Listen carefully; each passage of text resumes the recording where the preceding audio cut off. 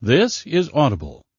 Recorded Books presents an unabridged recording of Wicked River, the Mississippi When It Last Ran Wild by Lee Sandlin, narrated by Jeff McCarthy. This book begins with a quote from No Man's Land by Harold Pinter. For if and when we talk of a river, we talk of a deep and dank architecture. And now, Wicked River. Introduction. There is a tributary of the Mississippi River running through my neighborhood in Chicago. It's not easy to spot. You have to know just where to look. It's by the bus stop on a cluttered commercial block. Right at the curb is a manhole. The manhole cover is embossed with a decorative pattern of fish, and it carries the message, "Dump no waste, drains to waterways." Down below is water bound for the Mississippi.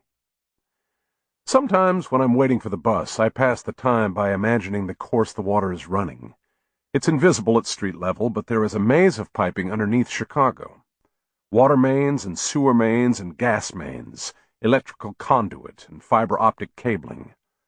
The water is gurgling through this spaghetti tangle for mile after mile, below the ranges of high-rises and the decaying industrial districts and the limitless velds of bungalows. It doesn't surface until it reaches a pumping station past the southern city limits. There it empties into the Illinois River. The Illinois runs in a meandering course roughly southwest, past the suburban counties around Chicago, out through the exurban fringe, then south through the farm country in the middle of the state, and then west again, until at last, just north of St. Louis, it drains into the Mississippi. This is a serpentine route, but it's not an unusual one. There are countless streams just like it. In the 19th century, it was estimated that the Mississippi had roughly 100,000 natural tributaries. That is, there were 100,000 distinct, individually named brooks, creeks, rivulets, and rivers emptying their waters into its gargantuan current. Today there are far more than 100,000, and the majority of them are artificial. They're like the manhole by the bus stop. They're conduits and cisterns and sewage pipes, obscure canals and neglected culverts, and out-of-the-way storm drains. The Mississippi is surrounded by a vast network of concealed plumbing that underlies the whole of the American Midwest. As for the great river at the heart of this maze, it is now for all intents and purposes a man-made artifact.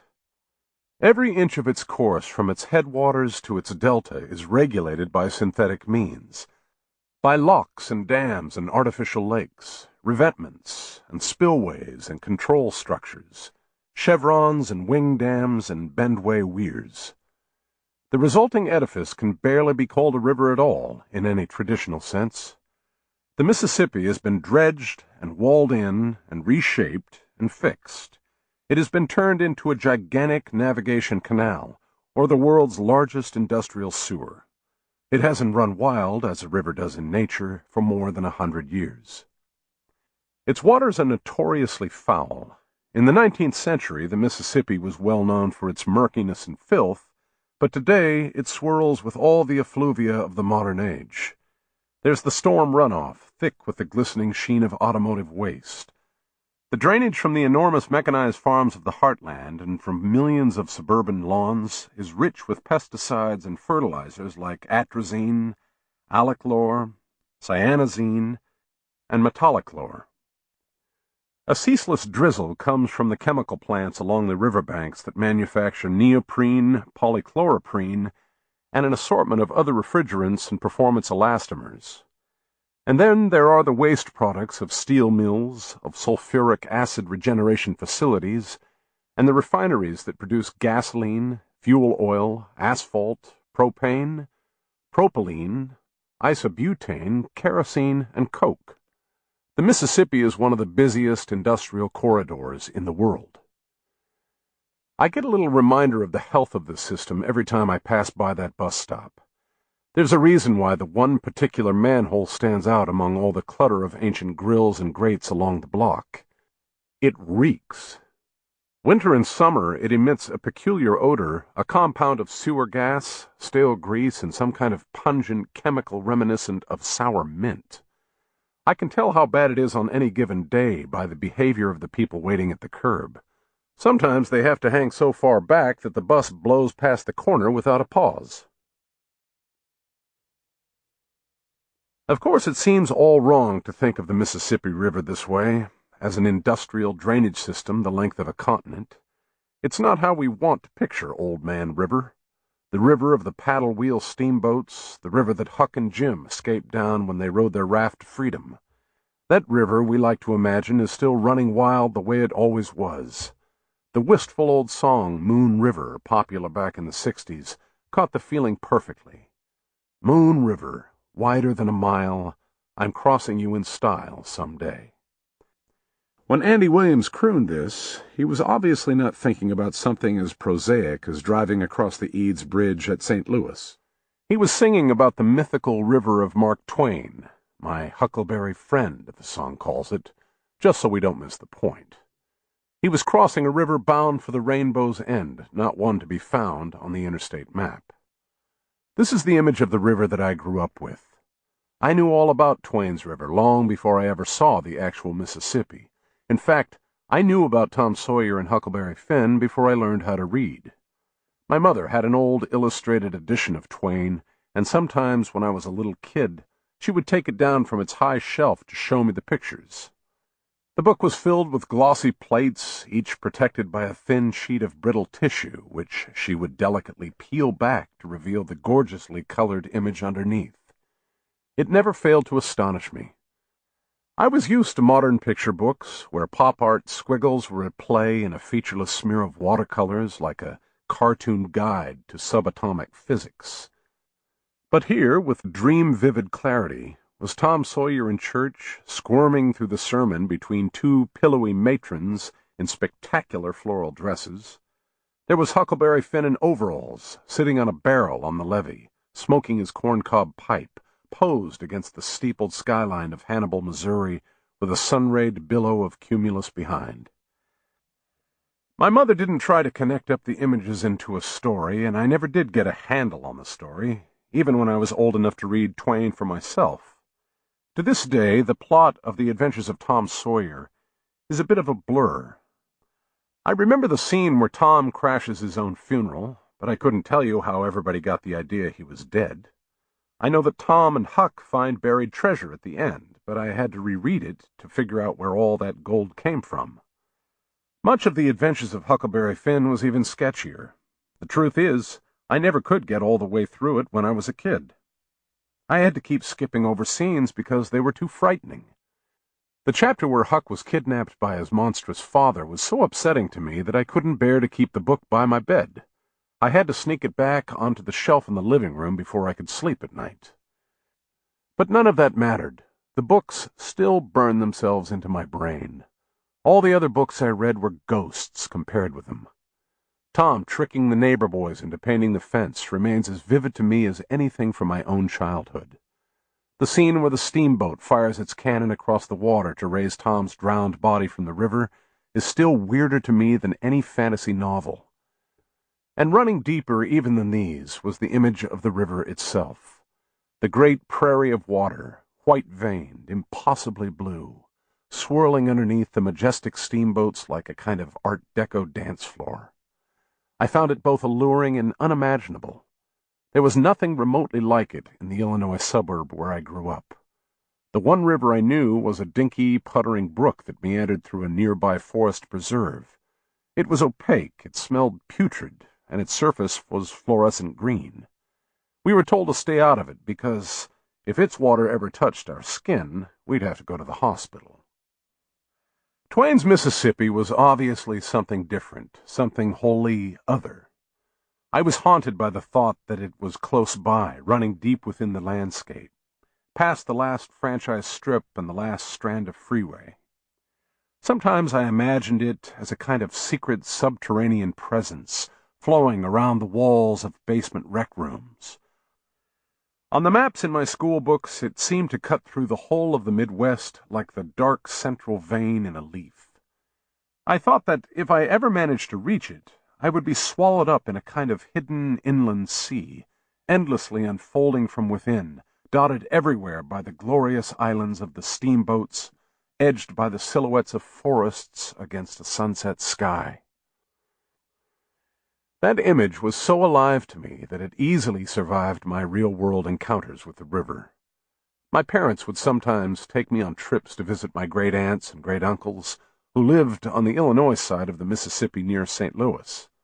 The drive led us from the Chicago suburbs down the new interstate, a summer morning's glide through the furrowed green oceans of the farm country, our car and the cars all around us swooping effortlessly along the arrow of highway like an invading army of flying saucers.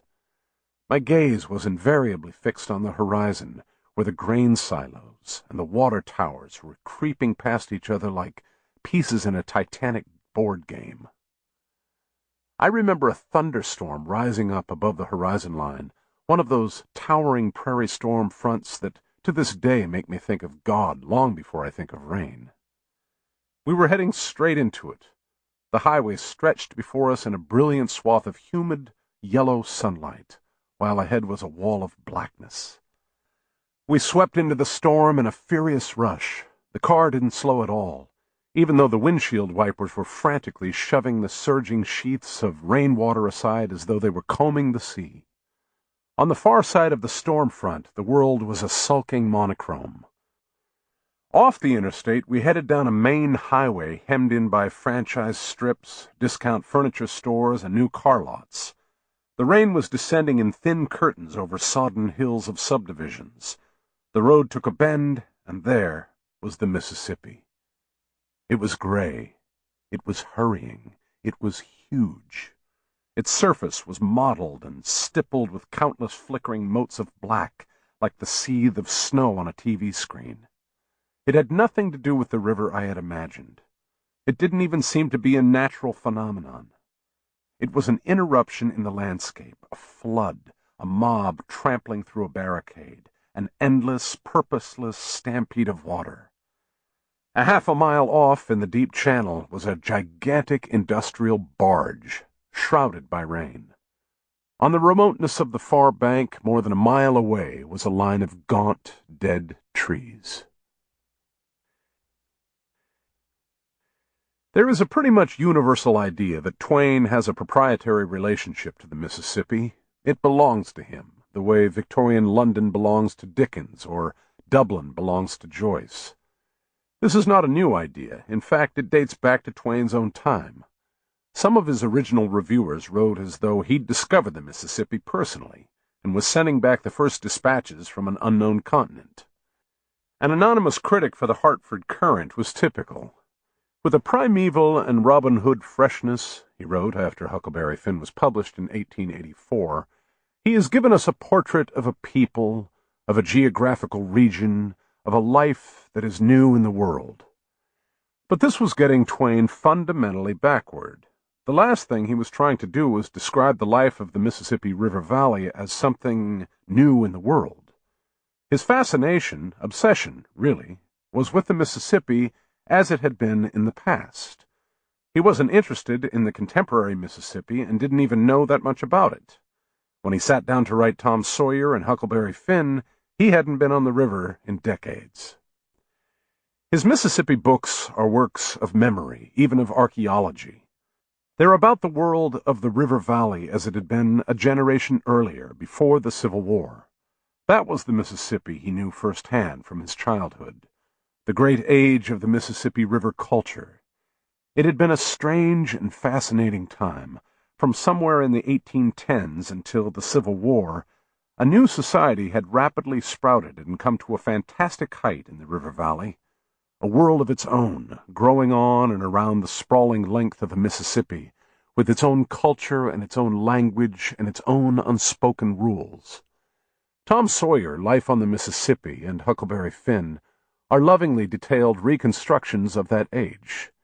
Into them Twain poured all the half-forgotten trivia and pop ephemera he could dredge up from his childhood, the bad pious poetry and the worse folk songs, the primness of Rivertown society matrons, and the crazy banter of the rivermen, the omen reading of the conjurers and the tirades of the drunks on the riverfront levees, the childhood games, the rumors, the ghost stories, the superstitions.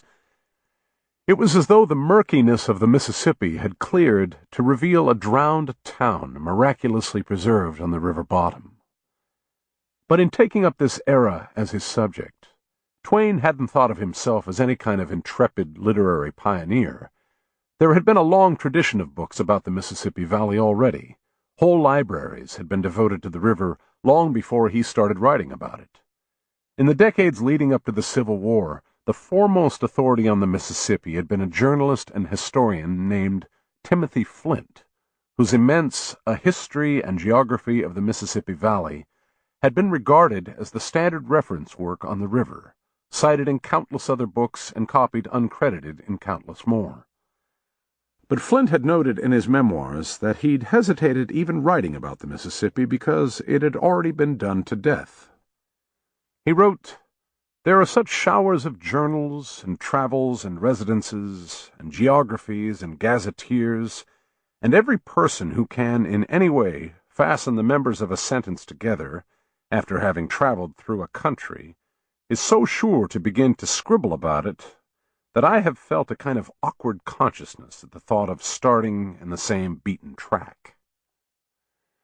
That was in 1826, 50 years before Twain published Tom Sawyer.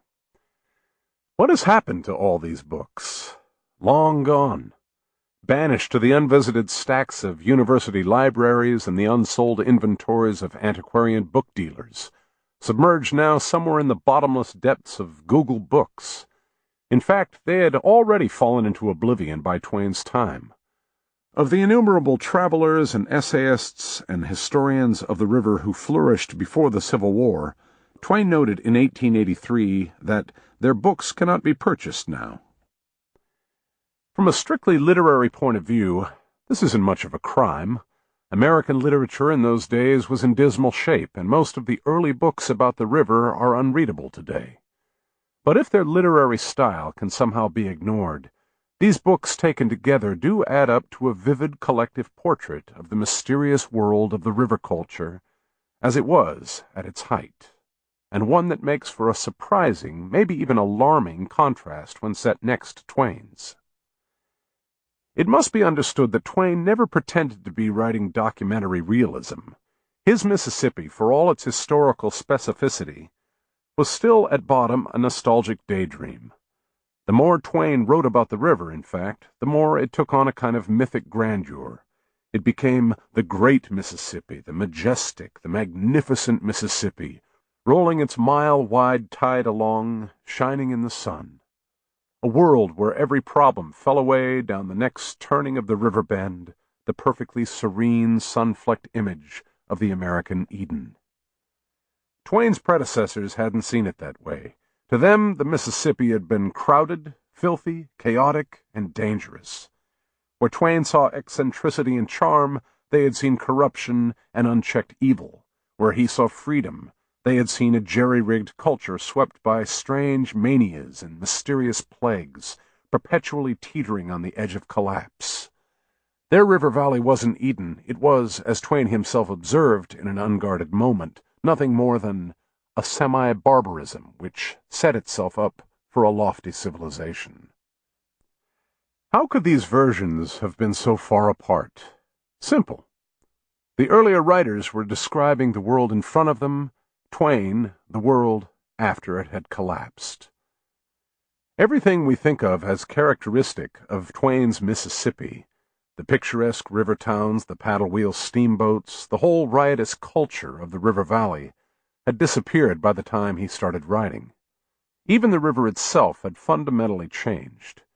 During the years that Twain published Tom Sawyer and Huckleberry Finn and Life on the Mississippi, the U.S. Army Corps of Engineers had been at work dredging the channels and building dams and piling up levees, irrevocably destroying the wild Mississippi and putting in its place the artificial substitute we have today. This is why, if we want to explore the old world of the river, we have to begin with those drowned libraries of Mississippi writing and only gradually make our way back to Twain. After all, he wasn't the first laureate of the wild river the way his original reviewers had supposed. He turned out to be the last. Prologue.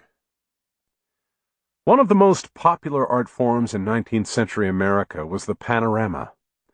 A panorama was an oil painting done on a gigantic scale, so gigantic that the first sight of it would make spectators gasp. Today, a painting that fills up an art gallery wall, say 10 feet by 30 feet, would strike people as unusually large. Back then, it would have counted as a panoramic miniature. Some panoramas were so big that special halls had to be built to display them. The subject of the typical panorama ran to the spectacular and violent. One famous panorama, or to give it its grander name, Cosmoramic View, showed the burning of Moscow in 1812. In the foreground were Napoleon's armies retreating through the snow, and in the background was the skyline of the city in flames. Another panorama showed the cannonades blasting the ships in the harbor of Tripoli during the Barbary Wars. There was a popular panorama of the magnificent and imposing site of Vesuvius in eruption. Another very elaborate panorama displayed a series of biblical scenes, culminating, according to the advertisement, with the awful destruction of the world. But the most popular, and by far the largest panoramas, were of the Mississippi River. The choice of subject was a natural one. The Mississippi was famous. It was known everywhere as the wonder of the New World, the American Nile. It had been the subject of worldwide fascination and romance ever since the first European explorers had sent back descriptions of it in the 17th century. By the 19th century, it had become a major tourist attraction. A steamboat voyage between St. Louis and New Orleans was considered an essential part of an American grand tour. In those days, it was called the Father of Waters. This was said to be the meaning of the original Indian word, Mississippi. Actually, it was nonsense, a gauzy poeticism born out of white sentimentality about the noble savage. Mississippi was an Ojibwe phrase that meant very big river. If any speakers of Ojibwe had felt moved to be poetical about the Mississippi, they would have more likely called it Michu-Zippy, endless river. But even if the phrase was bogus, it did convey something essential about the river, its immensity, the sense that it was a sprawling, dominating presence in the American landscape. By the middle of the 19th century, it had taken on another aspect. The eastern half of the continent was largely colonized by then. The western half was still mostly unexplored. The prairie and the plains were known as the Great American Desert, a desert more in the sense of deserted than of arid land. The Mississippi had come to be the natural boundary line between the two. There were no bridges anywhere along its length. A crossing to the far side had something epic about it, a venture from civilization into the unknown. A trip up and down the river, even in imagination, was as exhilarating as a voyage along the edge of the world. In the early 1850s, when the enthusiasm for panoramas was at its height, there were 5 different Mississippi panoramas on tour through America and Europe. Each was advertised as the biggest painting on earth. The most famous of them, John Banvard's Grand Panorama of the Mississippi River, was known as the 3-mile painting. The ads said it was the largest picture ever executed by man. Banvard's chief competitor, John Rousen Smith's Leviathan Panorama of the Mississippi River, was advertised as extending over 4 miles of canvas. It was 1/3 longer than any other pictorial work in existence. Another, Sam Stockwell's Mammoth Mississippi Panorama, was announced as 3 times the extent of any painting in the world, which, if that claim had been true, and if the other claims for the panoramas had also been true, would have made it 12 miles long. Were the claims true? No. The Mississippi panoramas were most likely around 20 feet tall and a couple of 100 yards long, nowhere near miles. But they were still prodigious pieces of work. They were much too large ever to be displayed all at once. Instead, they were shown in theaters by gaslight, like primordial movies. Two cylinders were set on opposite sides of the stage. The panorama was gradually unrolled from one and wound up on the other. There'd be a narrator standing at the side of the stage, keeping things lively by telling stories and cracking jokes and scoring off the hecklers in the audience. There'd also be music, usually a piano or an organ, though at the classier theaters there might be a small orchestra. The piano score for one of the panoramas survives, the Mississippi Waltzes, to accompany Banvard's 3-mile painting. It was on sale in the lobby after each show. A complete viewing generally took around 2 hours. What the audience saw differed from one panorama to the next, but it took the same general form, a succession of scenes as might be witnessed from a steamboat, on a voyage from one of the upper branches of the river down to New Orleans. Actually, the voyage went downriver at one showing and upriver at the next, to save the trouble of re-rolling the canvas. The panoramas rendered the river in the boldest and most gorgeous colors. Vista after vista, spectacle after spectacle, the Father of Waters unfurled itself in serene majesty. One newspaper reviewer described seeing bluffs, bars, islands, rocks and mounds, points and cliffs without number, and of fantastic varieties of form. The panorama artists crowded the view with eye-catching scenes of natural drama, thunderstorms towering over bluffs, blizzards burying forests, prairie fires stretching from horizon to horizon. There were also scenes of the great calamities and disasters of the day. The desertion of the Mormon city of Nauvoo in northern Illinois, for instance. This was a night scene with the dark rooftops and steeples of the empty city silhouetted eerily in the moonlight. Another favorite was the fire that destroyed the waterfront district of St. Louis in 1849. This was a spectacular scene showing fleeing crowds, desperate companies of firemen, the night sky over the city billowing with black smoke and showering down lurid red sparks. Then there followed a scene of the morning after, revealing the charred wrecks of steamboats on the levee and the gutted stumps of buildings behind, with groups of survivors posed here and there in the rubble. This image was always greeted with a shocked hush from the spectators before the grand flow of the river resumed. Each vista came with some story attached. A tiny silhouetted figure on a distant bluff, for instance, would prompt the narrator to tell the legend of Winona's Cliff, where an Indian maiden jumped to her death rather than marry a man she didn't love. A view of the skyline of Dubuque, Iowa, would lead to a story about the town's founder who tricked the local Indian tribes into revealing the location of their secret lead mines. The panoramas also naturally touched on the hot-button political issues of the day.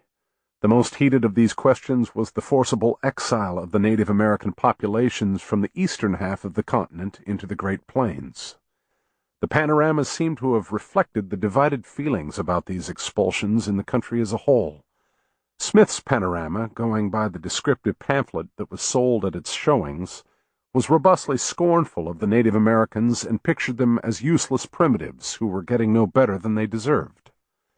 The world-famous Indian wigwam, the pamphlet says at one point, was, in reality, scarce built with the skill displayed by the beaver in the formation of its home.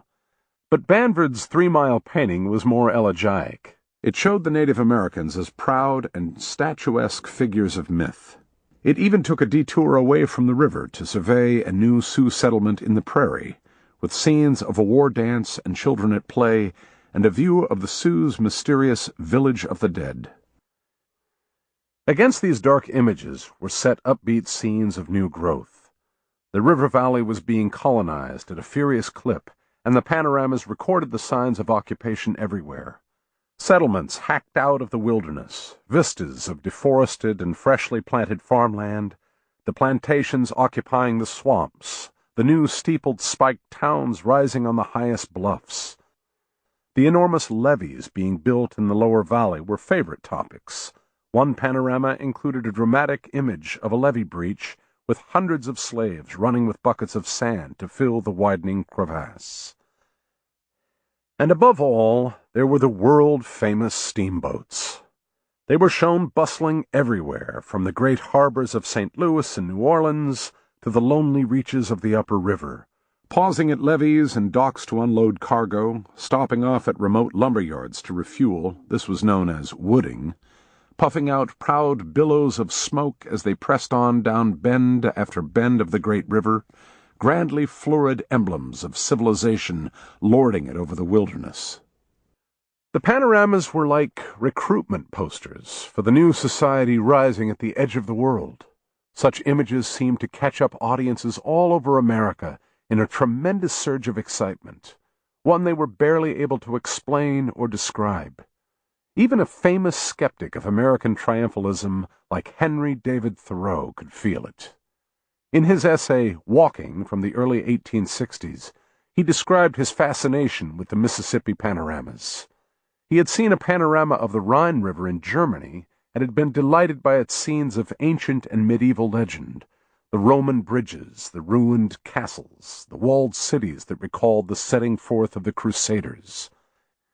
He wrote, "I floated along under the spell of enchantment, as if I had been transported to an heroic age and breathed an atmosphere of chivalry. Soon after, I went to see a panorama of the Mississippi, and as I worked my way up the river in the light of today, and saw the steamboats wooding up, counted the rising cities, gazed on the fresh ruins of Nauvoo, beheld the Indians moving west across the stream, and, as before I had looked up the Moselle, now looked up the Ohio and the Missouri, and heard the legends of Dubuque and Winona's Cliff, still thinking more of the future than of the past or present, I saw that this was a Rhine stream of a different kind, that the foundations of castles were yet to be laid, and the famous bridges were yet to be thrown over the river.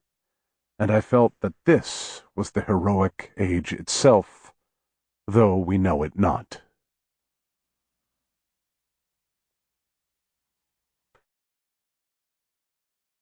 Part 1. The River Rising. Chapter 1. Gone on the River. The upper Mississippi River Valley was always a wild and unknown country. Above St. Anthony Falls in Minnesota, the track of the river meandered into vagueness. It wound through pristine forests and vanished into unexplored valleys and glinted among mazes of unnamed lakes. The river's ultimate source wasn't established as Lake Itasca in the far north until the 1830s, and the identification wasn't universally accepted for several decades after that. Few people were willing to venture up country to investigate. The pine forests there were trackless and spooky. The valleys were still strewn with monstrous fossils that had lain undisturbed for thousands of years. Mammoths and saber-toothed tigers, dire wolves, and a species of beaver that was the size of a grizzly bear, relics from the dawn world of the American wilderness before the first humans arrived.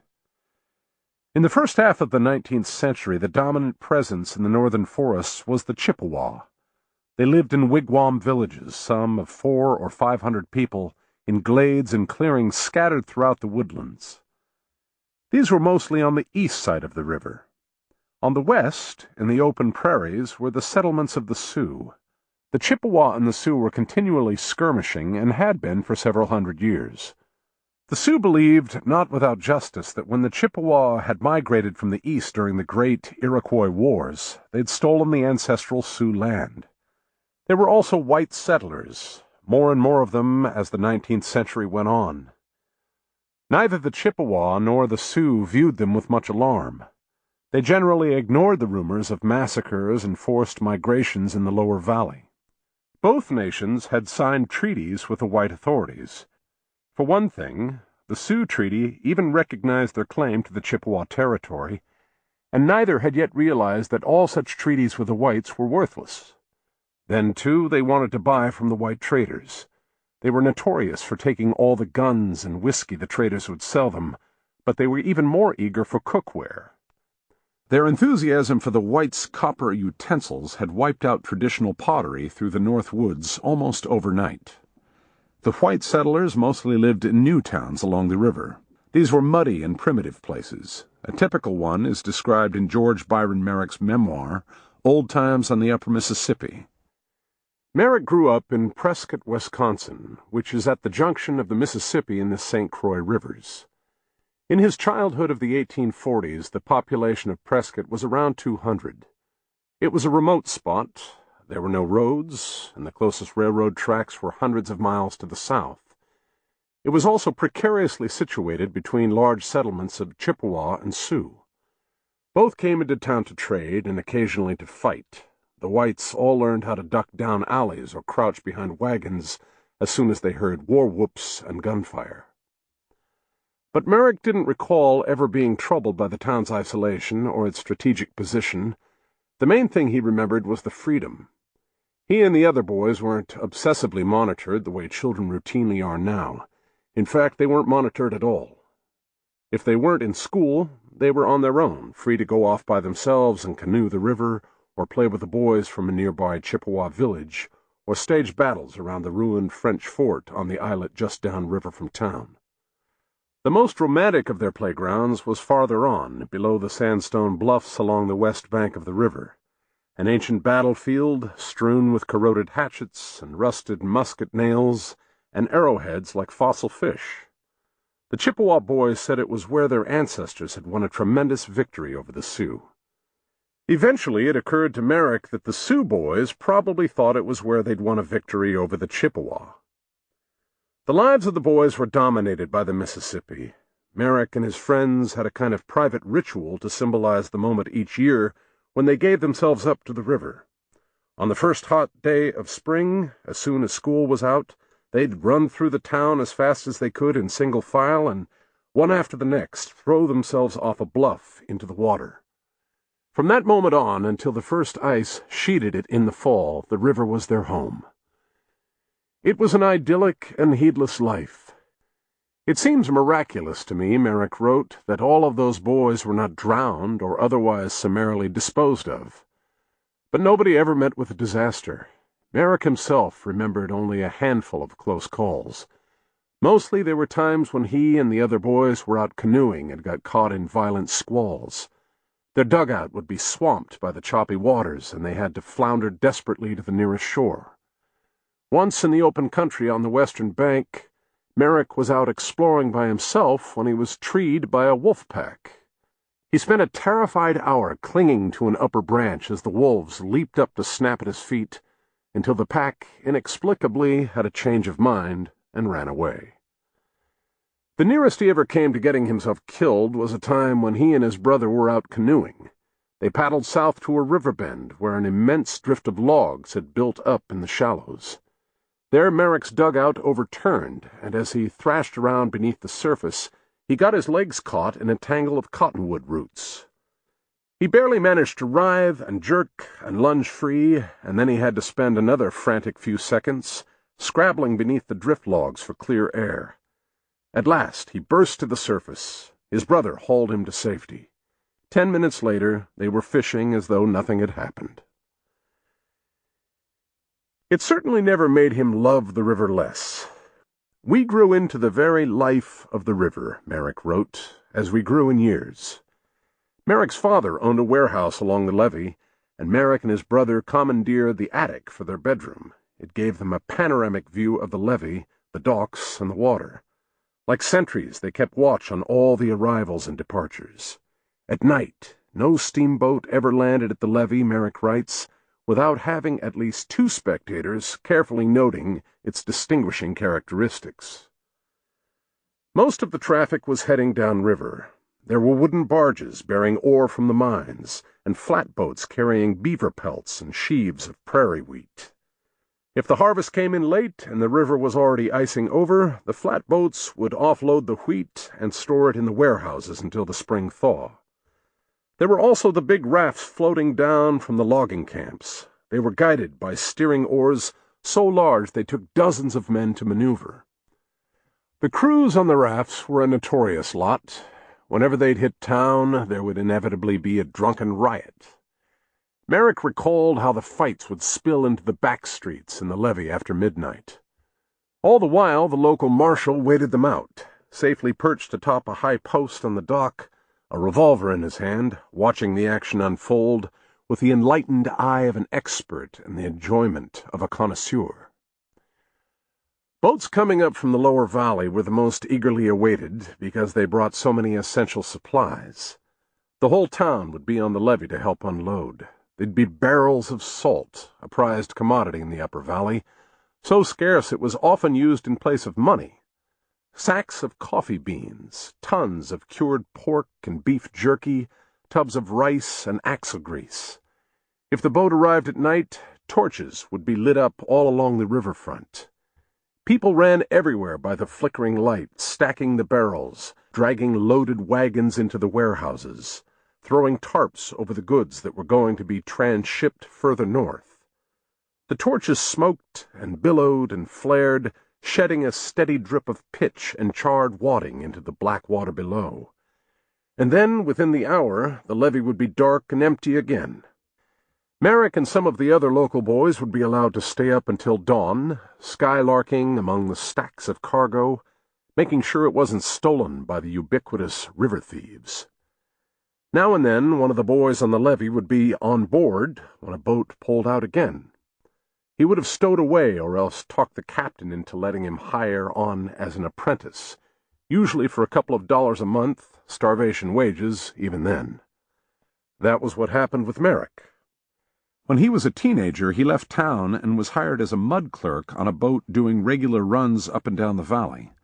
Over the next few years, he worked his way up to apprentice engineer, cub pilot, and eventually full pilot. Later on, he went east, where he became a newspaperman and ultimately a publisher.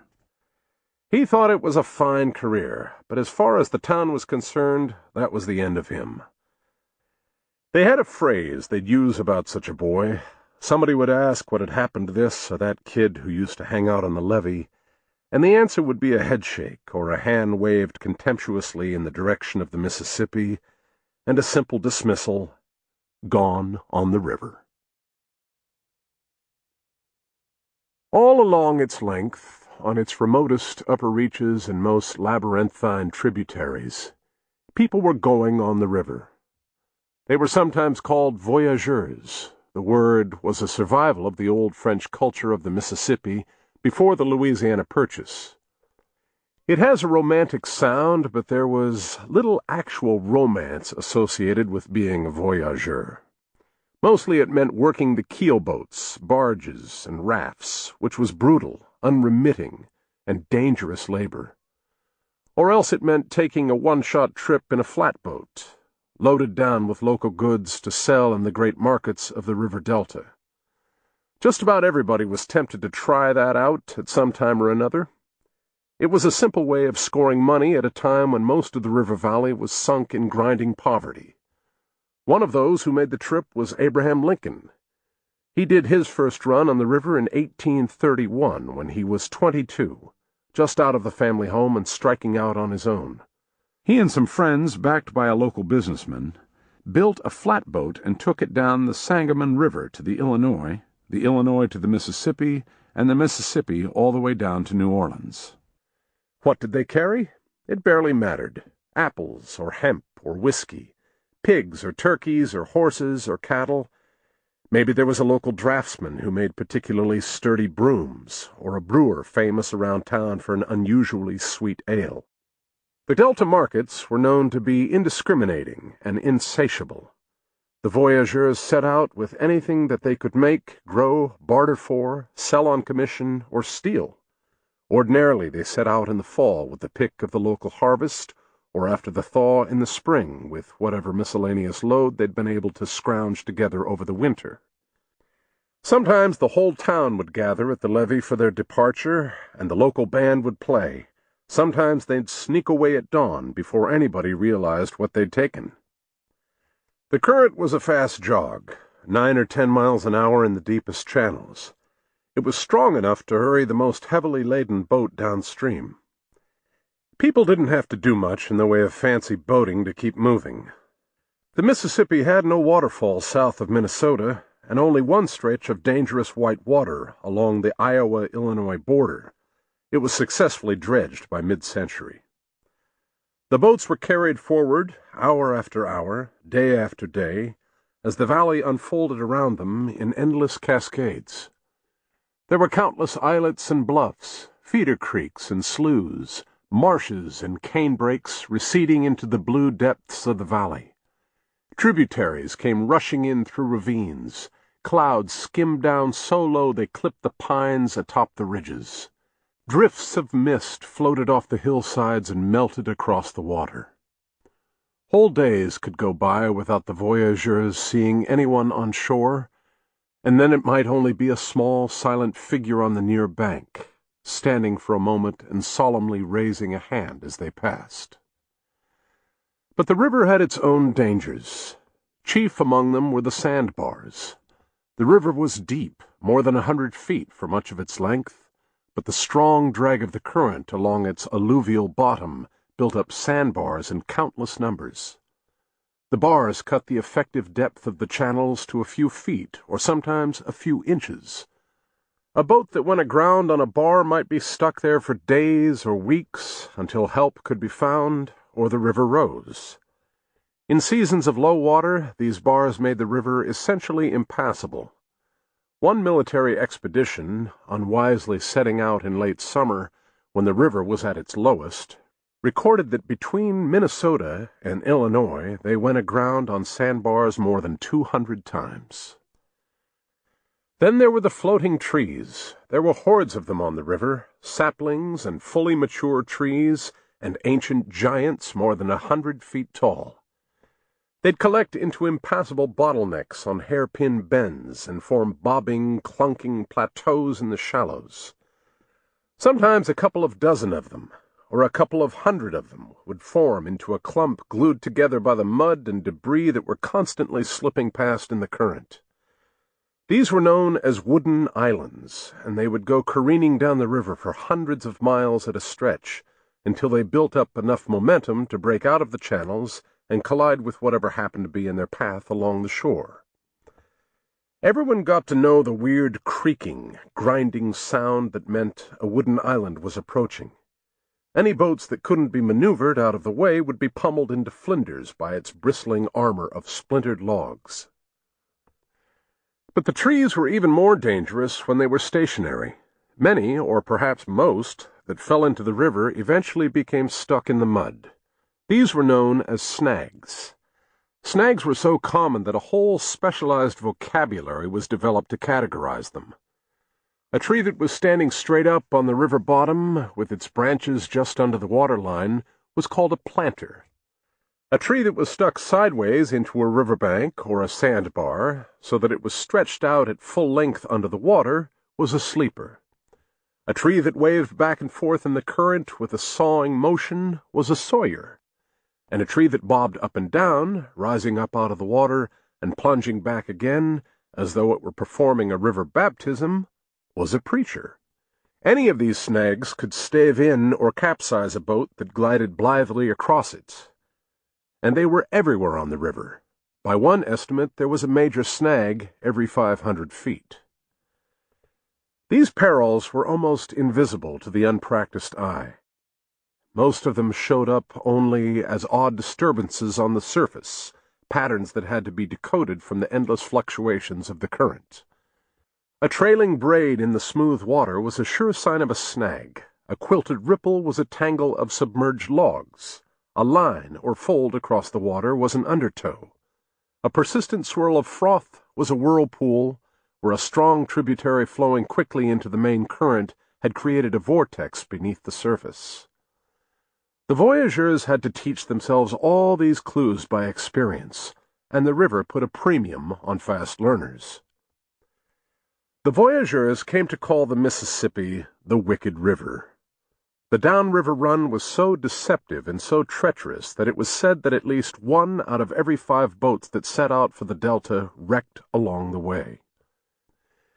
Every traveler on the river got to know the sight of bodies drifting with the current, or hanging from a floating island, or bobbing among the logs piled up on a river bend. The red shirt that the voyageurs wore, the closest thing the river had to a uniform, could be spotted a mile off, like a distress signal.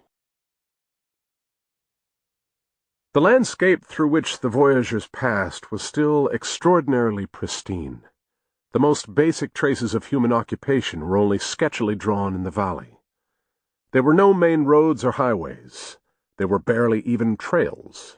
There were no long fences or hedgerows marking out property lines. The countryside hadn't yet been pierced and plotted into an array of carpet scraps the way it is now. Forest and meadow and swamp and prairie still flowed into each other according to their own logic. The air was uncannily clear. The faintest trace of smoke, a line spiraling up from a cabin on a wooded islet, or a smudge over a remote village, could be seen from miles away, as stark as a forest fire. At night the view was even more glassy and serene. The hills and bluffs were featureless masses of India ink. There were no lights of towns, sometimes not even when there were towns. Streetlights were an innovation still confined to big cities. People mostly stayed in after dark and went to bed early. A light on in a house at midnight was a bad sign. It almost always meant that someone inside was sick.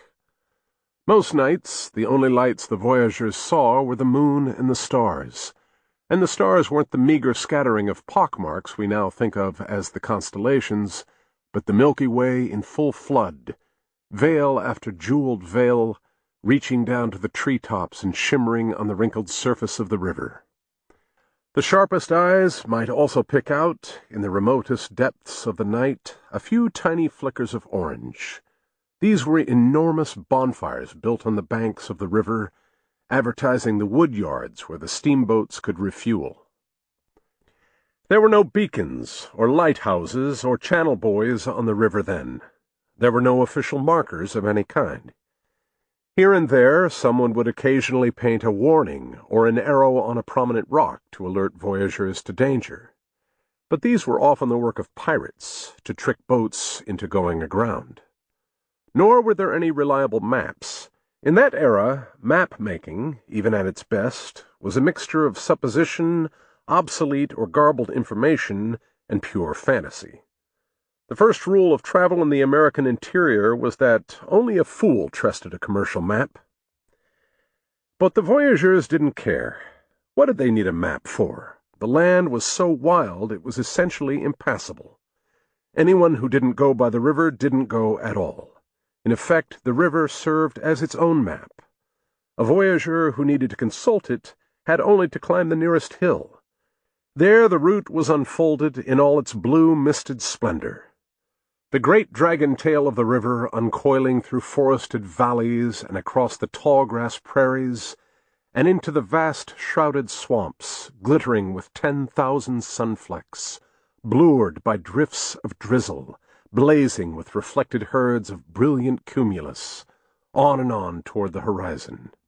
As far as the eye could see, the river was the only road. To the tourists, the passing landscape was pure monotony. The British travel writer Francis Trollope wrote that the Mississippi was dismal, wearisome, a huge and turbid river with a low and slimy shore, and complained that there was nothing to the scenery but forest, forest, forest.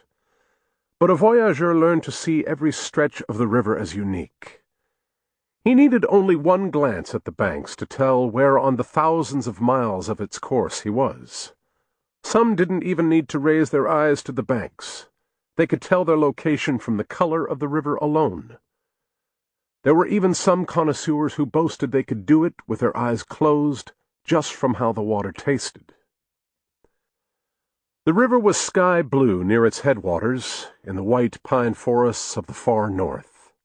The pines came down to the banks, where the roots tangled in a fantastic thorny profusion, and gave the water a clean, pungent tang of pine oil. A little to the south, the water became a deep blue-green as the pines gave way to densely overgrown woodlands of oak and elm and maple. The banks grew more lush.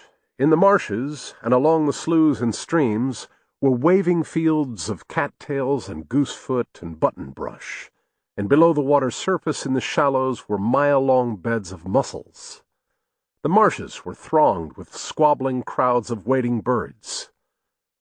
The river was busy with catfish and gar and bowfin and buffalo fish and bluegill and walleye. They were so abundant that people claimed there were places you could cross the river by walking on their backs. By the time the river reached the sandstone bluffs and prairies of Iowa and Illinois, it had become an olive green with hints of brown. Here and there were long wine-red stains trailing along the shallows. The color was from the tannin that had leached from ancient bogs. By that point, the forests on either side had thinned out, and the land had opened up. The river ran for hundreds of miles through the tall grass prairie. The voyageurs would see nothing but the ruffled grass rising and falling in slow swells all the way out to the horizon. In the spring, the prairie was a riot of gorgeous wildflowers, endless washes and shoals of white aster and black-eyed Susan and pink phlox and sky-blue spiderwort. In the summer, the grasses were 10 feet high and were swarmed by game animals like antelope and deer and bison. There were ragged black clouds of passenger pigeons, so numerous that a single swarm could take days to pass overhead. In the autumn, the grasses turned brittle and were easily set ablaze. After a thunderstorm, there'd be a pall of smoke hanging over the horizon, marking the spots where the lightning had started fires. Sometimes at night, there was a brilliant line of flame edging down a distant hillside, below a titanic churn of smoke underlit by the glare. Now and then the fire swept down to the riverbank, and the voyageurs would be whisked unwillingly along an interminable billowing curtain of smoke and flame. They would be choking and coughing the whole way, and frantically checking the boat to make sure that the burning cinders and tufts of blown grass weren't threatening to stampede their livestock or torch their cargo. At the southern edge of the prairie was the confluence with the Missouri. The Missouri was a furious torrent bright red with the clays of the Great Plains. Its water was sour and gritty, too thick for soup but too thin to plow. Its current was so strong that for miles south of the junction it flowed beside the Mississippi in the same bed without mingling, a swift, narrow plume of reddish cream next to a wider swath of greeny murk. Gradually they churned together into an odd pale broth that looked like yellow ash stirred into dark oil. The forest closed in again on either bank. These were some of the densest and lushest woodlands in America. The marshes and cane-brakes were tangles of starflower, bloodroot, jack-in-the-pulpit, wild ginger, and mayapple. There were matted beds of maygrass, wild bean, sumac, arrowhead, knotweed, little barley, hickory, and goosefoot. The trees were scrub willow and cottonwood, pin oak and green ash, hackberry and persimmon, black willow and sycamore and honey locust and box elder and pawpaw. They towered up in countless pillars more than 100 feet tall. The leaf canopy was a remote web of green and black, reaching almost to the clouds. Then the Ohio glided in from the east. It was wide and placid, and its blue water was so rich with topsoil that in some lights it looked black. Its taste was velvety. It was said that if you drank enough of it, your sweat would be as sweet as dew. It, too, held aloof from the main current for many miles, but gradually it blended in, and the result was a rich, murky, chocolatey gold. This was the characteristic color that travelers came to associate with the Mississippi. It wasn't very appetizing to drink. The fastidious travelers in the lower valley made a habit of letting the water stand for at least a half an hour to allow the grit and filth a chance to settle out. The hardcore river people didn't bother. They just scoop a bucket into the current and guzzle it down straight. They liked to claim the river silt was good for you. They called it the true Mississippi relish. Meanwhile, the forests were growing more tropical. Water oaks and water maples were interspersed with catalpas and wild cherries and tupelo gums. There were palmettos unfolding their green spear-like fans and vast stands of gloomy cypresses. Along the water's edge were endless tessellations of Chinese lotus, and the marshlands were radiant with orchids and passion flowers and hibiscuses. Beavers and otters splashed in the sloughs and creeks, the woods were haunted by wolves and panthers, and the air was a deafening riot of millions of songbirds. The river unfolded into the delta as the sloughs and bayous and marshes and swamps thickened. It became at times a pale luminous green, like lime soda water. Its taste was reminiscent of bitter mildew. On either side the banks were green-shadowed and marshy. Water moccasins and alligators slithered through the mud. The green was spangled with crossvine and trumpet vine, cinnamon fern and Cherokee rose, silver bell and blue lobelia, lily and hyacinth and hydrangea and yellow jasmine. The river glided on past endless receding processions of cypress trees shrouded in Spanish moss. Here and there were silent lagoons in perpetual gloom. The river meandered among orange groves and stands of magnolia so pungent the smell made some travelers sick. Then the great swamp forests began to dwindle. The banks on either side melted away into indeterminate ooze that deepened and widened into borders of reeds and cattails more than a mile wide. The last solid land broke up into a maze of little peninsulas and islets and isthmuses, dense with rustles of seagrass and sedge, swarmed by pelicans. The water shone from thousands of brackish ponds and lagoons and lakes. There was no firm line between the river delta and the salt estuaries. But in the end the last islets fell away, and the great freshwater flood of lime, gold, and brown went streaming serenely out into the blue salt of the Gulf. The river grew more crowded the farther south the voyageurs went. In the upper valley, days could pass without the sight of another boat. Below St. Louis there were fresh armadas around every turn. The river traffic was a hectic, crowded, jumbled array of keel boats and flatboats, barges and rafts, pirogues and scows, skiffs and canoes and schooners. The floating life on the water, one writer called it. He predicted that the people of the Mississippi Valley will ultimately become as famous as the Chinese for having their habitancy in boats. The basic form of river transport was the broad-horn flatboat. This was essentially nothing more than a rectangular wooden box with a wide, flat bottom and steep sides. It was typically 10 to 15 feet across, 30 to 40 feet long, and 3 or 4 feet deep. Its planking was fixed to a lumber frame and held together by wooden pins. Iron nails were too expensive.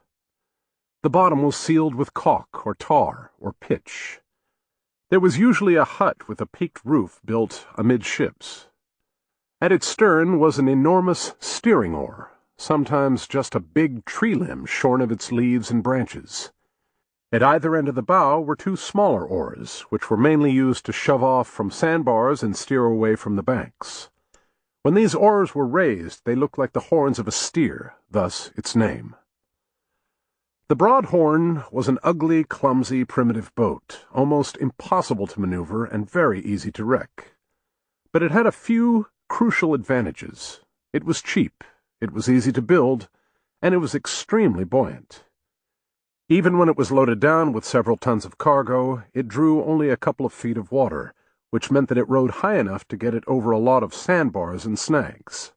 It was the perfect boat for the first-time voyageur making a one-shot trip to the Delta.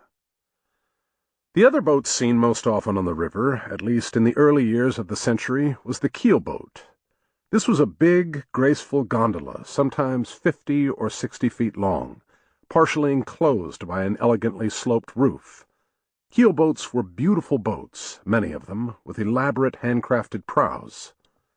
A keelboat typically carried 10 or 15 tons of cargo and was worked by a crew of at least a dozen men. These crews were necessarily more skilled and professional than those of the flatboats. A keelboat wasn't the kind of disposable craft whose loss could be shrugged off by its owners. Its crews tended to be proud of their skills. They often considered themselves to be the only true voyageurs on the Mississippi. There were many other varieties of boats. Every possible method for moving up and down the current was somewhere being tried, and sometimes brought to a high art form. Canoes of hollowed-out tree trunks, often 50 or 75 feet long, were called pirogues. Some pirogues were made up of 5 or 6 trunks set side by side and nailed together with planking to form a kind of super catamaran.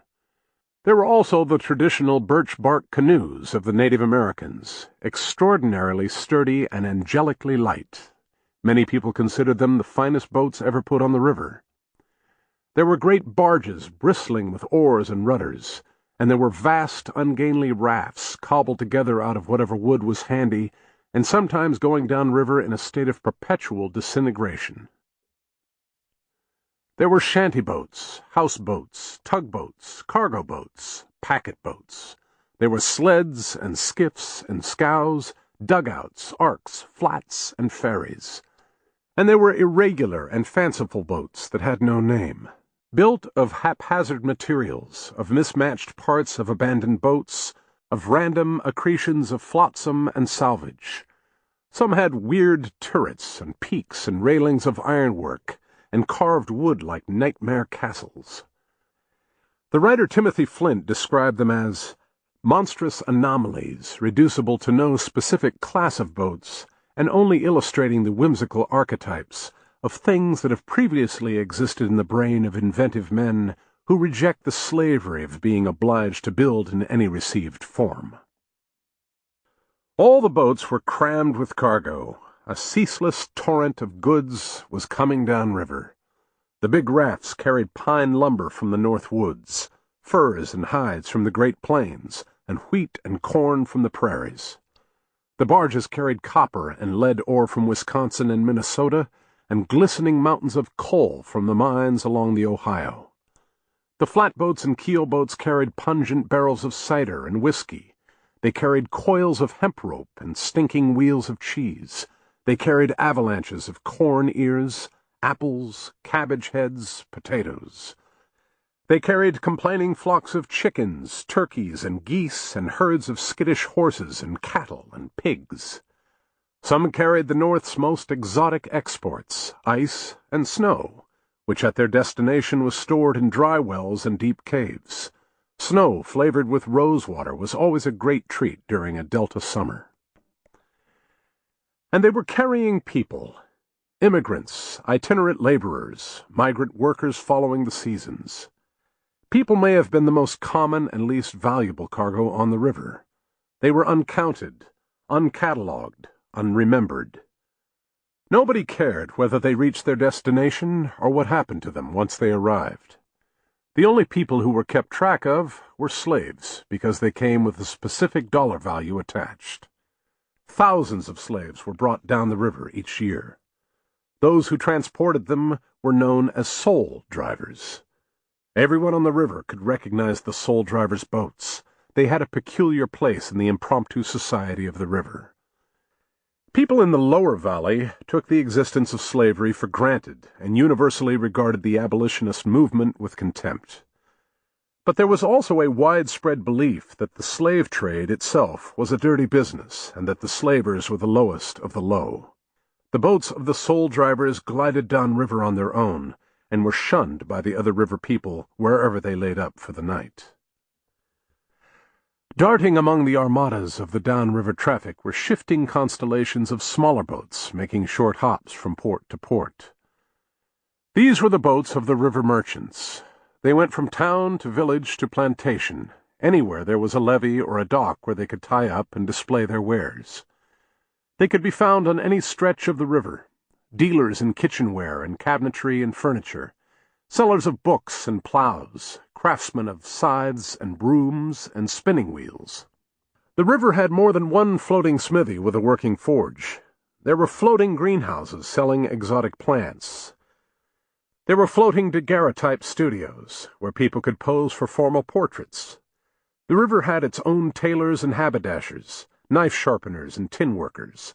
There were boats that were fully stocked general stores, with polished countertops and neatly stacked shelves displaying bolts of coarse cloth for sale by the yard, barrels of flathead nails, and the latest newspapers and gazettes from New Orleans and St. Louis.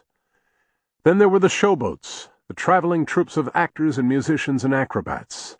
There were the doctors with their medicine shows, steam doctors, magnetic doctors, hydrological doctors, milk-sick doctors, homeopaths, vitapaths, mesmerists, boundscheidists, and sellers of patent medicines.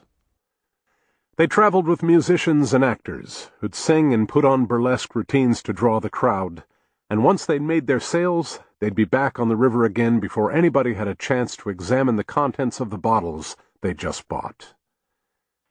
And there were the gambling boats and the brothel boats. The latter came to be known as gunboats, that would anchor at a discreet distance from towns and villages, and they'd do their business until the landsmen organized a vigilance committee to chase them away.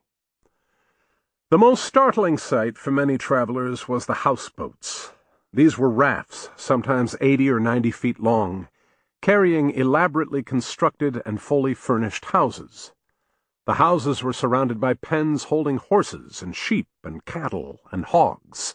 Haystacks and farm implements were scattered everywhere as though in a farmyard. Children were scampering, men were whittling, and women were at the washtub. Sometimes grandmother was seen sitting in a rocking chair on the front porch, placidly knitting, as though she belonged to an Americanized version of Noah's Ark, riding the flood to a new world. From just about anywhere on the Mississippi's great branches, the journey down to the Delta was a matter of a few days or a few weeks. The return trip could take the better part of a year. An upriver journey, before the rise of the steamboats, was a nearly impossible proposition. There came to be endless varieties of contrivances to force boats against the current. Most often people hoisted sails. If the wind was against them, they'd break out the oars. Some of the simple paddle-wheel boats were powered by hand-cranked treadmills, others by treadmills powered by horses or cattle. Keelboats were moved against the current by a peculiar technique known as poling. It was a strange and mesmerizing spectacle. The keelboat crew, all wearing the bright red shirts of the voyageurs, would line up on deck on the side of the boat nearest to the shore. Each man carried a long wooden pole tipped with an iron shoe. At a signal from the captain, they'd all lower the poles into the water and plant the shoes in the river mud.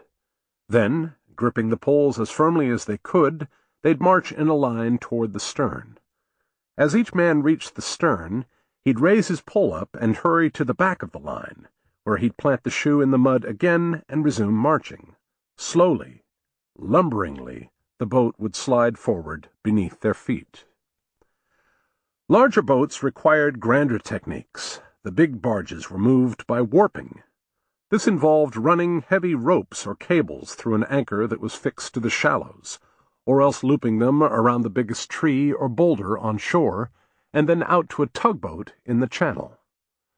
The tugboat would move downriver with the current, and the rope would be pulled around the pivot to drag the barge upriver. When no tug was available, the rope would simply be run back from the pivot to the barge itself, and the entire crew would draw it in by hand. Sometimes the crew wouldn't even bother with the rope or the pivot. They'd all just reach out from the barge to grab hold of the bushes on the riverbank, and they'd pole until the boat moved a few feet forward or the bushes were uprooted. This was called bushwhacking. The most straightforward, brute force method of upriver movement was also the most exhausting. It was known as cordeling. The crew would go ashore with a heavy rope that had been tied to the bow, and they would simply drag the boat forward. They thrashed through the underbrush, sank to their knees in the mud of the riverbanks, waded chest-deep through reedy sloughs and swamps, untangled the line from bristling stumps, on and on, sun-up to sundown. The rule of thumb for a cordel's progress was this: a boat moving down river with the current could sometimes make 10 miles an hour. A boat going upriver by cordel was lucky to make 10 miles a day. There were plenty of times when nothing worked. The wind died, and the sails were useless. The current was too strong, or the boat was too heavy to be moved by oars. The river bottom in the shallows was so muddy that the iron-shoed poles sank through it like butter. A landslide or a sprawl of fallen timber along the bank made it impossible to go ashore with a line for warping. The shores were swamps a half a mile deep on either side, and there was no solid ground for a cordel. Boats were sometimes stranded for days or weeks until the wind picked up, the river rose or fell, or a passing steamboat, in a rare moment of kindness, offered a tow, or until the crew finally abandoned the boat and looked for another way to go on. It was no wonder that many voyageurs got down to the delta and then couldn't face the thought of bringing their boat upriver again. This was another great advantage to flatboats. They weren't worth anything. They were designed for a one-way trip. Once their goods had been offloaded and disposed of in the markets of New Orleans, the boats themselves were broken up and sold for scrap. That was how flatboats became known as the boats that never came back. The writer James Hall found the life cycle of the flatboat to be a melancholy parable. She pursues her voyage like man on his earthly pilgrimage, to that undiscovered country from whose bourne no traveler of her species ever returns. For, being calculated to stem the current, she is useless after she has reached her destination, except as so much lumber. But even if the voyageurs were freed from the dead weight of their boat, they didn't find their return all that easy. By mid-century, if they were flush, they could buy a cheap passage on one of the steamboats. It was only a few dollars from New Orleans to St. Louis, if they were willing to sleep on deck and work off part of their fare by helping load and unload cargo at the stops along the way. Or they could hire onto one of the big barges returning upriver and spend months cordeling someone else's boat through the mud of the river banks. Many of them found it simpler to walk. Once their business in New Orleans was done, they'd set out on foot, up the forest trails, along the margins of endless swamps, through the trackless tall-grass prairies, month after month, all the way home. That was the calendar time set by the river. A typical voyageur would set out with a load of cargo bound for New Orleans in the spring, arrive there in a few weeks, and then spend the rest of the spring and into the summer and sometimes the fall getting home. He'd rest up all winter, and then, the following spring, build a new flatboat, pick up a fresh load of cargo, and set out downriver again. Abraham Lincoln, after he rode this circuit a couple of times, said that it taught him what it felt like to be a piece of driftwood. The boats ran all day, from dawn until sundown, but only the biggest boats were still on the river after dark. The rafts and barges went barreling on. Everybody else looked for some secure place to hole up until morning. A night run in a flatboat or a keelboat was only for the reckless. People might do it if they were desperate, if they had an injured man and thought there might be a town with a doctor somewhere nearby, but they risked being capsized or stove in by an invisible snag, or running fatally aground on a sandbar, or being trapped by a whirlpool, or being swamped or run over by one of the great boats lording over the channels. Toward dusk each day, the boats began to collect into great archipelagos off the levees of the port towns.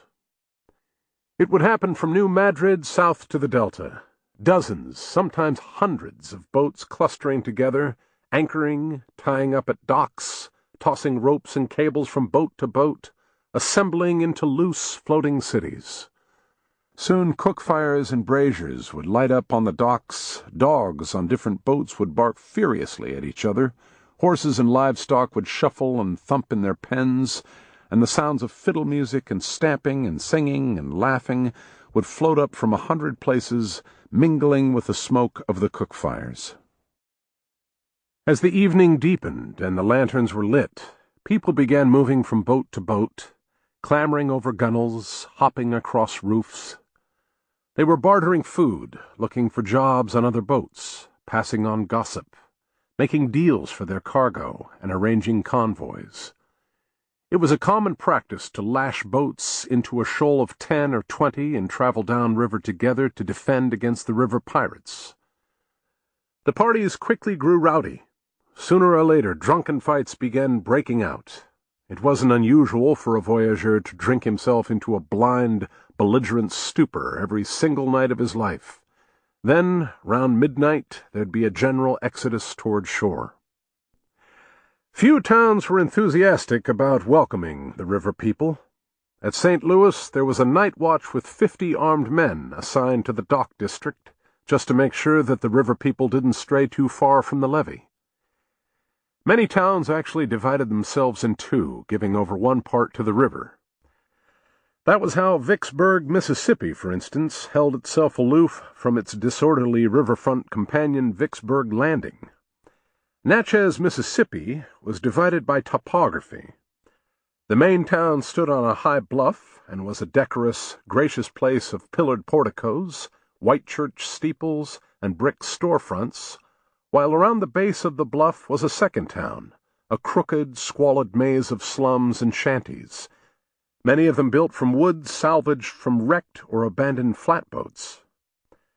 The official names of the two towns were Natchez and Natchez Landing, but more often they were called Natchez on the Hill and Natchez under the Hill.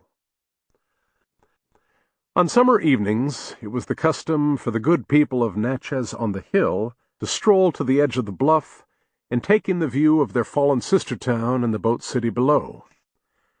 They'd survey the dirty smoke seething up from the chimneys, and the glare in the back alleys from the saloons and taverns, and beyond, on the river, the constellations of glittering lanterns and flickering cook fires swaying in the darkness. They'd listen with a kind of amused distaste to the disorderly music floating up from open doorways. They'd take in, as though they were spectators at a sporting event, the pops of gunfire and the frequent screams, many of them interrupted.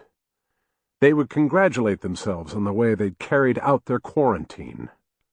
Not one of them would have ever admitted to being curious about what was going on down below the hill, much less confessed to having, now and then, snuck down the bluff to sample the entertainment on offer there for themselves. The boat cities hung together at the levees each night until just before dawn.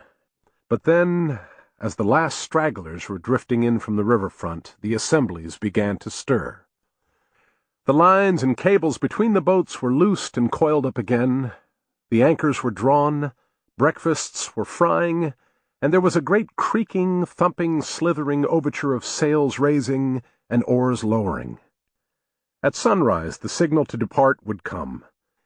It was a weird, sonorous boom of a reveille. It came from the huge wooden trumpets known as river horns, sounding out from the flatboats and keel boats and shivering the air for a mile around. Then the boat cities broke up. In ones and twos, and in the flows of lashed convoys, the boats drifted out into the shining expanse of the river, where they were caught up in the current and went scattering downstream. That was typically the last they'd all see of each other, the immensity of the river, the vagaries of the current, and the crowds of traffic down every bend meant that the next night they'd be sorted into wholly different congregations downriver. It was a rare event for any boats on their way to the Delta to encounter each other twice. The river didn't encourage lasting friendships. Chapter 2. Old Devil River. In hydrological terms, the Mississippi was something of a freak. It was a titanic volume of ungoverned water flowing across a floodplain of very slight declivity. There were no mountain valleys to funnel it, or deep channels dug in the bedrock to keep it in place. It was traversing a flat and infinitely malleable surface of mud, silt, and clay, and this meant that it was free to move however and whenever its currents shifted. Its basic form was an endless series of sinuously unfolding horseshoe curves, technically known as meander loops. The exact mechanism by which meander loops are created is still imperfectly understood, but it's believed that the primary force shaping them is the natural tendency of flowing water to fall away from a straight line. The water in a meander loop actually requires far less energy to keep moving, even though it is covering so much more territory than water traveling through a rigorously ruler-straight canal. Meander loops tend to form in even, equidistant patterns, all other things being equal, but at any given moment their pattern on a particular river usually appears to be wildly irregular. This is because the loops are continually being reshaped by a process of fluid dynamics called helicoidal flow. Helicoidal flow is a secondary type of disturbance that forms around the main current moving in a river channel. Two things happen because of helicoidal flow. The water along the outer curve of a meander loop speeds up and eats into the riverbank, and at the same time the water on the inner curve slows down and deposits the silt that it's already carrying downriver. The result is that the outer bank is worn away while the inner bank is built up, and so the loop becomes inexorably larger and more pronounced within the same area of land. Sooner or later, the growing curves of adjoining loops touch, the current breaks through the banks, and a new connection is formed. On the Mississippi, these connections were known as cutoffs. When the main volume of the current flows through a cutoff, the silt being carried downriver begins to be deposited around it, building up new banks on either side, and the now landlocked curve of the loop outside the new banks either dries up or else becomes a bayou or an oxbow lake. On the Mississippi, where the land was flat, the current was vast and strong, and the helicoidal flow was perpetually at work. The meander loops and cutoffs were constantly unfolding into strange new contortions. In the lower valley, where the obstacles were the fewest, the Mississippi bent, doubled back on itself, executed hairpin turns, and twisted around to flow in new directions. A complete map of its meander belt, as the term is, would show that over the centuries the river had writhed around its current route like a nest of anacondas. At ground level, this shifting tangle was experienced as an unending challenge. Whenever the river people gathered, all they'd ever talk about was how the river was changing.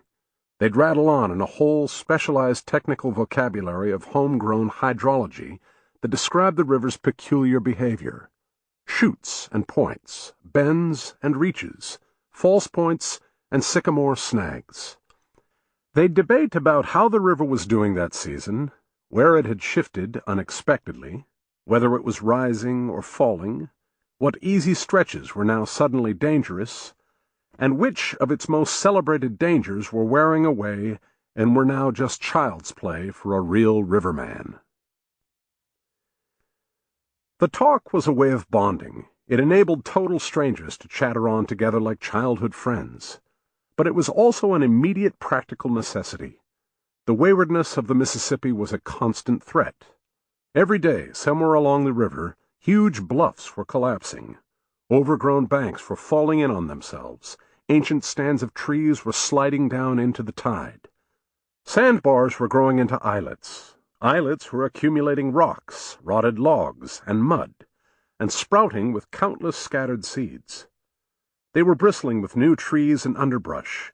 They were melting away in the current again and turning back into sandbars. On every voyage, the familiar landmarks were disorientingly reshaped or abruptly erased, while new hazards had popped up out of nowhere. This was another big reason why there were no trustworthy maps of the river. It changed too quickly. Every pilot had to have his own mental map, which was added to, corrected, erased, and redrawn in his head on every run. And no two pilots' maps, if they could have been compared, would have been identical. The river remade itself every day. People who lived on or around the river learned to think of it as untrustworthy, violent, deceptive, and unknowable. While the voyageurs called it the Wicked River, the plantation slaves called it Old Devil River, because of its habit of playing bizarre and malicious tricks. A man would go to bed on one side of the river and wake up to find that it had changed course overnight and his property was now on the opposite bank. That was not a simple matter, because the river was the boundary line between states. If he went to sleep in a slave state, he might wake up in a free state, and he'd find that all his slaves had automatically been emancipated. This was why some people came to call it the Abolitionist River, abolitionist being a worse insult than devil. The most dramatic erasures and remakings of the river course happened in the floods. The floods were annual events. The upper Mississippi would freeze over during the winter.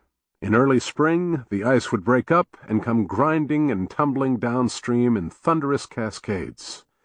And then, in the following weeks, as the meltwater of the North Country came pouring down through thousands of tributaries, the river would rise. Since there was no quick way of getting news downriver until the advent of the telegraph in mid-century, there were never any warnings about how high the river was running in the upper valley or how bad a flood season the lower valley could expect. The news from upriver arrived at the same speed as the flood itself. People could only wait it out and hope for the best.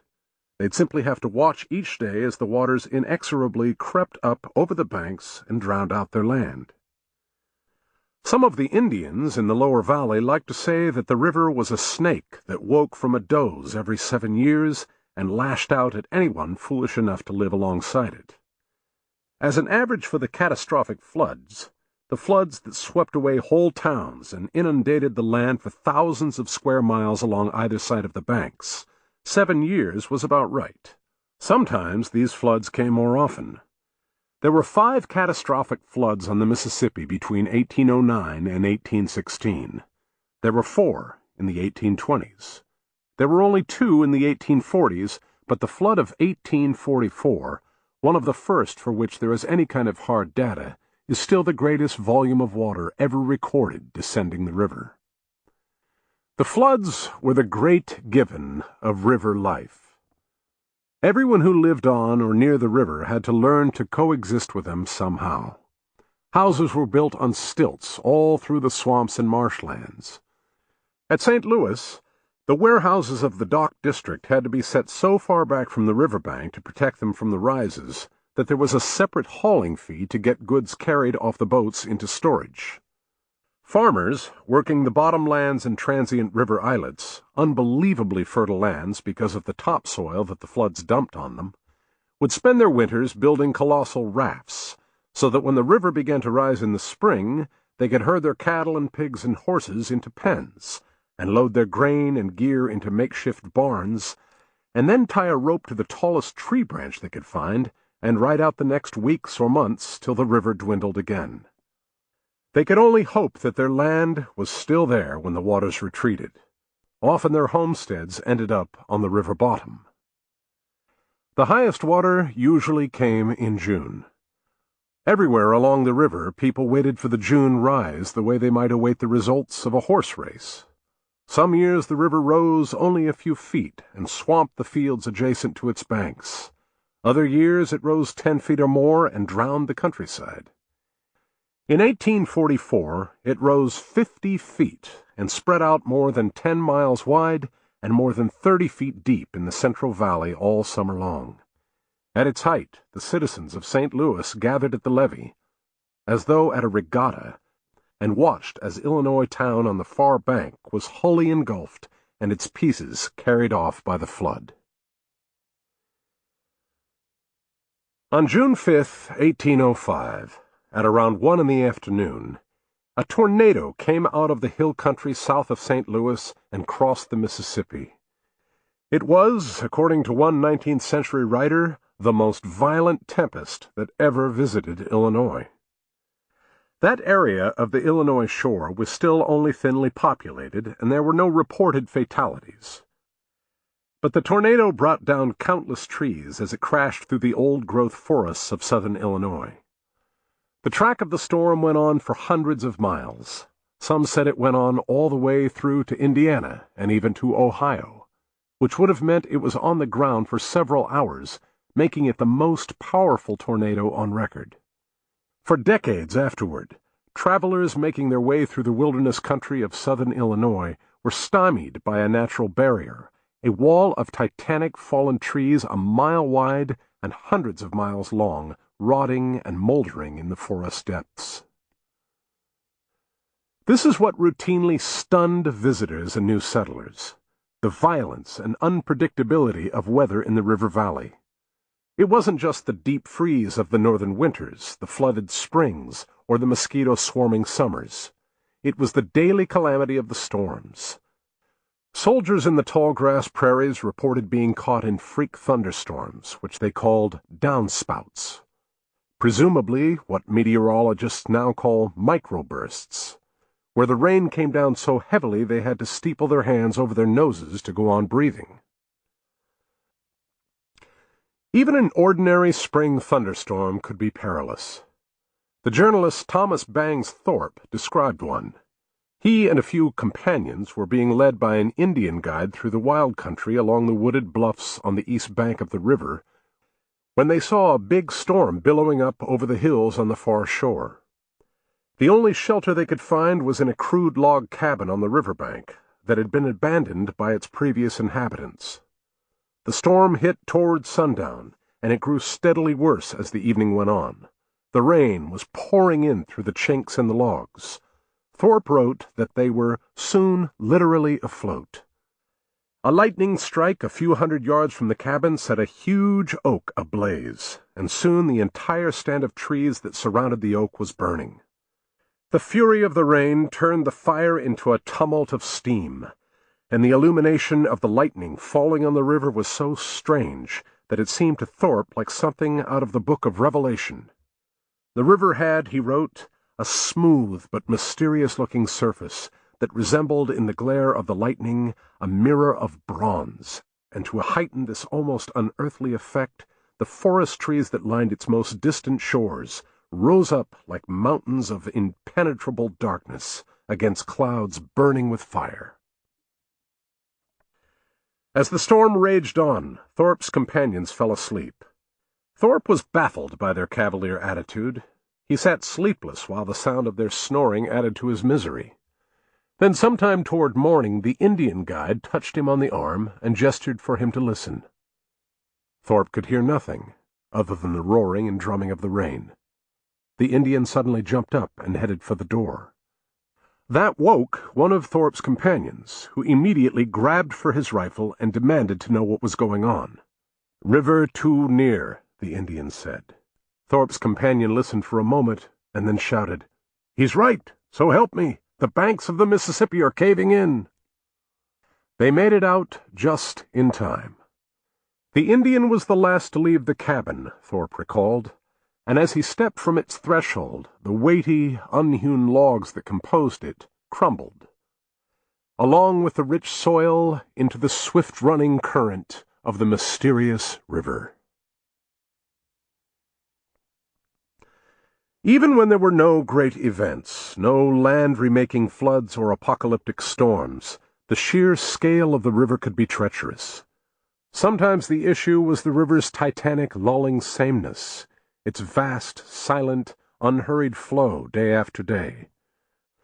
Boats often came to grief for no other reason than that their crews simply couldn't stay alert any longer, and when something did go wrong, it would suddenly become blindingly clear just how far one was from any help. A sudden squall or a swell could knock over one of the little braziers the crews kept lit on the deck, and within moments the cargo could be set ablaze, or the horses or the cattle could have been panicked into a stampede. And even on the most crowded stretches of the river, the nearest boat was likely to be hundreds of yards away, bobbing along in the current, hopelessly out of reach. The scale of the landscape, too, created its own dangers. Settlements were still thinly spread. If a voyageur had his foot crushed by a loose barrel, he could have gangrene by the time the boat reached the next town with a doctor. Along most of the river, the banks were still wholly wild, and going ashore there, for any reason, was perilous. There were large predators roaming along the river banks, bears and panthers and wolf packs. And there were human predators as well, Indian hunting parties, and river pirates, and armed settlers who didn't like strangers. Lighting a fire was a major risk for the adversaries it might attract, but in most of the country to go without a fire was even worse. The nights in the North Country could be punishingly cold, and in the South the mosquito swarms were so thick that they could drive people to madness. The prairies of the Central Valley were probably the trickiest places to go ashore, because they seemed so simple. Just treeless seas of grass spreading out evenly across a gently rolling terrain. They were easily passable in the spring, when the grasses were new, and in the autumn when the grasses had died and been burned off by the prairie fires. But in the summer, the grasses grew more than 10 feet high, and offered no landmarks of any kind. Anyone who ventured more than a few feet from shore would become hopelessly disoriented in their rushing, sighing depths, broken only by the crisscrossing tracks left by the grazing deer. People were known to take hours or days to get back to the riverbank after thrashing around helplessly in the interior. Inevitably, there were stories about the unlucky wanderers who never did get back and whose skeletons weren't found till the grasses dwindled in the fall. But the greatest danger was the river itself, even when it seemed the most placid. A simple fall overboard could be fatal. The gigantic volume of the current caused complex forms of turbulence in the deep waters that were invisible on the surface, strong vortices and long trailing undertows that could suck down the hardiest swimmer. As one writer noted, it is said that nothing that ever sunk beneath its muddy surface was known to rise again. But the worst danger for a man overboard was the temperature of the water. Since the river was fed by meltwater tributaries in the far north, even in high summer it could be bitterly cold. The slow-moving waters in the shallows were warmed by the sun and could at times become almost tepid, but the main current remained hidden in the darkness beneath the immense murky weight of the river and never got much above freezing. Anybody who was drawn down into the river depths for more than a few minutes would most likely succumb to hypothermia. This was why a man overboard was generally considered a man lost. Even if the rest of the crew noticed in time that he was floundering in the water, there usually wasn't much they could do for him. The boats couldn't be turned around against the force of the current, and most were too unwieldy to be maneuvered quickly into shore, assuming the crew was willing to try. The truth was that most voyageurs took for granted that anybody who went into the water at all was doomed, and they usually wouldn't bother to try throwing out a line. And anyway, drowning was probably the most merciful way to go. A man who did manage to make it to shore found himself in a deserted and inhospitable country, perhaps hundreds of miles from the nearest settlement. He was soaking wet and blue from the cold, and with no way of building a fire, he would likely be dead of exposure by morning. The last sight he would get of his boat was it gliding impassively downriver and vanishing around a bend for good. Chapter 3. The Comet's Tail. Whenever the rivermen tired of their technical shop talk, they would fall to reminiscing about the river. The river, for them, wasn't just the most interesting subject in the world, it was the only subject in the world. They would boast of their skill in a crisis. They would tell stories about their exploits on the most remote reaches of the river system, trapping in the wilderness country above the falls of St. Anthony in Minnesota, hunting in the empty lands on the upper Missouri in the shadow of the Rocky Mountains, trading in the mysterious old Spanish territory somewhere out beyond the windings of the Arkansas and the Red. And sooner or later somebody would bring up the river's most celebrated story, its own Iliad, the story of the crow's nest and the time of the great shakes. The Crow's Nest was a river islet about 175 miles up from Natchez. It was small, steep, and densely forested. It had a sheltered cove on its downriver bank, and it also had a couple of very deep caves.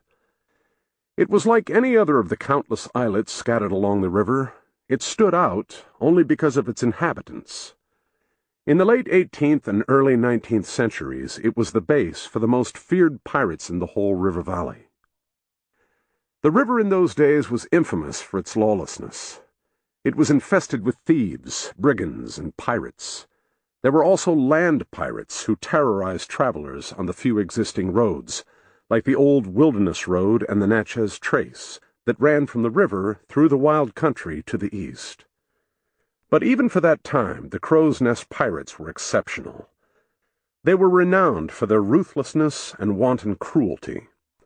They snuck aboard docked boats at night, drilled holes in their hulls, and waited until the boats were foundering the next morning before attacking them and killing everybody aboard. They painted false markers on the rocks to indicate channels where there were none, and once the misled boats were wrecked or beached on a sandbar and their passengers killed, they were looted at leisure. They routinely disposed of their victims by gutting them, filling their body cavities with rocks and stones, sewing them up again, and throwing them overboard so they'd sink without a trace. They stalked the lower river for several decades. At the end of the 18th century, the governor of the Louisiana Territory issued a desperate decree banning unlashed boats from the lower river. Only convoys of 10 or more lashed boats were permitted to proceed past the Crow's Nest toward the delta. The governor had no other recourse. There was little in the way of formal law and order on the frontier then. A few garrisons of federal soldiers were stationed along the river, but they were tasked only with defending the settlers from attacks by small Indian raiding parties, not a large, heavily armed and well-organized band of pirates. The river people were on their own. They did their best to stay in business. Their boats were heavily armed to fend off the pirates. One boat, making regular runs on the river, advertised that it offered a large crew, skillful in the use of arms, a plentiful supply of muskets and ammunition, an equipment on each boat of 6 one-pound cannon, and a rifle-proof cabin for the use of the passengers. But in the end, the rivermen had no choice but to take direct action against the Crow's Nest themselves. The story goes that one night in the late autumn of 1809, a large group of keel boats and barges had been stranded by contrary winds a few miles upriver from the Crow's Nest. The crews lashed boats and created an impromptu floating city in the deserted waters. When they all crossed from boat to boat, hailing acquaintances and passing on gossip, the Crow's Nest was the only thing anybody wanted to talk about. Over the course of that evening, they decided that the time had come to do something about it. They were going to put an end to the Crow's Nest gang once and for all. By midnight, a plan had gelled. In the dead hours afterward, it launched. More than 100 of the toughest raftsmen and voyageurs had agreed to take part. They descended the river silently in skiffs and canoes until they saw the shadow of the islet ahead. The pirates had posted no lookouts. After all, there was never any traffic worth looting after sundown. Then the leader of the boatmen stood up in the shallows and waded ashore. In some versions of the story, he yelled out to the others the traditional fighting cry of the voyageurs. "Hell's afire and the river rising! Up, boys, and cut their hearts out!" The boatmen stormed the islet. They took the pirates completely by surprise. Quickly they fanned out through the interior and seized control of the caves and of the boats they found docked in the hidden cove. They didn't turn up much loot, or at least they didn't admit to finding much. But they did discover a printing press for counterfeit money, which they ceremoniously wrecked. They also captured a couple of dozen men, 2 women and a teenage boy. They let the women and the boy go. At dawn, they hanged the men. The news of their astounding victory rapidly spread up and down the valley. It was famous in the river folklore for decades afterward. Any man who looked old enough and who could claim to have been on the river for long enough would modestly admit, after a few drinks, that he had taken part in the storming of the Crow's Nest. But in the real world, the triumph proved to be short-lived. The Crow's Nest wasn't put out of business. Maybe the surprise of the attack hadn't been perfect. The worst of the pirates might have had some advance warning and escaped. Or maybe it had gone perfectly, but the gang had simply sprouted up again with new leaders. Or maybe the raid had never happened at all, and was just a story the river people told to buck themselves up. In any case, by 1811, the crow's nest was as feared on the river as it had ever been. The year 1811 was a hard one on the river anyway. The spring flood was disastrously high. Towns were swamped all along the Ohio and Mississippi. By summer, there was a bad outbreak of yellow fever, the worst that anybody had seen in years. In the fall, there was another deadly fever, never identified, that swept the length of the valley. It was described by the Dr. Daniel Drake as a bilious remitting and intermitting fever, clearly referable to the vegetable putrefaction which was the consequence of that flood. And then, in the autumn, there was the comet. The comet appeared in the first week of September. Initially, it was just an unusually large new star that burned brightly each evening in the afterglow of sunset. As the weeks passed, it didn't wink out or dwindle away, the way strange sights in the sky usually did. Every night it was more brilliant, and within a month it was growing a tail. This tail was an alarming, two-pronged fork like a devil's tail. By December, the comet was a dazzling point of light surrounded by a vague, milky halo almost as large as the moon, and the forked tail had stretched out into two enormous ghostly plumes that covered half the sky. Everyone knew what it meant. Some strange disaster was imminent. Then there was another sign, or so it was said long afterward. As the splendid comet of that year continued to shed its twilight over the forests, the British travel writer Charles Joseph La Trobe wrote decades later, a countless multitude of squirrels, obeying some great and universal impulse, which none can know but the spirit that gave them being, left their reckless and gambling life and their ancient places of retreat in the north, and were seen pressing forward by tens of thousands in a deep and sober phalanx to the south. Soon after, the squirrels left, the comet disappeared. And then the earthquakes began. The first quake was on December 16th. Its epicenter was on the Missouri side of the river, south of the junction with the Ohio. According to one eyewitness account, the quake was felt first in the boat city, off New Madrid. When the crews were awakened in the middle of the night by the commotion, they had no idea what was happening. They all thought they must be under attack by the river pirates or by the Indians.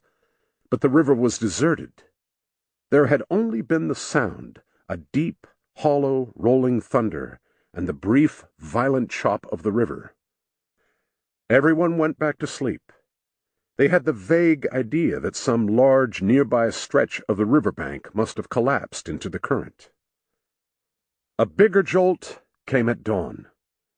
First, there was a new sound, a hissing roar that was, according to one witness, like the escape of steam from a boiler. Then the surface of the river shivered, stirred, and erupted into violent swells. The boats were heaved about in wild convulsions as the men clung on desperately.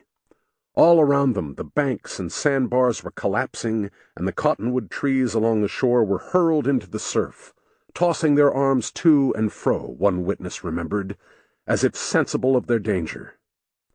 The crews in the boat city maneuvered frantically to keep their boats in the middle of the channel, as far away from the sandbars and the falling debris as possible. The river was becoming blood-red, with the clay churned up from its bottom. Its surface was alive with whirlpools, and was sheeting over with drifts and swirls of foam. The air was particularly strange. It seemed to be filled with a thick vapor or gas, to which the light imparted a purple tinge, altogether different in appearance from the autumnal haze of Indian summer, or that of smoke. Then the river calmed. The aftershocks, according to one account, were becoming lighter and lighter until they died away in slight vibrations, like the jarring of steam in an immense boiler. The water was a soup of foul effluvia that had been stirred up from the river bottom. Few were willing to risk drinking it, not for days and weeks afterward, no matter how thirsty they were. They would hang on until they had gotten as far away from New Madrid as they possibly could. Some of them waited for 200 miles. Nobody believed the crisis was over yet. The aftershocks never quite stopped. There were hundreds of them over the next month. One traveler on the river, a few weeks later, recorded 27 in the space of 12 hours. A doctor keeping track in Louisville that winter counted almost 2,000. A pendulum hanging in a store window in Cincinnati didn't stop swaying until the spring. River travelers making their way through that country in December and into January reported all kinds of odd sights. It was said that just before the first earthquake hit, 2 pillars of lightning were seen towering up from the hills to the clouds. This is a phenomenon known as earthquake light, which has a long history of eyewitnesses, but still no documentary evidence or scientific theory to back it up. Afterward, there were lights and glows and flashes every night, here and there in the hills along the river. There was also a pervasive, horrible smell, like burning sulfur, that drifted all through the quake zone but had no detectable source. People added all this up and came to the only possible conclusion. It was the comet. Maybe it had disappeared from the sky because it had crashed to the earth somewhere around New Madrid. Or, somehow, the earth had become tangled up in its tail, which was lashing the river like a whip. The Scottish botanist John Bradbury, who was traveling on a keelboat when the first quake hit, recorded the discussions of the crew. One man offered the view that the earth was now stuck between the 2 tails of the comet, and the earthquakes were its attempts to roll out again. Finding him confident in his hypothesis, Bradbury added, and myself unable to refute it, I did not dispute the point. The next great quake came on January 23rd. With this quake, the stretch of the river south of New Madrid gave up all its snags. Hundreds of thousands of planters, sawyers, sleepers, and preachers shook loose of the mud and came bobbing to the surface. Centuries' worth of rotted logs accumulated in the vast plateaus. They covered the river for miles downstream from the quake zone. Scattered in among them were coffins. The cemeteries along the riverbanks, caught in the general collapse, had disgorged their inhabitants into the water. 2 weeks later, on February 6th, was the third great quake. It came to be known as the Big Shock.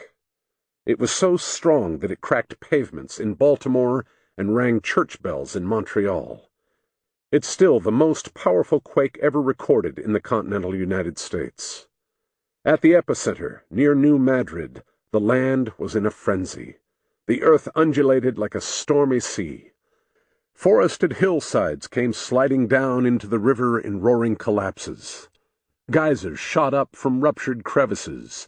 Waterspouts hissed and rushed, and snaked down into the furious depths of the channels. The shock was so large that a titanic backwash of water went flashing northward, upriver against the current, swamping boats, flooding levees, and drowning houses on the riverbanks. An impossible apparition terrifying everybody caught up in its furious rush. That strange backwash became the talk of the river for decades afterward. There was no agreement at all about how far it had gone or how long it had lasted. Some of the standard histories of the region claimed that the river ran backward for days.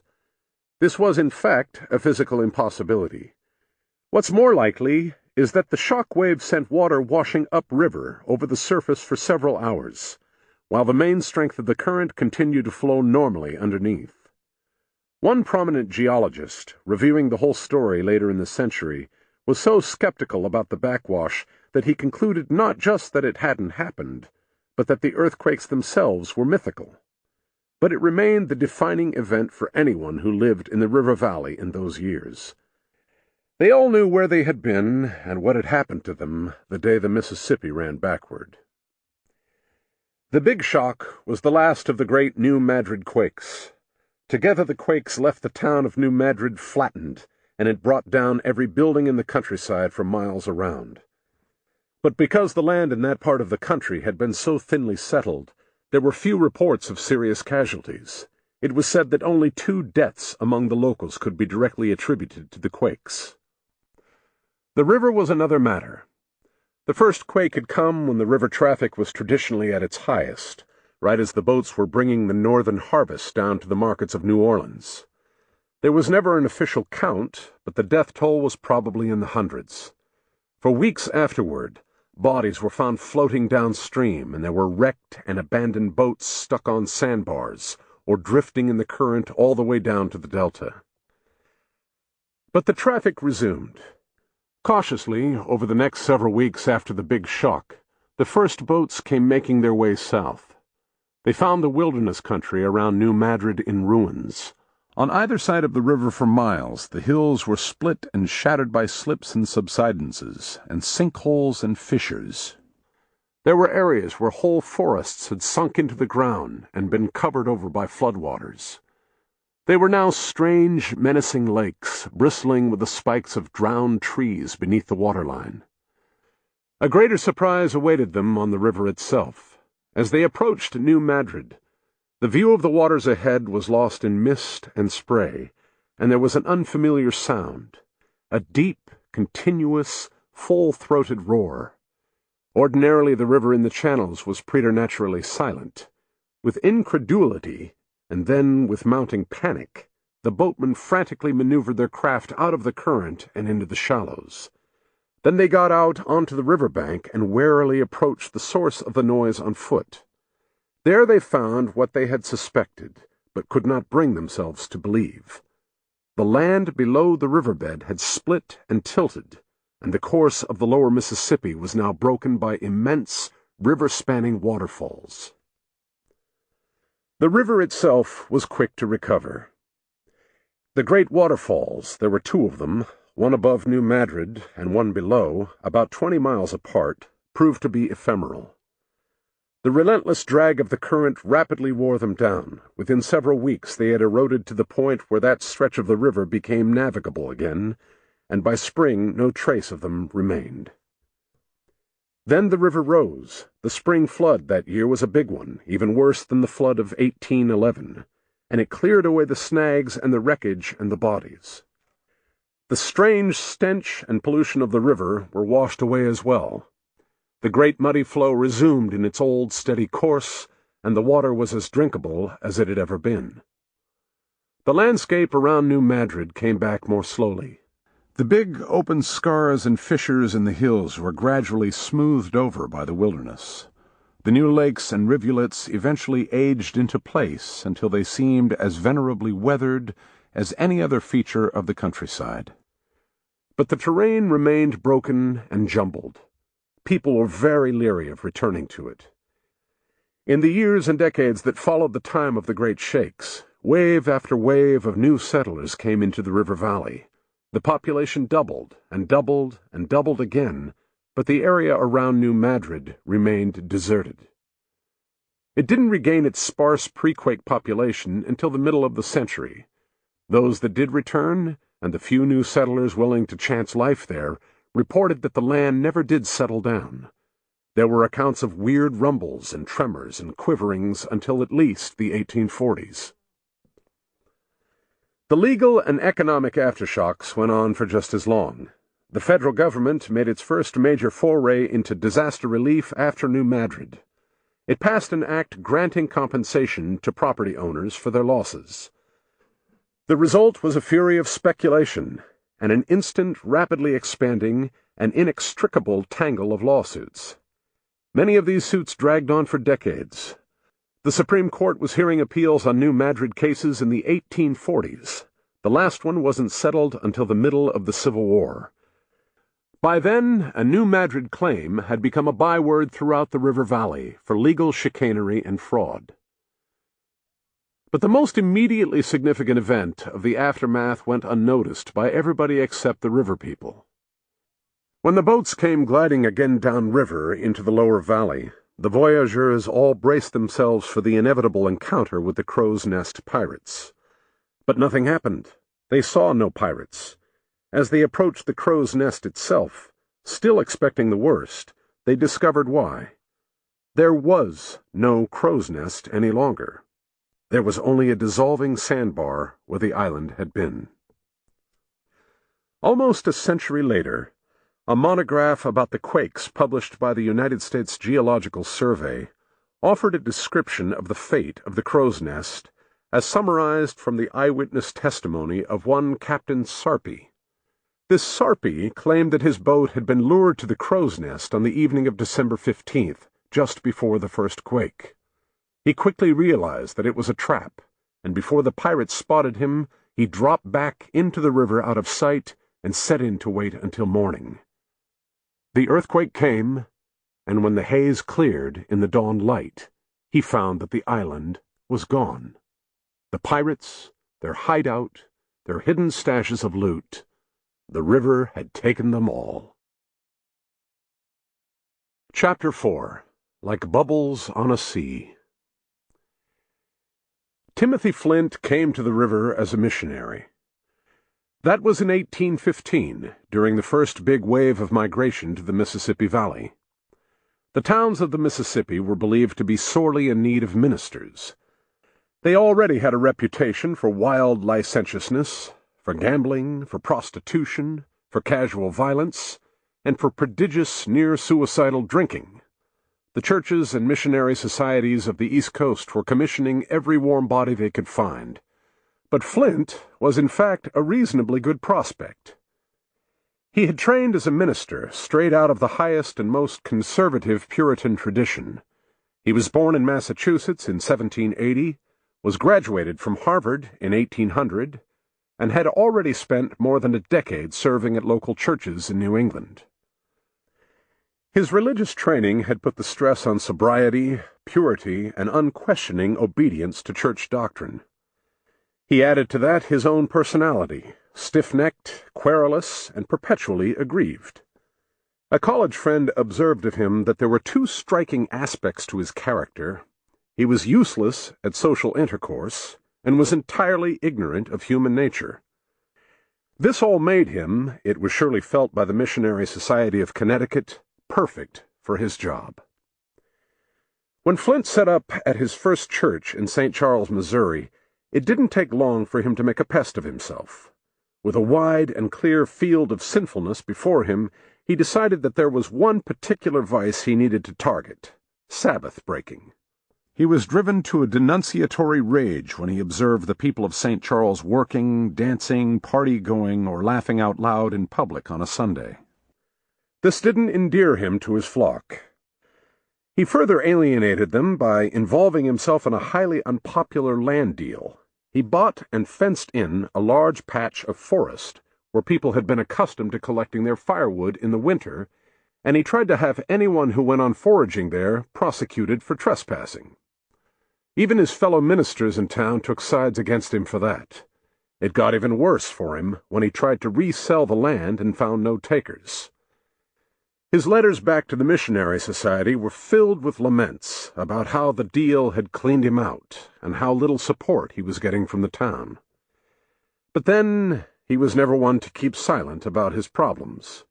His letters east weren't primarily about his money troubles, and his conflicts with his neighbors. In fact, those topics come as something of a welcome break in the main flow of his complaints, which centered on his health. He had evidently never been very vigorous, and the climate of the river valley seems to have turned him into a perpetual invalid. He contracted countless diseases: measles, influenza, smallpox, and an assortment of fevers and infections named and unnamed. All this, he repeatedly pointed out, explained why he was able to spend so little time actually attending to the business of his church. He could not work, he said at one point, because he had a bilious complaint accompanied by spasm. "I suffered fever and ague 60 days, he wrote another time. On another, I had 70 fits of the ague. Eventually, he was forced to give up on the church in St. Charles. He and his family spent the next decade wandering up and down the Mississippi. His luck didn't change for a long while. He wasn't a fast learner, and the basics of life on the river still eluded him. In 1820, he had an all-too-typical experience.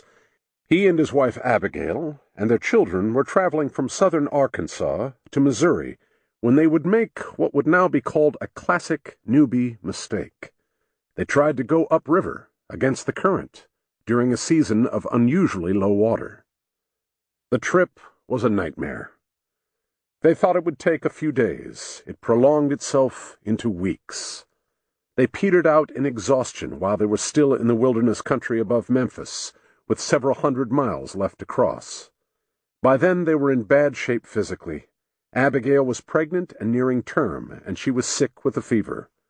Soon they all were coming down with the fever and were too weak to move. Their food was running out. They had counted on buying supplies from the boats passing in the opposite direction, but they'd had the bad luck to find themselves in a lull in the downriver traffic. 8 days passed without their seeing another boat. At last, a flatboat appeared around the bend ahead of them, and Flint hailed it. The crew, seeing how desperate he was, sold him a barrel of salt pork and a barrel of flour for $30 each. Extortionist prices he was still furious about when he wrote his memoirs a decade later. The family spent the following night in a secluded cove. Even though it was November, it was miserably hot, and the cove was shrouded by mosquitoes. The next day was no better. By first light, it was already sweltering, and by mid-morning the signs were everywhere that a big storm was coming. It was then that Abigail went into labor. The river was still running low, and it was impossible to move forward to look for better shelter. The shallows on the eastern shore were a maze of sandbars. The western shore was a huge cypress swamp.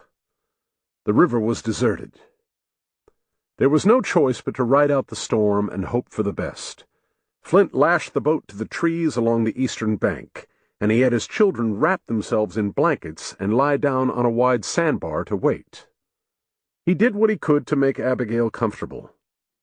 She was very weak with the fever, and she'd been salivated, meaning that she'd been given a large dose of calomel as an expectorant. Calomel is mercurous chloride, so whatever else Abigail had been enduring before, she was now suffering the effects of mercury poisoning. The storm broke over them toward noon. It was a rage of hail and lightning, followed by torrential rain. Flint's only comfort was Abigail. She regarded, he said, the prospect of her imminent death with perfect tranquility. She was so tranquil, in fact, that she regarded the fate of their children, who were just then huddled in their blankets out on the sandbar, with total indifference. For Flint, a deeply pious and conventional man, this was proof of her sanctity. As for Flint himself, he was nowhere near as placid. He was terrified to the point of madness. He felt like King Lear on the heath. The storm kept getting more intense hour by hour. Around mid-afternoon, a sudden, intense gust of wind tore the roof off their boat, and the rain came pouring in. Flint didn't dare move his wife. He resolved that he would risk carrying her into the forest to look for shelter, only if the boat started to tear loose from its moorings and float downriver. The storm began to spend itself by late afternoon. The clouds broke up, and there was a magnificent sunset. The children all came back aboard the boat. They were waterlogged, but still alive. Abigail gave birth at 11 that night. The baby girl, Flint could tell at once, was too weak to survive. The boat remained stuck on the sandbar. After 2 days, the baby died. Flint emptied out a small trunk to use as a coffin and buried it in the rushes along the bank. The next day, the river began to rise, and the winds returned with it. Flint and his family hoisted their sails and went on north without further incident. Flint remembered the location exactly. It was on a high bank opposite to the second Chickasaw Bluff. Flint would spend the rest of his life, off and on, traveling the river, and he would pass by that spot many times. Invariably he did so with his thoughts on how he was carrying my miserable and exhausted frame, with little hope of its renovation, and in the hourly expectation of depositing my own bones on the banks of the Mississippi. The death of his child didn't come as a great shock to Flint. It wouldn't have been a shock to any parent. The rule of thumb in the River Valley was that 1 in 4 children died before their first birthday. 1 and 2 didn't make it to their 21st. The situation might have been different if Flint's family had been able to reach a nearby town and find a doctor, but probably not, given the nature of medical care on the frontier in those days. After all, it was a doctor who had given Abigail the mercurous chloride, and another doctor would have most likely succeeded only in killing her along with the baby. But then, too, Flint had a certain natural callousness. He was curiously unmoved by the suffering and death of other people, even people in his family. It was characteristic of him that in his account of the river journey, he didn't spare a single thought for what his other children had gone through that night, left to fend for themselves on the sandbar while the storm raged. But in this, he was actually a fairly typical inhabitant of the valley. People didn't, as a rule, display a lot of empathy for other people's problems. The river discouraged it. Life on the river was so dangerous, so unpredictable, and so casually violent that it couldn't help but leave its inhabitants coarsened. Flint doesn't seem to have been that interested in other people to start with, and the river never taught him to feel otherwise. So, as a minister, his main concern was simple outward obedience to church doctrine. As a father, he viewed the death of his child primarily as an occasion to reflect on his own mortality. This all made the river his natural home. Over the next several years, Flint took charge of churches in Arkansas, Tennessee, Louisiana, and Florida. He stayed nowhere long, forced out in each place by poverty or sickness or the opposition of the citizenry. In one town, he alienated his neighbors by doing amateur chemistry experiments in his parlor. They thought he was either a necromancer or a counterfeiter, and they couldn't decide which was worse. He proselytized everywhere he went. When he met up with Cajuns and Creoles, he addressed them in French. His biographer, John Irvin Kirkpatrick, noted, "He did not then speak French well enough to preach in it, but that he could, and did, use it to reprove and warn." The years continually sharpened his inborn knack for the exasperating moral judgment. He once visited a naval garrison in Baton Rouge, where he came across a simple white monument on the esplanade dedicated to the memory of the naval officers who died on the river. It was inscribed with a quotation from Alexander Pope's Essay on Man. "Like bubbles on a sea of matter born, they rise, they break, and to that sea return." Flint didn't recognize the source, misquoted it in his book, and in any case was infuriated by the sentiment. He had no hesitation about outraging his hosts by saying so. Writing about the incident several years later, he didn't bother to hide his contempt. It is a matter of regret that in a country professedly Christian, any inscription should ever find a place on a funeral monument that bears no allusion to our hope of immortality. Inevitably, his meanderings took him in and out of New Orleans. This was a rich prospect for any missionary. It already had a reputation for being the wickedest city in America. The city was notorious for its brothels, its slave markets, its stores selling occult charms and amulets, its voodoo ceremonies held openly in public squares, all of which would seem calculated to torment a prim soul like Flint. And in fact, he did find countless things to complain about. The city, he wrote, was disgusting. The saloons and brothels had such an aspect of beastliness and degradation as to render them utterly unbearable. He also didn't like the weather. It was debilitating and exhausting. He thought the fruit produced by the local orchards was less flavored and more insipid than the fruit of New England. He found the presence of so many Catholics a painful sensation. Not a single Protestant house of worship, he complained about Louisiana. We need not cross the ocean to Hindustan to find whole regions destitute of even the forms of Christian worship. Catholicism did not, in his eyes, count as Christianity. On the other hand, the more of his complaints that one reads, the more one gets the curious feeling that he liked the place. He was uncharacteristically forgiving of its situation. He wrote that New Orleans is of course exposed to greater varieties of human misery, vice, disease, and want than any other American town, but in the end he believed it was probably no more sinful than New York or Boston. He was fascinated by the crowds, the babble of languages, the daily storm of color on the streets.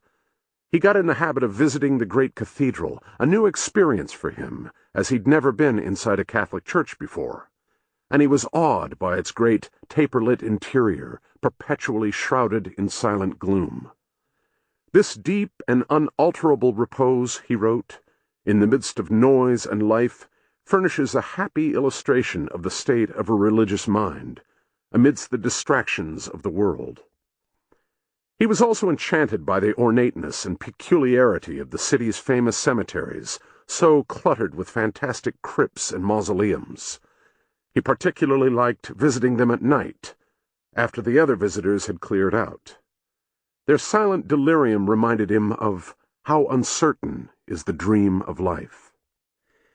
He eventually took over a church and a school north of New Orleans, in the small town of Alexandria, Louisiana, on the Red River.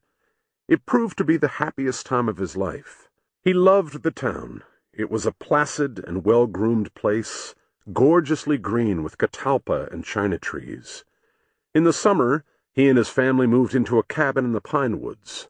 There was a glade on the riverbank where several of the other families in town had cabins and lodges, and they all passed the hot days in an idyll of games and picnics. The river was swarming with fish. Flint estimated that he caught 2,000 trout, beautifully mottled with white and gold. In the serene, leaf-glowing evenings, he and his friends had public chowder parties where 60 people sat down under grapevine arbors. But it wouldn't have been like Flint to be at ease in such contentment. "A kind of sad presentiment used to hang over my mind," he recalled, "to embitter even this pleasant summer, an impression that, as it was so delightful, it would be the last pleasant one allotted to me on the earth." In the fall he fell sick again. He convinced himself that it was the end. His family hoped that he might recover his health if he were away from the putrid atmosphere of the Delta, so they sent him to visit relatives back east. When he got to Massachusetts, he told people that he had come home to die. Idly, with no particular motive other than to occupy his time before his funeral, he began writing his memoirs. He worked quickly, even hectically, with only a loose plan. The book is cast as a series of letters to a friend, a common device in those days. Jonathan Swift remarked in A Tale of Tub that he thought it was used by an actual majority of contemporary books.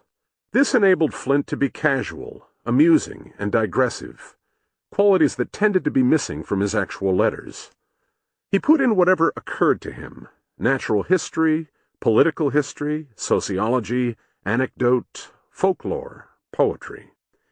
He indulged in his private obsessions. He was, as his biographer called him, morbidly fascinated with the great shakes, which had occurred 4 years before his arrival in the valley, and he passed on every scrap of news and folklore he'd heard about the quakes. He constantly wandered from his point. He launched into stories and forgot to finish them. He fumbled and weaved and meandered as wildly as the river did. The result was a fascinating double study, as much a vivid, if inadvertent, portrait of a peculiar, bigoted, obnoxious, and curiously endearing man as it was of the chaotic life of the river itself. He was lucky in his theme. By the 1820s, the increasing tide of migration to the Mississippi Valley was catching the interest of people all over America and Europe. Travelers, particularly European travelers, were beginning to think of the Mississippi as an essential tourist destination. Travel writers describing their experiences in America were more and more likely to include an epic account of a Mississippi steamboat voyage. But Flint had grown to know the Mississippi far more intimately than any tourist could. As he wrote, "I cannot certainly be classed with those writers of travels who are wafted through a country in a steamboat and assume, on the ground of having thus traversed it, to know all about it."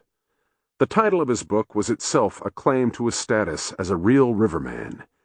He called it Recollections of the Last 10 Years, passed in occasional residences and journeyings in the valley of the Mississippi. The book was published in 1826. It was an immediate success, so much so that it gave Flint a surprising new life. He recovered from his illness, but he found that he no longer wanted to continue his wandering life as a minister. While he was determined to go back west, he didn't want to risk the climate of the lower valley. So instead, he took his family to the rapidly growing new town of Cincinnati on the Ohio. He and his brother opened up a bookstore, and he became a professional writer. For the next several years, he turned out prose at a furious clip. He wrote novels, mostly about virtuous ministers bearing up with great fortitude under the succession of misfortunes and natural disasters. He translated French novels and works of philosophy. His French had been greatly improved by his years in the Delta. He ghost-wrote the memoirs of a trapper in the far west. He wrote a biography of Daniel Boone that was praised by later historians for its scrupulous accuracy. Most contemporary biographies about Boone were full of shameless romancing.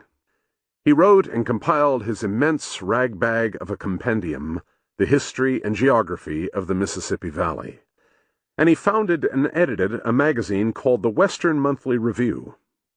Each issue ran about 50 pages in minuscule type and contained essays on education, theology, politics, culture, literature, English grammar, and current events, almost all of which were written by Flint himself.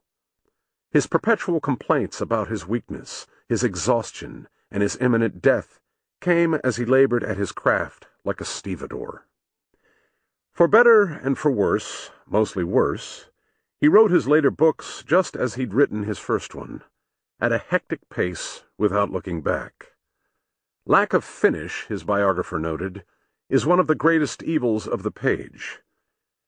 There are so many obvious faults in plot, sentences, and even in use of words, that one often regrets that he did not spend more time in the revising of his work.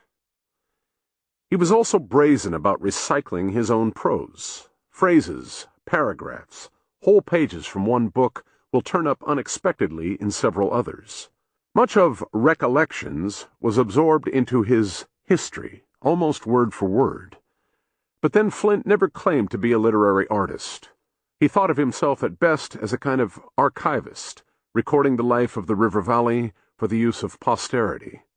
We can easily enjoy in anticipation, he wrote about the back issues of the Western Monthly Review, the eagerness with which the future historian will repair to them, as a synopsis of most of what has been said and written in the Western country, touching its own natural, moral, and civil history. But he did very well in the present time. He grew to be a popular and highly regarded author, and he became a local celebrity in Cincinnati. When the celebrated British writer Frances Trollope stopped there for an extended stay during her American travels, Flint was the person she was most eager to look up, and as it turned out, the only person there she actually liked. In the travel book she published shortly afterward, titled Domestic Manners of the Americans, she called him the most agreeable acquaintance I made in Cincinnati, and indeed one of the most talented men I ever met. She particularly admired Flint's mild manners, beneath which she was delighted to find first-rate powers of satire and even of sarcasm. She even felt indulgent toward Flint's ferocious patriotism. He is the only American I ever listened to whose unqualified praise of his country did not appear to me somewhat overstrained and ridiculous. But Flint didn't reciprocate these warm sentiments, at least not after her book was published. He felt a profound exasperation with outsiders venting opinions on his own turf, even when the opinions were ones he might otherwise agree with. He was personally opposed to slavery, for instance, but he loathed the abolitionists because he thought they had no first-hand knowledge of what they were talking about. Trollope's harsh judgment on American manners, which in another mood Flint might have endorsed, he found unforgivable. In his magazine he wrote that Trollope's views were absolutely without value, and he later published a sketch where he courteously described her as a coarse, flippant, and vulgar man in petticoats.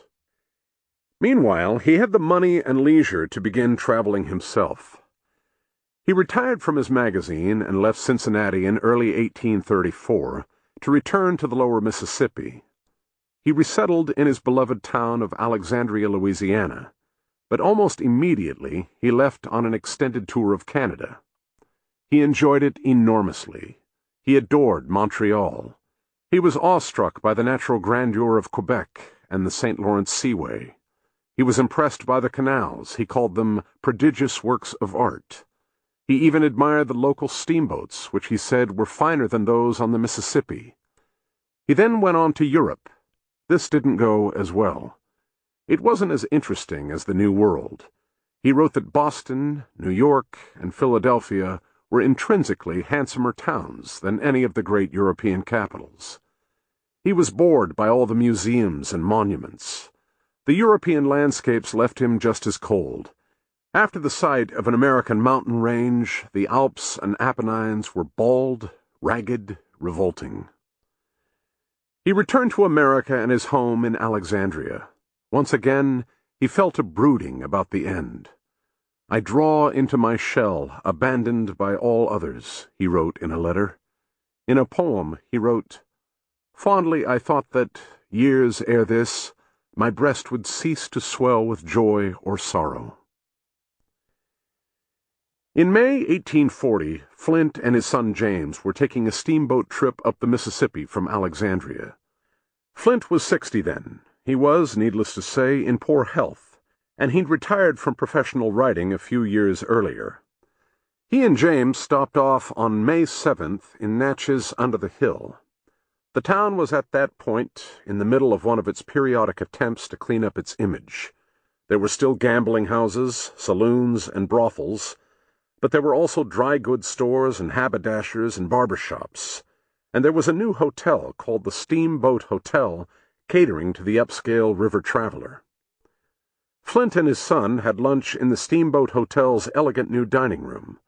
It was a hot and humid day, and the tall windows were standing open.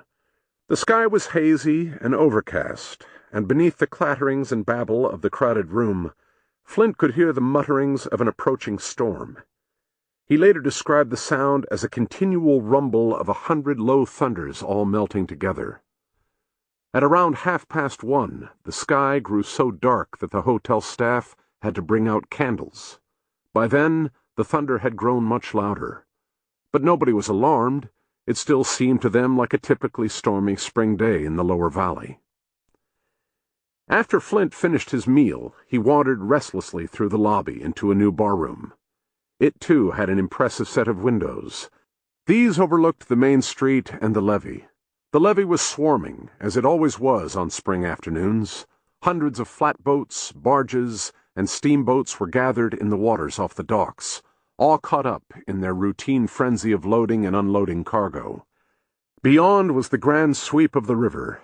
Natchez had been built on the outer bank of a hairpin turn, and from where Flint was standing he could look down the river for miles as it flowed to the southwest between the Louisiana and Mississippi shores. The view that afternoon was dominated by a rapidly approaching storm front that had swallowed up most of the sky. As Flint stood at the window, he had an unimpeded sight of a terrific-looking black cloud, as though a well-defined belt of black broadcloth, seeming 1.5 miles wide, shooting up the river with fearful velocity. He looked more closely and saw a weird specter. At the end, it poured out dark wreaths, resembling those of a steamboat pipe. He was looking at a tornado that had touched down on the river's surface to the southwest, about 12 miles downstream, and was moving directly up the center of the channel, straight at Natchez. Another witness to the events of that day, J.H. Freely, the captain of the steamboat Prairie, recounted his experiences for a St. Louis newspaper. He heard the storm coming, too, a continual, dull roaring, he said, that was broken at intervals by sharp, heavy claps attended with the most vivid lightning. But as the storm came up the river, he remembered, the distant rolling thunder assumed more the sound of moaning. Still, he took only the ordinary precautions.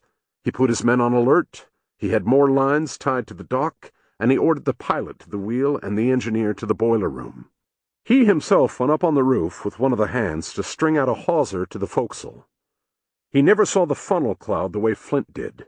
Instead, The storm came directly overhead in a titanic roar and a wave of blackness. As the steamboat roof began to break up beneath him, he jumped down the gangway to the boiler deck, and there he held on desperately to keep from being sucked into the vortex. The storm shrieked around him for barely a minute and was gone. In those few moments, the roof had been torn loose and carried away. The deckhand who had been working with him had been levitated to the forecastle and dropped uninjured. Freely climbed up to the forecastle to survey the damage. His boat had been ripped free from all its moorings and had been blown upstream, where it was drifting and pitching in the shallows. The water was still furiously choppy. The forests on the western bank had been leveled. Freely said they were transformed into mere stubble fields of splinters. Freely's boat was a dismantled and useless wreck, floating a shapeless hulk on the boiling and maddened waters. One of his crew was dead. 5 or 6 were severely injured. 5 were missing, and their bodies were never found. Meanwhile, Flint had been watching at the hotel window as the storm crossed ashore and engulfed Natchez under the hill. As the funnel approached the hotel, Flint finally broke away and went running back to the reading room to find his son James. They had no time to get out before they were hit. All the windows and doors simultaneously blew in. In the fury of the storm, everyone was bolting for the front door. The rush closed the passage, and kicking, fighting, and cursing ensued, Flint wrote. Part were trampled underfoot, and part, such as James and I, thrown over their heads. They found themselves shouldered into a narrow hallway between a bar-room and the reading room. As the building came down around them, Flint remembered, he expected the next moment to have all my maladies effectually cured. The walls and pillars closed in, the rains poured over them in torrents, and the last light vanished. Then the storm was gone. The funnel skipped up the bluff, crossed through Natchez on the hill, and raced on into the wilderness country beyond. Within a few minutes, people all over Natchez were emerging from their shelters to survey the damage. Natchez under the hill had taken a direct hit. The scene there, Captain Freely said, was of horror, devastation, ruin. A reporter for the local newspaper, the Natchez Daily Free Trader, found that on the river the ruin of dwellings, stores, steamboats, flatboats was almost entire from the Vidalia Ferry to the Mississippi Cotton Press. Above the bluff the scene was as bad or worse. In Natchez on the hill, the Free Trader reported, scarcely a house escaped damage or utter ruin. The towers of the town's 2 big churches had been toppled and the roofs caved in. The buildings in the business district had lost their roofs or had collapsed completely. The courthouse was destroyed. The Natchez Theater was a pile of debris. Most of the houses had been brought down. Particularly heartbreaking to the reporter, the beautiful and splendid villa of Andrew Brown, Esquire, at whose place the most gorgeous and splendid fete ever given in the city to the city guests from Vicksburg last year, is totally ruined. Even the office of the newspaper itself was a shambles. The reporter apologized in advance for any shortfalls in coverage over the next few days. We are all in confusion, the reporter concluded, and surrounded by the destitute and houseless, the wounded and the dying. Our beautiful city is shattered as if it had been stormed by all the cannon of Austerlitz. Our delightful china trees are all torn up. We are peeled and desolate. The headline for the story was, Dreadful Visitation of Providence. The best estimate from the rescue parties and vigilance committees was that upwards of 300 people were dead. There couldn't be an exact count because most of the casualties were voyageurs and river people who had been working their boats off the levee. Nobody had any idea how many boats there had been. Most of them had sunk or had been blown to scatterings of flotsam. The Free Trader predicted, there will be mourning all along the banks of the Wabash, the Salt River, and the Ohio. Almost unnoticeable in the long record of destruction was a report from under the hill, Work gangs of slaves lent by local plantation owners were excavating the ruins of the Steamboat Hotel. 11 bodies had been recovered so far, and a few people had been found alive, including the landlord and his wife, and also Timothy Flint, the historian and geographer, and his son from Natchitoches, Louisiana. Flint was characteristically detailed and copious about his situation.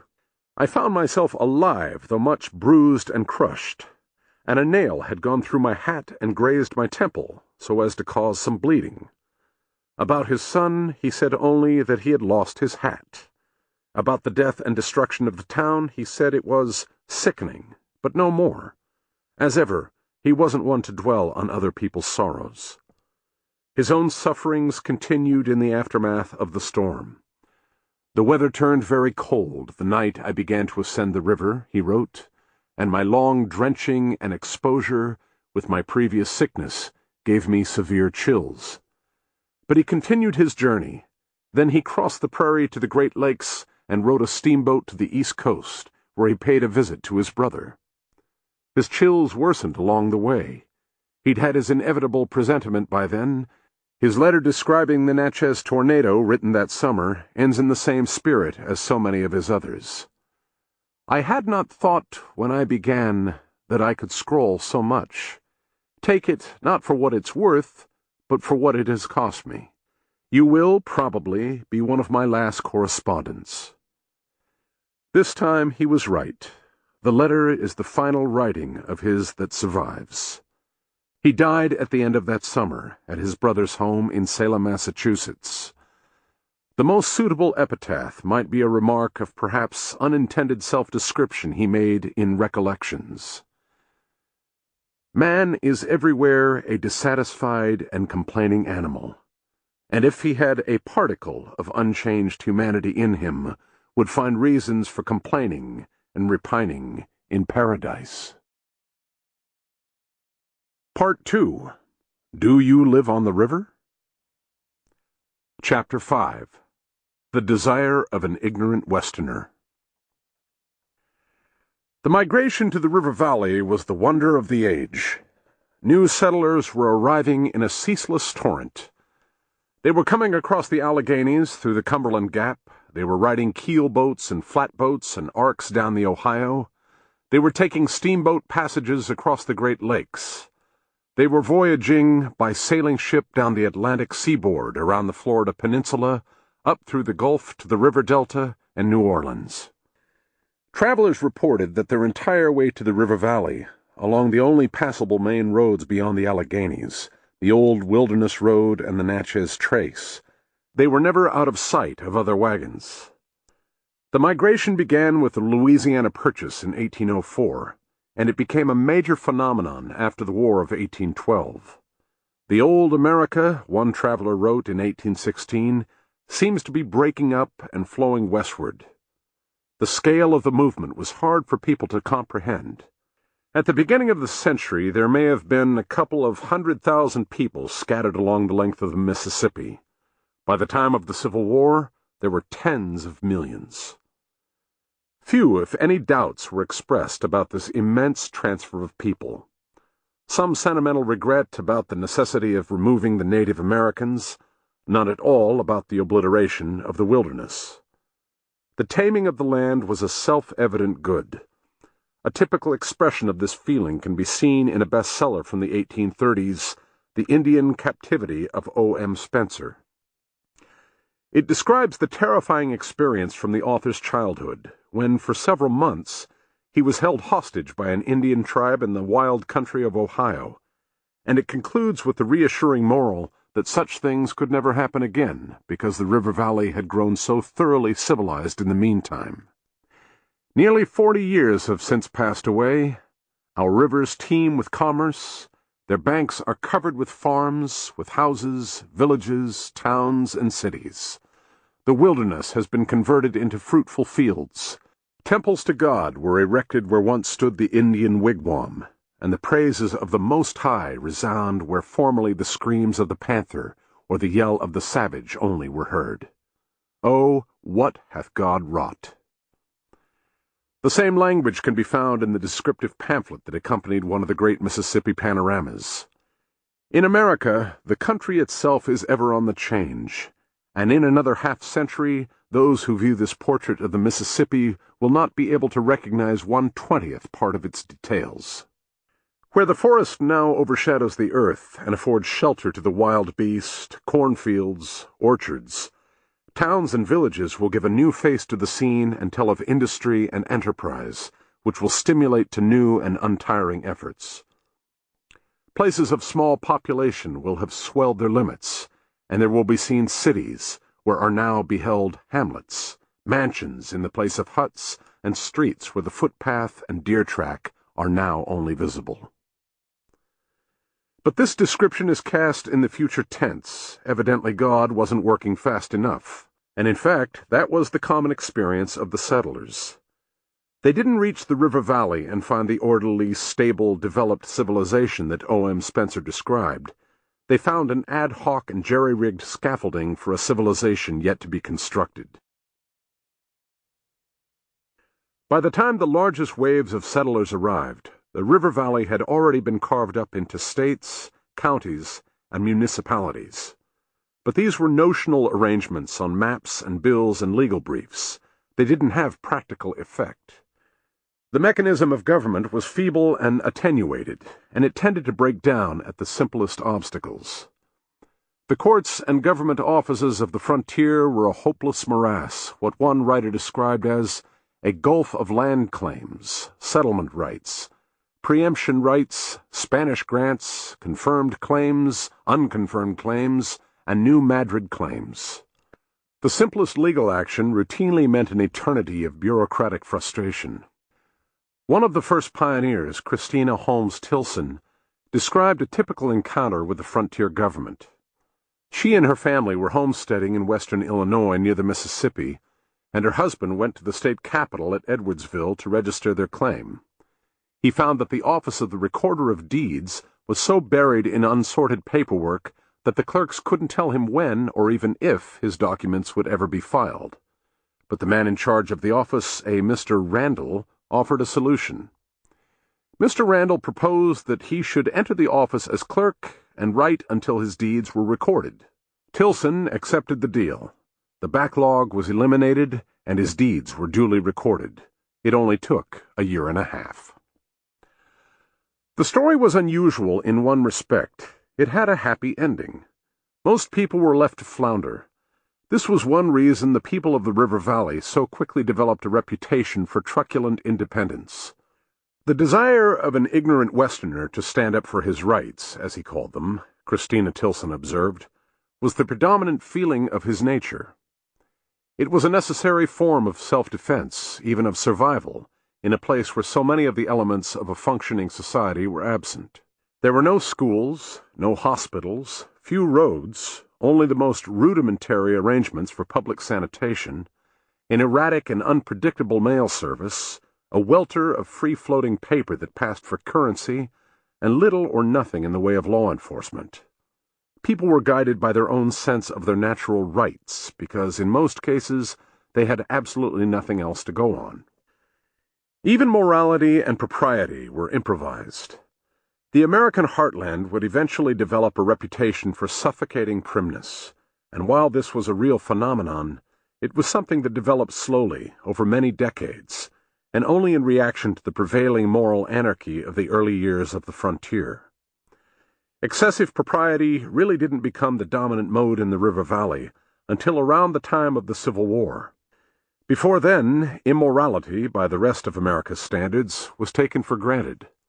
Prostitution was so common as practically to be the fundamental structural element of society. In fact, no clear line was drawn between it and marriage. In many of the logging and mining towns, the ratio of men to women was 20-1. A woman who wanted to establish her respectability and yet retain her income would arrange to marry several of her regular clients simultaneously.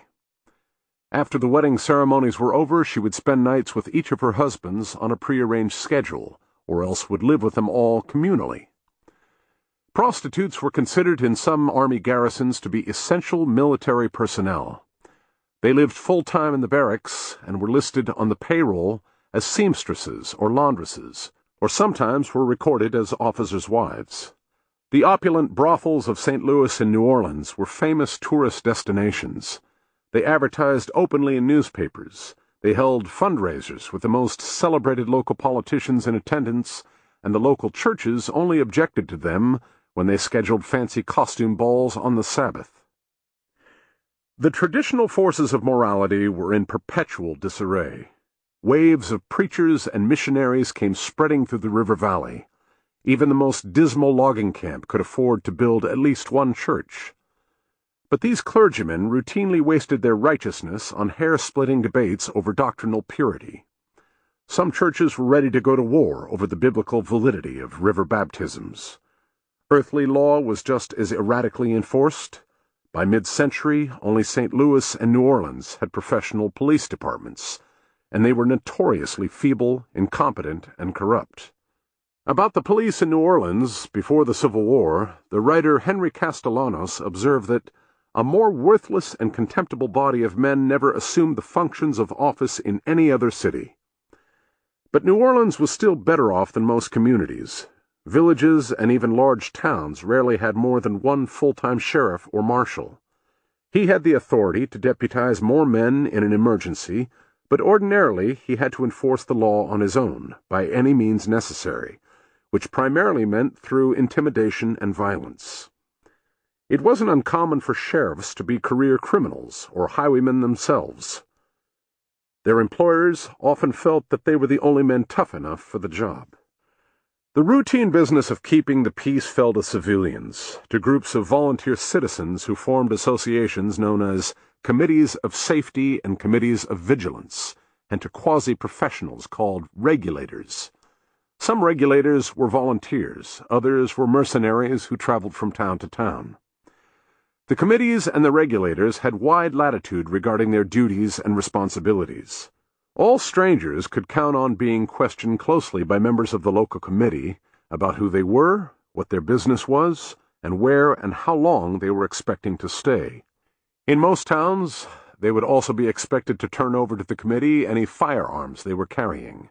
Despite the cliché of the frontier town shootout, communities did not, as a rule, permit armed strangers to wander their streets.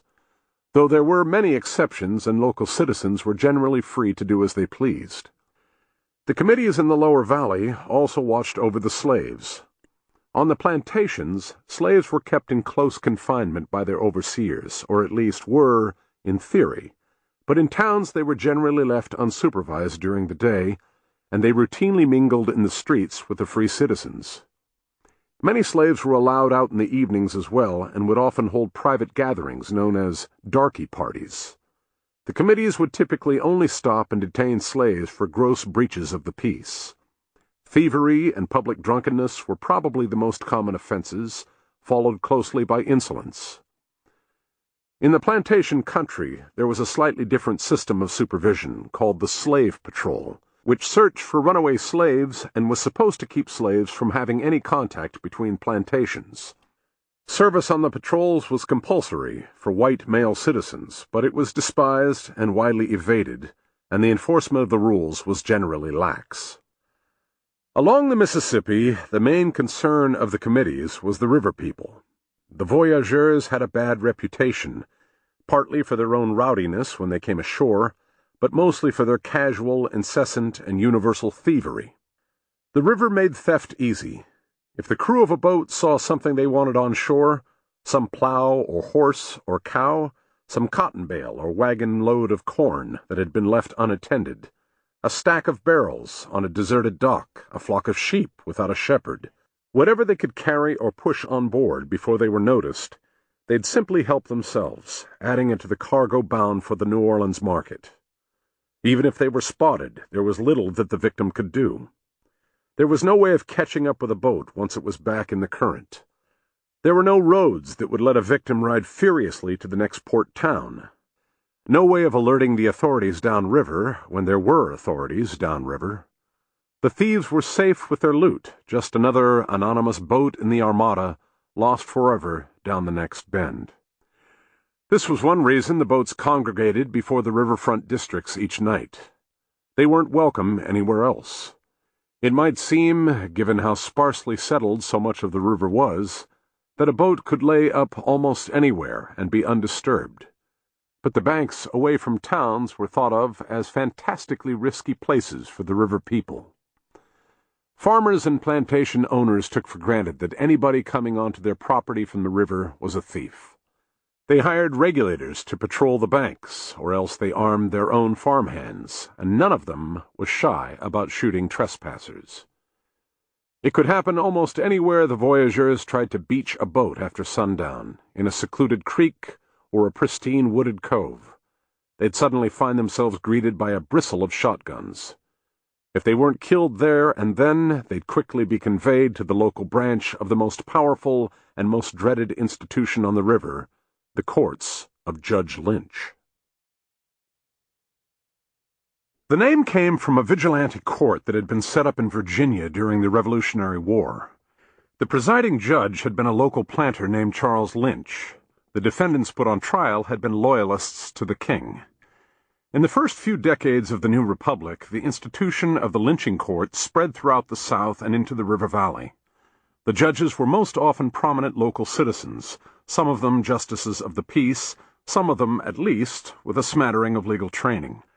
The defendants were usually people who had been put on trial already in a government court and been found innocent when everybody knew they had done it, or else had been found guilty but given too light a sentence. Nobody thought of a traditional jury verdict as the last word.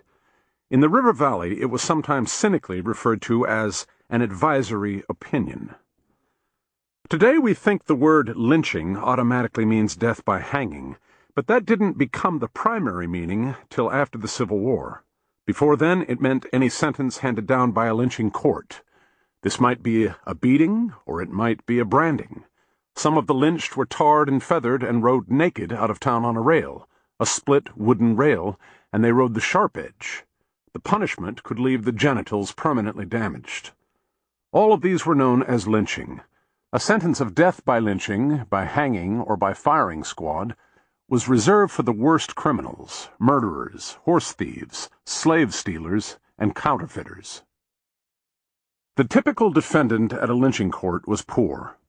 Rich people routinely bought their way out of trouble, or else they hired their own regulators and bodyguards to keep the townspeople at bay. The defendant was most often one of the river people, or a stranger in town, or somebody who was a known troublemaker, or somebody who had been seen acting in a suspicious manner, or somebody who was just generally thought of as odd.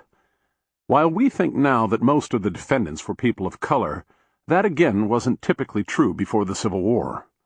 The courts in the lower valley didn't ordinarily punish slaves. Slaves detained by the regulators and the vigilance committees were turned over to their owners for punishment. This wasn't out of any concern for the slaves' rights, it was because slaves were property, and property rights were regarded as sacred. The lynching court would only intervene and punish the slave when it was suspected that the owner was going to be too lenient. This system, if it can be called a system, was known for its arbitrary and capricious results. The committees and the regulators often made a great show of legal formality in their arrests, but they weren't bound to obey any law and were answerable only to the authorities of their local town. The lynching courts weren't answerable to anybody.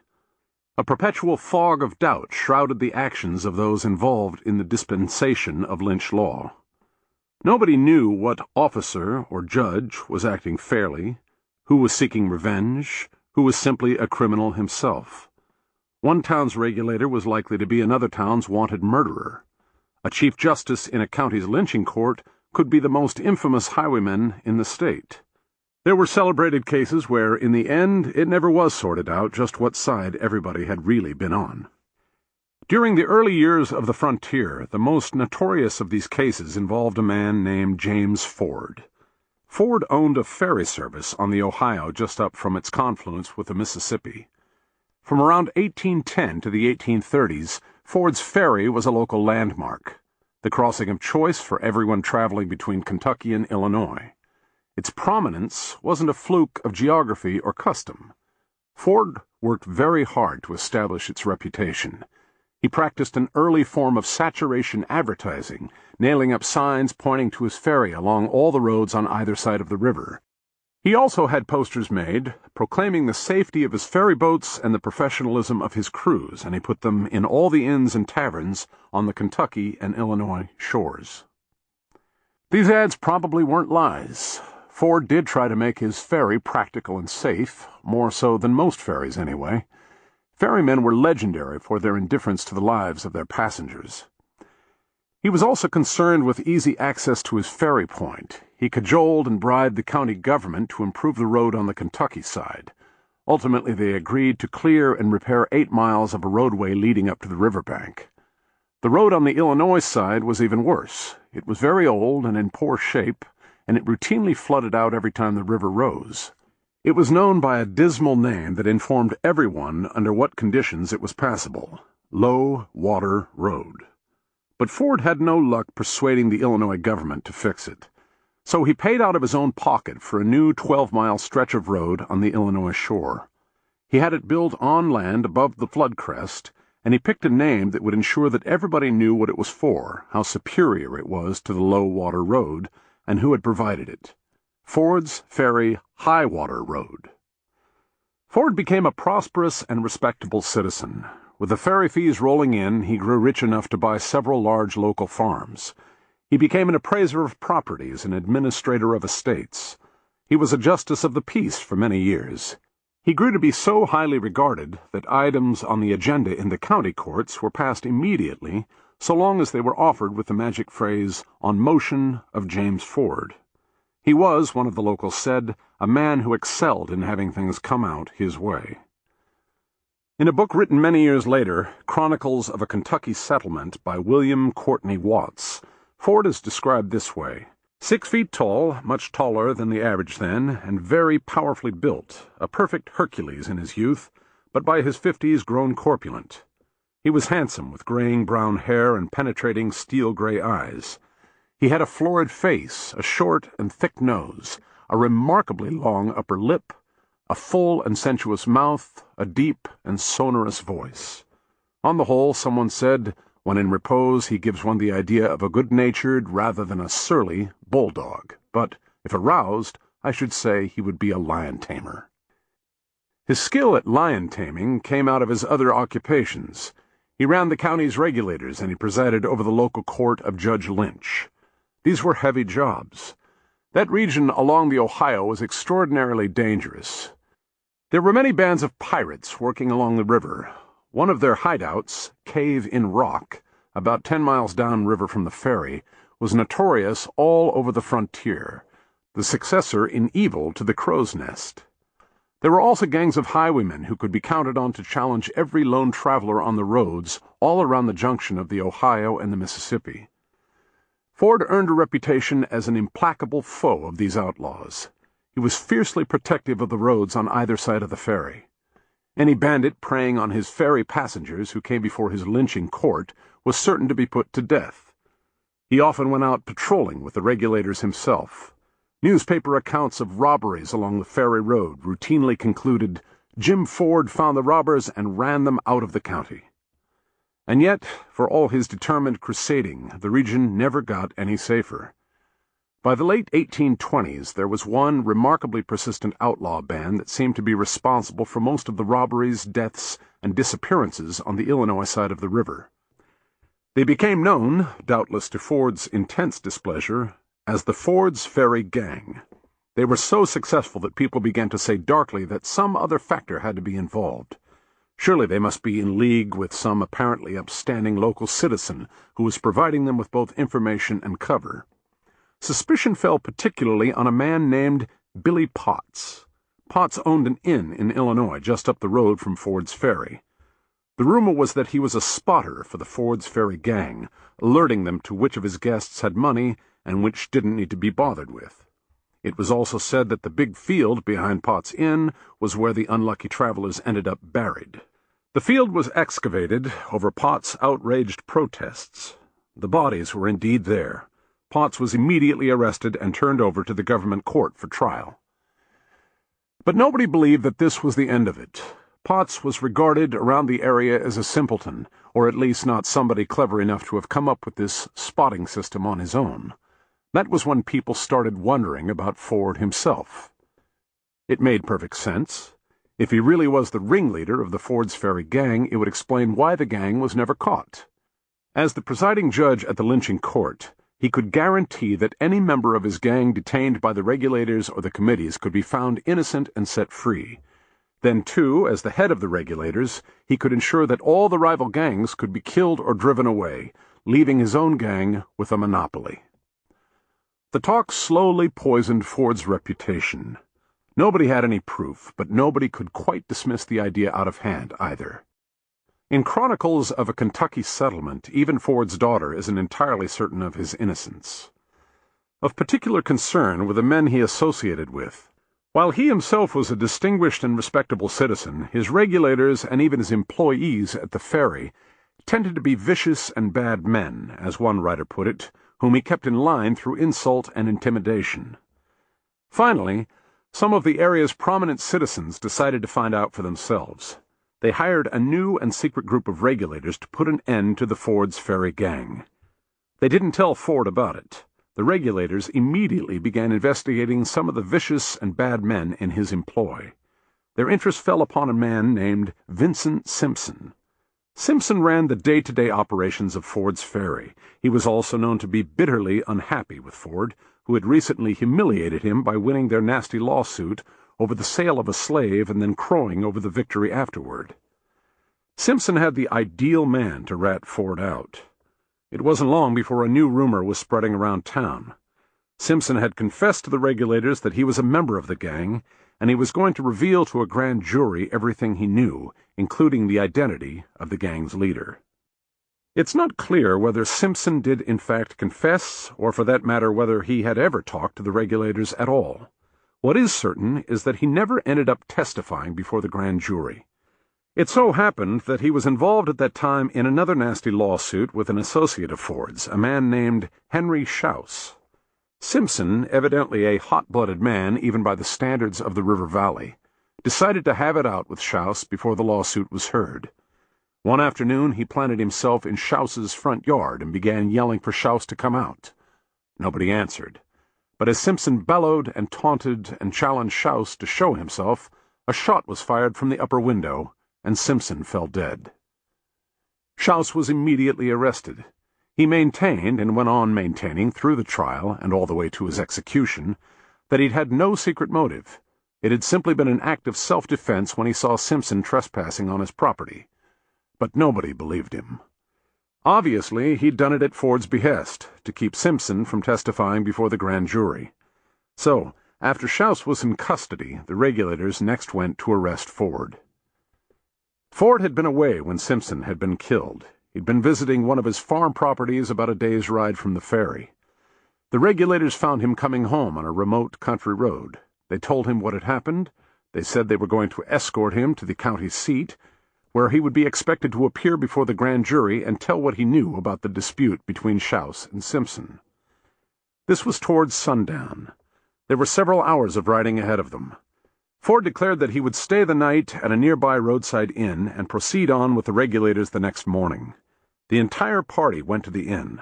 Ford took a room, while the regulators made as if to camp outside. Sometime after sunset, before Ford retired for the night, somebody asked him for a favor. In one version of the story, it was an associate who had been traveling with him back from the farm. In another, it was one of the regulators. In any case, somebody produced a letter he'd recently received and asked Ford to read it aloud. Ford was known to be one of the few literate men in the county. Ford agreed. He was sitting then in the common room of the inn. A candle was set on the dining table in front of him, and he began reading out the letter. The candle was the only light in the room. This was a moonless night. Ford's face, shining in the candlelight, was the brightest object not just in the room, but for miles around. The regulators used it as their target. They gathered outside and opened fire through the window, the doorway, and the chinks in the log walls. Ford was hit 17 times. Ford's death marked the end of the investigation into the Ford's Ferry gang.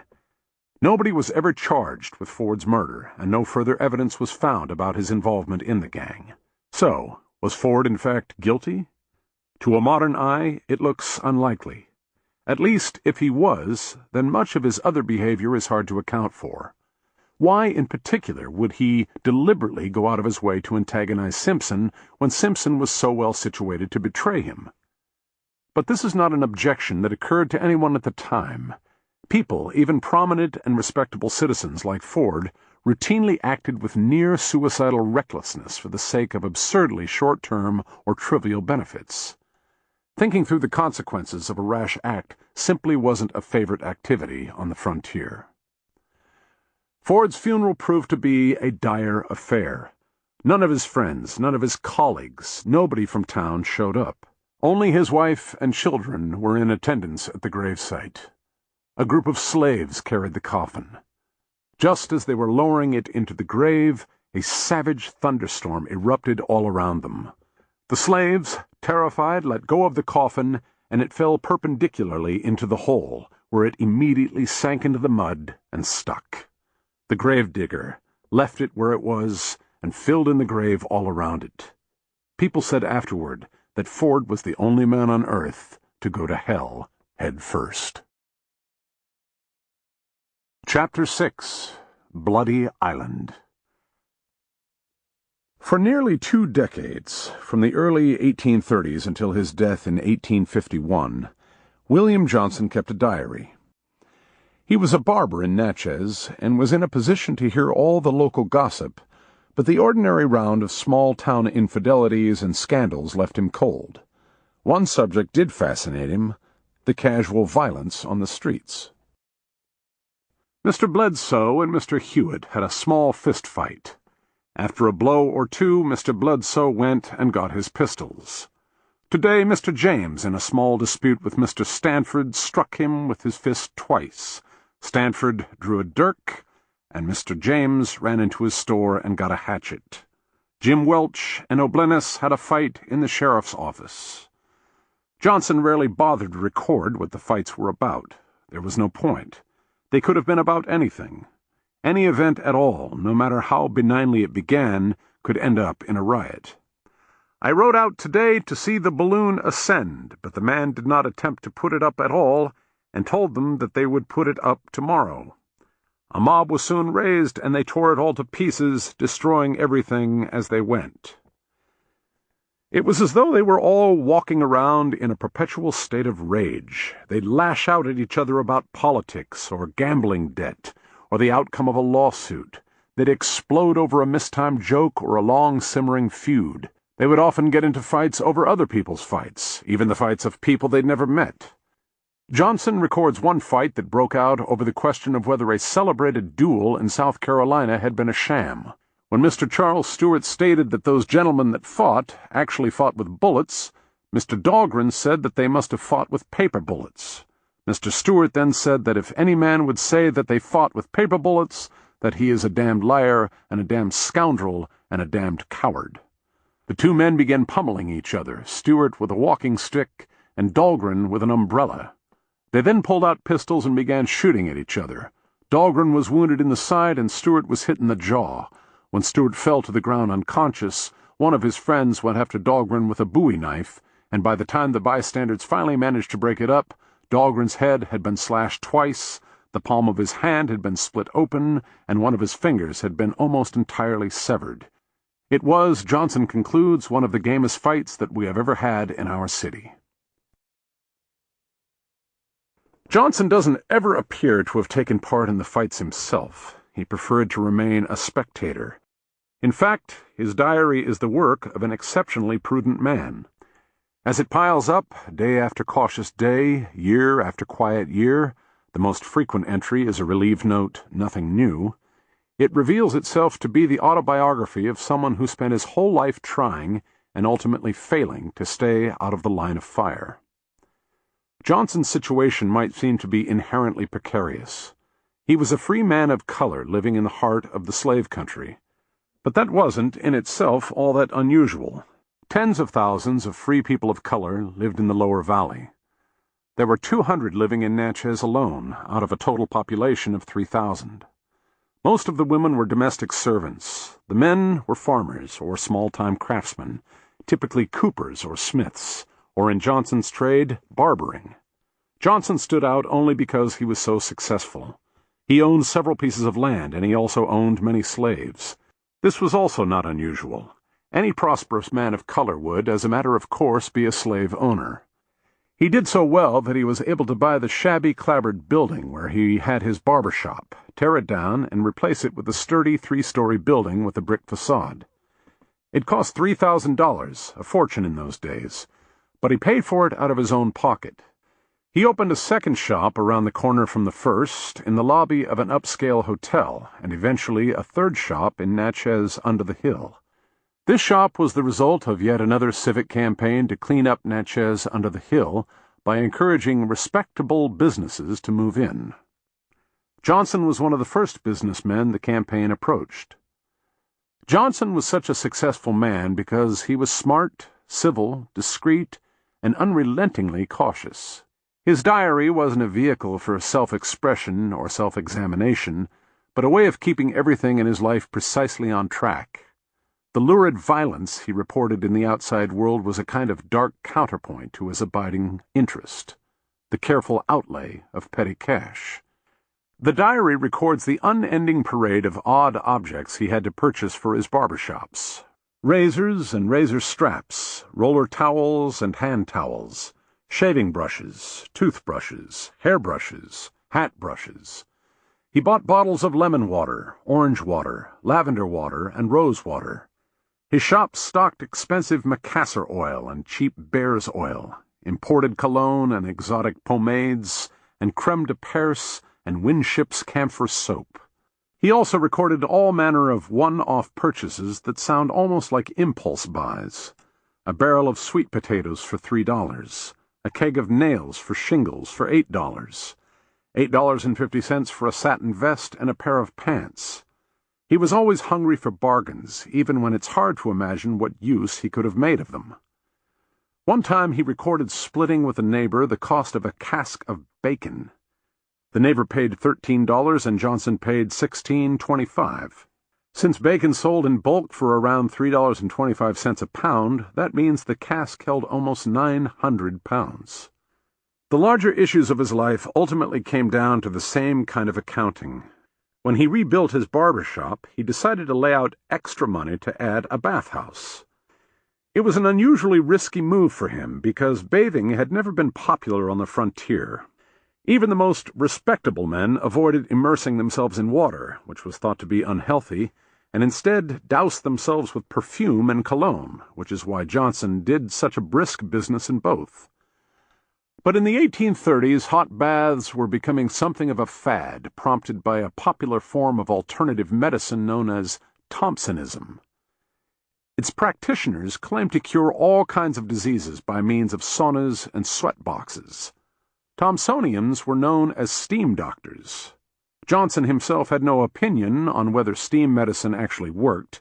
He just made a bet on its popularity, and it paid off. The bathhouse took in a small but steady stream of customers, giving Johnson a pleasant and consistent income even in hard times. That was the one self-revelation the diary discloses. Johnson was secretly a bit of a gambler. He didn't much like playing cards, and he was indifferent to roulette and other games of chance, but he did dearly love racing, horse racing in particular. He was a regular for decades at the local tracks, and he believed he knew horses well, but then he'd bet on any kind of racing. One time he bet a friend about which of 2 toy boats would get across a pond first. He was as prudent in his vices, though, as he was in his virtues. He never risked any substantial amount of money gambling, and his diary never records any disappointment or guilt when he lost, which is fortunate because he lost consistently. Johnson didn't see that or wouldn't admit to seeing that. It was the one area of his life where he deliberately avoided totaling up his outlays. Like any long-time gambler, he preferred to think of himself as a sharp operator. In the diary, he sometimes calls himself, with a kind of secret self-amused pride, the old shark. He was also a family man with a large and thriving household. His diary records the ceaseless dailiness of his doings with his wife, his children, his apprentices, his servants, and his slaves. He was a loving husband, a strict father, and a stricter employer. He was highly disapproving of his apprentices for consorting socially with his slaves. He frequently notes the occasions when one or another of the apprentices snuck off to attend a darky party, where the slaves and the free people of color would mingle. By his own telling, he wasn't a particularly kind or indulgent slave owner.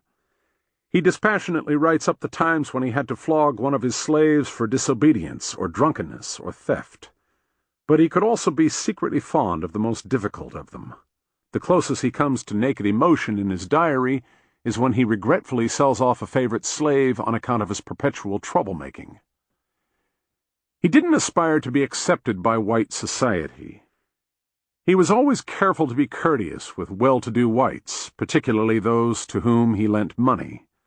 He had a brisk sideline in making small private loans at interest, and he cultivated a reputation as a trustworthy lender who'd never try to gouge a customer or violate his confidence. But none of this was to gain their friendship. It was a practical necessity. He needed to be able to call on the best people to pay back a favor by discreetly applying pressure to other debtors who'd fallen behind. Other than that, he never socialized with his customers. He certainly never recorded any feeling of envy, any resentment that he was permanently excluded from their world.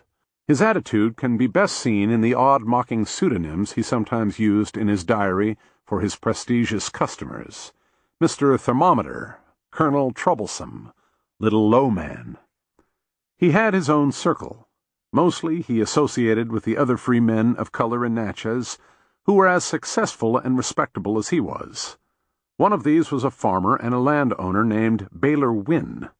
Johnson and Wynne never became close friends, but for many years they were civil enough. In 1848, they had a bet, going on the outcome of the presidential election. Johnson untypically won.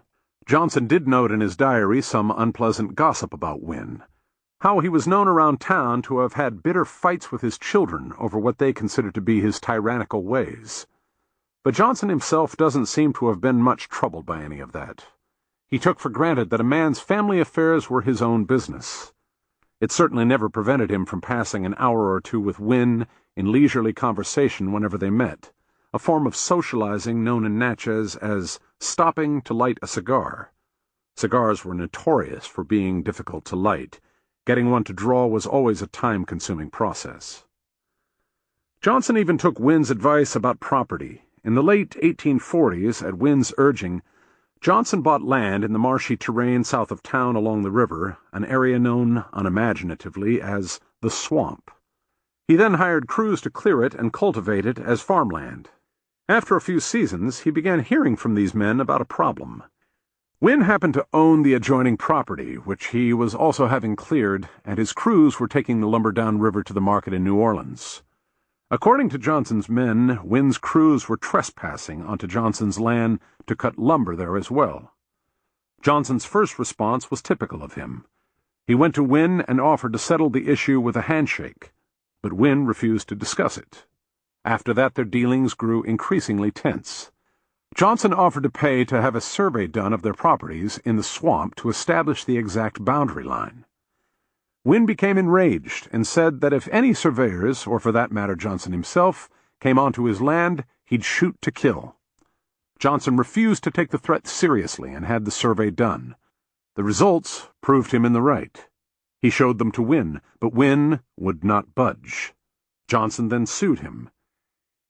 He knew that with the results of the survey in hand he was certain to win, but just before the case was heard, he made another offer to settle, on terms far less advantageous to him than what he was likely to get in court. Wynne accepted, and the case was dropped. Johnson returned to his ordinary routine. His diary entries for the next couple of weeks show nothing but the usual daily drift. The river rising tolerably fast. Mr. James Curry's son was drowned yesterday evening at the landing. He fell off a log. Business rather dull. I was up at auction today and bought a barrel, or 1/2 pipe of gin, at 30 cents per gallon. Business only so-so. I rode out today with the children and got a lot of blackberries. Business extremely dull. Business very dull indeed, but nothing like as dull as was yesterday. On June 16th, 1851, 2 days after this last entry, Johnson visited his property in the swamp. He took along one of his sons and an apprentice. On the way back, they passed a farm belonging to one of Wynn's sons. Johnson decided to stop off to light a cigar. The conversation was perfectly amicable. Johnson's son and his apprentice later remembered seeing Wynn there, but as far as they could recall, he and Johnson didn't speak. Johnson's party rode back toward Natchez. As they neared the outskirts of the swamp, they were surprised to see that Wynn was following them. They slowed down to wait for him. Instead, he left the road and began paralleling them through the heavy underbrush. They still weren't alarmed. They went on down the road for a few hundred more yards. Then Wynn began shooting. Johnson's apprentice was hit in the shoulder. Johnson himself was wounded in the stomach. Wynn rode off. Johnson was brought back into Natchez. He was still conscious, and as he weakened, he described the attack to his family and to the sheriff. He died later that night. Wynn was immediately arrested. He would give no explanation for his actions. People who knew him, though, did report that he had been complaining constantly about Johnson. Even with the settlement of the lawsuit, he supposedly said that he didn't think the troubles between them would ever come to an end. But at his trial, he said nothing about any of this. Instead, he stymied the prosecution with a surprise legal maneuver. According to Mississippi law, people with Negro blood weren't allowed to be called as witnesses except against defendants who also had Negro blood. Wynn claimed that, even though he was a man of color, he had no Negro blood. He was part white and part Seminole Indian. If this claim was upheld, the case could not proceed. The only witnesses to what had happened were Johnson's son and his apprentice. Without them, there would be nobody to testify. The jury deliberated the claim for a day and a half. In the end, they were deadlocked. The judge declared a mistrial. Johnson's murder had been met with an upwelling of genuine shock and anger among the white people of the town. Johnson was an excellent and most inoffensive man, wrote a reporter in the Natchez Courier, holding a respected position on account of his character, intelligence, and deportment. It might be thought, then, that such a manifest injustice as the mistrial would lead to action by the local court of Judge Lynch. But the whites were prepared to go only so far in avenging a man of color. In this case, they let the legal system take its course. Wynn was duly retried. He raised the same defense. He could show that he had voted in at least one election and had once served on a jury at the trial of a white defendant. The result was another hung jury. At the next trial, the venue was changed. Johnson's family paid for an investigation in Wynn's home state of Florida, where they found that there he had been legally classified as a mulatto, which meant that Johnson's son and his apprentice could indeed testify against him. But the judge in the new venue would not allow this evidence to come in. The witnesses were barred from testifying. The trial then proceeded to a verdict. Wynn was found not guilty of murder. After 2 years in jail, he was a free man. In the diary, the highest term of praise Johnson had for any man, black or white, was that he was a gentleman. He never defined what that meant, but then he didn't need to. Everybody in the River Valley knew what a gentleman was, even if they couldn't have explained how he got that way. It was breeding, it was dress, it was manners, but more than any of that, it was honor. A gentleman was concerned about his honor just as an ordinary man was obsessed with his rights. This provided people with a handy rule of thumb. Where an ordinary man might commit manslaughter, a gentleman would fight a duel. The duel was the defining trademark of the aristocrat in the lower valley and throughout the South. Every gentleman was expected to know the code duello, as it was called, an elaborately ritualized etiquette of single combat, adopted from the old European aristocracy that laid out what was and wasn't a dueling offense, how challenges were to be offered and accepted, how the duel was supposed to be conducted, and when to shoot to kill. The core of the code was its uncompromising rigor. Gentlemen were expected to fight duels over any affront to their personal honor, no matter how slight or absurd it might seem to an outsider. A misunderstood word, a political dispute that turned personal, an invitation to a dance that went awry. These were all legitimate occasions for a duel. The code, if followed scrupulously, would have led any gentleman to fight duels on an almost daily basis. In fact, full-blown duels with real bloodshed seem to have been relatively rare. Going by Johnson's diary, and this was the sort of thing he was sure to note down, Natchez saw, on average, only one formal dueling challenge a year, and almost all of these were settled without violence. When a duel was carried out to the point of actual combat, it became the subject of universal fascination. One of the most famous duels fought in the River Valley took place in St. Louis in 1831. The participants were both prominent Missouri gentlemen. Major Thomas Biddle was a distinguished veteran of the War of 1812, a quartermaster at the local army garrison, and a member of one of St. Louis's most aristocratic families. The Honorable Spencer Pettus was a well-regarded local politician who had been Missouri's Secretary of State and was currently Missouri's only representative in the United States Congress. The cause of their dispute was both personal and political. It centered on the Bank of the United States, an institution that seems, during the few decades of its existence, to have been the occasion for near-constant quarreling all over the country. In this case, Pettus was running for re-election and made the corruption and incompetence of the bank into a major campaign issue. Thomas Biddle's brother Nicholas happened to be the president of the bank's Missouri branch. Thomas regarded all attacks on the bank as attacks on Nicholas, and therefore as affronts to the family honor. After Pettus attacked the bank in a speech, Thomas Biddle published a rebuttal in one of St. Louis's newspapers, in the course of which he referred to Pettus as a dish of skimmed milk. Pettus replied with a letter impugning Thomas Biddle's manhood. Biddle responded by breaking into Pettus's room at the St. Louis Hotel early one morning while Pettus was still asleep and beating him with a rawhide whip. Pettus later claimed to have been too groggy to defend himself because he'd been tormented all night by a swarm of mosquitoes in his room. Pettus then challenged Biddle to a duel. The whole city was caught up in the drama. Both parties agreed to postpone the duel for a few weeks, until after the congressional election. This gave time for the suspense to build. On the appointed morning, thousands of people gathered at the levee to watch Pettus and Biddle and their seconds depart for the dueling ground. The crowds lined the streets. They shouldered each other aside in the downtown windows. They perched on the rooftops. There were cheers when the boat bearing the duelists pushed off into the river. The boat's destination was a wooded islet in the Mississippi just off St. Louis. This was where Missouri gentlemen habitually fought their duels. The islet offered privacy. Duels, after all, were supposed to be discreet affairs handled among gentlemen, not vulgar public spectacles. It also offered, or at least believed to offer, a certain amount of legal cover. Although dueling was rarely prosecuted, it was illegal according to both Missouri and Illinois law, and since the islet was in the river between the two states, it might, technically, be considered outside the jurisdiction of either. So many duels had been fought there that it had come to be known as Bloody Island. When Pettus and Biddle reached Bloody Island, they took their places in a clear glade screened from the shore by a stand of trees. This was the traditional dueling ground. In fact, everything up until then had been traditional. They had both been punctiliously following the Code Duello. The issuing and acceptance of the challenge had been orthodox. The terms of their encounter had also been set out and agreed to in formally correct terms, an exchange of pistol fire at a specified distance.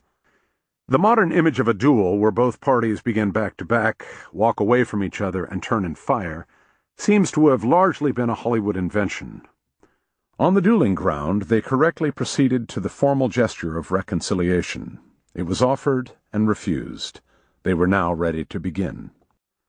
This was the point at which the duel revealed its unusual nature, the little detail that guaranteed it would become famous. In the course of accepting the challenge, Biddle had insisted that they fight not at 10 or 20 paces, as was generally accepted as appropriate, but at 5 paces. He claimed that it was necessary because of his poor eyesight. That was probably a lie. He was a frequent and expert duelist, and nobody had ever noticed anything wrong with his eyes. It's more likely that he was trying to set a preposterous condition on the duel so as to panic Pettus into chickening out. But if it was a bluff, It didn't work. Pettis had accepted the terms. This meant that when the two men raised their pistols to fire, the barrels were close enough to touch. In the European tradition, there had always been a certain tacit understanding that the duelists didn't actually have to try to kill each other. The point was simply to demonstrate that a gentleman had the courage to die for his honor, if he had to. Once this was established, the offending party could apologize and the offended party could accept, without either one looking like a coward. The gentlemen of the river valley scorned all this as craven. If two gentlemen were going to fight a duel at all, they were going to do it for real. So nobody had tried to dissuade Biddle and Pettis from carrying out their absurd duel, even though the terms amounted to mutual suicide. Their seconds had, in fact, discreetly approached another gentleman, the most famous gentleman in the territory, Senator Thomas Hart Benton, great-uncle of the painter, the only man who could have forced the two to call it off or at least modify its terms through the sheer authority of his prestige. But Benton wholeheartedly approved. He is reported to have said, "There will be no child's play in the meeting." So the two men faced each other. There was the count of 3, and they fired simultaneously. As Pettis fired, he ducked into a crouch. Possibly he was panicking in the end, or else he might have come up with this maneuver as a clever last-ditch gimmick to keep himself from being killed. In any case, it was useless. He was shot in the chest, and the shot passed clear through his body. Meanwhile, his shot struck Biddle in the stomach. Before they were carried away from the dueling ground, each man forgave the other. That was also traditional. Not only did it reassert their honor, but it also served as an additional hedge in case either man survived to be charged with murder. But the precaution turned out to be unnecessary. They barely lingered on for a few days. Each died in horrible agony. Their friends all came by to console and praise them. Pettis was particularly concerned that his last-second crouch would be considered cowardly. He was comforted when everyone assured him that his honor was intact. Senator Benton said they were the bravest of the brave. Newspapers eulogized their willingness to put death before dishonor. Pettis's funeral was later said to have drawn the largest crowd in St. Louis history. Dueling wasn't something that happened only between enemies. Anywhere in the valley, it was seen as perfectly appropriate between close friends. This is the way it played out in the life of the famous Mississippi attorney and politician Henry Stewart Foote. One of his lifelong friends was a fellow attorney, the celebrated prosecutor S.S. Prentice. They were, Foote writes, friendly rivals in court and good companions in their off hours for decades, except, of course, for those times when they tried to kill each other. Their duels arose because of their professional competitiveness. Both men were lawyers of the classic school. That is, they were known as much for their showmanship as for their jurisprudence. The gallery of the courtroom in Vicksburg was always packed when they gave their closing arguments. With good reason. This was, after all, an age where public speakers of all sorts, preachers, attorneys, politicians, medicine men, were expected to offer as many rhetorical thrills as a Shakespearean actor. Foote and Prentice always delivered. One time it got out of hand. They found themselves on opposite sides in a murder trial. During the trial, there was a moment where Foote thought Prentice had impugned him unnecessarily. In his memoirs, Foote doesn't spell out exactly what Prentice said. Evidently it was some needling personal witticism made during an exchange of objections. Foote did say that he felt the insult had been sufficiently retaliated by me at the time, but when he thought it over later, the feeling of sufficiency wore off. After the trial ended, he challenged Prentice to a duel. It was a mistake, he admitted in his memoirs. Prentice was a much better shot than he was. They fought with pistols at dawn in a meadow outside of Vicksburg. Foote shot to kill, but he missed. Prentice's shot left Foote badly wounded in the shoulder. Foote, as the aggrieved party, declared that his honor was now satisfied. Even before they'd left the dueling ground to find a doctor, they had followed the code and made up their quarrel. They swore to each other that they were friends again for life. A few weeks later, their reconciliation came undone. According to Foote, he had heard that Prentice's friends were passing around some kind of nasty gossip about the duel. He doesn't say what the gossip was exactly, only that they spoke disparagingly of my conduct on the occasion. Foote was enraged and wrote Prentice a stiff note, demanding whether he had given his sanction to this act of injustice. Prentice immediately wrote back to say that he hadn't. Probably this should have satisfied Foote, but he was so rankled by the perceived slight to his reputation that he published the 2 letters. Prentice then publicly claimed to have been insulted by the whole exchange. He placed such an interpretation upon my letter to him as gave him much offense, Foote recalled. He proposed reopening the fight, which we did on exceedingly desperate terms. It sounds like some sort of schoolyard squabble, not the behavior of 2 of the most respected attorneys in the Mississippi Valley, and yet they were now bound by honor to return to their dueling ground. In the second duel, Foote missed again. Prentice shot him in the hip. The wound was so bad that Foote almost died. He took months to recuperate. He was still on crutches when he came into the courtroom for the first time afterward to contend with Prentice again. They met over the case of one of the most notorious thieves and murderers in the River Valley. Prentice was prosecuting. Foote was defending pro bono. He may have volunteered just to spite Prentice. The defendant was a man named Alonzo Phelps. Phelps was a mysterious and sinister figure, a highwayman who had long been haunting the wilderness along the river north of Vicksburg. This was inaccessible country, a region of steep, lushly overgrown hills and countless winding ravines. Even locals got lost in it. Despite frequent manhunts by large groups of regulators, Phelps had remained hidden in its depths for more than a decade. It was said that he never set foot in a human habitation and lived off squirrels and other small animals caught and eaten raw, because a campfire would have given away his position. Phelps was a rare sort of highwayman. He almost always let his victims go alive. He reserved his murderous rage for the vigilance committees and the regulators. He was supposed to have killed 8 regulators who tried to bring him in. He was also notorious for his stream of abusive and threatening letters to members of the local vigilance committees, demanding that they leave him alone. No one knew how the letters were sent. They would simply show up in mailboxes out of thin air.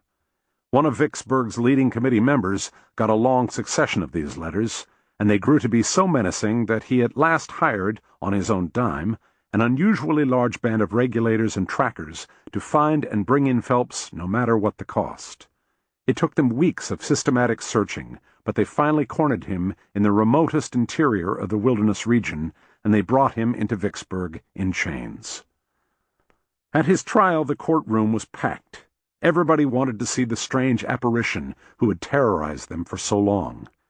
Seated in the courtroom under armed guard, Phelps proved to be tall, handsome, tanned, and muscular, but he had peculiar, snake-curling, blood-red hair and a perpetually ferocious expression. Foote found him a brilliant man, a ripe and accurate scholar, well-versed in classical literature, which he read in the original. When taken prisoner, Foote wrote, a few weeks subsequent to the perpetration of his last murder, he had, as I personally know, a much-worn pocket copy of Horace in his possession. Prentice presented an ironclad case at the trial.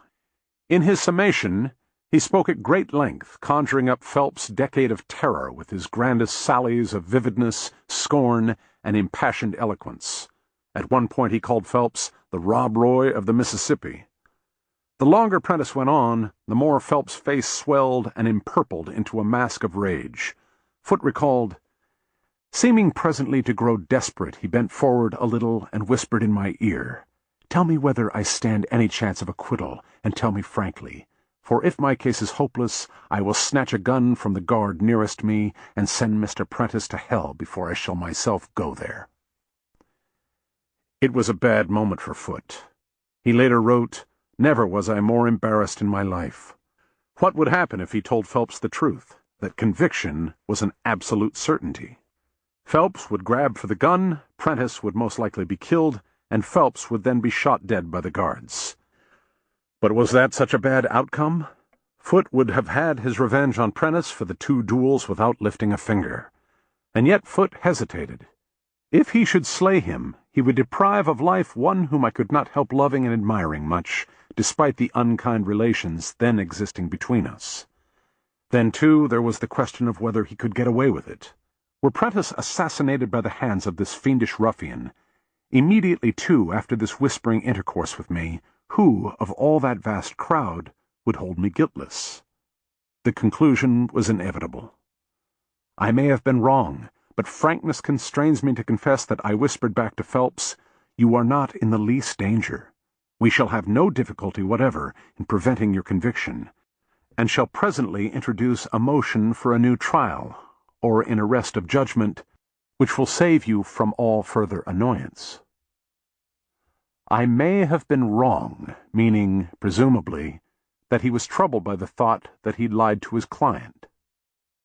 Or else he meant that he still regretted not telling Phelps to go ahead and damn the consequences. In any case, Phelps acquiesced and did nothing.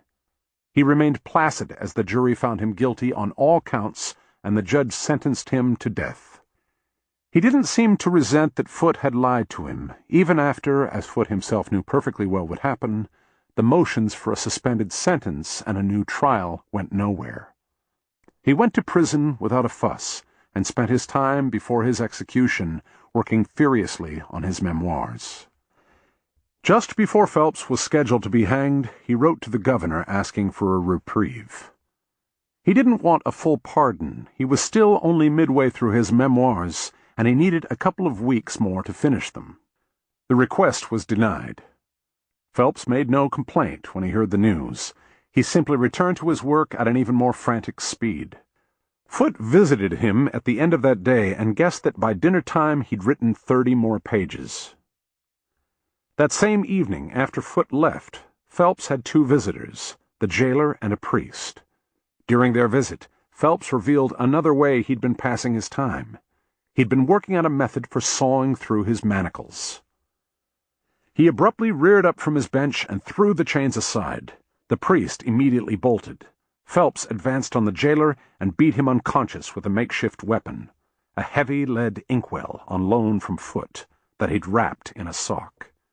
Then he armed himself with the jailer's knife and pistol. He picked up the jailer's unconscious body, held the knife to his throat, and started dragging him toward the prison gate.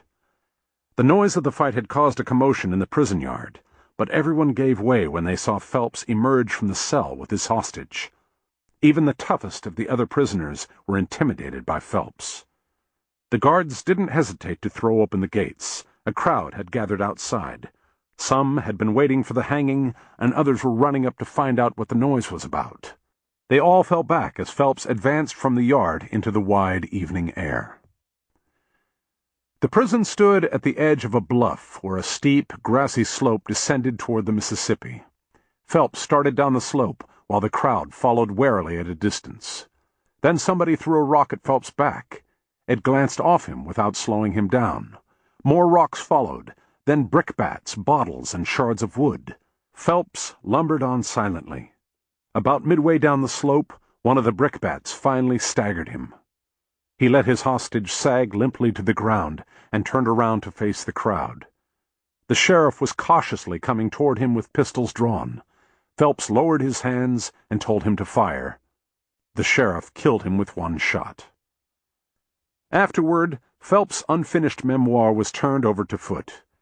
It contained confessions to several murders Phelps hadn't yet been suspected of committing, as well as an elaborate defense of his criminal career.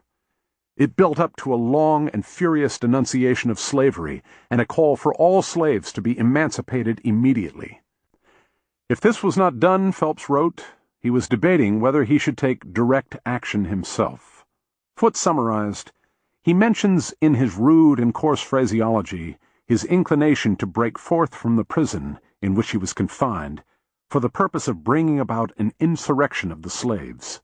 He discusses the expedience of the measure very freely, but finally relinquishes the project from considerations of humanity. Phelps' manuscript was never published. In Foote's own memoirs written after the Civil War, he was vague about what happened to it. At one point he claims he no longer had it because he did send it out for publication, but this may be his memory failing him, because there's no record now of such a book existing. Another passage implies that he destroyed it. This is more likely. Not only was Phelps' memoir unpublishable, publicly advocating abolition was a felony in Mississippi. But if Foote had been found in possession of such an incendiary manuscript, it's likely he himself would have gone to prison. The Phelps incident did have one positive consequence for Foote.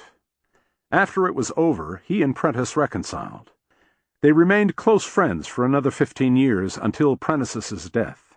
They never fought another duel, at least not with each other. Prentice had a long career as a prosecutor. Foote went into politics. He became governor of Mississippi and a U.S. senator. He was one of the authors of the Compromise of 1850, legislating the spread of slavery into the new states of the Union, which was sometimes said to have staved off for a decade the outbreak of the Civil War.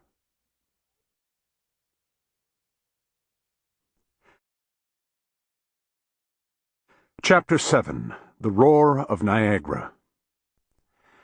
The most celebrated phrase to describe the typical riverman was half horse, half alligator.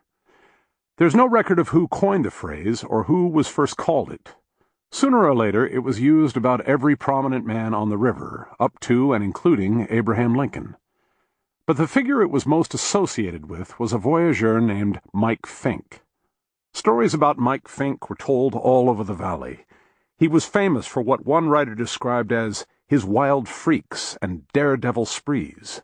He wore, as one story in frontier dialect put it, a hella ferocious fellow and made an awful fine shot. There aren't a man from Pittsburgh to New Orleans but what's heard of Mike Fink, and there ain't a boatman on the river to this day but what strives to imitate him. The Mike Fink stories were a kind of primordial example of literary realism. At least, they weren't set in the absurdist universe where most tall tales unfold. They took place in what was recognizably the real Mississippi River Valley, the world of keelboats and flatboats, of frontiersmen and Native Americans, of bluffs and points and chutes and levees. The only fantastic element in them was Fink himself. In the archetypical Fink story, he was floating down the Mississippi in a keelboat when he picked up his rifle for no reason at all and shot at somebody on shore. His target might be an Indian brave on a hilltop or a slave boy carrying a bucket along a plantation road. In an instant, the victim would have his earlobe sliced off by the bullet or a spur on his heel blasted away with surgical precision. Fink's boat glided on.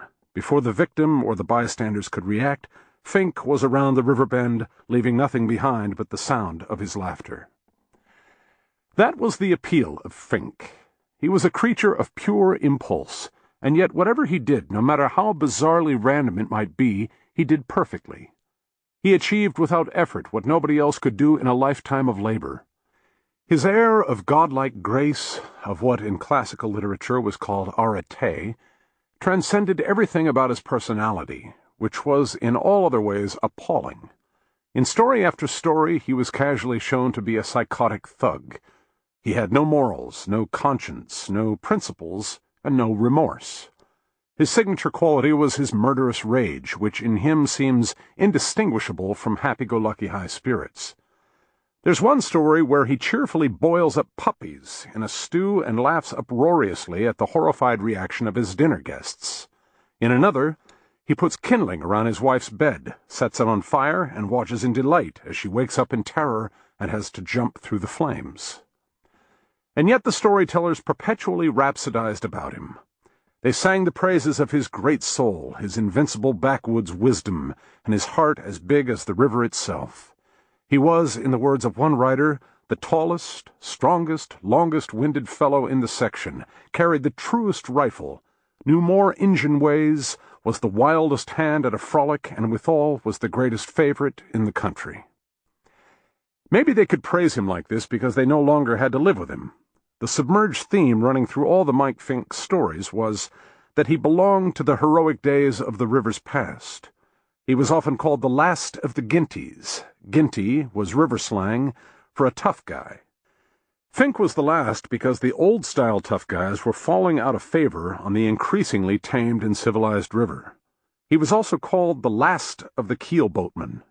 The keelboats were vanishing from the river as the century went on, or else he was simply the last of the boatmen, because the voyageurs had the feeling that their livelihood was rapidly becoming obsolete. There is even a Fink story about what was happening to the old river culture. It describes Fink's first sight of a steamboat. As he saw it go cruising serenely up the river during a flood, he thought it must be Noah's Ark. The white puffballs furiously billowing from the smokestacks, he decided, were the breath of all the animals inside. Fink wasn't given to reflection. Any thoughts he had about this vision he kept to himself. But the point of the story would not have been lost on the rivermen in the audience. The increasing dominance of the steamboat on the river meant the end of their way of life. If the steamboat was Noah's Ark, after all, then Fink must have been left behind, part of the world that was drowning. Fink himself seems ultimately to have gotten the message.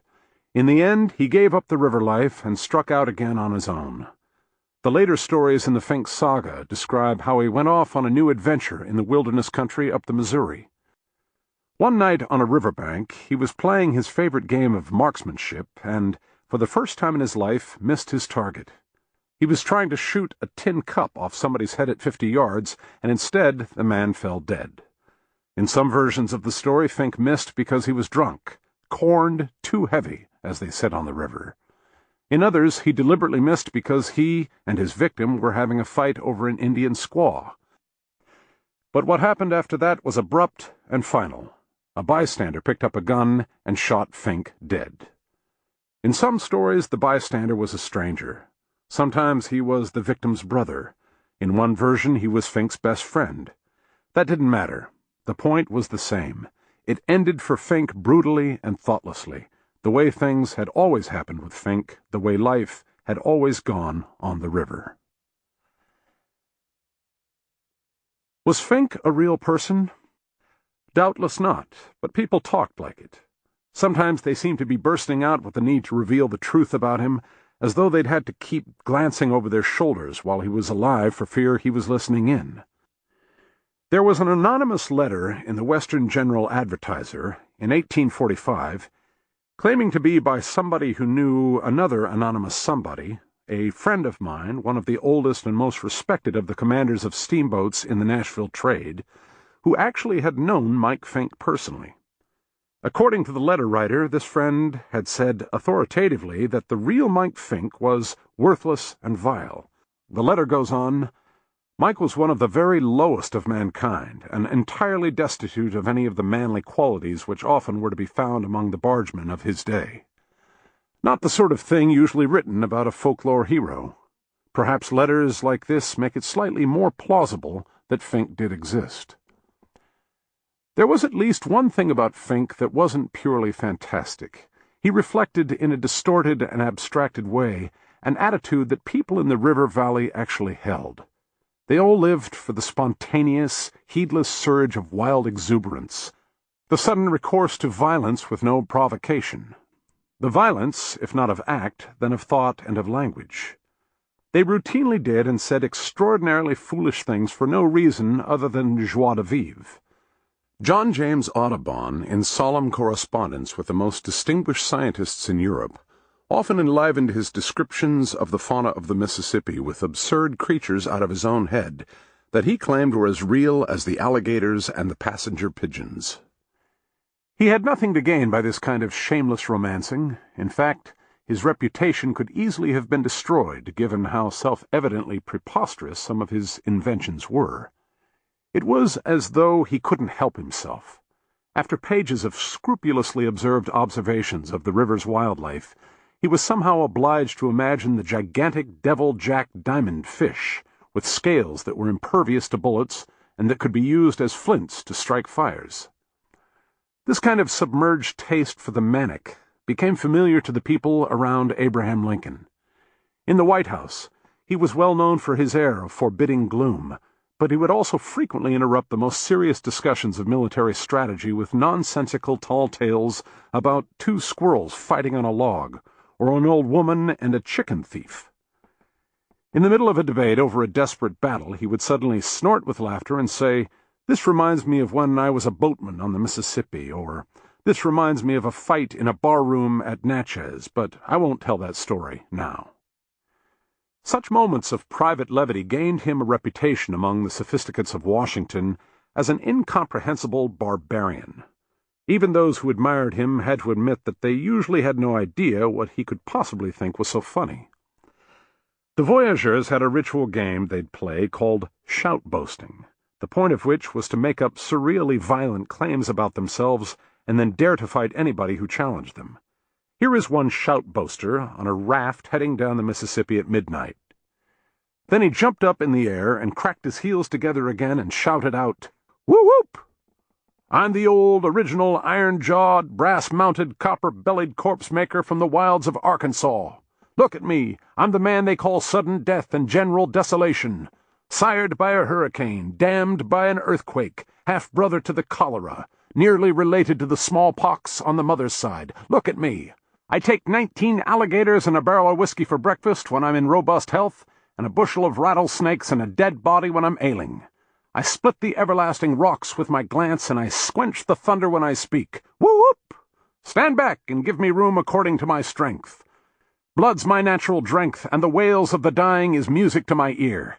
Cast your eye on me, gentlemen, and lay low and hold your breath, for I am about to turn myself loose." All the time he was getting this off, he was shaking his head and looking fierce and kind of swelling around in a little circle, tucking up his wristbands, and now and then straightening up and beating his breast with his fists, saying, "Look at me, gentlemen!"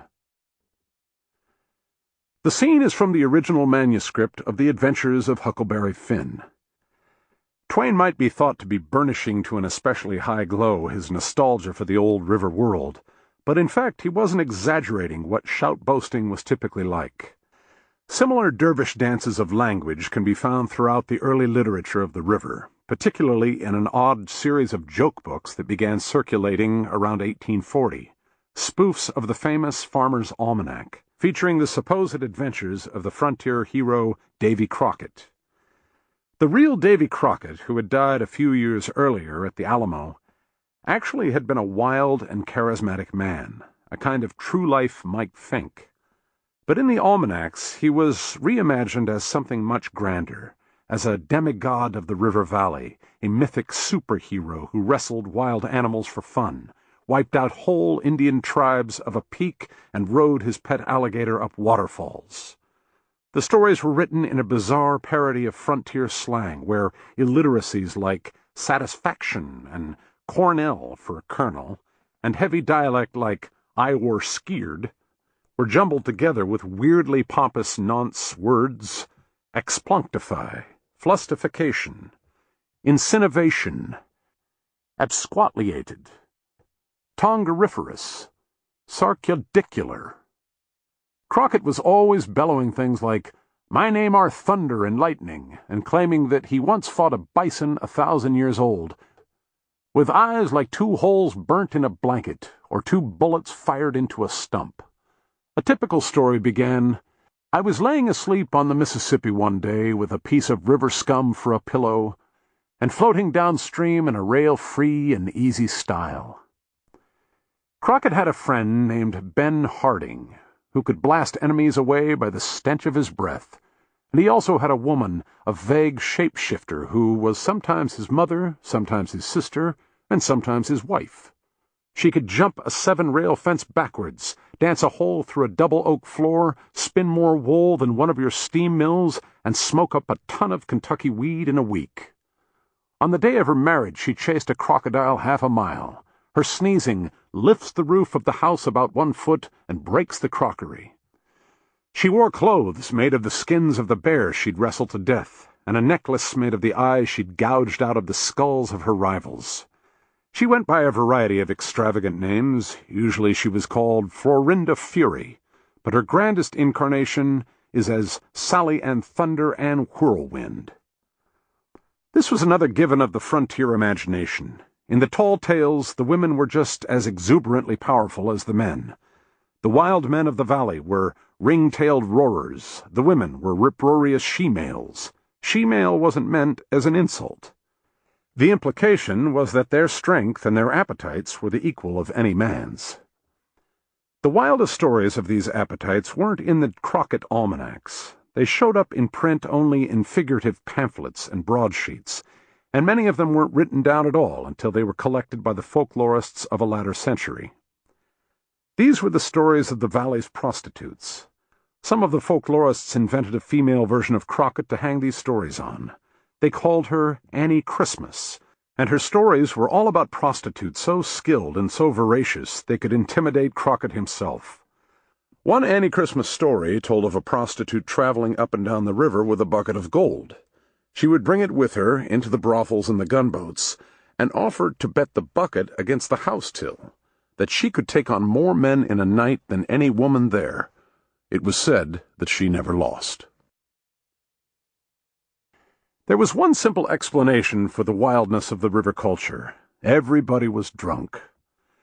The great temperance movements of the 19th and early 20th centuries, which ultimately resulted in Prohibition, weren't outbursts of foolish moralism, or not only that, they were legitimate responses to the astonishing volume of alcohol consumed on the frontier. New arrivals were routinely horrified by it. One writer observed that a typical inhabitant put away a whiskey keg in the morning and a keg of whiskey at night. Stupid and gruff in the morning, by noon could talk politics and abuse the Yankees, and by sundown was brave for a fight. Another recorded the alcohol consumed at one picnic attended by only 2 people. 2 bottles of claret, 1 bottle of champagne, 1 bottle of anisette, 1 small bottle of muscat, and a bottle of honey brandy. It was taken for granted that people had alcohol at every meal. On the steamboats, travelers were at least a little tipsy from the moment they woke up. Their custom was to stop off at the bar and down a glass of wine and bitters on the way to breakfast. There would be no slowdown in the bar service till long after midnight. Steamboat meals were famously lavish, the drink menus just as much so. The British traveler Alexander Marchbanks recorded some of what was offered: mint juleps, spiked eggnog, rum punch with milk and nutmeg, sherry cobbler made with lemon, strawberries and sugar, gin sling with rum, a brandy cocktail with bitters and lemon peel, and a drink of brandy, mint, and ice called a brandy smash. The voyageurs and the other river people didn't have that kind of variety available to them. Their drink of choice was the Monongahela rye, which was distilled in Pennsylvania, brought down the Ohio, and distributed all through the river valley. It was rough and it was potent, and the custom was to drink it 3 times a day. The menu didn't vary either. On most flatboats and rafts it was beef or pork at each meal, fried in a skillet with bread dough and a lot of grease. The voyageurs, as a rule, disdained fish. The result was predictable. The crew was drunk all day, every day. Drunken fights on the boats were almost an hourly occurrence. Drunken riots in the river districts at night were routine. The captains on the boats would use any means necessary to restore order. In one celebrated incident in the 1810s, a keelboat captain broke up a fight on deck by beating an oar repeatedly over the head of the most drunken and abusive crewman, until the man fell to the deck unconscious and then slithered overboard and drowned. The case became famous only because the captain was conscientious enough to turn himself into the authorities at the next port. There, a hasty inquest was held, and the verdict was accidental death. But there seemed to be something other than mere drunkenness at work in the valley. The wildest passions of the frontier legends, the rages of Fink, the lunatic exuberance of Crockett and his cohorts, the extravagant energies of Annie Christmas, all had a basis in daily life. They all shared in that mysterious upwelling of outsized exuberance that inspired the shout-boasting and Audubon's dabblings in imaginary natural history. Maybe nobody ever rode alligators around the river, but they really did keep alligators as pets. They also made pets of mountain lions, pumas, and bears. There was one regular occasion where the collective energies of the valley found a natural outlet: the religious gathering known as the camp meeting. Camp meetings were a routine fixture of life in the valley from the beginning of the 19th century until sometime in the 1840s. They were wild and disorienting events. One witness, the minister James Finley, wrote that they exhibited nothing to the spectator but a scene of confusion, such as scarcely could be put into human language. The British traveler William Newnham Blaine said, One of these meetings, at which many thousands are often assembled, and which commonly last for several days, fills the spectator with the utmost alarm and wonder. An Indian war dance is a bagatelle to it, and I verily believe that it exceeds the wildest orgies of the Bacchanalians or the Corabants. Camp meetings were usually held somewhere deep in the wilderness, typically in a large forest glade or clearing. They tended to last for around a week. They were almost always held in high summer, when farmers could afford to take that much time off from their fields. During the meeting, the grounds were transformed into a kind of tent city, which is why they were sometimes also known as tent meetings. There were large tents serving as makeshift hostels, taverns, and hospitals, and open-air kitchens were everywhere. Around the central meeting grounds was a ring of smaller tents where families set up housekeeping and where hawkers and peddlers put their wares on display. People who couldn't get a place to sleep in one of the tents, which were invariably overcrowded, would find what shelter they could in the surrounding forest. This was not seen as a big hardship because the summer nights in the valley were usually sultry, and anyway these events were supposed to be about something other than material comfort. Some of the meetings were remarkably large. There was one at Cane Ridge, Kentucky, in the summer of 1804 that drew more than 20,000 people, at a time when New Orleans, the biggest city in the River Valley, had a population of around 10,000. A typical meeting began in a low-key, almost solemn way. A preacher gave a sermon of welcome and led a prayer for peace and community. This was followed by the singing of several hymns. Then there would be more sermons. Gradually, as the hours went by, the atmosphere changed. The preachers became more lively. The audience grew more excited. One attendee recalled that the order of preaching was for the first speaker to be somewhat logical, and to show forth to the listening audience his great learning and wisdom. For the last speaker was left the sensational.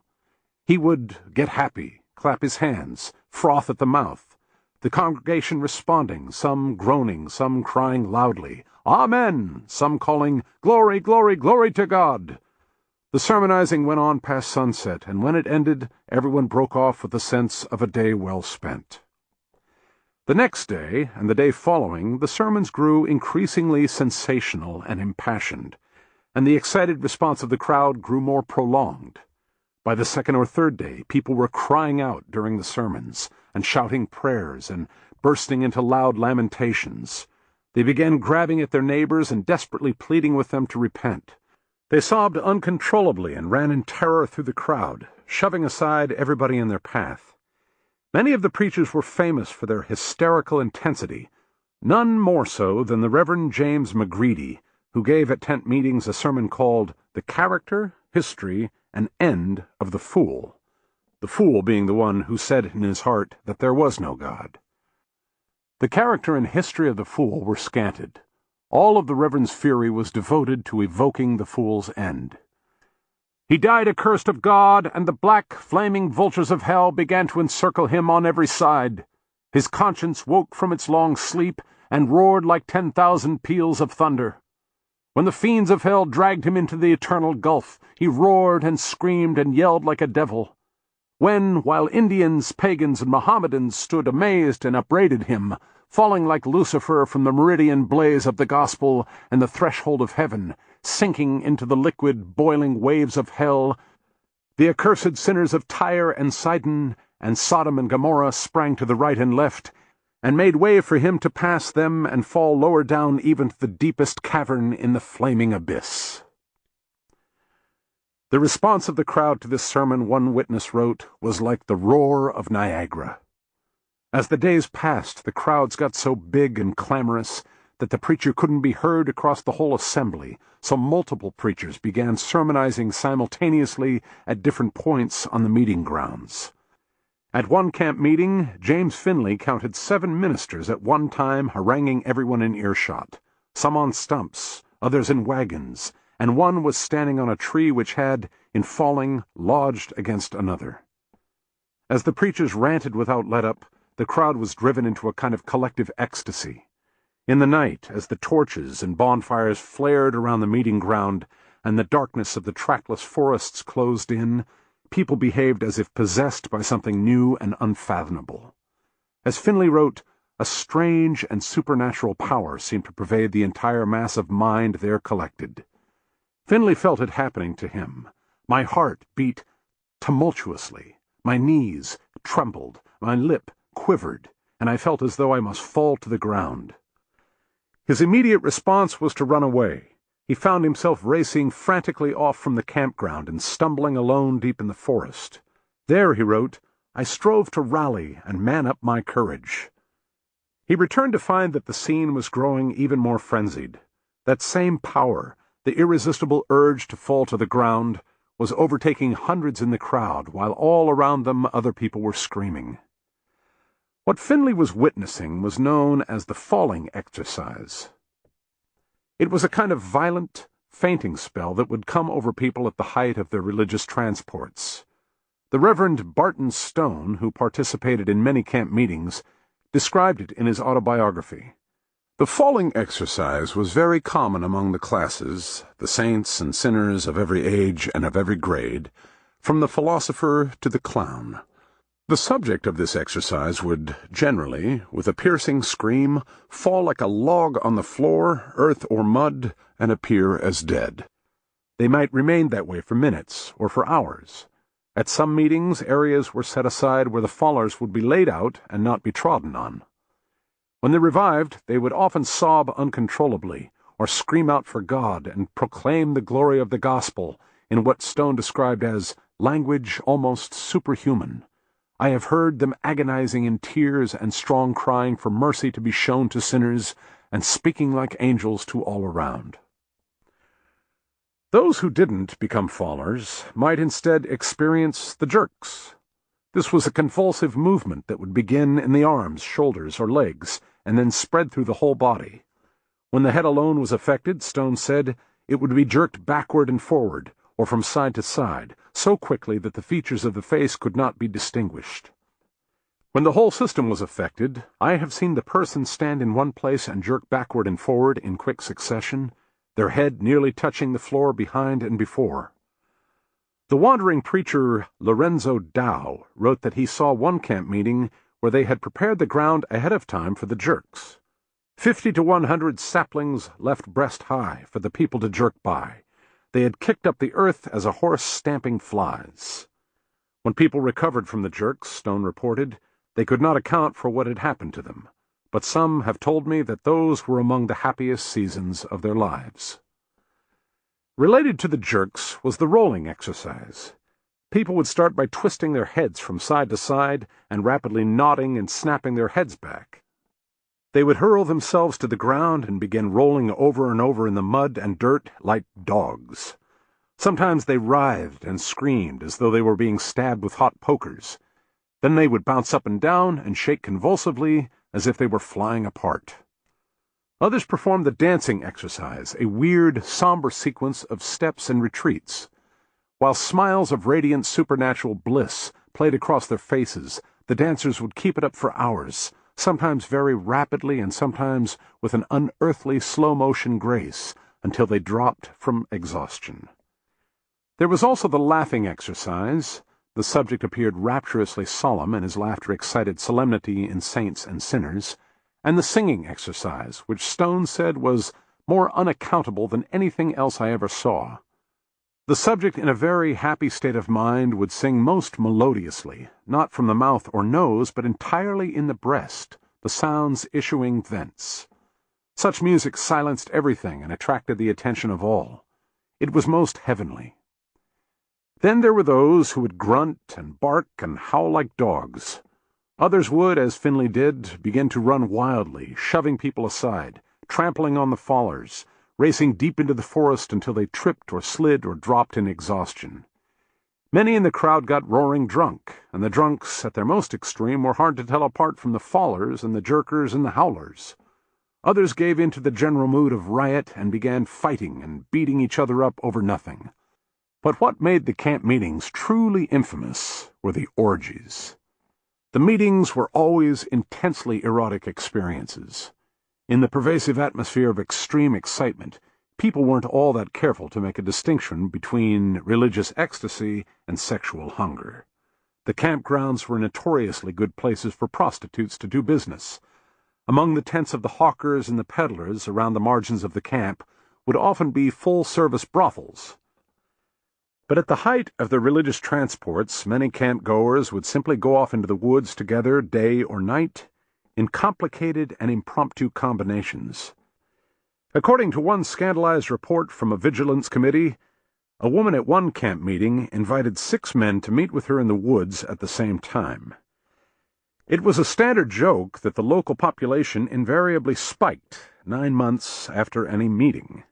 Those children were known throughout the river valley as camp meeting babies. The rumors of what went on around the margins of the grounds were what eventually led to the taming of the camp meeting tradition. Toward mid-century, vigilance committees began to police their local meetings. Gradually, the events became more staid and tedious. Preachers were still expected to be wildly dramatic. It was often said that a preacher who didn't end a sermon by falling to the ground and rolling around in a fit was simply being lazy. But more and more, the congregations tended to listen with polite attention and only gave in to the falls and the other exercises at controlled and ritualized intervals. The religious authorities that dominated American churches later in the century regarded the boredom of the new camp meetings as one of their greatest moral triumphs. Chapter 8. The Cosmopolitan Tide. The first steamboat came down the Mississippi in 1811. In fact, it was swamped and almost sank in the backwash of the Great Shakes. By the end of that decade, around a dozen steamboats were on the river system. In the 1830s, the steamboat population was estimated to be around 500. By the time of the Civil War, it was 4,000. There was a simple explanation for the ascendancy of the steamboats. They could move upriver almost as easily as they did down. This gave them a decisive advantage over every other form of river transport. They rendered the old, ornate, impractical keelboats obsolete. No need for bushwhacking or cordling when the steamboats could churn their way up against the strongest current. Keelboats disappeared from the river by the 1840s. By the 1850s, even the flatboat population was in decline. The only serious competition the steamboats had left was the great rafts and barges. They survived because the steamboats didn't have their bulk-carrying capacity. The rise of the steamboats also wrecked the old river etiquette. The river had never been policed, but there had always been a logic to its traffic flow, one dictated by practical necessity. The downriver traffic ran in the channels, while the upriver traffic stuck to the shallows. The steamboats put an end to all of that. They cut in and out of the channels no matter which direction they were traveling. Their pilots were notoriously indifferent to the chaos they would leave in their wake. The steamboats routinely swamped the smaller boats as they passed. Often they ran right over them and blasted them to splinters. And if the boat people were injured or drowned, if their boats were destroyed and all their possessions were sunk, there was no recourse. It wasn't uncommon for the boat people, when they saw a steamboat approaching, particularly one with a reputation as a channel hog, to bring out their rifles and take shots at the pilot house. The steamboats were glamorous. Everyone agreed on that. The sight of these gigantic white-tiered wedding cakes grandly gliding up the channels, pennants flying and smokestacks churning, never failed to dazzle the watchers on shore. In many towns along the river, the arrival of a steamboat was practically a public holiday. The boys of the town would be in a frenzy of excitement at the sight. They'd often paddle their canoes out to the levee, where they would caper and deliberately capsize in hopes that the ladies and gentlemen watching from the cabin deck would laugh and throw them pennies. If the steamboat stayed docked long enough to allow the passengers to go for a stroll, the boys would pester them with souvenir trinkets, with Indian arrowheads and pieces of ancient French flintlocks they'd dug up along the riverbanks. They'd also, as George Merrick recalled, show off their exhaustive knowledge of steamboat design. Was she a side wheel or a stern wheel? Was she large or small? Had she trimmings on her smokestack or about the pilot house? And if so, of what description? Had she a Texas or no Texas? Were the outside blinds painted white, red, or green? What was the sound of her whistle and bell? The steamboats generally ran 3 kinds of routes. There were the packet boats that shuttled between two ports on a regular schedule. There were the transients that did one-shot hops to wherever the largest load of cargo was bound. And then there were the great lines that covered long swaths of the river and made countless stops along the way. A company that ran a major line might at any given time have 10 or 12 boats in transit somewhere in the river system. Passage on a line from New Orleans to the Upper Valley cost around $100, which included a bed in the cabin and 3 meals a day. $50 more paid for private stateroom. For contrast, a crewman might earn $50 a month. Apprentices were lucky to be paid $20. Poorer passengers had a cheap alternative available. They could sleep outside on deck and take their chances with the weather. Those who did so were called deckers. For around $5, deckers bought the right to whatever space they could find among the barrels and the hogsheads and the crates and the pens of lamenting livestock. They could work down the fare or pay for meals by helping the crew load or unload cargo at each stop. The boats were generally designed to carry about 250 passengers plus crew and cargo, but they were routinely oversold. A boat on a popular line was likely to have at least 400 passengers on board between the most heavily trafficked ports, 50 to 100 people in the interior cabin and the staterooms, a couple of hundred deckers, and another 100 or so people who were making short hops and day trips. This endlessly shifting throng through the public rooms and the decks was a source of constant fascination to many travelers. Herman Melville, in his novel The Confidence Man, His Masquerade, described the scene. As among Chaucer's Canterbury pilgrims, or those Oriental ones crossing the Red Sea towards Mecca in the festival month, there was no lack of variety. Natives of all sorts, and foreigners, men of business and men of pleasure, parlor men and backwoodsmen, farm hunters and fame hunters, heiress hunters, gold hunters, buffalo hunters, bee hunters, happiness hunters, truth hunters, and still keener hunters after all these hunters.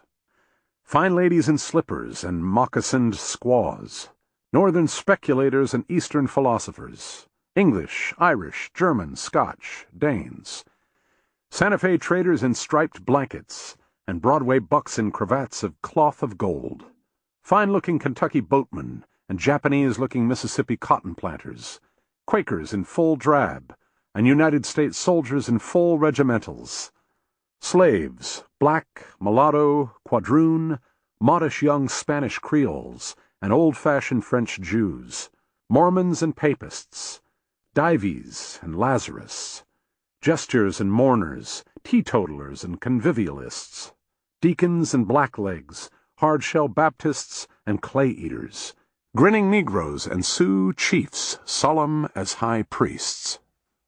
In short, a piebald parliament, an Anacharsis Cloots Congress of all kinds of that multiform pilgrim species, man. For Melville, the crowd made the steamboat the soul of the river. Here reigned the dashing and the all-fusing spirit of the West, whose type is the Mississippi itself, which, uniting the streams of the most distant and opposite zones, pours them along helter-skelter in one cosmopolitan and confident tide. The interior cabin was a dream of luxuriousness. It had gleaming brass railings and tasseled arras and porcelain doorknobs. There were framed oil paintings on the walls and doors. The dining rooms had sparkling chandeliers and stained glass skylights that cast colored motes across the carpeted floors. But at close contact, the glamour wore off. The cabin sometimes seemed to be occupied by livestock worse than that found on deck. As Francis Trollope wrote about the typical steamboat cabin, I would infinitely prefer sharing the apartment of a party of well-conditioned pigs. Trollope found the cabin at its worst at mealtime. The steamboats would lay on a lavish banquet at every meal, and the ladies and gentlemen would descend on it like a locust swarm, devour it loudly without a word of small talk, and then bolt from the table 15 minutes later. Trollope remembered a total want of any of the courtesies of the table, and was particularly appalled by the loathsome spitting, from the contamination of which it was absolutely impossible to protect our dresses, and the frightful manner of feeding with their knives till the whole blade seemed to enter into the mouth. Other travelers were horrified by the behavior in the public rooms. The British geologist George Fanshawe recalled noise, confusion, spitting, smoking, cursing, and swearing, drawn from the most remorseless pages of blasphemy. The French traveler Marie de Grandfort was offended by the whistling. At the boat's theatrical performances, the audience would express its approval with a chorus of wolf whistles, which she found inconceivably vulgar. But even worse, she thought, was another habit: whittling. Provided with a large or a small knife, they lay hands on the first bit of stray wood that falls in their way, or the branch of a tree, or a cane, or an umbrella left in a corner. If they are deprived of these, they attack the furniture. They pitilessly cut into counters, window sills, doors, chairs, sofas, billiard tables, church pews. In fact, nothing is sacred against their knife blades. The railings of the guards on certain boats on the Mississippi have been transformed into gigantic saws by this Yankee process. The one thing everybody agreed on about steamboat travel was that it was loud. The river and the passing landscape were almost uncannily silent. The prevailing character of the Mississippi, one traveler wrote, is that of solemn gloom, but the steamboat was a great puffing, cranking, grinding, hooting, rattling contraption. People in the cabin could barely sleep at night because of what another traveler described as the constant whizzing of the steam pipe and the ceaseless rumble of the machinery and paddle wheels. But the noise of the passengers themselves was loud enough to drown all that out. The main deck, Melville observed, was like some Constantinople arcade or bazaar. The people were in a continual uproar. There were furious political arguments.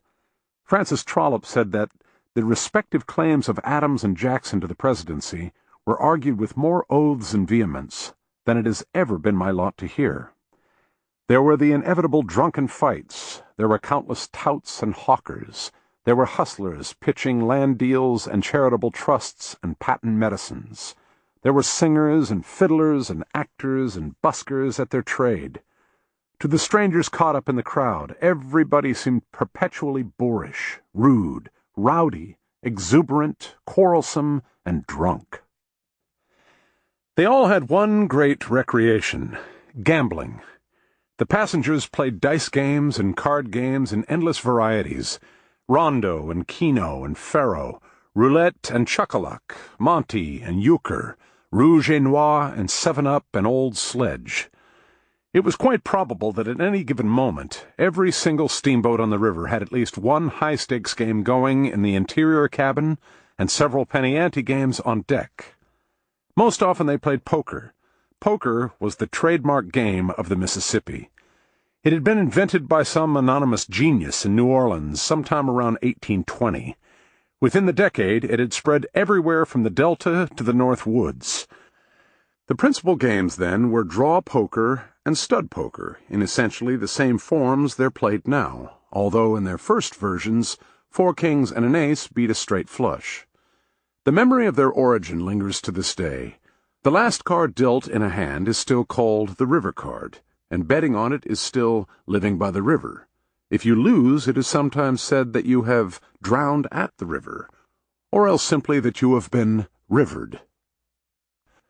But the gamblers didn't need poker or any other formal game. They'd bet on anything at all. On the steamboats, they'd bet on the speed of their passage and the afternoon's weather and the depth of the river bottom at the next sounding. In the port towns, they'd stagger off roaring drunk to hit up the casinos and gambling houses. If they couldn't find a good game, they'd make any bet they could with a local, even a foot race to the end of the levee. One professional gambler, George DeVole, bet $100 once on whether a fish for sale in a New Orleans market was a catfish or a pike. They'd bet on anything. They cheated at everything. The professional gamblers routinely used marked cards, either ones they'd marked themselves or decks they'd bought commercially. These were blandly advertised as advantage decks, and they had dozens of dizzying ways of stacking clean decks. It was then known as stalking a deck. The gamblers' fancy suits were as tricky as a magician's false-bottom box. There were whole decks concealed in the sleeves and vests, fanned out in sequence and memorized so that the necessary card could be discreetly fetched to fill a hand. The gamblers also wore mirrored rings and jewels, and they took their snuff from mirrored snuff boxes. They flashed and twinkled and glittered as they played, and every stray reflection off a silver pitcher or a glass behind the bar gave them a glimpse of their opponent's cards. When they weren't cheating, they were conning. The presence of con men on every steamboat was a given. Guidebooks even warned tourists to beware of any stranger striking up a conversation because it was almost certainly going to be a con. There were con men soliciting subscriptions to orphanages and schools. There were hustlers trading in land claims in benefits for resettled Native Americans. But probably the most vigorous and inventive of the hustlers were the medicine men. They had an endless array of products for sale. Clark's famous anti-bilious pills, Great Worm lozenges, Comedy's tonic pills, Radway's Ready Relief for toothache, Wolcott's Instant Pain Annihilator, Derby Condition Powder, Piso's Cure for Consumption, and a particular favorite in New Orleans, Dr. Vandeveer's Medicated Gin and Genuine She-Dam Schnapps, which was advertised as a wholesome beverage and an invaluable family medicine particularly beneficial in all cases of dysentery, dyspepsia, diarrhea, rheumatism, gout, and fever. It was, the bottle said, peculiarly adapted to the use of females and children. As a satirical poem of the time put it, "For us, new countries are the best, hence we perch down in this far west. This is, despite of your attacks, a famous stamping ground of quacks." The poem was Letter from a Thomsonian Doctor by James McConaughey. Thomsonian doctors, the steam doctors, were a big presence on the river. On the steamboats they couldn't hustle their famous saunas and hot baths. Instead, they had whole traveling stores of herbal remedies. Their placards read, "If you wish genuine poisons, call at a genuine mineral drugstore. But if you wish genuine botanic medicine, call at a genuine anti-poisoning botanic drugstore." Since orthodox doctors actually were feeding people poisons then, primarily arsenic and mercury, the Thomsonians had a point. In fact, they would have been the most valuable health providers on the frontier if their treatments had only worked. Unfortunately, what they were selling were random herbal mixtures in vials labeled with cryptic numbers that left people either untreated or worse off than before. Their general efficacy was all too justly summed up by McConaughey. "Our numbers 6 and 1, 2, 3 are drugs of sovereign potency. They cure complaints of every name, at least we say so, 'tis the same. The grave will not disgorge its dead to chase our slumbers from our bed." The con men of whatever persuasion generally called themselves sharpers. Everybody else they called suckers and greenhorns. There was no greater insult on the river than to refer to somebody as green. The sharpers were so plentiful that they had to work out a quick and dirty way of sorting out who was who, so they didn't waste time trying to con each other. That was how they came to use a kind of shorthand code, a password. When they met a stranger on deck, they'd immediately ask in the tone of idle curiosity, "Do you live on the river?" Among the landsmen, the talk wasn't of sharpers and greenhorns, but of green thumbs and black thumbs. The green thumbs were the farmers and the builders, the ones who were actually doing the work of planting and cultivating and civilizing the valley. The black thumbs were the river people. But not just the boatmen and the voyageurs and the gamblers. The black thumbs were anybody who made their money by way of the river, because on the river there was no honest business. It was a place, one travel writer observed, where the very order of civilized society was reversed, and a disorganization of principle, of men and manners prevailed, to which, or approaching to which, I had never seen a parallel in the whole of my former experience. The rule in any commercial transaction was that each party was out to cheat the other. People routinely lied and stole with impunity. They took for granted that commerce was indistinguishable from swindling. False weights, ersatz or fraudulent goods, and bait-and-switch sales were the norm. The first thing that apprentices learned on steamboats was how to judge the true weight of a load of wood, because the employees of every woodyard along the river would do everything possible to cheat the steamboats of their fuel. They were particularly fond of hollowing out the interior of a woodpile, which was sold by volume, and hoping the trick wasn't discovered until the boat had pulled back into the river again. The phantasmal nature of business on the river was best reflected in the money used to conduct it. Honest money was the major issue of the river economy. The only currency generally trusted was specie, the gold and silver coinage of the U.S. Mint. But specie was a rare commodity, partly because people tended to hoard it, but also because the valley's economy was growing so fast that the demand for coin tremendously exceeded the supply. Without specie, most transactions involved barter or some equally rare commodity, coffee or salt, for instance, which were both so scarce in the upper valley that they were more prized than gold. As a last resort, people could use the paper currency issued by private banks. This was known as commercial money, and it came in a rainbow of dubious and peculiar forms. There were bills known as greenbacks and redbacks and bluebacks, blue pup and red horse, ragtag and stumptail. People across the valley skirmished through deals involving paper money with the same fantastic ingenuity shown by the arbitrageurs and derivative traders of the modern world. Word might come into a river town by way of a steamboat that a particularly well-known form of commercial money was now trading at substantially below face value in New Orleans or St. Louis. All over town, people holding it would immediately rush to spend it, preferably at stores where the clerks hadn't yet heard the news. But if they got hold of specie, they would keep it until they could make a deal to sell it. Specie routinely traded for much higher than face. Knowing what varieties of money could be trusted was an unending hassle. Paper issued by banks of uncertain solvency or legality was generally called wildcat money. It was a major challenge to avoid taking wildcat money, or, if you had it, to lay it off on somebody else as fast as possible.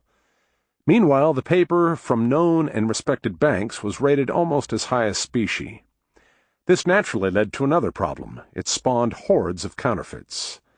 Counterfeiting came to be regarded on the river as a particularly heinous crime. Anybody suspected of passing counterfeit money was immediately arrested, brought before a lynching court, and flogged. Anybody found in possession of blank paper that could possibly be used to print fakes was branded. Anybody who had plates etched with currency patterns would most likely be put to death. The long-range movement of the steamboats greatly facilitated the spread of wildcat and counterfeit currency, adding to the constant tension between the river and the shore. By mid-century, periodicals known as detectors had sprung up to help businessmen on both sides assess the legitimacy of the paper currently in circulation and identify the telltale marks of known counterfeits. The most trusted detector on the river was the Western Banknote Reporter and Counterfeit Detector, a weekly periodical published in St. Louis and distributed by steamboat. Every store and business in the large towns had a subscription. Well-prepared traveling businessmen invariably brought a copy along to potential sales. Sooner or later, all transactions would come down to a long, suspicious session of scrutiny and negotiation and reconsultation with the current issue of the detector, as the notes were passed around, examined, questioned, argued about, and fought over. Melville described such a scene in The Confidence Man. Two characters, with the aid of a detector, exhaustively inspect something that looks to be a $3 bill on the Vicksburg Trust and Insurance Banking Company. As they argue, the elusiveness of the bill in front of them starts to make the whole concept of the genuine seem like will-o'-the-wisp. The detective says, among 50 other things, that if a good bill, it must have, thickened here and there into the substance of the paper, little wavy spots of red, and it says they must have a kind of silky feel, being made by the lint of a red silk handkerchief stirred up in the papermaker's vat, the paper being made to order for the company. Well, and is stay.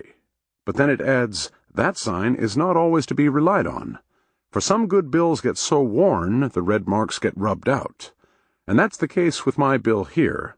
See how old it is? Or else it's a counterfeit, or else I don't see right, or else, dear, dear me, I don't know what else to think. Stay now, here's another sign. It says that if the bill is good, it must have in one corner, mixed in with a vignette, the figure of a goose, very small indeed, all but microscopic, and for added precaution, like the figure of Napoleon outlined by the tree, not observable, even if magnified, unless the attention is directed to it. Now, pore over it as I will, I can't see this goose. Can't see the goose? Why, I can, and a famous goose it is. Then throw that detector away, I say again. It only makes you purblind. Don't you see what a wild goose chase it has led you? The bill is good. Throw the detector away. Chapter 9. A Pile of Shavings. When travelers arrived at the Mississippi by way of the Gulf of Mexico, the first sign of human habitation they came to was a town of sorts known as the Belize. It was a ramshackle cluster of half-collapsed wooden shanties and lean-tos, standing knee-deep in the brackish water of the estuary and linked by a jerry-rigged tangle of rotting piers and pontoons.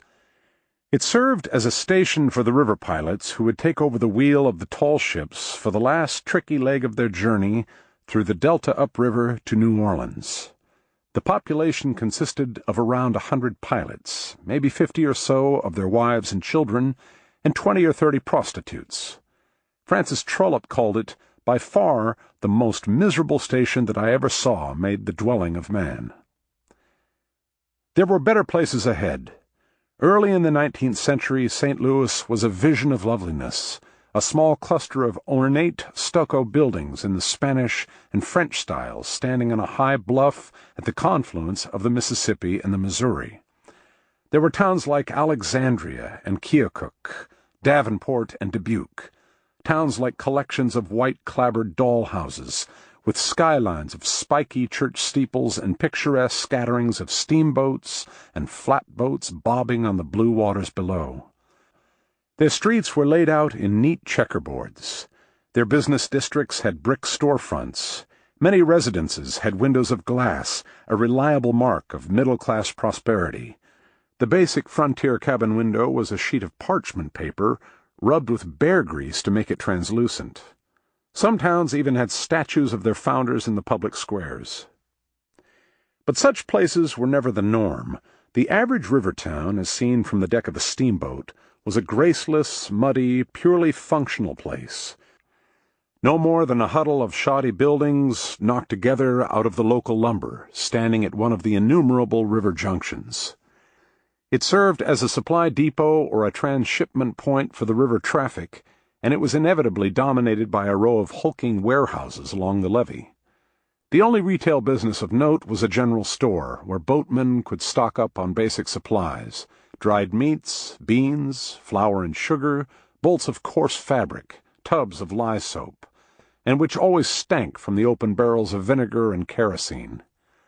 Behind the levee, on the straggling back streets, there was inevitably a bunch of saloons, and up the back stairs behind any one of them was certain to be a brothel.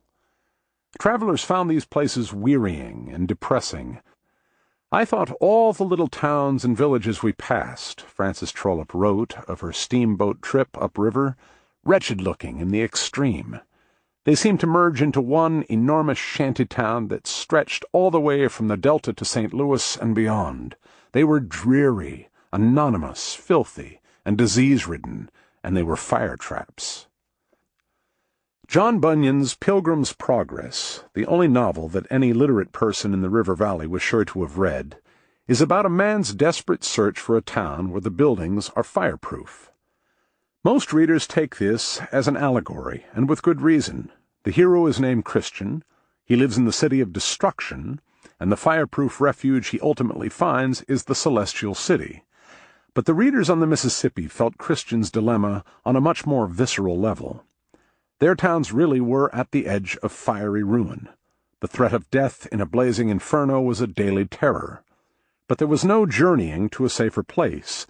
The city that wouldn't burn was as remote as heaven. Every building in the average river town was made of wood. Stone and brick construction didn't become common until much later in the century. The buildings were heaped on top of each other with little planning and were built to no particular standard. The result was a maze of shanties set at irregular and unpredictable angles, strewn with spidery staircases and connected by rickety walkways. The heating, when there was any, was provided by wood stoves with spindly flues that exhaled still-glowing cinders that would fall into neighboring yards and blow through nearby windows. One unlucky spark, and in moments the whole edifice was in flames. There were so many fires in the river towns that people refused to believe they could have an innocent explanation. Stories were constantly circulating about mysterious gangs of incendiaries at work in the river valley who were setting the fires for some occult purpose of their own. The most common theory, particularly in the years leading up to the Civil War, was that they were disgruntled slaves and infiltrating abolitionists trying to foment a revolution. But these gangs proved to be elusive spirits, never caught, never even identified. Only once did the people of Natchez corner somebody they believed to be a member.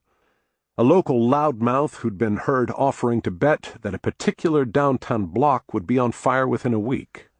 The man was almost put to death, but the townspeople concluded at the last minute that he wasn't an incendiary at all, merely a drunken fool. What made the threat of fires particularly nightmarish was the absence of professional firemen.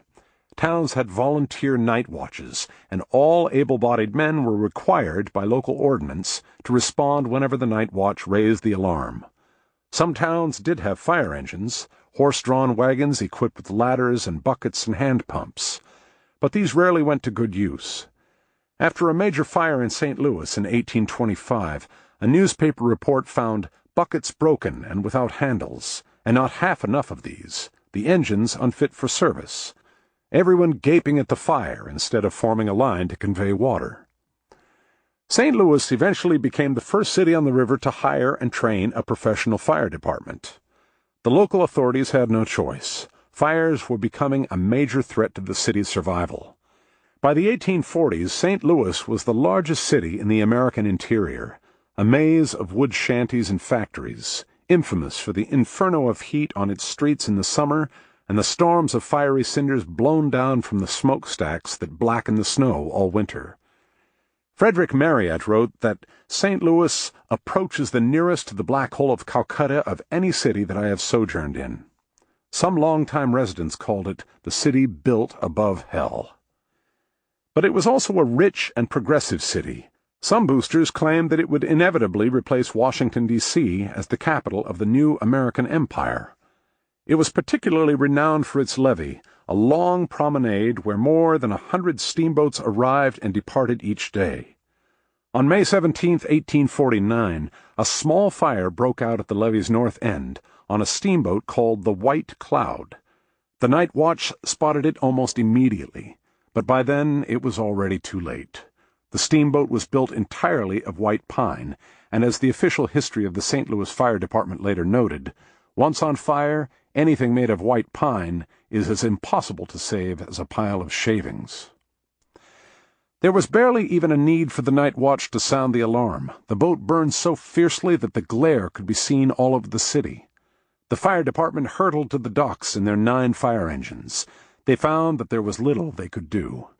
The fire had already reached the White Cloud's waterline, and the boat was a dead loss. But that was not the end of it. The moorings burned through, and the burning wreck drifted downriver with the current and began bumping against the other steamboats lined up along the levee. They, too, caught fire. Their moorings also burned, and they were set loose. They, in turn, started fires on other boats, and soon there were 23 steamboats burning. Then the fire jumped to the warehouses along the levee. The fire department had been attempting ineffectually to prevent the last of the steamboats from catching fire. Now they had to watch helplessly as the flames fanned out into the riverfront. Over the next several hours, the fires burned their way through the warehouse district and into some of the oldest residential neighborhoods before reaching the central commercial district. By dawn, hundreds of downtown buildings were on fire, including 3 of the city's largest banks and the central post office. The fire department then made a move of desperation. They planted gunpowder charges and blew up a long row of commercial buildings to form a firebreak. One of the lead firefighters, Captain Thomas B. Targhee, was throwing a powder keg through the window of a music store when it ignited.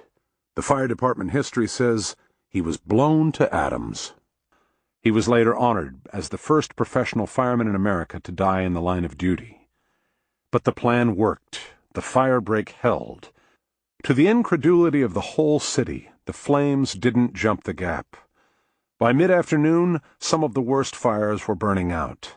The area around the riverfront was a smoking ruin. The burned stumps of the buildings went on smoldering for weeks, and the levee was devastated, though within days its docks were rebuilt, and the steamboats were stacked 3 deep in the river waiting for their turn. But the city had been saved by its firemen. The St. Louis fire became famous around the world. It wouldn't be displaced in the public consciousness till the Great Fire in Chicago 2 decades later. It led to the formation of professional fire departments in cities across America, and it inspired ordinances throughout the river valley requiring all new buildings to be constructed of brick or stone. St. Louis itself passed the first such ordinance, and the city began its transformation into the monstrous hulk of sooty red brick that it had become by the end of the century. Even the most gracious and beautiful towns on the river, one writer observed, showed too much the greatest advantage at a distance. No traveler enjoyed the experience of a river town close up. They were notoriously squalid. They had no indoor plumbing. People simply emptied their night soil into the alleys and waited for a rainstorm or a flood to wash it away.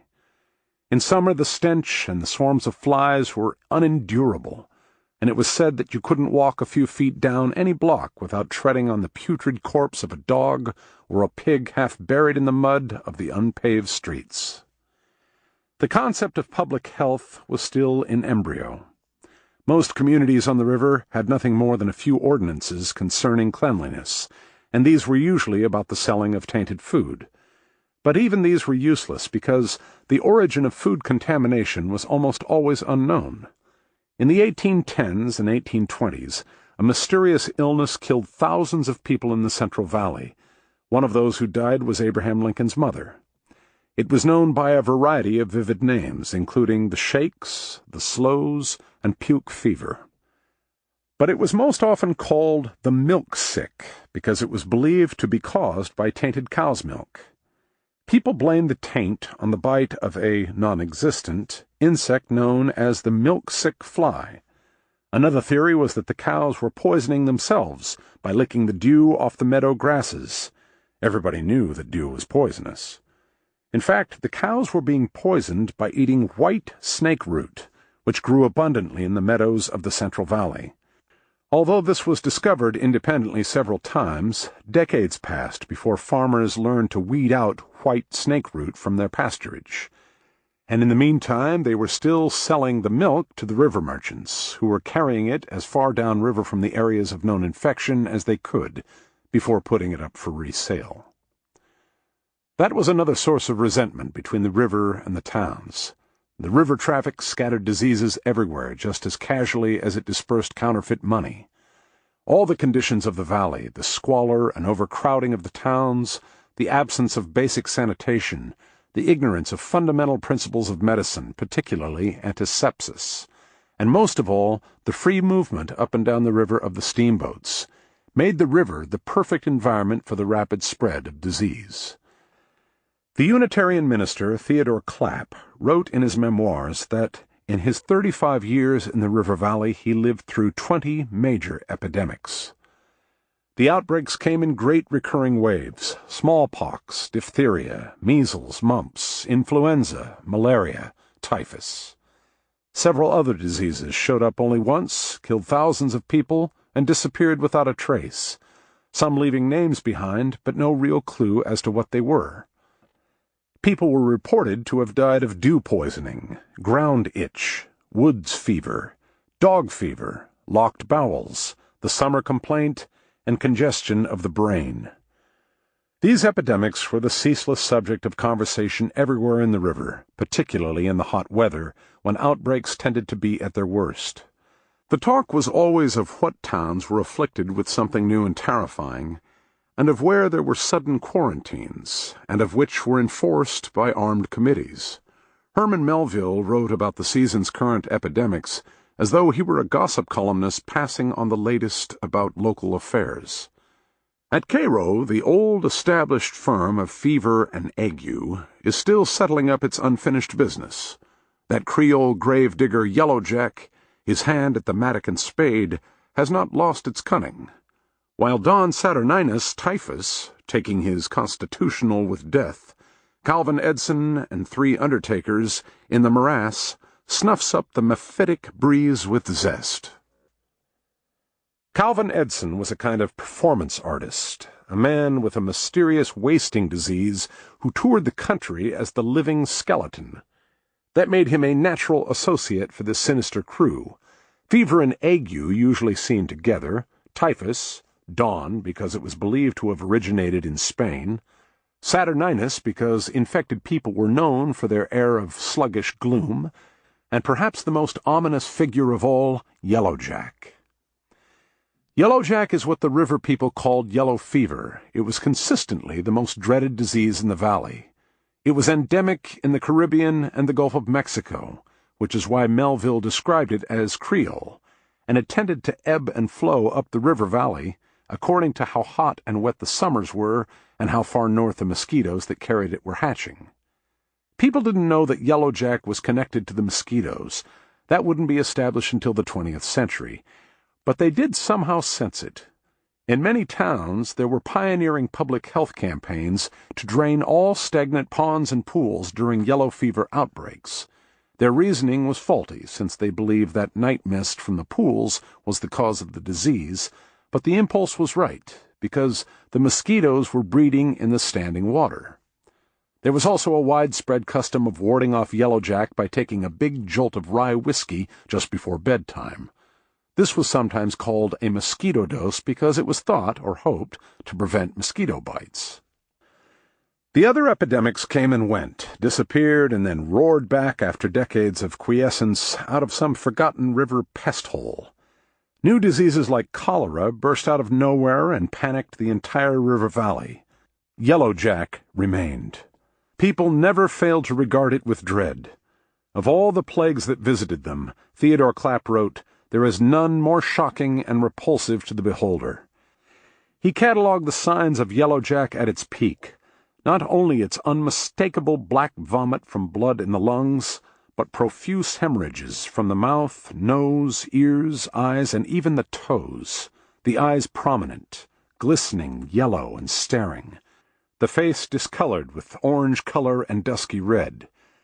Then there was the sight of Yellow Jack corpse, which Clapp grew to know intimately. The expression on the face was sad, sullen, and perturbed. The skin was dark, mottled, livid, swollen, and stained with blood and black vomit. And even after death, the veins of the face and whole body become distended and look as if they were going to burst. The river people would fly flags to warn off other boats during epidemics. Red was a general announcement of a quarantine. Yellow meant Yellow Jack. Sometimes a steamboat would come around a bend and find that the town ahead was flying yellow flags from every church steeple and rooftop, and sheets of yellow were fluttering from the warehouse windows along the now deserted levee. In the boat cities, everyone was constantly scrutinizing strangers for the telltale early signs, the yellow skin and eyes, the hint of a nosebleed or a drop of red brimming from an eyelid. Every encounter was a tense standoff when old Yellow Jack was abroad on the river. Nobody had heard of cholera in North America before 1832, when there was an outbreak in Montreal. It was a terrifying plague, even for a population used to plagues. Extraordinarily contagious, it had a high fatality rate and progressed through the body with stunning rapidity.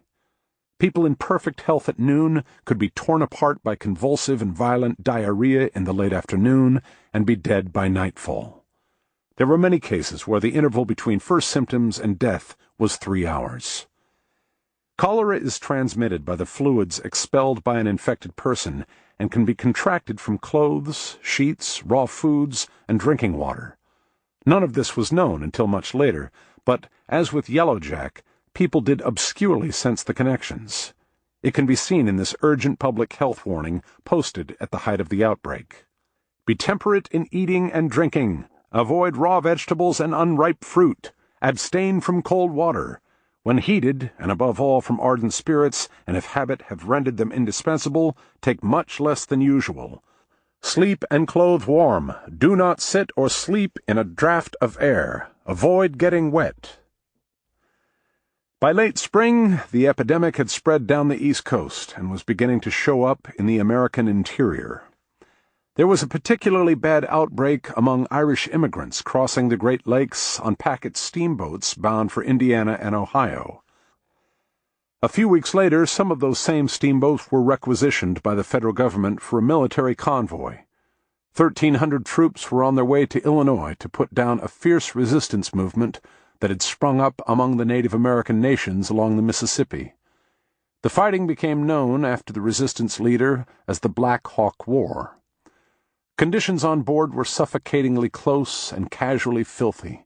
The steamboats hadn't been cleaned since the cholera outbreak. Nobody had a clue that this mattered. By the time the convoy crossed into Lake Michigan, there was a full-blown epidemic. The military commanders of the convoy understood the rudiments of quarantine. They ordered the pilots to keep the boats in the deep waters, and when they came into port, there were armed guards posted to make sure the soldiers remained below decks. But the boats also had to make frequent stops to refuel at the wood yards along the Lake Michigan shore. Every time the boats got anywhere near the beaches, the soldiers began jumping overboard.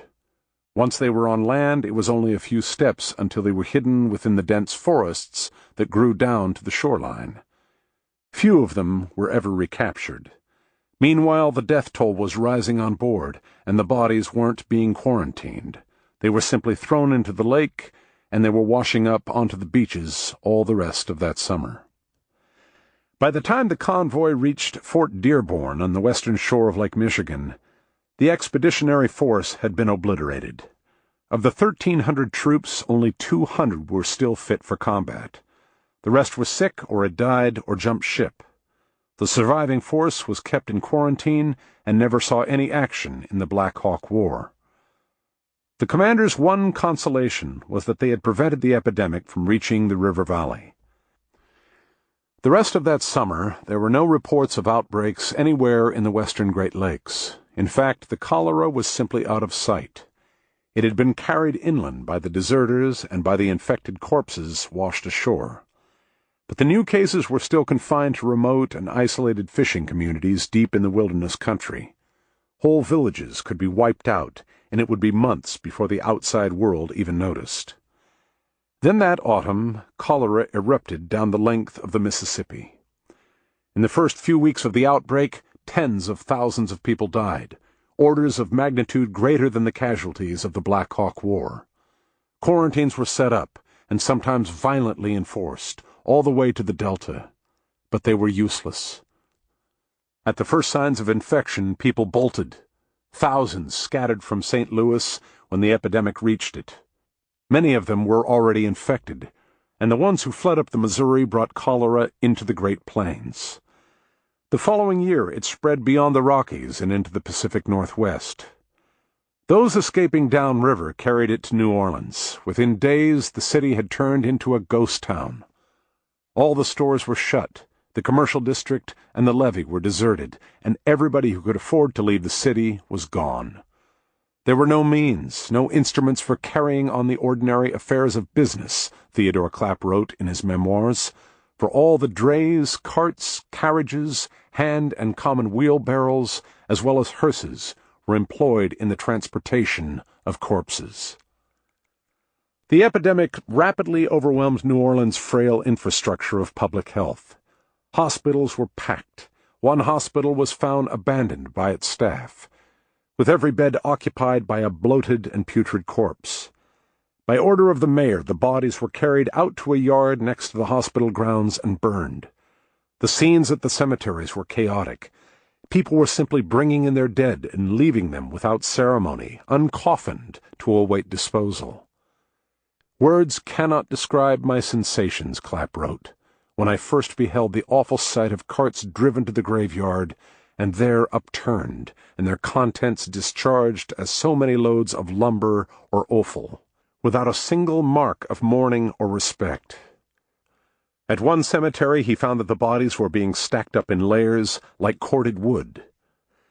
Periodically, whenever there were around 100 bodies in the pile, a work crew would shovel them into a trench and cover them over with dirt and start a new pile.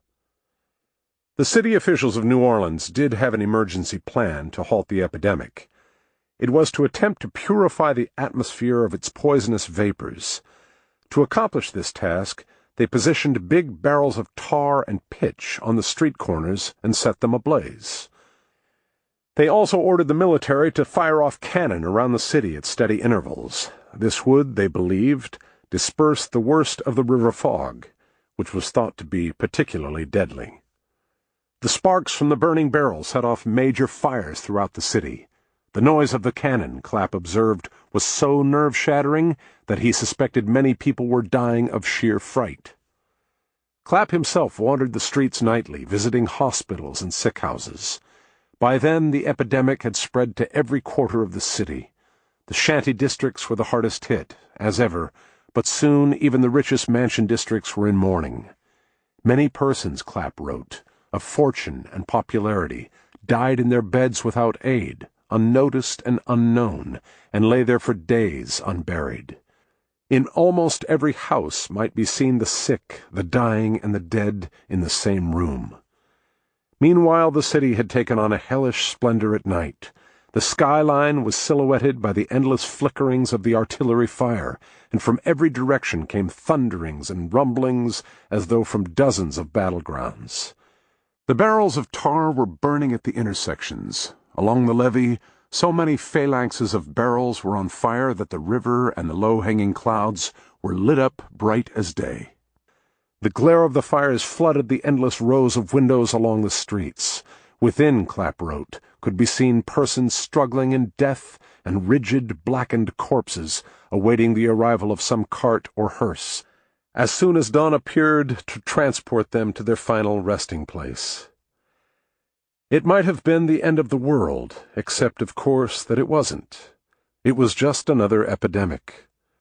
As the bodies went on accumulating through the nightmarish days of that autumn and winter, the living had no choice but to resume their business. The river traffic kept arriving. The big ships came in daily from the Belize. Gradually, unobtrusively, the cemeteries caught up with the backlog of corpses. And then in the spring everyone was suddenly worried about outbreaks of measles along the Gulf Coast, and by the next summer, Old Yellow Jack was on the move again. The terror receded, but it never went away. Cholera remained endemic on the river and flared up again spectacularly several more times. New Orleans saw an even worse outbreak in 1853 and another in 1866. But by then, they were taken as normal, part of the expected routine of horror in the place that one writer called the city of pestilence and death. Chapter 10. The Coasts of Dark Destruction. New Orleans was a squalid city even by the standards of the river valley. The sewer system was a network of open trenches perpetually backed up with dead animals, putrid water, and rotting refuse. Garbage built up into hills and festered in the alleys and in the middle of the streets. Trash was collected in some districts, but it was merely carted off to what were known as nuisance wharves and thrown into the river, and it immediately washed back onto the levee. Eventually the city obtained nuisance barges to carry the garbage 100 yards or so into the river before dumping it. New Orleans, one British traveler wrote, affects painfully the olfactory nerves of all who prefer the odors of the rose to those of the cesspool. It was also an extraordinarily violent city. Duels, rare elsewhere in the lower valley, were daily occurrences. Manslaughter and murderous assaults were common. A frightful deluge of human blood flows through our streets and our places of public resort, said an editorial in the New Orleans Bee in 1836. Whither will such contempt for the life of man lead us?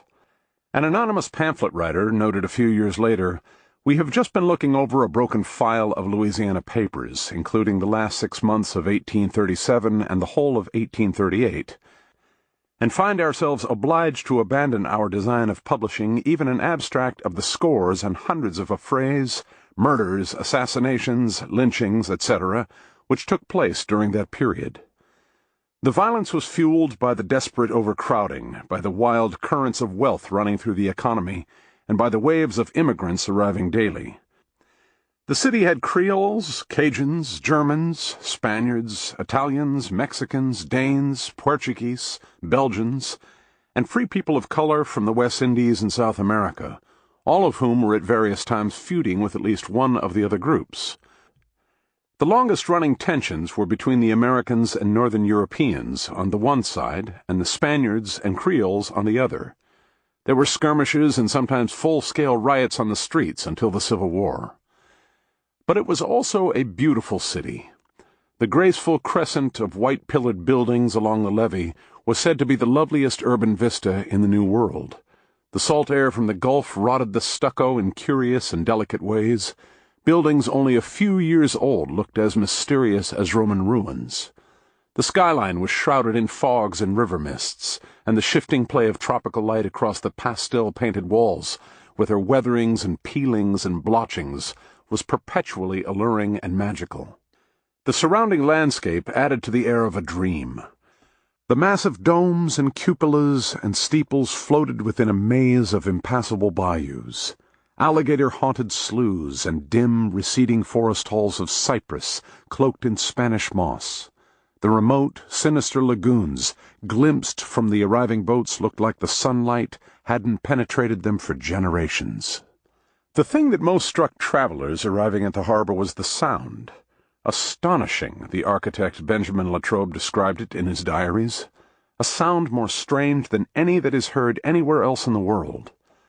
It came floating past the turmoil of boats and ships along the levee, a most incessant, loud, rapid, and various gabble of tongues of all tones that were ever heard at Babel. The French traveler Marie de Grandfort described it as a strange concert of oaths, questions, cries, and savage noises.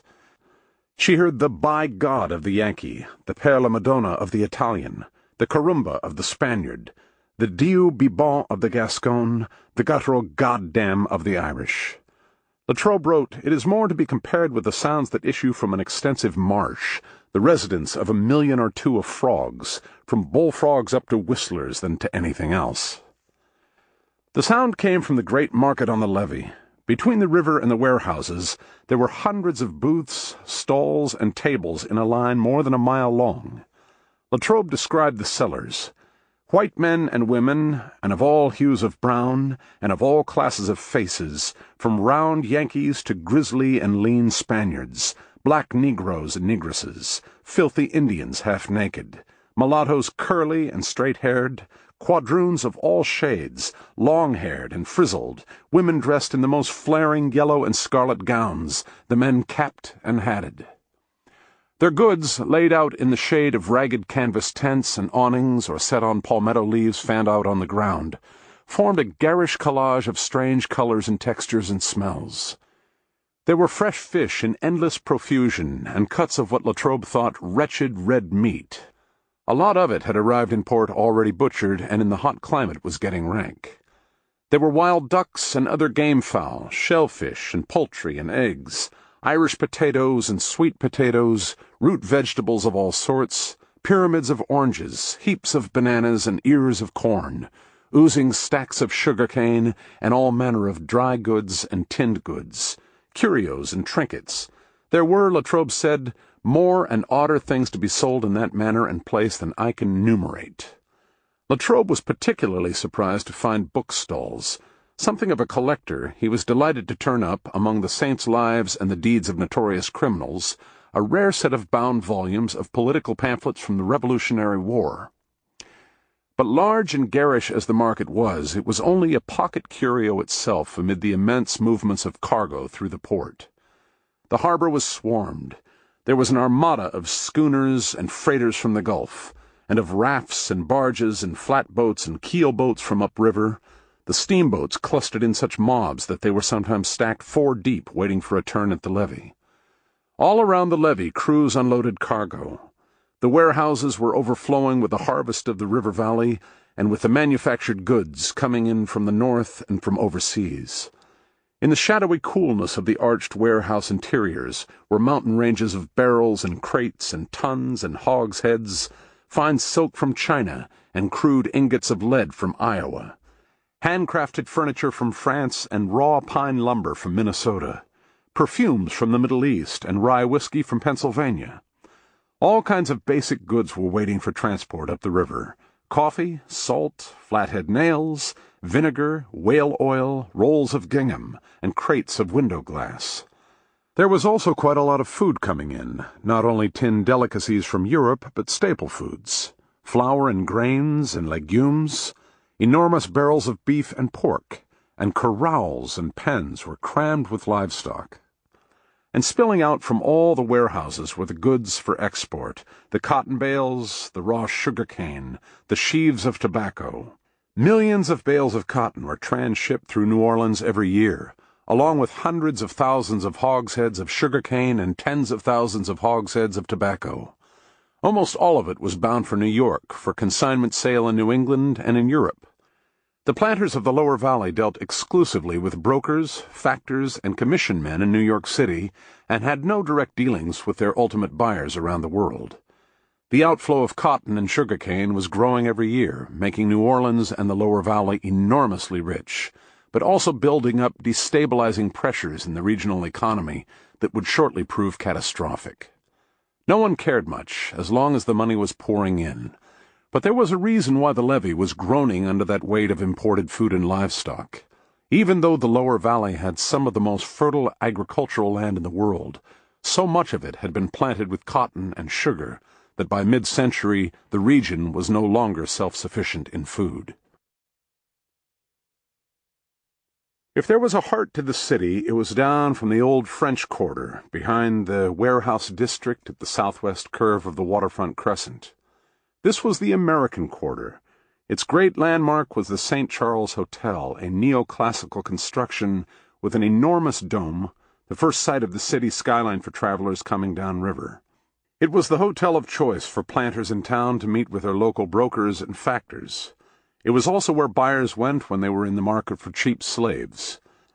A regular auction was held in the Hotel Rotunda. The slaves sold there were the most defiant, the most recalcitrant, the sickliest, and the feeblest in New Orleans. The bidding would start at $200 or $300 and rarely went much higher.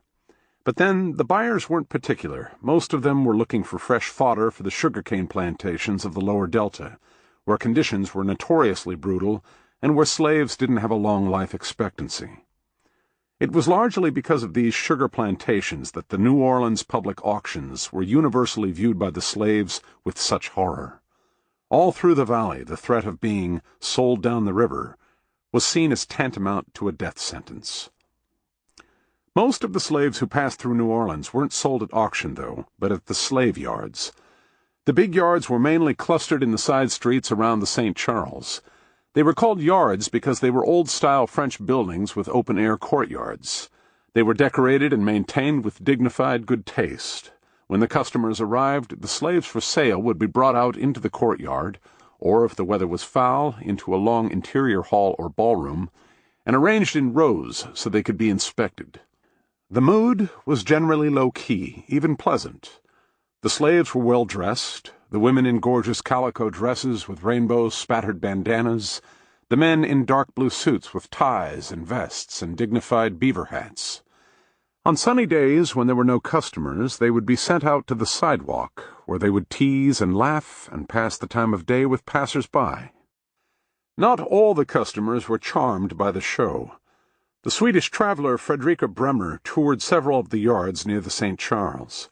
She found them to be civilized-seeming institutions. The slaves all appeared happy and well-treated, not resembling at all the sadistic hellholes described by the most rabid of the northern abolitionists. I saw nothing especially repulsive in these places, she wrote, excepting the whole thing. The geniality of the atmosphere was, of course, a charade. Henry Bibb, who was sold at one of the yards, described in his autobiography how the slaves were prepared to play their part. By 10 o'clock each morning they had to be spiffed up, their hair combed and their faces washed. Those who were inclined to look dark and rough were compelled to wash in greasy dishwater, in order to make them look slick and lively.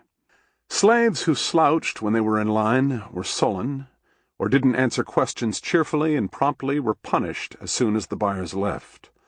The instrument of their punishment was a paddle. A whip would leave marks. Bibb became an authority on this. The paddle is made of a piece of hickory timber about 1 inch thick, 3 inches in width, and about 18 inches in length. The part which is applied to the flesh is bored full of 1/4-inch auger holes, and every time this is applied to the flesh of the victim, the blood gushes through the holes of the paddle, or a blister makes its appearance. The persons who are thus flogged are always stripped naked, and their hands tied together. They are then bent over double, their knees are forced between their elbows, and a stick is put through between the elbows and the bend of the legs, in order to hold the victim in that position, while the paddle is applied to those parts of the body which would not be so likely to be seen by those who wanted to buy slaves. On average, a slave sold at the yards for somewhere between $700 and $1,200. Skilled slaves, blacksmiths or coopers, for instance, cost more, usually at least $1,500. Slaves who were known to be able to read and write, they often kept their literacy secret, went for far less, sometimes for close-out prices, $500 at the most. They were considered highly undesirable, since they were believed to be the smartest and therefore the biggest flight risks. The most expensive slaves for sale in New Orleans couldn't be obtained at either the auctions or the yards. These were the slave girls sold for sex. They were called fancy girls, and they went for $3,500 up to $5,000. The dealers in fancy girls had their own private showrooms, some of which were by invitation only, but others were advertised openly on street-corner placards and in newspapers. The British traveler Robert Everest, on his way downriver, spent a night in Baton Rouge, and discovered that fancy girls were the ordinary talk among gentlemen in the public room of his hotel. One group was discussing the merits of the different dealers in fancy girls at New Orleans, and their respective stocks with as much gusto as amateurs of pictures or racehorses. Fancy girls were bought mostly by plantation owners. The gentlemen of the town made other arrangements. There was an elaborate social network in place by which they would take young women of color as mistresses.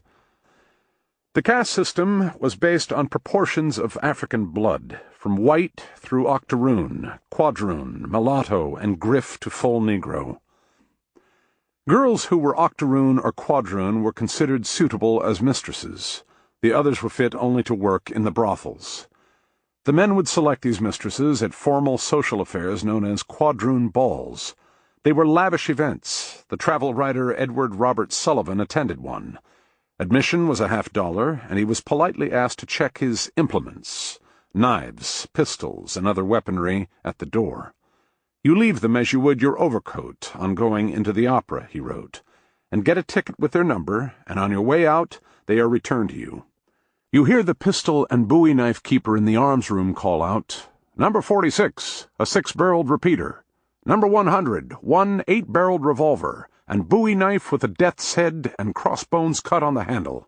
Number 95, a brace of double barrels.' All this is done as naturally as possible, and you see fellows fasten on their knives and pistols as coolly as if they were tying on a comforter or putting on a coat. Sullivan himself had to submit to a search by a policeman who refused to believe that he was unarmed. Inside, Sullivan reported all was glamour. The beauty and charm of the young women, their social skills, their lovely gowns, and the elegance of their dancing were all intoxicating. I had heard a great deal of the splendid figures and graceful dancing of the New Orleans quadroons, he wrote, and I certainly was not disappointed. Their movements are the most easy and graceful that I have ever seen. I never saw more perfect dancing on any stage. It was a pity he himself wasn't in the market for a mistress, but then he was a transient, after all, and a quadroon girl wouldn't have made a suitable companion back home. Strangers found New Orleans a threatening city, particularly Southern strangers who were disturbed by how little was done to keep the races apart. Free Negroes and slaves were allowed to gather in large numbers in the public squares, and they were known sometimes to mock and taunt white passers-by. That was unheard of anywhere else in the Lower Valley or the South. Prosperous men of color were openly invited into the homes of white aristocrats. The Catholic Church maintained separate parishes for the Creoles, the Irish, and the Germans. Black Catholics could attend any service they liked. There were even notorious brothels with both black and white prostitutes. Respectable brothels everywhere else in the South were strictly segregated. The most sinister sight was the presence of African culture on the streets. Voodoo and other West African religions were in fact widespread throughout the slave states, but they were practiced surreptitiously.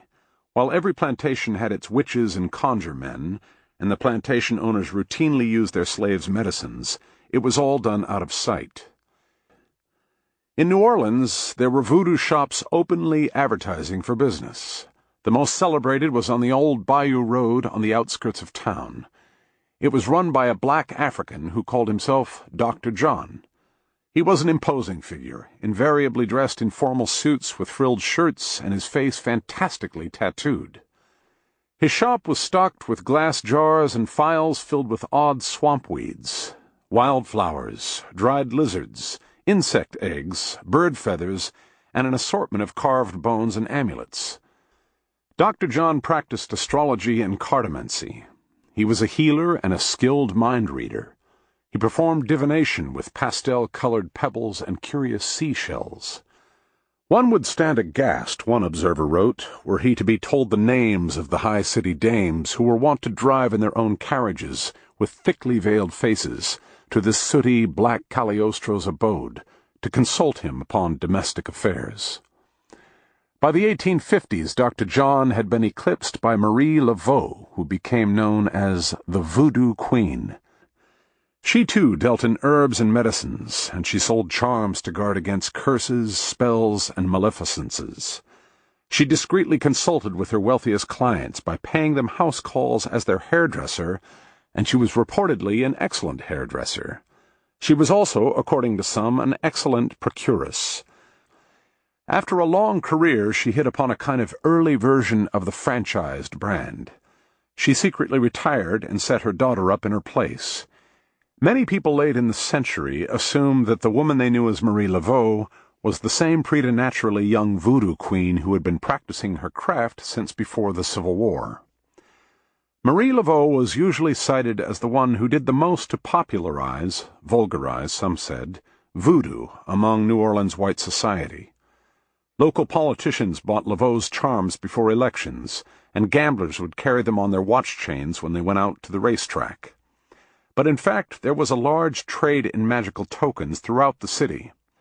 People everywhere left poisoned crosses under pillows and trickled the dirt from graveyards around doorways. They bought or concocted themselves powders and poisons, which were known as gris-gris, combinations of black and white pepper, arrangements of carved bones stolen from mausoleums, cursed chicken feathers. They attended midnight ceremonies on the shores of Lake Pontchartrain that often ended up as orgies. These were supposed to be secret, but Marie Laveau would invite policemen, reporters, politicians, and the ladies of high society to ensure that the forces of law and morality left her unmolested. There was a well-attended public event on Sundays in a park known as Congo Square. During the afternoons, the atmosphere was gaudy and festive. Slaves, free people of color, and whites mingled in the shade of towering old sycamores, while in the central square hundreds of dancers exuberantly performed the kalinda and the bambula. The spectators bought ginger beer and wine, lemonade and lime soda water, vinegar pies and ginger cakes, at tables set below long awnings draped with streamers. But then at dusk, the tourists drifted off to the restaurants and the opera houses. The staid citizens went back to their homes. The students from the local university, already tipsy, would usually depart singing old Creole lullabies and calling out, "Soleil couché." The remaining revelers, both blacks and whites, now unobserved, would take out the oath to the serpent. The oath was, according to one observer, nothing but a string of barbarous epithets and penalties. What followed was something like a camp meeting, except that the eroticism was wholly overt. The king and queen of the ceremony would caress a large snake representing the god and begin to tremble. The other celebrants would touch them and begin to tremble as well. Gradually, everyone's movements became more violent and convulsive. They would sing, tear off their clothes, scream and writhe around and grind against and bite at each other, until they at last collapsed in exhaustion. Waking the next morning, one observer said, retaining but one thing firmly fixed in their minds, the date of the next meeting. The life of New Orleans was always at its lowest ebb in the late summer. That was the season for cholera and yellowjack. Anybody who could afford to leave was gone. Then, too, the harvests in the valleys up north hadn't come in yet, and the Mississippi ran the shallowest in August and September. Few boats were arriving from upriver, and the levee was sometimes deserted for days at a time.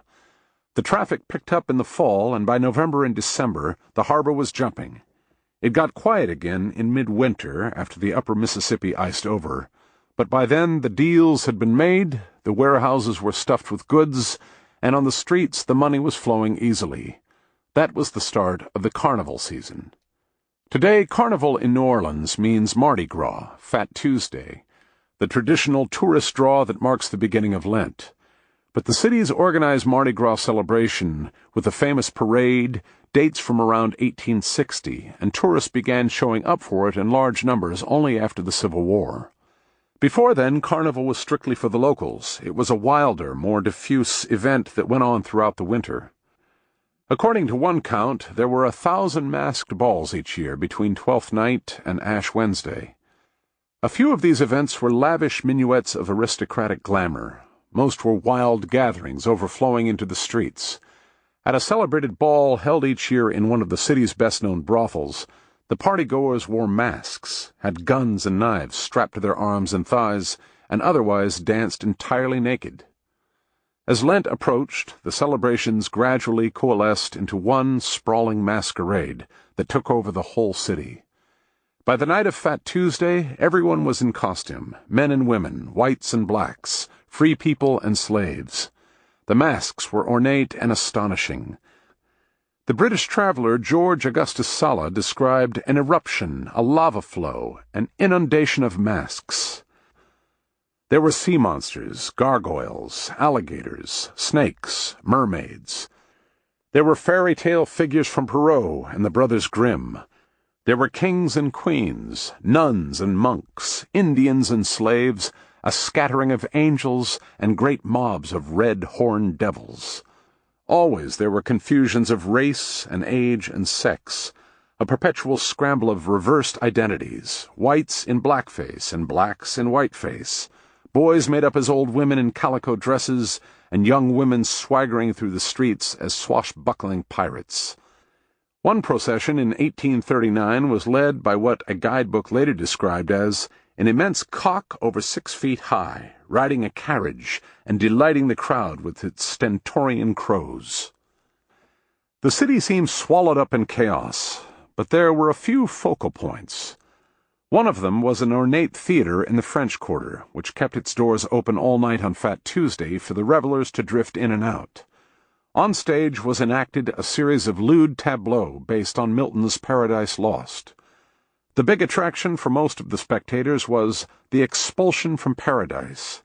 It was hard to tell by gaslight in the uproar and hilarity of the crowd, but Adam and Eve appeared to be naked. The most spectacular scene, though, was the building of the city of Pandemonium. It began with a big crowd of red-masked demons, almost as many demons as there were among the maskers in the audience, lying unconscious on the stage after their expulsion from heaven. They shook off their stupor and pantomimed amazement and dismay as a narrator declaimed the description of their new land from Milton. Rocks, caves, lakes, fens, bogs, dens, and shades of death. A universe of death, which God by curse created evil, for evil only good. Where all life dies, death lives, and nature breeds. Perverse, all monstrous, all prodigious things, abominable, unutterable, and worse. Then, with a great roar of defiance, they set to work rearing up a home for themselves, the great city of Pandemonium.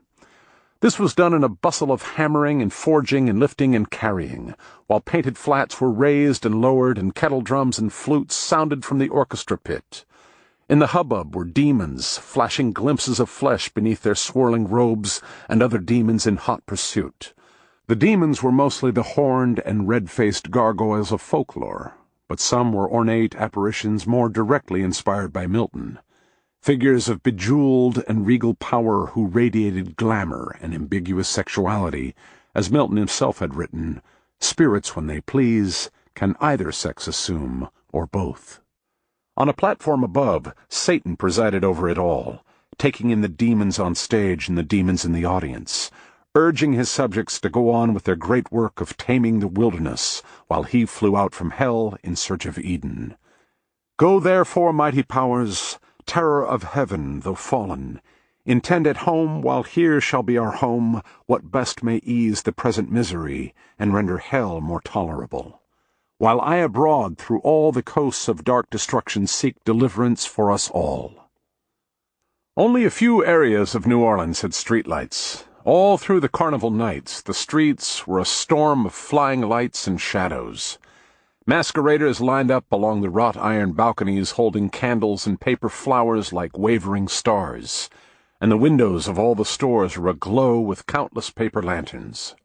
Down the back streets were masked revelers carrying torches, and in the crumbling alleyways there were wild skirmishes of shadows like swirling black robes.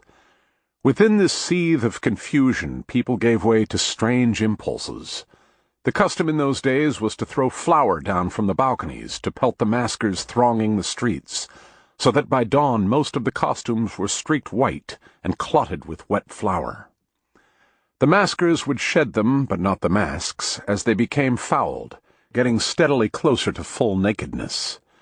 One year, a group of unseen pranksters on a rooftop threw not flour but quicklime, and left a whole street filled with maskers writhing in agony.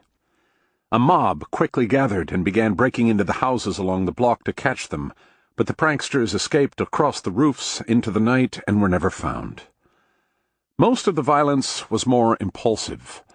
Amid the ceaseless turmoil of masks were assignations made and broken, identities guessed and mistaken, feuds erupting at the wrong targets, wrongs secretly revenged, a year's worth of scores and resentments anonymously settled, passers-by left beaten in alleyways because they'd made an ill-judged joke to a prowling gang of maskers, innocents murdered because they'd worn the wrong mask to the wrong party.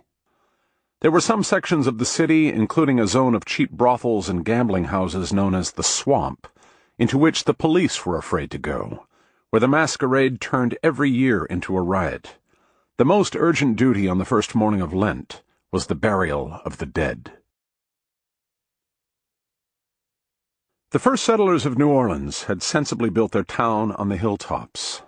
The French Quarter stood on the highest land and was the only part of the city that generally survived the floods. The later waves of construction spread down into the lowlands. By the middle of the 19th century, most of the city was below sea level and even below river level. Passengers coming in by the river were amazed to look down over the sides of the levees and see rooftops gliding below them. The ground in the lowlands was so thoroughly saturated with river water that it wasn't particularly habitable. At least the conditions caused a number of fundamental problems in the city's conduct of ordinary life.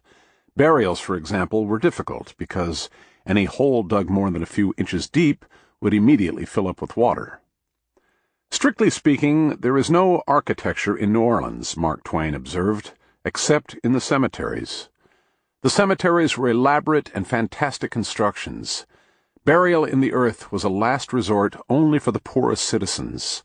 Everybody else was laid to rest above ground. The cemeteries were crammed with ornate crypts and freestanding mausoleums lined up along stone streets like habitations of the dead. As the grounds became more crowded, the tombs grew taller and narrower. To stand out from their neighbors, they were loaded down with garish statuary, and sometimes were extravagantly decorated with harlequin-patterned tiles. The epitaphs were a jumble of mourning tongues. Sometimes it was hard to make out exactly what language they were in, or even if they were in an earthly language at all. A representative example, apparently composed, one later writer said, in the language of the Jabberwock, read as follows. Alas, that one whose dornthly joy had often to trust in heaven should canty thus sudden too from all its hopes benivens, and though they love from oft remore that dealt the dog-pest thou left to prove thy sufferings while below. Sacred to the memory of Robert John, a native of the city, son of Robert and Jane Creswell, died June 4th, 1845, aged 26 years, 7 months. The funerals were often just as mysterious. Benjamin Latrobe came across a funeral procession as he was returning home one evening. Around 200 Negroes, all dressed in white and carrying candles, were making their way through the twilight streets and singing a hymn of mourning. Latrobe couldn't resist following them into the cemetery. They threaded through the aisles between the grand mausoleums until they reached the outskirts of the necropolis, where weeds began poking up through the flagstones, and there was a patch of grassy ground. Here were the plots set aside for the poor citizens. The gravedigger was at work. It was a sweltering night, and he was naked except for a pair of ragged breeches. Latrobe guessed that the grave was around 3 feet deep, and it was already halfway filled with river water. As the mourners waited, 5 priests entered the cemetery. They were preceded, as was traditional, by 2 boys bearing urns and 1 boy bearing a large crucifix. They began their prayers while the women crowded in around the grave and cried out their lamentations. The coffin was let down into the grave. It immediately bobbed up in the water. The gravedigger began shoveling earth onto the coffin to weigh it down. One of the mourning women, who seemed, Latrobe noted, particularly affected, hurled herself into the grave. She hit the water with a great splash, and the coffin popped up out from under her. The gravedigger used his shovel to lever her up. Some of the other mourners reached down to grab her arms and legs and pulled her out of the grave. Meanwhile, the young boys in the group were getting bored. Beside the hole was a big heap of skulls and bones that had been unearthed by the gravedigger. The boys began tossing the skulls around and using the leg bones for a sword fight. One of the skulls hit the coffin with a loud, melancholy, reverberant thud. The adults all froze in shocked silence. Then some of them began to laugh. The whole became a sort of farce after the tragedy, Latrobe wrote. The boys went on tossing the bones and skulls at each other, and the mood of hilarity spread until all the mourners were laughing. Part 3. The Course of Empire. Chapter 11. The Mound Builders. When the earliest European explorers came down the Mississippi in the 17th century, they had been startled to find, everywhere they went, evidence that somebody else had been there before them. The evidence was cryptic but irrefutable. It took the form of gigantic earthen mounds, some of them more than 100 feet tall, piled up in the open land along the river banks. Some mounds stood in clusters like mushrooms. Others were posed in solitary isolation against the prairie sky. Many had been worn down by the weather and were half covered by the wilderness, barely distinguishable from natural forms. The farther the explorers went, the more of the mounds they found. There were hundreds of them, and then thousands, and then tens of thousands, all along the Mississippi Valley to the Delta, and up to the Ohio to the Alleghenies. But what were they? Monuments? Observation posts? Funeral mounds? Nobody knew. The only thing that seemed obvious to the explorers was that they couldn't possibly have been the work of the Native Americans. The Indian nations of the river valley had no contemporary large-scale works like these, no lasting constructions of any kind. They lived in small transitory villages and in nomadic camps. Then, too, the mounds were clearly the product of a unified culture, and the Native Americans were fractured into hundreds of warring splinter societies with no common language. By one count, there were 200 mutually incomprehensible languages spoken in North America when the Europeans arrived. And lastly, none of the Native American societies laid claim to the mounds. In fact, they professed to be just as baffled by them as the whites were. But the Cherokee did tell one story. They said that when they had first arrived in the river valley, it had been inhabited by strange beings with milky white skin and eyes like moons who could do many cunning things in the dark but couldn't see in the daylight. They were long gone. The Cherokee couldn't say where. Maybe they were the ones who had made the mounds. Inevitably, they came to be called the Mound Builders. In the 19th century, people along the frontier began excavating the mounds systematically to see whether the builders had left any traces of themselves behind. What they found was strange and tantalizing. The mound builder culture had plainly been enormous. It had thoroughly explored the Mississippi River system out to its remotest tributaries and beyond. A single mound along the banks of the Ohio proved to contain silver pieces from Lake Superior, alligator teeth from the Gulf of Mexico, chalcedony from North Dakota, and volcanic glass from the foothills of the Rocky Mountains. The mound builder craftsmen had been remarkable and subtle artists. The mounds contained exquisitely carved statues and pieces of jewelry. The mound builders had had a peculiar religion of their own. There were ritual masks in which human faces were fused with those of hawks and wolves, as though illustrating some form of spirit possession. And most sinister of all, there were signs that the mound builders had been practitioners of human sacrifice. Some mounds held rows of human skeletons, each with a puncture wound at the base of the skull. But in none of the mounds was there any writing, not a symbol or a hieroglyph, nothing to indicate who the builders of the mounds were, what they'd called themselves, where they'd come from, or where they'd gone. There were countless theories. The mound builders had come to America from across the Pacific, from China or from India. They were Siberians, or else Tatars, or possibly Mongols.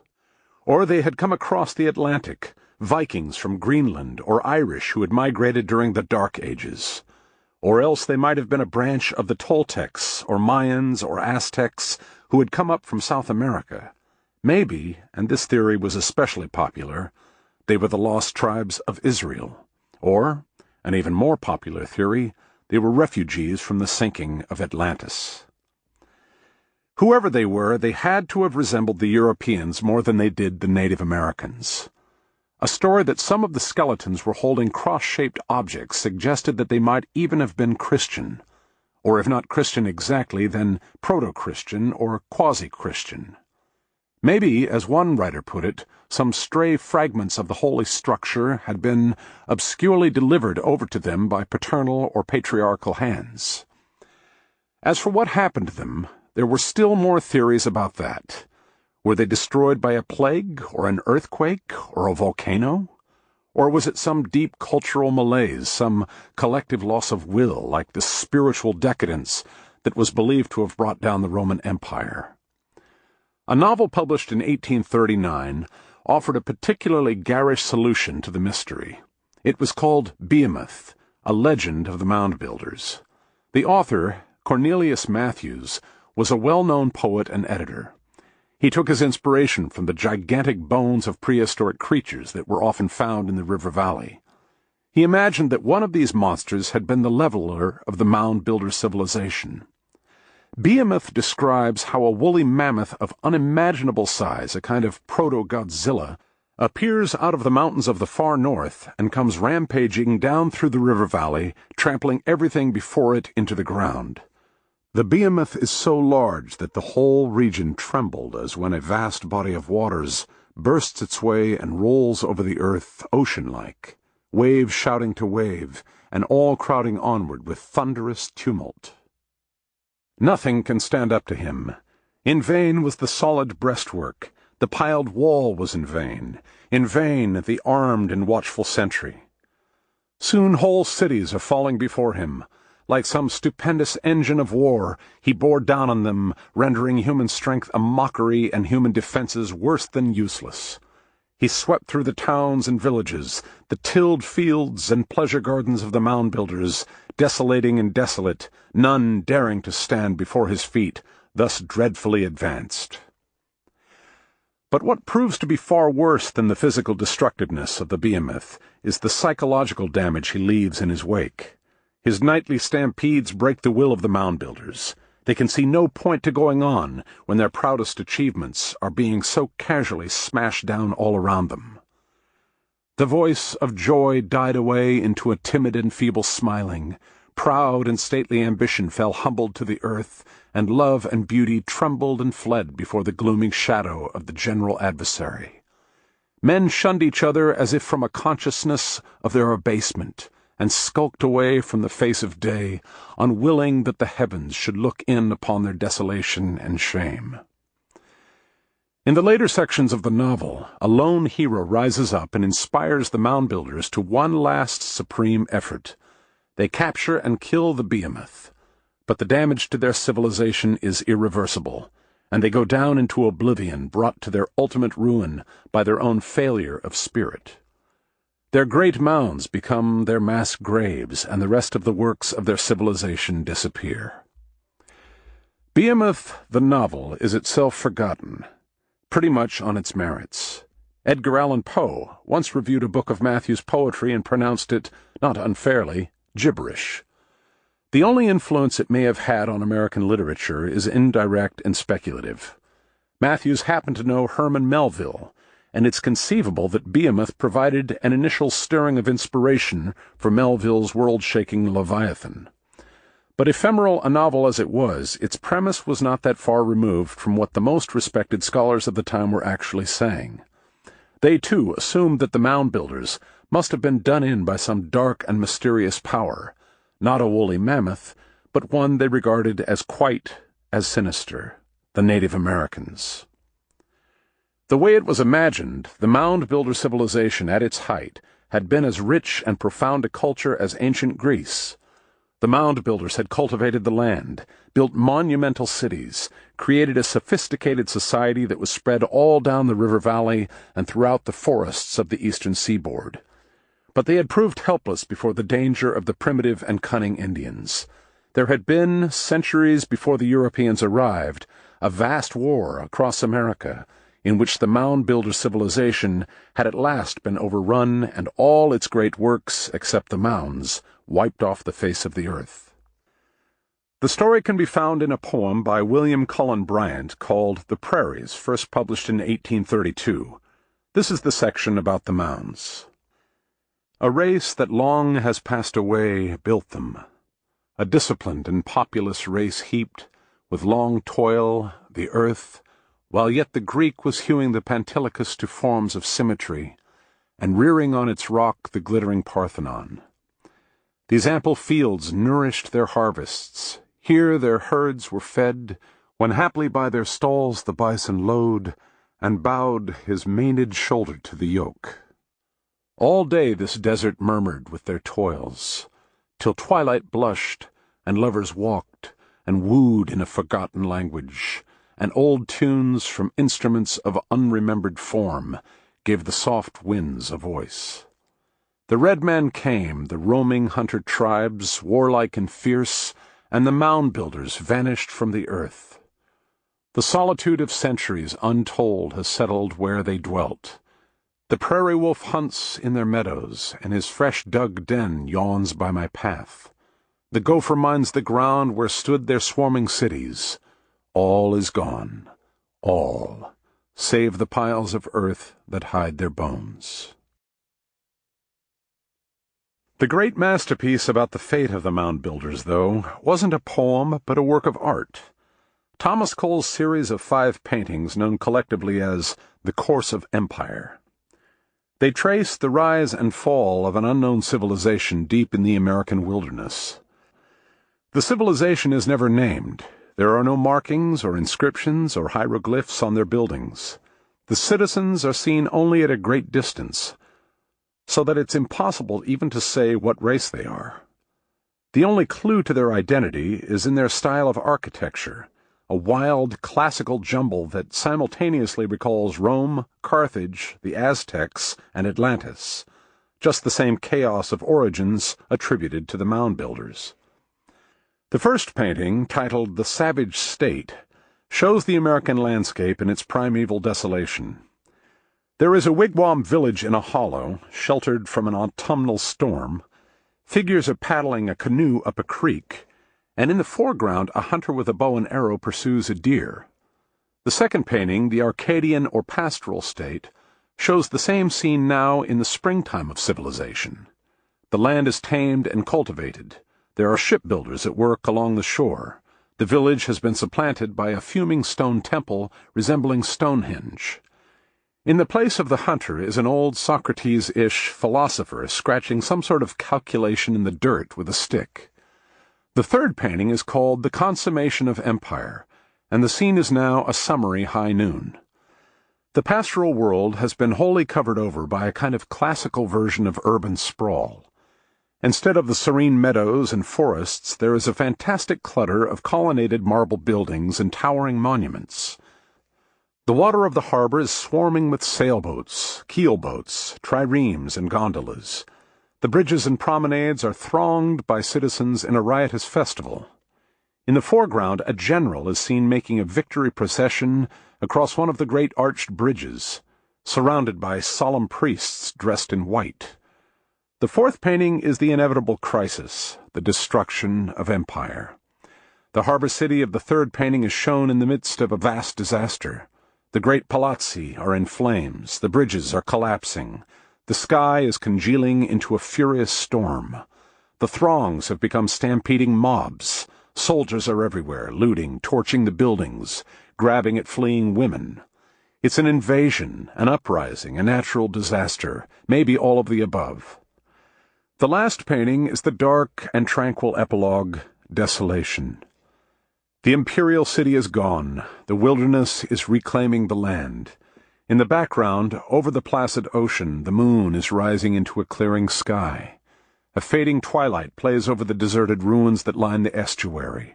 The broken arches of the bridges and the temples are being overgrown by weeds and ivy. A lone pillar on the shore is home to seabirds. The people have all vanished, and the land will soon erase their last traces. These paintings caused a tremendous stir when they were first exhibited in 1836. A great, epic poem, James Fenimore Cooper called them, the highest work of genius this country has ever produced.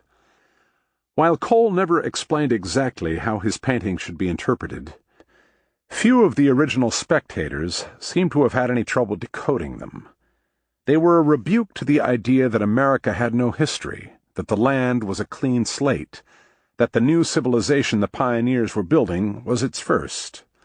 The truth was, the same grand historical cycles were playing out here just as they had in Europe or Asia. A great civilization had once risen up in the American wilderness, had reached the crest of the wave, and had toppled over into destruction and disappeared. And even as the spectators gawked at Cole's paintings, far away, in the depths of the American interior, the whole story was happening again.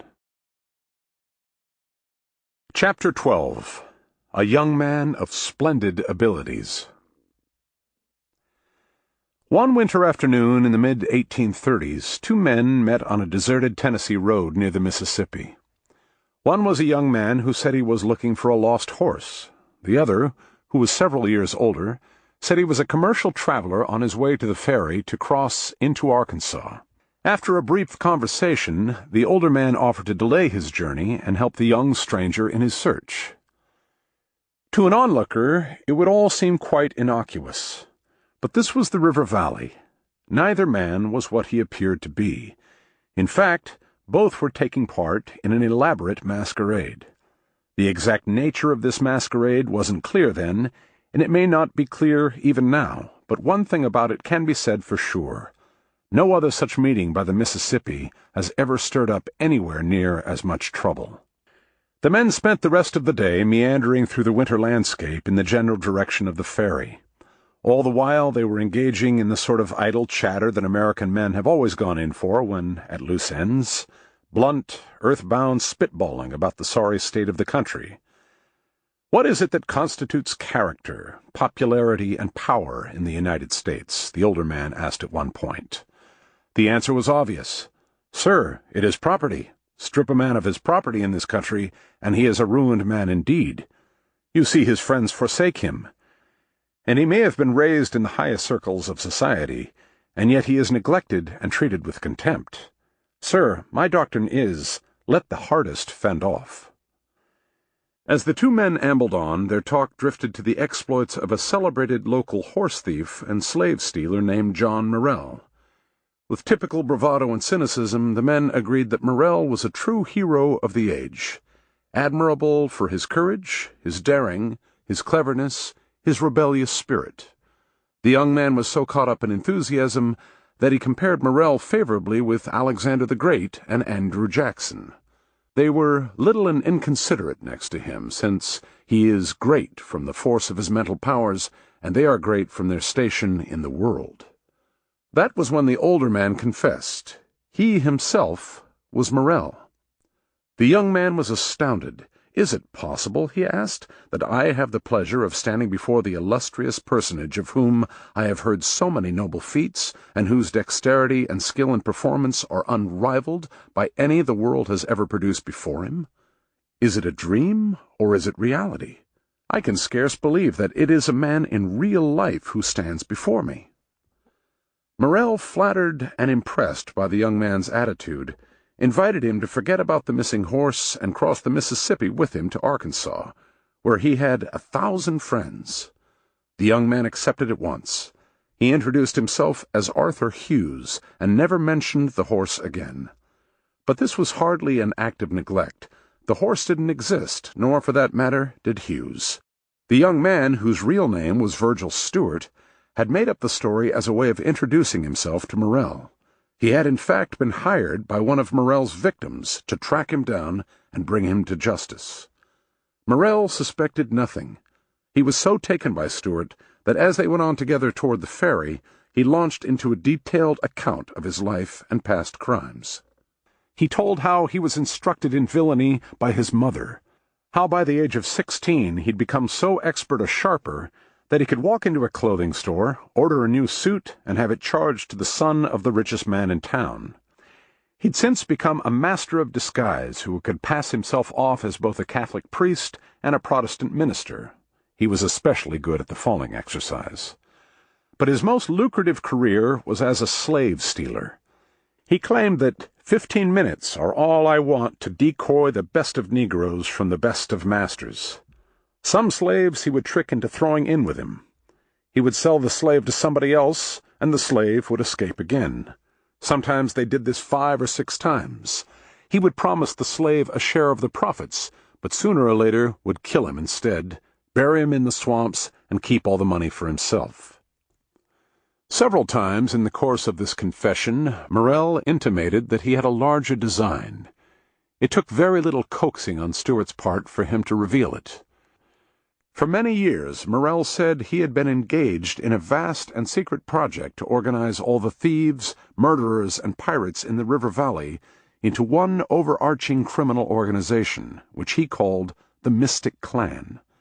The clan had 2 major components. The large outer circle of around 1,000 men, called the Strikers, consisted of conventional lawbreakers who thought the purpose of the clan was simply to commit crimes more efficiently.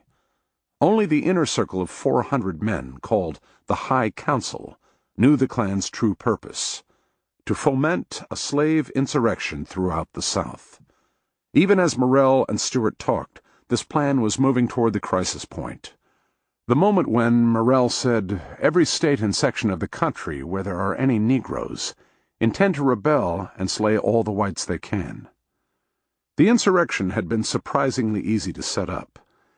It relied on Morrell's skill at tricking slaves into betraying their masters. He laid out the technique in detail to Stuart. "We do not go to every Negro we see and tell him the slaves intend to rebel," he cautioned. Instead, the Klan had to find the most vicious and wicked disposed ones on large farms. The first step was to poison their minds by telling them how they are mistreated, and that they are entitled to their freedom as much as their masters, and that all the wealth of the country is the proceeds of the black people's labor. Next, lessons from current events. We tell them that all Europe has abandoned slavery, and that the West Indies are all free, and that they got their freedom by rebelling a few times and slaughtering the whites. From there, it was a quick route to the ultimate prize. If they will follow the example of the West Indian Negroes, they will obtain their liberty and become as much respected as if they were white, and that they can marry white women when they are all put on a level. And to seal the deal, they were told they had the backing of the world at large. We get them to believe that most people are in favor of their being free, and that the free states in the United States would not interfere with the Negroes if they were to butcher every white man in the slave-holding states. Of course, Morrell was careful to stress this was all nonsense. He didn't believe in abolitionism at all. The slave uprising was only a diversion. His real motive was larceny. In the midst of the chaos, the Mystic Klan was going to loot, simultaneously, all the banks in the slave states. "We have set on the 25th December, 1835, for the time to commence our operations," he told Stuart. "We design having our companies so stationed over the country, in the vicinity of the banks and large cities, so that when the Negroes commence their carnage and slaughter, we will have detachments to fire the towns and rob the banks while all is in confusion and dismay." It was a dizzying and nightmarish prospect for Stuart. But that was not the worst of it. As Stuart listened, he began to realize that there was something much darker at work in Morrell's soul than greed. He was a real visionary. His ultimate motive was a kind of satanic spite. As he put it to Stuart, "I will have the pleasure and honor of seeing and knowing that my management has glutted the earth with more human gore and destroyed more property than any other robber who has ever lived in America or the known world. I look on the American people as my common enemy. They have disgraced me, and they can do no more. My life is nothing to me, and it shall be spent as their devoted enemy." At the end of this monologue, Morrell invited Stuart to join with him in the Mystic Klan. As a sign of good faith, he offered to supply Stuart with a complete list of the Klan's membership, both the strikers and the High Council, including addresses. "I consider you a young man of splendid abilities," he declared. "Sir, these are my feelings and sentiments toward you." This story is told in a pamphlet first published early in 1835 that caused a tremendous stir in the lower river valley. The pamphlet's full title is "A History of the Detection, Conviction, Life and Designs of John A. Morrell, the Great Western Land Pirate, together with his system of villainy and plan of exciting a Negro rebellion, also a catalogue of the names of 455 of his Mystic Klan fellows and followers, and a statement of their efforts for the destruction of Virgil A. Stuart, the young man who detected him, to which is added a biographical sketch of V.A. Stuart by Augustus Q. Walton. Several things about it are peculiar. There is the putative author, for instance. Augustus Q. Walton is a name otherwise unknown to literary history. There is the style which mixes self-consciously poetic prose with crude phonetic spellings. It began to grow late in the evening, and the sun shone dimly as it was sinking below the western horizon and reflected a beautifully dim light from the sleet which shielded the lofty young timber of Poplar Creek bottom. And then, of course, there is the very odd story it's telling. The story does go on, Morrell and Stewart crossed the Mississippi together. Morrell presents the young man to the High Council. Stewart makes a long extempore speech that immediately convinces the council that he is a kindred spirit, and they welcome him into their most secret deliberations. A sample of the speech? The conspiracy of 400 Americans in this morass of the Mississippi River will glean the southern and western bank, destroy their cities, and slaughter their enemies. Stewart then manages to make his getaway, carrying enough proof with him to have Morrell arrested, convicted, and sentenced to the penitentiary. For a modern reader, there isn't much question about how to assess all this. It's flagrantly absurd. It's absurd not simply because of the wooden speechifying of the characters or the ridiculous melodrama of the action. There isn't anything about the basic situation that seems even remotely plausible. How could Morrell have concocted such an enormous conspiracy, and how could he have kept it so secret? And why, if he had done all this, would he casually confess it to a total stranger, and then offer to supply the stranger with the names and addresses of every one of the conspirators? But these weren't doubts that troubled the original audience. People then had a different standard for judging the truth of what they read. Newspaper stories and even formal histories routinely recorded people making impossibly high-flown speeches to each other at moments of dramatic crisis and revealing all their dread secrets in ornate soliloquies. The overall effect was somewhere between Gothic melodrama and the oratory of Cicero. Readers did not find it necessarily implausible. They would have found a modern reader's objections to be niggling and irrelevant. Even if Stewart's account wasn't a naturalistic rendering of how people actually behave, that didn't mean the underlying substance wasn't, in all the most important senses, true. And besides, there were many things about the pamphlet that were already known to be true. There really was a man named John Morrell who had been put on trial in Tennessee for slave stealing. He had been convicted, and in the spring of 1835, he was in a Tennessee penitentiary. Virgil Stewart was also a real person, and it was a matter of public record that he had been a witness against Morrell at the trial. And then, too, there was that list Morrell had promised Stewart of all the members of the Mystic Clan. The pamphlet reproduced it in full. It was disturbingly plausible. It carefully mixed vague and not quite traceable names, somebody called Williamson in Kentucky, D. Harris in Georgia, with the real names of some of the most prominent citizens in Tennessee and Kentucky. No wonder that the original readers found it so convincing, in fact, wholly terrifying. In the spring of 1835, Virgil Stewart went on a speaking tour on the lower Mississippi. At each stop along the way, he repeated the charges made in the pamphlet, that the Mystic Clan was real, that it was organizing a slave insurrection, and that the entire South was in imminent peril. The arrest of Morrell hadn't put an end to the plot. In fact, it had accelerated it. The original target date for the uprising had been Christmas Day of that year. Now it had been pushed forward to the 4th of July. Stewart caused a sensation everywhere he went. He impressed everybody with his demeanor. Despite the desperate urgency of his message, he was in all respects modest and dignified, the model of a respectable young man. He told the most hair-raising stories about the Mystic Clan's campaigns to kill or otherwise silence him, and yet he was never boastful, never arrogant. He was decorous, even prim. The credited author of the pamphlet, Augustus Walton, remained out of sight. The widespread assumption was that Stewart had written the pamphlet himself. Only a few people failed to be won over. In Vicksburg, for instance, Stewart was introduced to the celebrated lawyer Henry Foote, the defender of the Horace-reading highwayman Alonzo Phelps, who had read the pamphlet and found it fearfully exciting and inflammatory. But Stewart himself seemed somehow troubling. Foote described him as sagacious and insinuating, a rather ambiguous compliment. But then Foote thought it would be a bad idea to express any doubts given the enthusiasm of Stewart's supporters.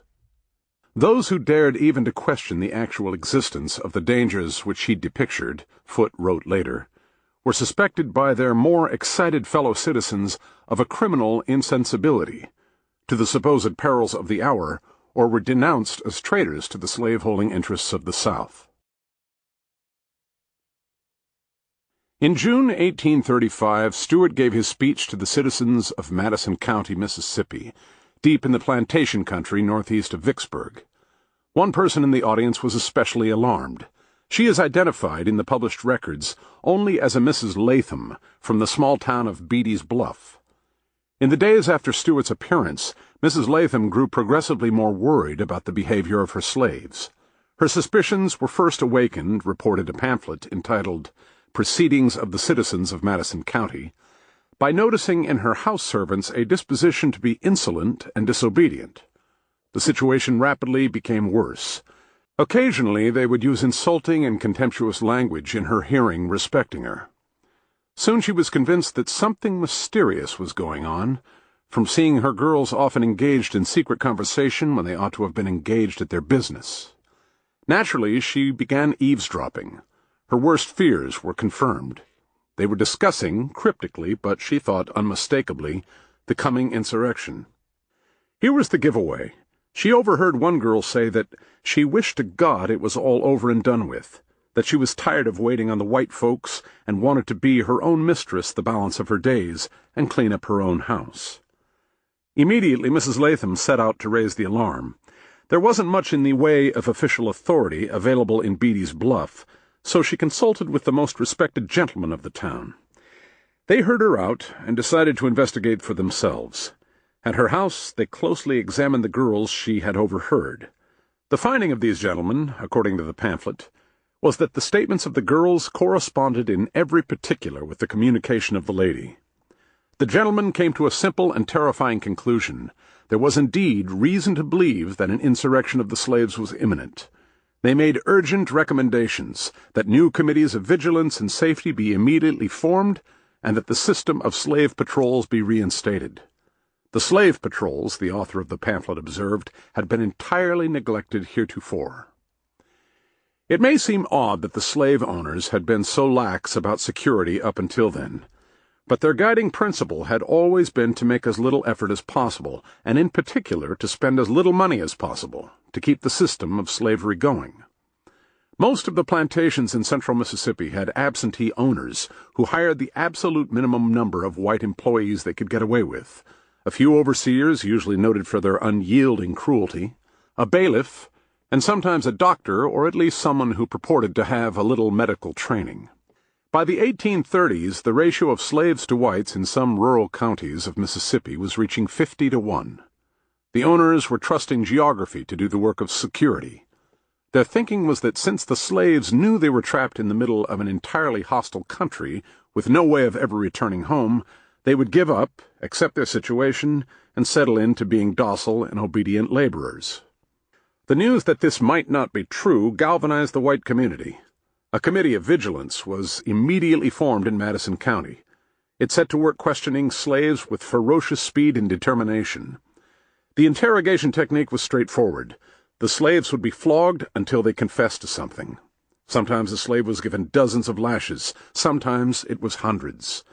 The interrogation went on for hours or days, but sooner or later the committee heard what it wanted to hear. Then the slave would immediately be hanged. Most of these confessions were vague. A slave would admit to having heard some sort of indistinct talk about trouble coming. The talk would usually be attributed to some other slave, most often a known troublemaker on another plantation. That slave would be brought in and flogged, and would then admit to having heard something about the trouble from some other slave on yet another plantation. The committee relentlessly followed this trail from plantation to plantation until, eventually, one of the slaves would admit that there had been some talk concerning the insurrection with a white man. The committee wasn't looking for any specific white man. Sometimes they heard about a nameless stranger who'd been loitering along a country road. Other times it was one of the disreputable locals known to consort with slaves at the darky parties. But most promising were the odd hints about a group of shadowy white instigators making grand promises, the way the Mystic Clan was supposed to be doing. One slave, surely realizing that he was a dead man no matter what he said, came out with a particularly garish confession that might have been straight from Stuart's pamphlet. He claimed that it was the plan of the slaves to slay all the whites, except some of the most beautiful women, whom they intended to keep as wives. Said that these white men had told them that they might do so, and that he had already picked out one for himself, and that he and his wife had already had a quarrel in consequence of his having told her his intention. After several such confessions, the committee believed that the situation was now clear. Proceedings of the citizens of Madison County summarized the committee's findings.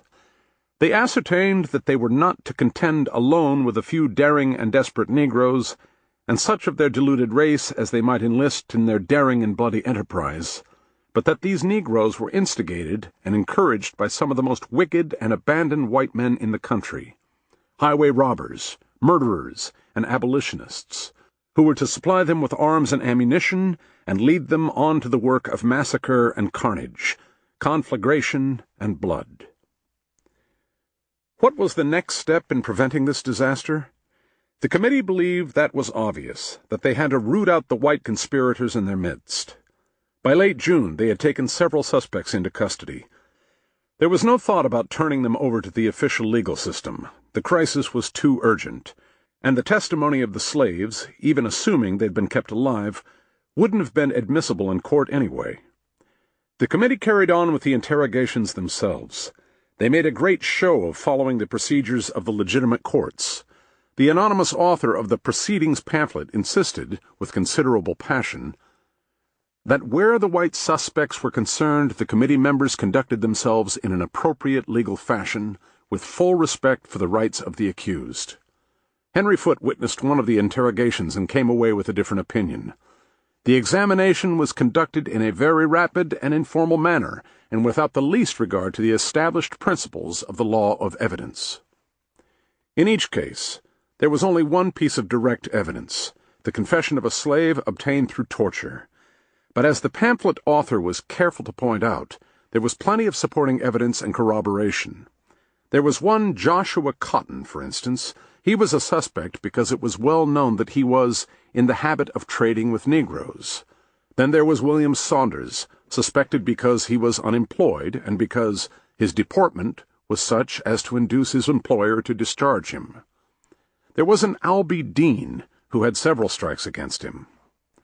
He was known to associate with Negroes, and would often come to the owners of runaways and intercede with their masters to save them from a whipping. It was in evidence before the committee that he was seen prowling about the plantations in the neighborhoods of Vernon, Beatty's Bluff, and Livingston, ostensibly for the purpose of inquiring for runaway horses, which he did with great particularity, sometimes inquiring for a black, bay, gray, or other color that suggested itself at the time. It was evident that horse hunting was not his business, but that he was reconnoitering the country and seeking opportunities to converse with the Negroes. All of these men were tortured. Some of them did confess. Joshua Cotton finally admitted that he and the others were following the plan laid down in Stewart's pamphlet. All of them were hanged. Then there was the case of Reuel Blake, a local ginwright, that is, one who built and repaired cotton gins. A slave of Blake's had been named by several other slaves as belonging to the conspiracy. When this slave was brought before the committee, Blake was, as a courtesy, allowed to take part in the interrogation. It did not go well. The slave refused to talk, and the committee invited Blake to whip him until he disclosed his part in the conspiracy. Blake was reluctant. He carefully informed the slave about the situation, explained what the flogging was for, and, as the Proceedings author remarked, with incredulous italics, requested him to tell all he knew about it. Then Blake began flogging his slave. It was obvious to everyone that Blake's heart wasn't in it. He only lashed weakly, occasionally striking a hard lick to keep up appearances. The committee called a halt and asked him to step aside. Then they began the interrogation in earnest. Blake, standing a little off from the group, grew increasingly agitated. As the flogging reached a peak of intensity, and just as the committee believed the slave was about to confess, Blake burst back into the center of the action and proclaimed that if they were going to touch his slave again, they'd have to flog him first. The committee member doing the flogging immediately raised the whip to oblige him, and they got into a fist fight. The spectators broke it up, and from the best of motives, according to the pamphlet, urged Blake to flee. He did so, and as he ran away from the committee, Some of the boys in the crowd ran along with him for a few hundred yards, hooting and mocking him. Once Blake was out of sight, the committee talked over what had happened. At first, everyone assumed that Blake was merely some kind of perversely soft-hearted sentimentalist. But as they went on talking, their views changed. Soon they all began to say that there was just something about the man they never trusted. They didn't like the looks of him, for one thing. He was of a cold, phlegmatic temperament, the pamphlet writer explained, with a forbidding countenance. He had been living in Madison County for 2 or 3 years, and had never tried to fit in, preferring instead more suspicious company. He kept himself almost aloof from white society, but was often seen among Negroes. He looked worse and worse the more they thought about it. His character, as known to the citizens, was one of the darkest dye. He was noted for cold-blooded revenge, insatiable avarice, and unnatural cruelty. He had been detected in several attempts to swindle his fellow citizens who, if they exposed his rascality, were ever after the objects of his deadly hatred. Lastly, he had said that he had gone to sea in his youth. From vague hints he would occasionally drop, it was the general impression that he had been a pirate. The case was closed. Blake was no fool. He understood from the outset how things were going. By the end of the afternoon, the committee had decided to try him on the grounds that he was likely a member of the conspiracy, but when they went to his house to arrest him, he was gone. He'd already gotten out of Madison County and was making his escape to Vicksburg. There he hid out in the boat city off the levee of Vicksburg Landing. He passed himself off as a boatman from Indiana. The disguise didn't work for long. The Madison County Vigilance Committee offered a reward of $500 for him and posted it up and down the river. Somebody in the boat city saw it and ratted him out. The committee arrived soon afterward and put him under arrest. Blake was brought back to the town of Livingston in Madison County under heavy guard. A mob surrounded him on his arrival, and he was almost killed then and there. But the committee held the people at bay long enough to put him on trial at the lynching court. Unlike most of the other accused, he never made any kind of confession or admission, but he was found guilty and he was hanged. The approach of the dread 4th had the whites of rural Mississippi in a panic. That was a day when the plantation slaves of the lower valley were traditionally granted a certain amount of liberty. They weren't required to work and were permitted to hold their own holiday celebrations with little or no interference from their overseers. On some plantations, these parties were enormous events that slaves from other plantations were allowed to attend unsupervised. These were ideal conditions for the breeding of revolt. But even if all those celebrations were canceled, what good would it do? The interrogations of the committee had established, if nothing else, that slaves were already moving around the countryside with impunity and were in constant and casual contact from plantation to plantation. There was also the whole problem of the Maroons, as they were called, escaped slaves who hadn't fled north but were still living secretly in the plantation country and the wilderness. Nobody knew how many Maroons there were, possibly thousands. Maroons were living in all the riverfront districts of the valley. There was known to be a sizable clandestine Maroon community in New Orleans. Maroon encampments were believed to be scattered through the wild country from the Everglades, through the sea islands along the Gulf, and up through the river delta. There were persistent rumors about a large and flourishing Maroon city in the trackless bayous somewhere north of New Orleans, possibly led by a notorious escaped slave known as Squire. Squire was finally caught and executed in 1837, but the city was never found. If there were any Maroons in Madison County, they were surely in touch with the slaves in the plantations, and were perfectly placed to help organize the revolt. By the beginning of July, the towns of Madison County were on full alert. No one stayed alone after dark. At sundown, the women and children gathered in a central location, usually the public square, while the men formed posses and patrolled the outskirts of town and the surrounding countryside. There were no streetlights in these towns, so people built bonfires at the intersections. The stillness of the night would be broken by sporadic gunfire as the posses, deceived by the wild shadows cast by the bonfires, took shots at each other. Meanwhile, the women and children kept scanning the sky above the treetops. watching for the telltale glow that would mean the arsonists had set to work in the neighboring towns and the insurrection had begun. In Vicksburg, the 4th of July was celebrated, as it always had been, with a huge open-air barbecue. This was a gay and colorful event, the citizenry in their Sunday best, the militia in full uniform, the local band playing, and cannonades and fireworks at sundown. Nothing was any different that year. The disturbances in the rural counties had so far made little impression on the cosmopolitan river towns. The governor of Mississippi had issued a proclamation on July 3rd, urging all citizens to be on the watch for any uprisings. He, too, blamed the threat on lawless, base, villainous white men. But in Vicksburg it was ignored. Then something unpleasant happened on the picnic grounds. People were sitting at ease at the long table set out under the trees when a man named Cabler, a gambler from Vicksburg Landing, insolently thrust himself into the company, as one newspaper later put it. He insulted one of the militia officers and took a swing at another guest. He was quickly and forcibly ejected. That was all. It should have been immediately forgotten. On the 4th, as with all big public occasions, there were inevitably a lot of drunken quarrels and fistfights that blew over as quickly as summer squalls. But Cabler was unwilling to let the incident go. Later that afternoon, the militia officers moved into the town square and put on a public demonstration of their close-ordered drilling. Cabler showed up spoiling for a fight. He shouldered his way into the middle of the militia company and confronted the officer he'd earlier insulted. The two were immediately surrounded by the whole company. Cabler was seized and searched. He was found to be carrying a knife, a dagger, and a loaded pistol. Several officers carried him into the woods. There they whipped him, tarred and feathered him, and ordered him to leave town. The parties resumed.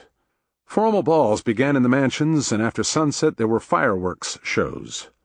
Sometime that evening, the crowds of revelers scattered about town were swept by a rumor. Cabler's gambler friends in Vicksburg Landing were planning revenge.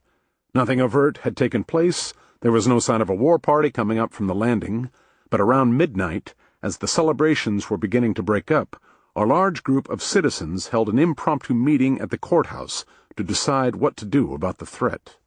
They agreed that it was time for drastic action. The waterfront district of Vicksburg Landing needed to be cleaned up once and for all. The crowd passed by voice vote a public declaration ordering all professional gamblers to leave the landing within 24 hours. As it happened, there were a lot of gamblers in Vicksburg Landing. Its reputation had grown almost as bad as that of Natchez under the Hill. People up and down the river had started calling it the Kangaroos after its largest and rowdiest gambling house.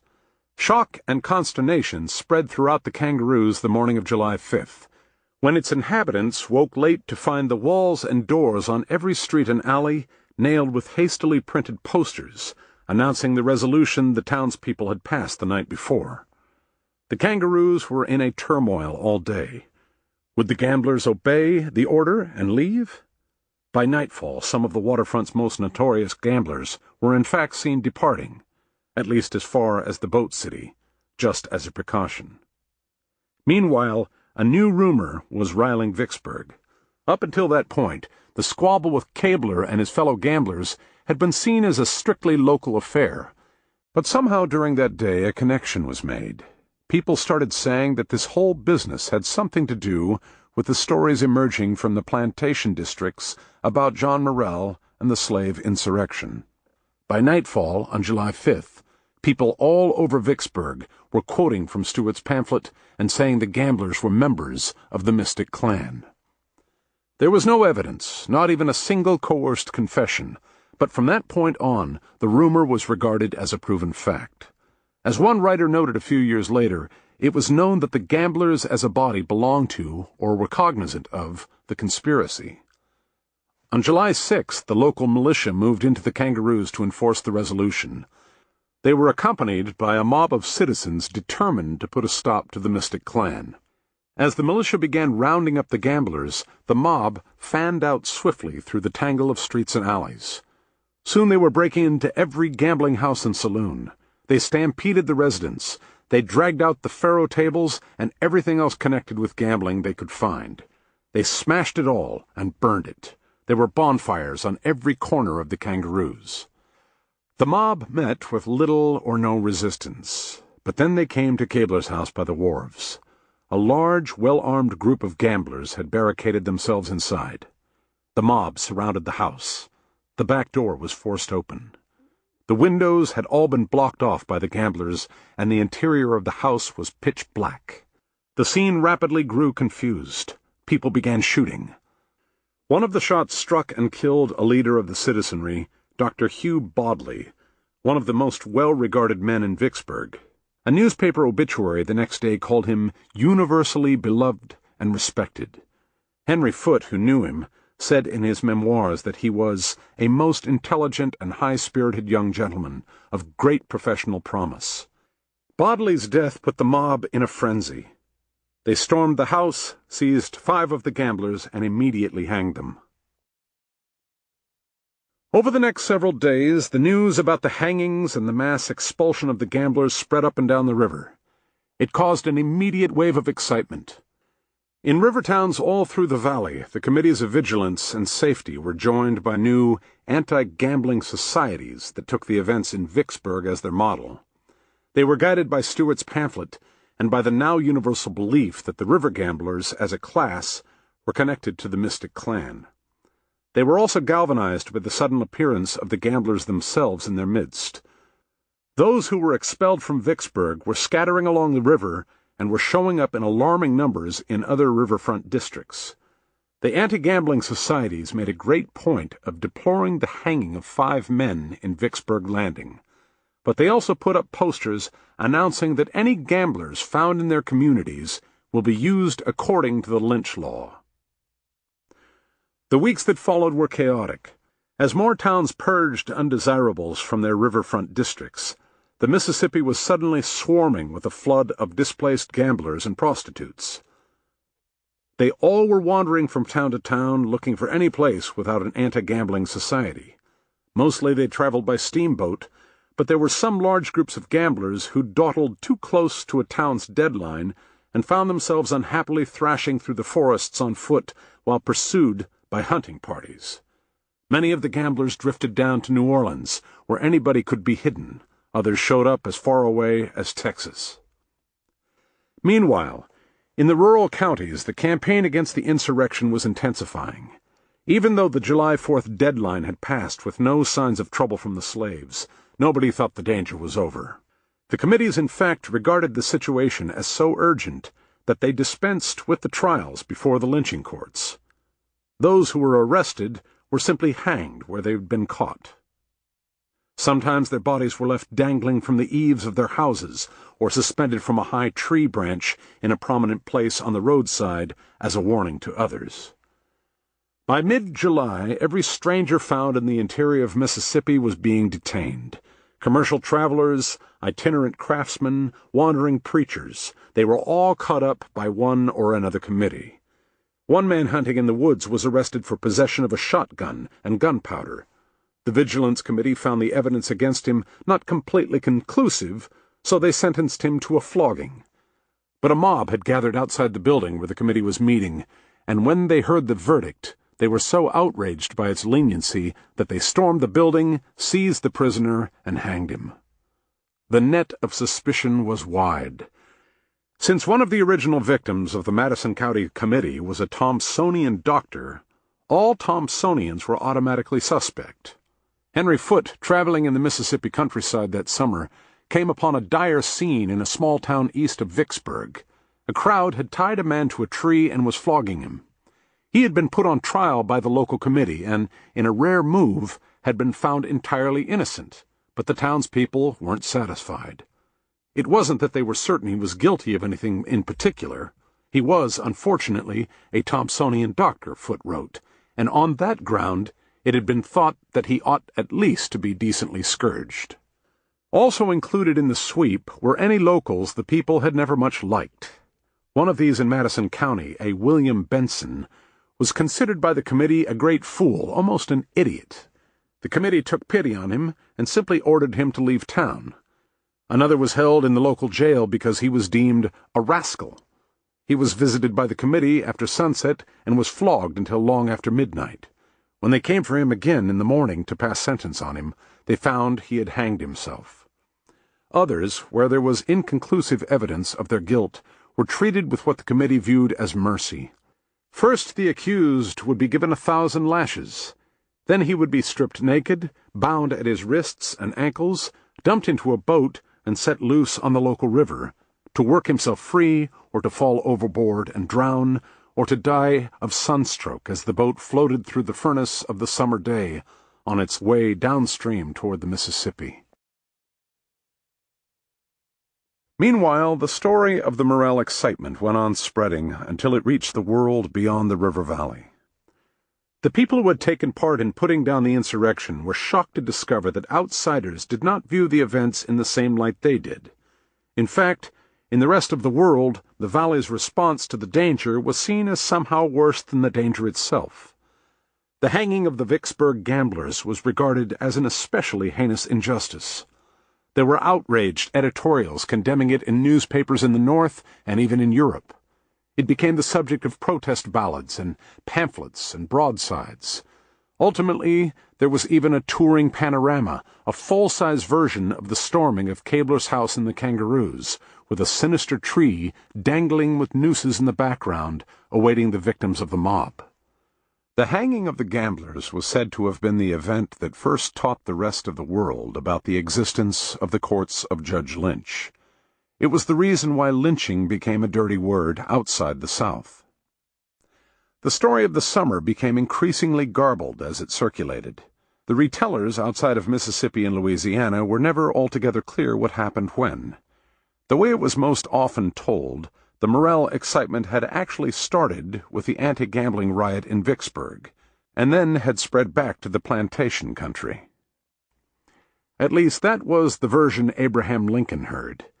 In 1838, Lincoln spoke at the Springfield Lyceum about the increasing disregard for law which pervades the country, the growing disposition to substitute the wild and furious passions in lieu of the sober judgment of courts, and the worse-than-savage mobs for the executive ministers of justice.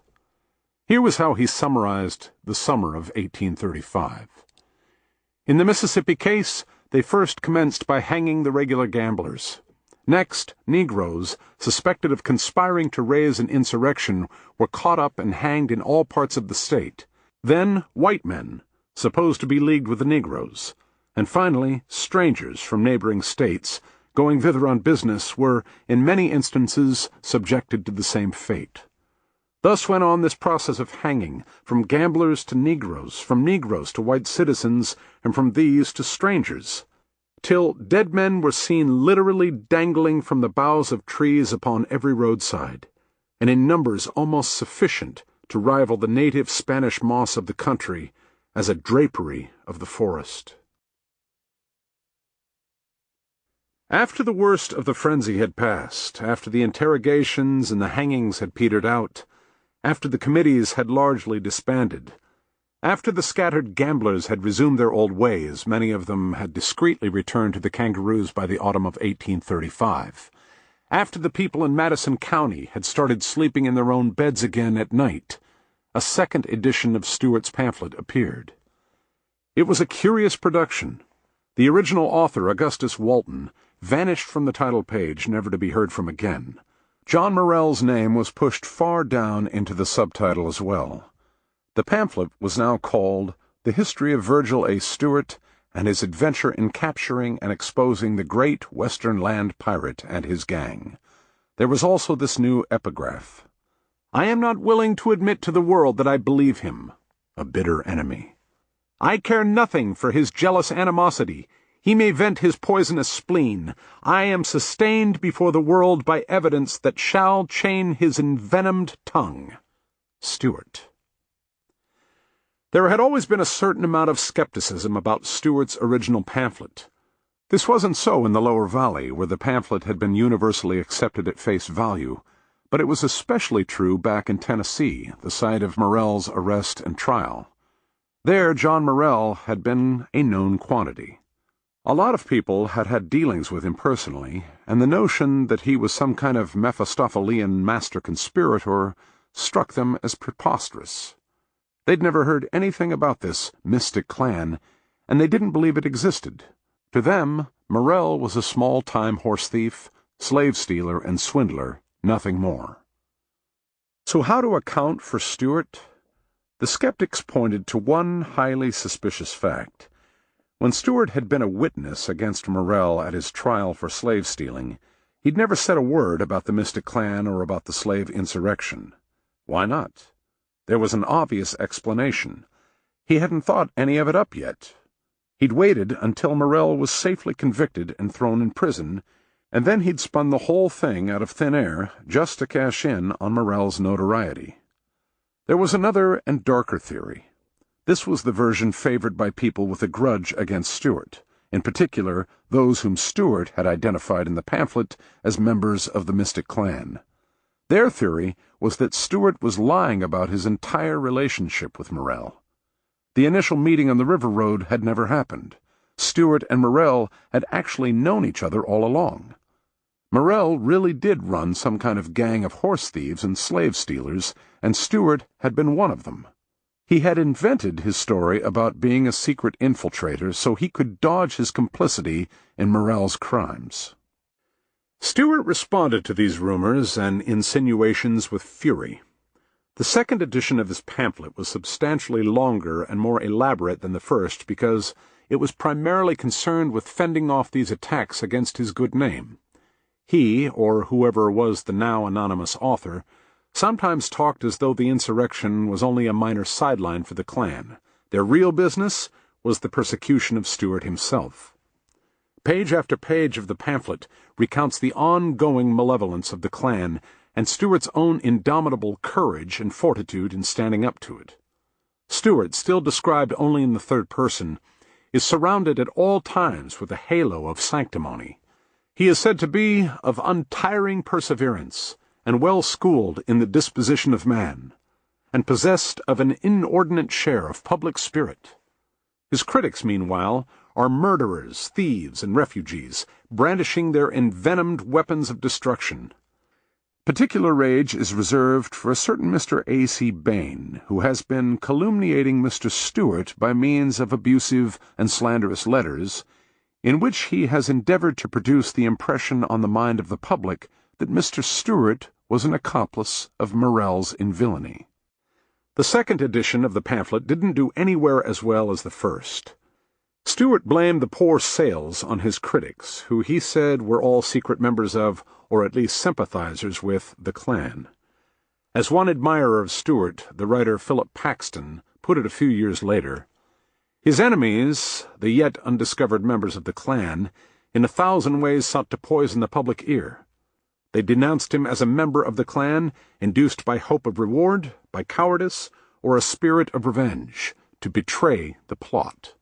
When a man has hundreds of secret enemies thrusting their stealthy but fatal daggers into his character, with but few friends who can but ward off the more open blows, his chance for obtaining even-handed justice from any community is small, and so it proved with our hero. Stewart's response was defiance. In the next election he ran for Congress. He did so, Paxton said, to test his popularity and the strength of his enemies. He was badly defeated. He then capitulated, justly disgusted and indignant at the ingratitude of those for whom he had sacrificed so much. He left the state and country. There were a lot of stories about where Stewart went after that. Back east somewhere, Henry Foote heard, or maybe it was out west, or maybe he'd gone undercover again with the Klan. According to one story, he'd gotten rich. At the height of the original excitement, he'd been offered a $10,000 reward by the Mississippi State Legislature for alerting them to the danger, and he'd respectfully, even nobly, turned the money down. Now some people were saying that he'd somehow gotten hold of that money after all, and was living in luxury in Europe. But Philip Paxton claimed to know the real story firsthand. According to him, Stewart moved to a barely settled region of Texas, where he lived in an isolated cabin in the desolate hill country along the Colorado River. Stewart still insisted that he was in danger from the Mystic Clan. He was so certain the Clan had him under surveillance, Paxton wrote, that he did not dare to venture out from his cabin after dark, to have a light in his room, or to sleep in the same chamber as his wife.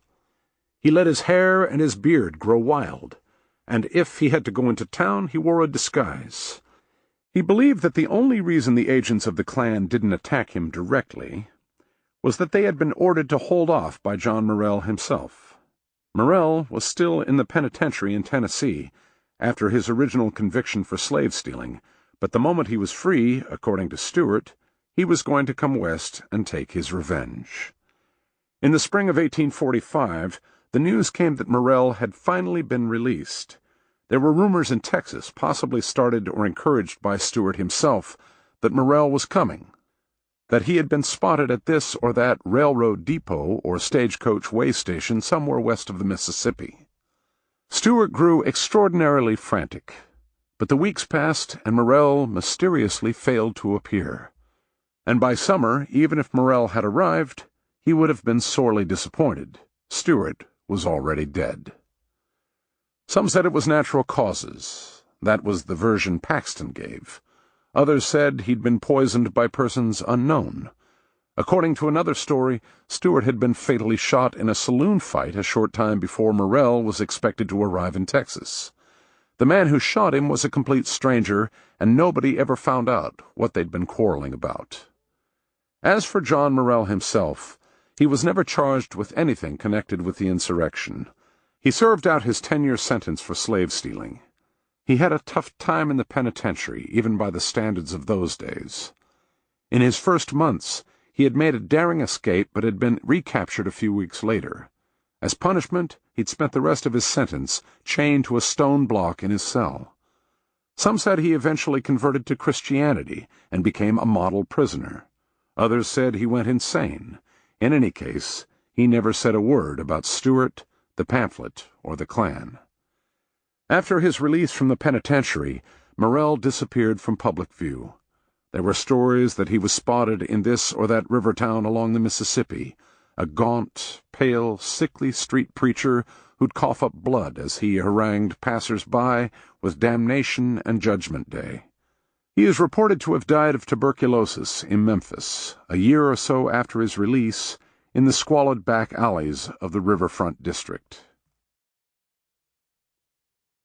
Over the next few years, as more writers took up the story, a fuller image of Morrell and the Mystic Clan emerged. Many questions left unanswered by Stewart were addressed. There was, for instance, the great practical mystery of how Morrell had managed to co-opt all the criminals of the lower Mississippi into his conspiracy. Philip Paxton described it as a feat worthy of Eugène Vidocq, the famous French master criminal turned private detective. Morrell had formed a kind of cordon of criminal police the length of the Mississippi, and any time a crime was committed by somebody not in their lists, they would immediately investigate, identify the criminal, seize him, and bring him up before the Klan for judgment. The criminal was astounded, according to Paxton, on discovering that deeds which he supposed none but his God and himself to be cognizant of were known by numbers whose mandate he must obey implicitly, and among whom he must enroll his name, or be immediately exposed to the world. All were fish that came to Morrell's net. The low gambler and the rich villain were equally received with open arms. Other writers considered the extent of the Klan and speculated on which celebrated criminals had been secret members. What about Alonzo Phelps, for instance, the backwoods highwayman and reader of Horace? His lawyer, Henry Foote, recorded his belief that Phelps had certainly been a member, or at least an associate. After all, hadn't he called for the emancipation of the slaves, even threatening to start a rebellion himself? Then there was James Ford of the Ford's Ferry Gang. A history published early in the 20th century, Otto Rothert's Outlaws of Cavian Rock, examined the matter of Ford's possible membership in the Klan at length, but found the evidence inconclusive. As for the ultimate goal of the conspiracy, Stewart had taken it no further than the apocalyptic night of the insurrection, but others carried the story onward. In the version Frederick Marryat heard in 1839, and the way it was told and retold in pamphlets and dime novels for decades afterward, the Klan's real objective had been to overthrow the governments of the slave states and establish a new empire, with its capital at New Orleans and Morrell as emperor. But was that still the plan? What was the Klan up to? It didn't seem to trouble anybody that the Klan was proving to be very elusive. None of the members identified on the master list in Stuart's first pamphlet were ever arrested or tried. Nobody else ever came forward to confess membership. No intrepid adventurer ever followed Stuart's lead and infiltrated the group to find out about its current status. In the years after the initial excitement faded, the Klan appeared only in fitful, ghostly traces here and there in the lower valley and the south.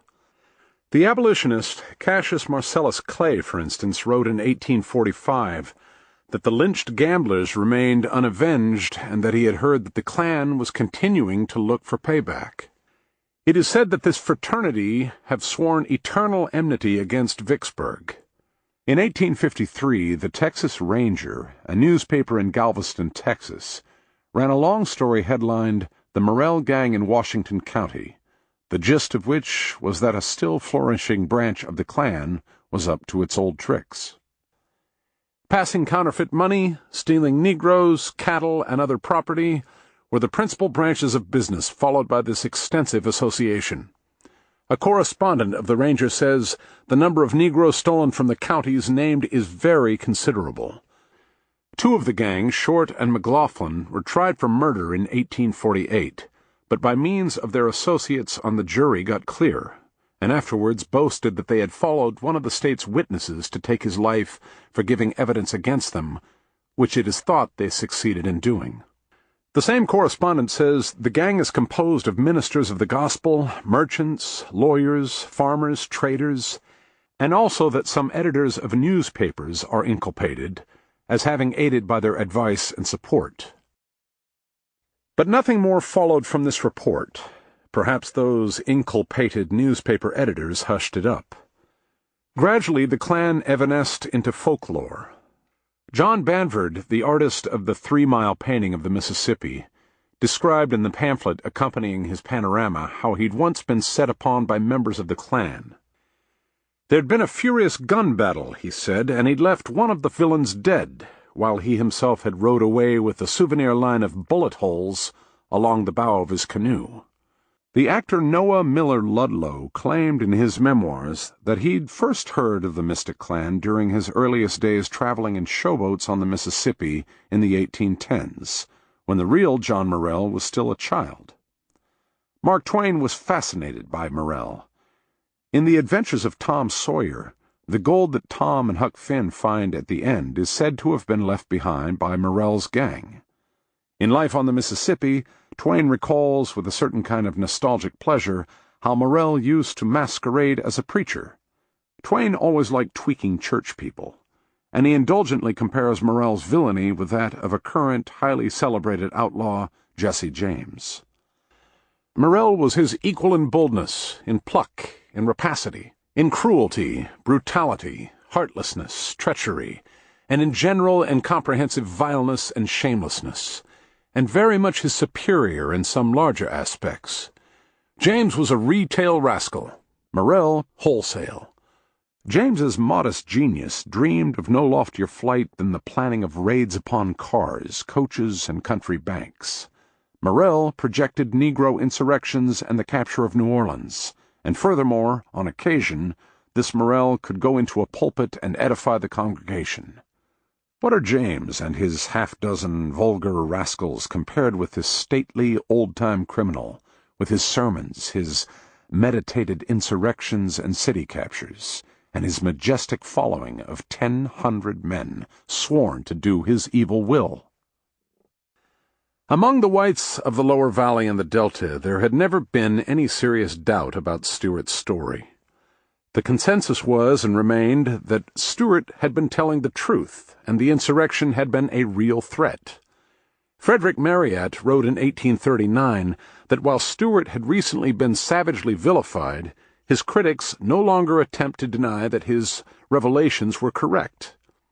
The actions taken by the committees and the courts of Judge Lynch may have been regrettable, even illegal, but however much the rest of the world condemned them, they had been necessary to stave off the ultimate catastrophe.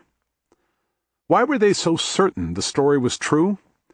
Stuart had been, as Henry Foote called him, an insinuating man, and his master stroke of insinuation had been his claim that Morrell was secretly allied with the Northern abolitionists. The way his pamphlet tells it, the abolitionists were a worse evil than the Klan itself. The pamphlet offers Stuart's vision of that awful day when the Klan and the abolitionists would emerge from the shadows together and wreak destruction on the South. The fertile fields and smiling scenes of his native land, destined to be deluged in the blood of his fellow countrymen, its cities and villages laid waste by the desolating march of a lawless and murderous band of ruffians and robbers, led on by a poisonous swarm from the great northern hive of fanatics and incendiaries. Passages like this went over very well in the lower valley. They were essentially how people pictured the abolitionists already, as a swarm of insects bent on destroying the South for some insane, inscrutable reason of their own. The fury against the abolitionists can be seen all through the Morrell excitement. The author of Proceedings of the Citizens of Madison County loses all sense of decorum when he comes to one of the white accused, the unfortunate A.L. Donovan of Kentucky, who had been repeatedly found in the Negro cabins enjoying himself in Negro society. The author reports incredulously that Donovan was once heard saying that he couldn't be a plantation overseer because it was such cruel work whipping the poor Negroes.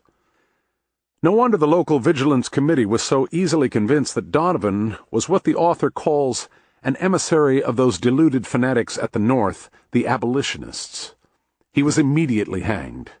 Thus died an abolitionist, the author remarks with satisfaction, and let his blood be on the heads of those who sent him here. The source of this venom was generally unstated, but not hard to deduce. It was an article of faith in the South that the slaves were basically well treated, and that any cruelties they suffered were rare aberrations in an essentially humane system. It followed that any resentment the slaves might feel at their situation was being deliberately encouraged by outside troublemakers acting out of sheer malice. In the wake of the Morrell excitement, a large organization of Northern abolitionists made an ill-advised attempt to reach out to moderate Southerners and sway them to their cause. They began mailing their pamphlets in bulk to prominent white citizens in the South and in the River Valley. The result was a public explosion. Nobody believed that the abolitionists were trying to influence white opinion. It was obvious they were trying to get their propaganda into the hands of the slaves and trigger an uprising. President Andrew Jackson condemned the abolitionists in his annual message to Congress. I must also invite your attention to the painful excitement produced in the South by attempts to circulate through the mails inflammatory appeals addressed to the passions of the slaves, in prints and in various sorts of publications, calculated to stimulate them to insurrection and to produce all the horrors of a servile war.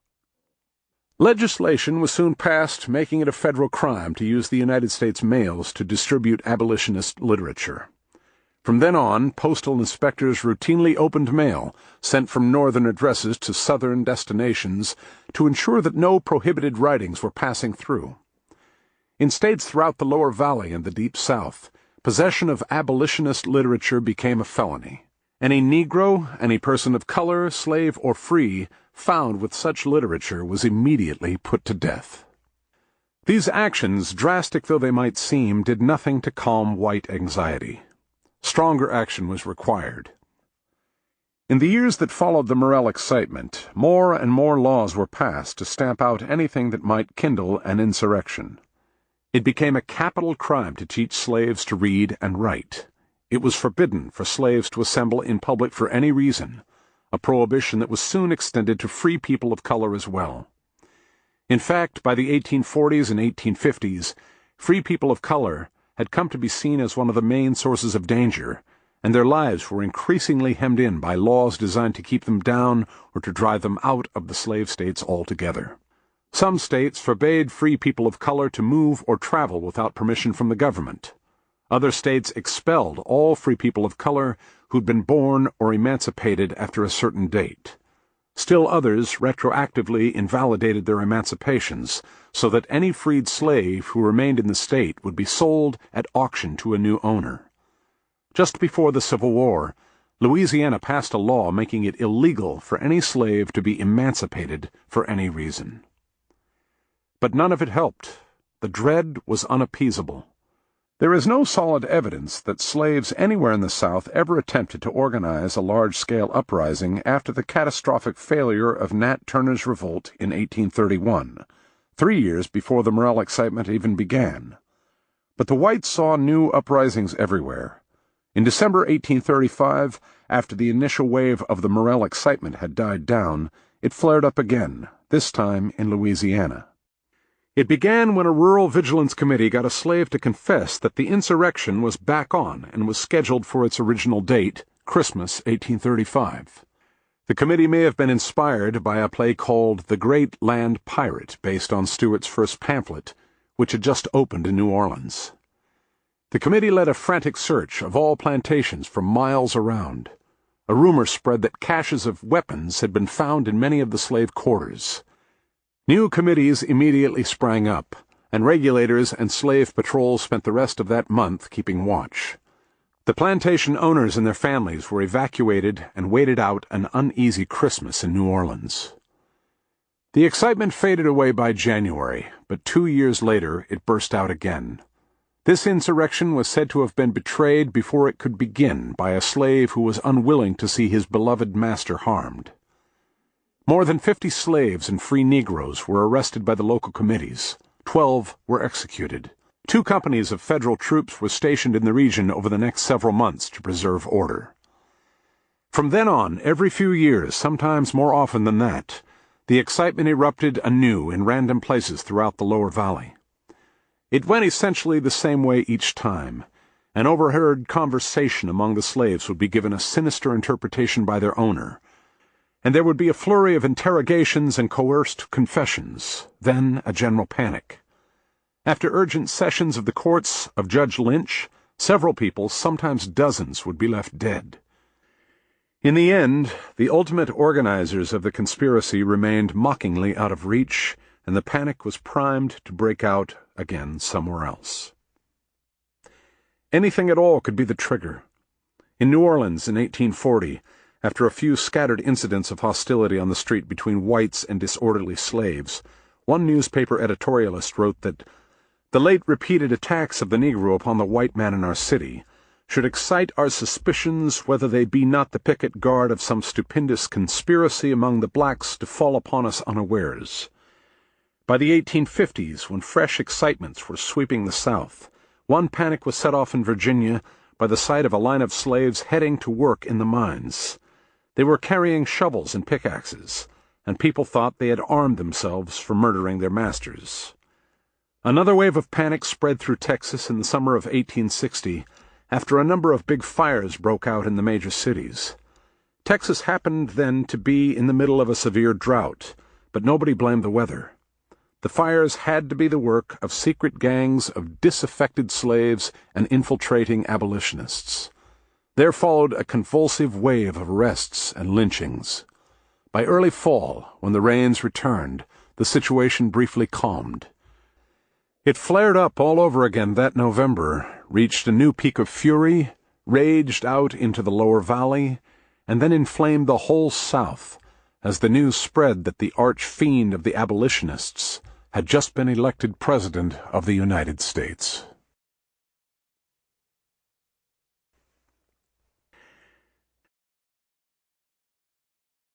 Chapter 13. The Oracles. It was a credulous age. One reason people were so quick to believe in the Morel excitement was that they were eager to believe in anything, no matter how strange, as long as it was bad news. They were particularly fascinated by occult portents of doom.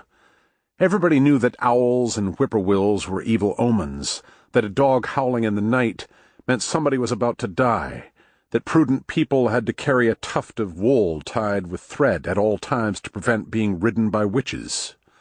It was a time of séances and mirror divination and spirit rapping, an era when, as Melville observed in Moby Dick, the rumor of a knocking in a tomb will terrify a whole city. Many people lived their whole lives in a penumbra of supernatural dread. Calvin Stowe, for example, the husband of Harriet Beecher Stowe, was a down-to-earth and practical man, but he was tormented all his life by visions of weird presences infesting the world. On the streets mingling with ordinary people, he said, was another race, with a human form and proportion, but under a shadowy outline that seemed just ready to melt into the invisible air, and sometimes liable to the most sudden and grotesque changes. These rational phantoms, as he called them, were hunted by yet another supernatural race, which appeared as heavy clouds floating about overhead, of a black color spotted with brown, in the shape of a very flaring inverted tunnel without a nozzle. They floated from place to place in great numbers and in all directions, with a strong and steady progress, but with a tremulous, quivering internal motion that agitated them in every part. And then there were the devils, a great many devils, down every street and in every meeting place. They were very different from the common representations, he said. They had neither red faces, nor horns, nor hooves, nor tails. They were in all respects stoutly built and well-dressed gentlemen. The only peculiarity that I noted in their appearance was as to their heads. Their faces and necks were perfectly bare, without hair or flesh, and of a uniform sky-blue color, like the ashes of burnt paper before it falls to pieces, and of a certain glossy smoothness. People troubled by apparitions like these did not find in the culture at large any kind of reality check. Newspapers in particular were infamous for their shameless romancing of the violent, the bizarre, the occult, and the fantastic. Reporters casually invented the most surreal stories out of thin air. Editors, hungry to fill blank pages, ran them without a second thought. Mark Twain, in his early days as a reporter, was once so desperate for copy that he made up a particularly horrific mass murder. Edgar Allan Poe announced the first successful manned crossing of the Atlantic by balloon. Some of these stories grew into elaborate epics. The journalist Richard Adams Locke became famous for a series of reports describing the remarkable discoveries the astronomer John Herschel had recently made about the moon. Herschel's new telescope, according to Locke, had disclosed that the lunar landscape was a colorful and rich tapestry of crystal valleys, hills of quartz, and basalt mountains covered with red flowers. It was also, Locke announced, swarming with intelligent life, most notably a half-man, half-bat species with copper-colored fur and yellow faces. They were, Locke said, doubtless innocent and happy creatures, notwithstanding that some of their amusements would but ill comport with our terrestrial notions of decorum. He discreetly refused to specify what those indecorous amusements might be. He said they were so very remarkable that I prefer they should first be laid before the public in Dr. Herschel's own work. Other newsmen, eager for the details, sought out the real John Herschel, who happened then to be at an observatory in South Africa. He had heard nothing about the story, and reportedly could not stop laughing. But the true crowd-pleasers were those romances that involved disaster, the larger the better. The greatest popular upset of those years arose over the predictions of a Calvinist preacher named William Miller, who reviewed all the signs and concluded that the end of the world was at hand. Miller would later insist that he never actually pinpointed a time, but his followers took care of that for him. Earth's last day, they announced, was going to be March 21st, 1843. By the beginning of that fateful year, there were daily newspapers in several cities devoted wholly to discussions, analyses, and proofs of Miller's prophecy. Two of the most prominent of these papers, Signs of the Times and Midnight Cry, were read all over America. An edition of Midnight Cry published for the frontier, the Western Midnight Cry, distributed from Cincinnati, terrified people throughout the Mississippi Valley. By early March 1843, the writer John S. Robb observed, All the rivermen's talk on the Mississippi was of the awful evidences of a general conflagration, the signs of the times, the adding up of the times, the proof of their meaning, and the dreadful consequences of being unprepared with ascension robes. Miller, it was said on the river, was going to burn down the world. The belief spread into the remotest corners of the valley. When the feared day of March 21st at last arrived, the diarist Bennett Barrow, who owned an isolated sugar plantation in the bayou country, discovered to his annoyance that his slaves were in an uproar about the Miller prophecy, and that no work could be done until he gave his slaves a lecture on the folly of their belief that the world would end today. Meanwhile, the boat people by the thousands were spending the whole of the 21st cluttered in fright in the deepest channels of the Mississippi. The deep river, they believed, was the safest place to ride out the firestorm. While waiting for the disaster, whichever disaster they were currently dreading, the people of the river valley became increasingly bewitched by the large-scale distractions and amusements. Commercial entertainment was an enormous business on the river in the years leading up to the Civil War. An ever-growing armada of fun and hoopla came downstream: circus boats and theater boats, opera boats and show boats, medicine shows and solemn lectures on mesmerism, demonstrators of electricity and phrenology, preachers and barkers and card readers and professors. This invasion was led by P.T. Barnum himself, who conducted an enormously successful tour of the lower river with the superstar singer Jenny Lind in the 1840s. But Barnum had countless predecessors, rivals, imitators, and followers, some of whom put on even grander shows than he did. The theater boats and opera boats were particularly gaudy. They would come into river towns and send out heralds and trumpeters through the streets to announce their performances. They mostly played melodramas and light comedies. The actors would seize every chance for spectacular sword fights and impromptu dances. They were also adept at improvisation and would often draw the most drunken hecklers into the action just to ridicule them. They regularly staged the classics, too, but the scripts were rewritten to fit the modern taste. There was a popular version of Hamlet that made Ophelia the tragic heroine, driven mad by the villainous prince. There were also several adaptations circulating of the great literary sensation of the age, Uncle Tom's Cabin.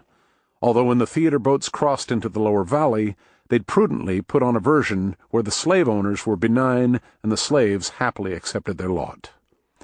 The grandest shows were on the circus boats: Stickney's New Orleans Circus, Dan Rice's Metropolitan and Hippodromatic Circus. They would arrive with clowns, slack-wire acrobats, dog and horse acts, amazing gymnasts. One gymnast, highly praised by the local Natchez newspaper in 1837, could do 28 backward somersaults in a row. Spaulding and Rogers' Floating Circus Palace was a showboat more than 200 feet long that required its own full-size steamboat as a tug. It had chimes, sirens, and a huge pipe organ. As it pulled up to the levee, a brass band played on deck to entertain for free those who came down to watch its arrival. The boat seated more than 3,000 people. There was an equestrian act featuring 40 horses. There was the Museum of Curiosities with thousands of odd trinkets and treasures, from rows of exotic seashells to stuffed tigers. The strangest attraction in the museum was an oracle, a brass sphere with 4 protruding trumpets that hung in the middle of a dark stage. In a sinister and otherworldly voice, it would emit riddles about the future. Some of these were topical jokes, some were references to local affairs, which always startled the spectators. The show people would have gone into town that morning and eavesdropped for the latest gossip. Some were so cryptic and were transmitted in such a thick, garbled accent that nobody understood what they were about. If the responses were unintelligible, one of the performers shrewdly observed, this only added to the mystery. By the 1850s, the most popular form of entertainment on the river was the minstrel show. Dozens of minstrel troupes went on tour in those years, groups with names like the Christie Minstrels and the Congo Melodists and the original Ethiopian Serenaders. Most of them were white men performing in blackface, but there were some all-Negro minstrel shows too, and a few with female performers. These were highly controversial. In fact, The minstrel phenomenon, in general, was so upsetting to audiences in the slave states that in the years just before the Civil War, minstrel shows were banned throughout the Deep South and the Lower Valley. The shows were alarming and exhilarating. Audiences had never seen anything like them. Their atmosphere was ferociously unpredictable. The performers kept breaking into wild dances without warning. The buck and wing, and the cakewalk, the shuffle, and the buzzard lope, and the ring shout, and jump Jim Crow. When they weren't dancing, they were writhing and hopping and twisting into contorted knots, as though they were being jolted by electric current. They told lurid, outlandish jokes and absurd tall tales in a high-pitched, extravagant parody of Negro dialect. They sang without parody Negro folk songs and spirituals, which most white audiences had never heard before. The morning beauty of the melodies and the strange, plangent harmonies left people shaken and sometimes in tears. They staged outrageous skits about current events that were mocking, nasty, and maddeningly equivocal. Audiences couldn't tell who or what was being made fun of, and often ended up getting into fistfights to settle which side was which. Almost every performance ended with avalanches of cheers and boos. After his first sight of a minstrel show, George Thatcher, who later became a popular minstrel himself, recalled, "I found myself dreaming of minstrels. I would awake with an imaginary tambourine in my hand and rub my face with my hands to see if I was in blackface." The basic minstrel show was in two parts. In the first part, the minstrels gathered on stage in a semicircle and performed a kind of riotous after-dinner banquet of comic speeches and songs. The master of ceremonies at the center of the stage was known as the interlocutor. At either end of the semicircle were the two most extravagant jokesters, known as the end men, Mr. Tambo and Mr. Bones. The high point of this scene was the furiously ornate banter between the interlocutor and the end men, which was punctuated by smashes of the tambourine and the rattle of drums, and which would sooner or later break down into uncontrolled slapstick violence. The first half was slower and more elaborate. It featured skits and parodies and musical numbers. There were a lot of drippingly sentimental love scenes with heart-rending partings and tearful reconciliations. There were often brutal burlesques of celebrities like Barnum, but most of the scenes were about the slaves and slavery. These scenes were jumbles of discordancy. They mocked the slaves and ridiculed the masters. They travestied the abolitionism of Uncle Tom's Cabin and then showed slave owners as sadistic madmen who'd string up slaves to use as scarecrows. There were sketches about the absurd pretensions of free Negroes, often starring the swaggering dandy Count Julius Caesar Mars Napoleon Sinclair Brown. There were other sketches about a wise and cunning trickster slave named Jasper, who always got the better of his owners. There was a song sung by a slave that included these lines: "White man come to take my wife, I up and stick him with a big jackknife." There were also constant references to Nat Turner's revolt and the Morel excitement. There was even a long sketch, evidently performed by several troops, called Uncle Gabriel, the Negro General, which was a kind of high-speed mock epic about a slave insurrection. It seems to have been unnervingly ambivalent. Uncle Gabriel was mocked throughout as a grandiloquent clown, and yet there was a sudden swerve into pathos at the end, when his rebellion was inadvertently betrayed by an innocent slave boy, and at the curtain there was a certain distinct regret that it hadn't come off. If there was an overt message to the minstrel shows, it emerged at the climactic scene, the stump speech. This was a particularly manic satire on current events. Its point was that things, no matter what things, could not go on like this much longer. The stump speech featured one of the minstrels climbing up onto a makeshift podium, sometimes a prop tree stump, hence the name, and launching into a bizarre rant on some fashionable topic: abolitionism, an upcoming presidential election, seances. Other minstrels would gather round, all doing their own distinctive dance steps and gesticulations. As the speech grew progressively louder and impassioned, their movements and responses would grow more spastic and violent, until the whole troupe was barking and squawking and twirling and shaking and grunting and whistling in a wild cacophony. The speech would hit a frenzy of nonsensical eloquence. This example, unearthed by the historian Robert Toll, is on the then voguish subject of transcendental philosophy. Transcendentalism is that spiritual cognizance of psychological irrefragability connected with incolumbient spirituality and etherealized connection, which is derived from a profound contemplation of the irrigability of those insesimable divisions of the more minute portions of subdivided particles of invisible atoms, that become anatom catalable in the circumambulating commotion of umbilicus voluminous. The last part of the speech would be an unintelligible shrieking. Then, as at a camp meeting, the speaker would fall into convulsions, and the whole troop in response would simultaneously collapse unconscious to the stage floor. In those years, many in the river valley who had a horror of politics, who never read newspapers, who avoided gossip, who didn't listen to the preachers of the apocalypse, who stayed away from minstrel shows and all forms of popular entertainment, were still dogged by a sense of coming catastrophe. For them, there was a ready-made and inescapable symbol: the steamboat. The more dominant the steamboats became on the river, the more they became a byword for imminent calamity.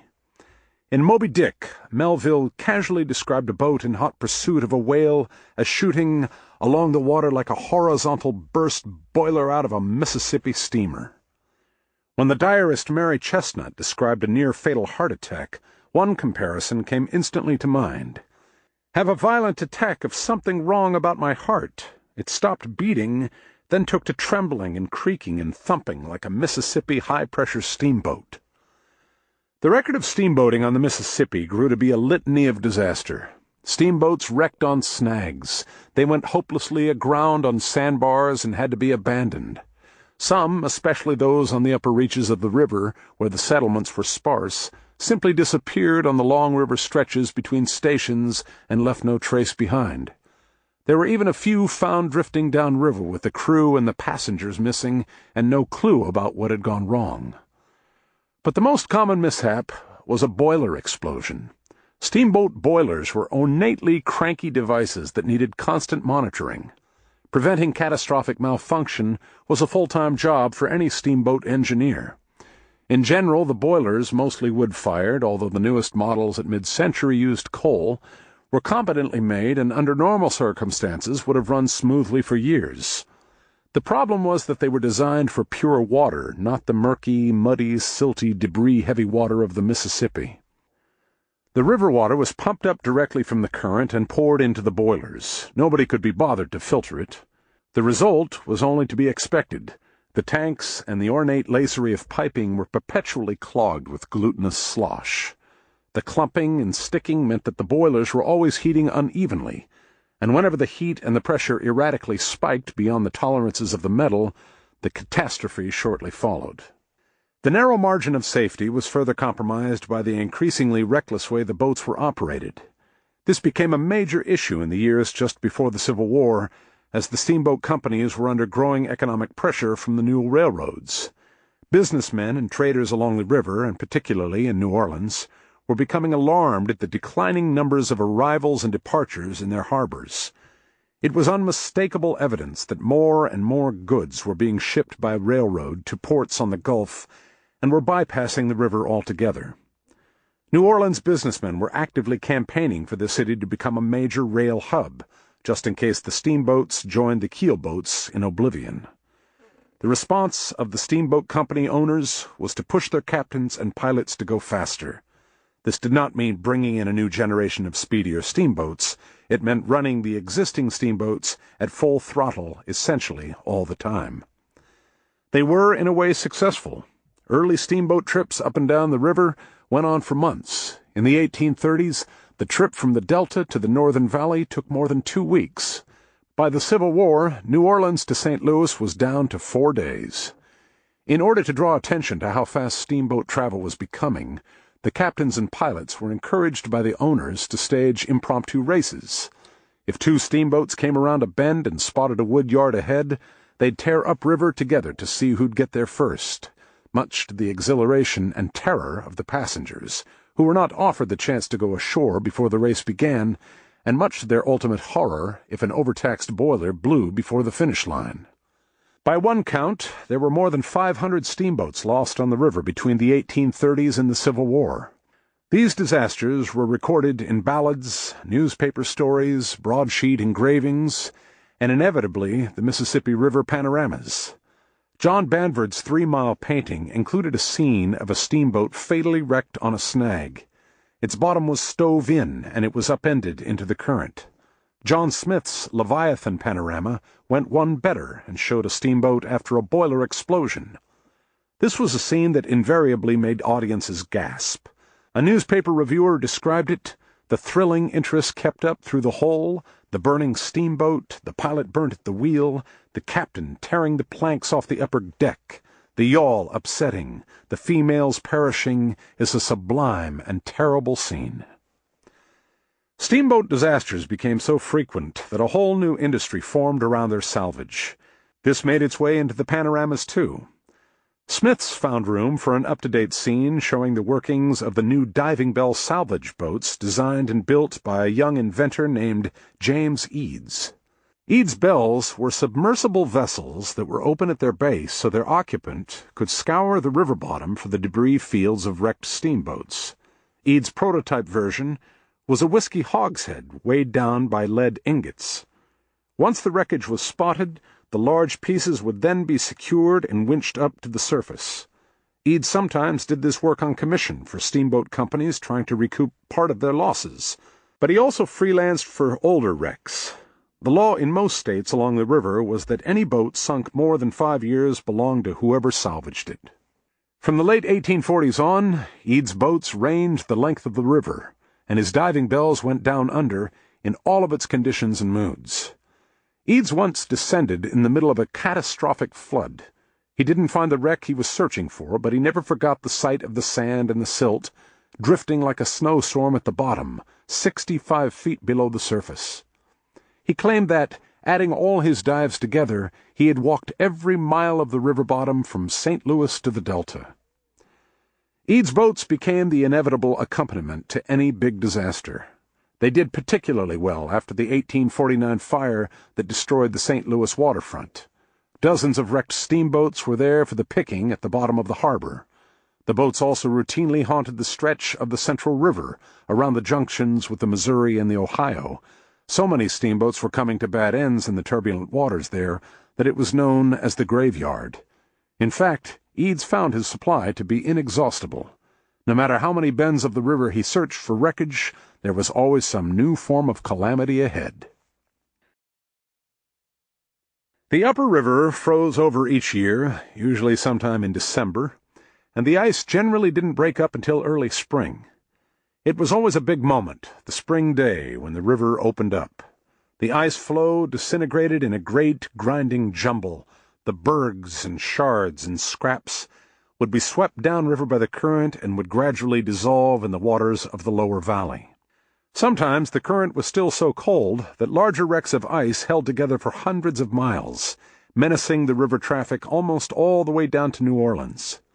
It wasn't typically until mid-April that the Central River was clear and the armada of steamboats that overwintered at the St. Louis levee was set free to move down to the Delta again.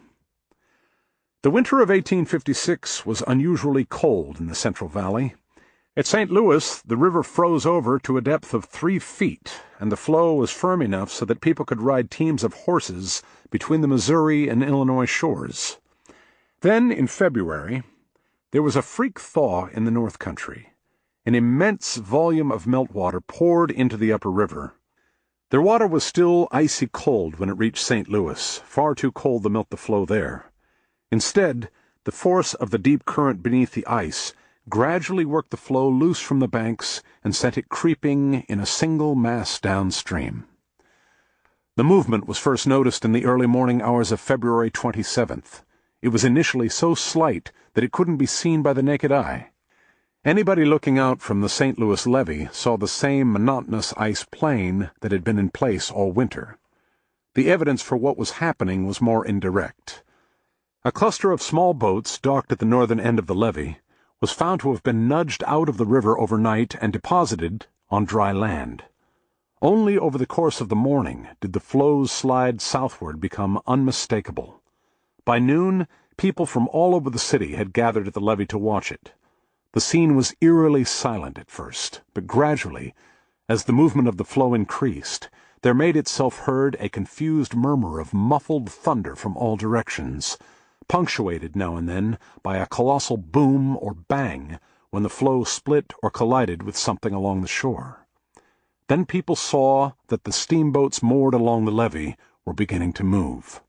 There were 40 of them that winter, giant, white-pillared, black-chimneyed jewel boxes. The crowd watched in helpless awe as, one by one, they were pushed by the flow. It happened like some mechanical process going horribly wrong. First, a boat was torn loose from its moorings. Then it was slowly nudged sideways down the levee. Then, in a deafening cacophony of splintering wood and twisting metal, it turned, toppled over, bent into impossible contortions, and smashed into the next steamboat in the row. The whole process, moving down the levee, took about half an hour. In the end, not one steamboat was left. The wreckage spread out in great heaps along the flow which was still creeping downriver. At the south end of the levee, the flow met up with another line of boats, mostly wood rafts and flatboats. Over the next hour, 50 of them were reduced to kindling. Then the river surface began to change. As the flow glided away, it left behind a churn of ice shards and meltwater. One newspaper report described the river as being in a frothy, crumbled condition, with an occasional solid piece. The current of free-running water strengthened. The shards and boulders and bergs being carried downriver began to pile up along the shoreline. The day was bitterly cold, and the pieces soon froze into place. By evening, the levee had been covered over by ice. By morning, there was a mountain range of ice 20 feet high. People peering into it could see the wreckage of the steamboats, the railings and chandeliers, the gambling tables and the wine goblets, preserved within the gleaming shadows of the ice mountains, where it would remain until the spring thaw came. Part 4. Behemoth. Chapter 14. The Sky Parlor. Before the Civil War, the gentlemen and ladies of Vicksburg had a private refuge. It was a little park reserved for the best people on a grassy hilltop near the heart of town. They reached it by a wooden stairway snaking up from street level.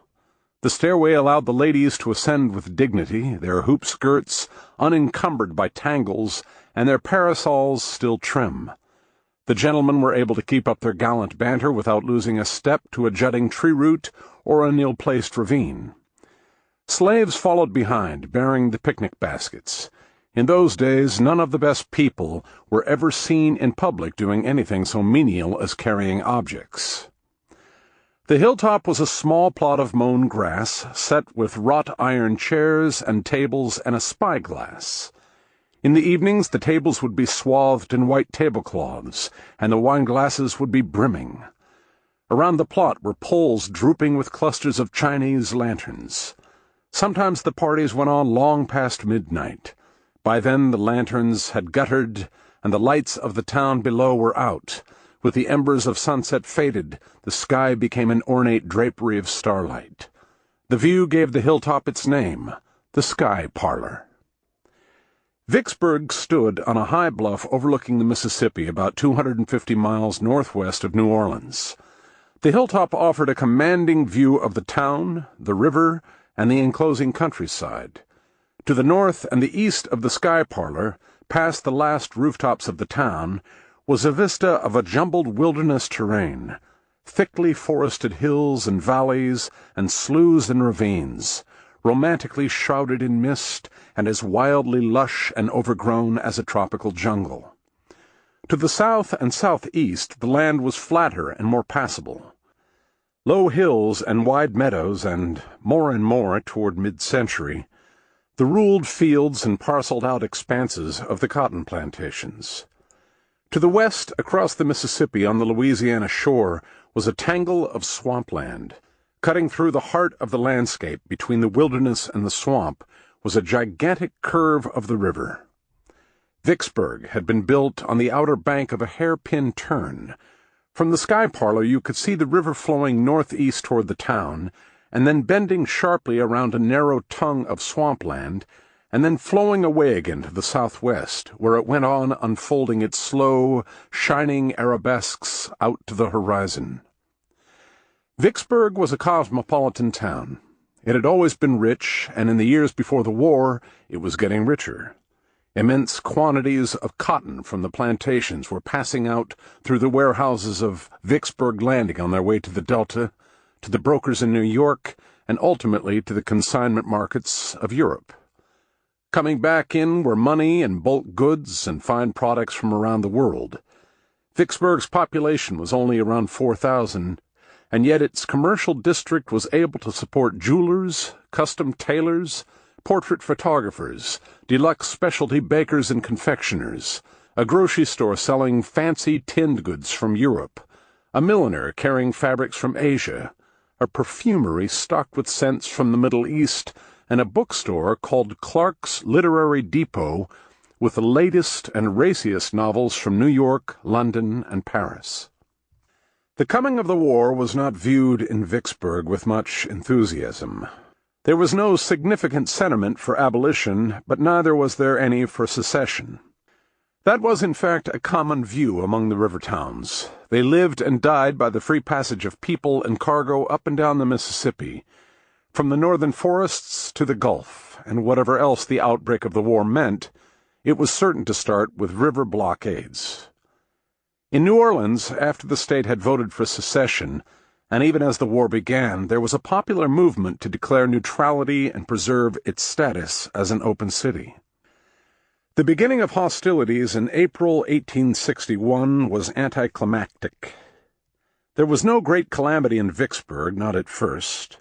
The heaviest fighting was back east, far away from the frontier.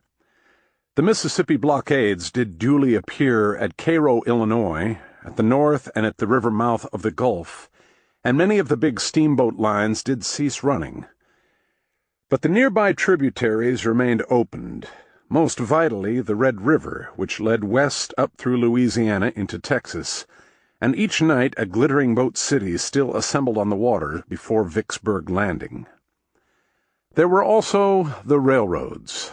The trains from the western states ran to a depot on the Louisiana shore, where an armada of ferries was waiting to shuttle goods and people over the mile-wide water to town.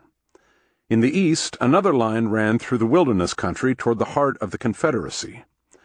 Over the first months of the war, as more and more of the ocean and Gulf ports were blockaded, the railroad connection at Vicksburg became the main surviving link between the Deep South and the outside world. Jefferson Davis called Vicksburg the nail-head holding the South's two halves together. Abraham Lincoln told his military commanders, "Vicksburg is the key. The war can never be brought to a close until that key is in our pocket." About a year after the war began, Confederate forces started arriving in large numbers to defend Vicksburg and keep its railroad lines open. Over the spring and summer of 1862, interminable lines of wagons and troops came winding in from the train depots and the river ferry, and by the autumn of that year, the observers at the Sky Parlor saw enormous earthworks being constructed around the town, mazes of trenches and revetments and redans and barricades. At the same time, Yankee forces were gradually occupying the wilderness areas beyond. At night, their countless campfires were brighter than the stars. By the time the Vicksburg campaign was at its height, in the summer of 1863, there were more than 150,000 soldiers contending for the town, and from the Sky Parlor it looked as though there was nothing left in the world but the war.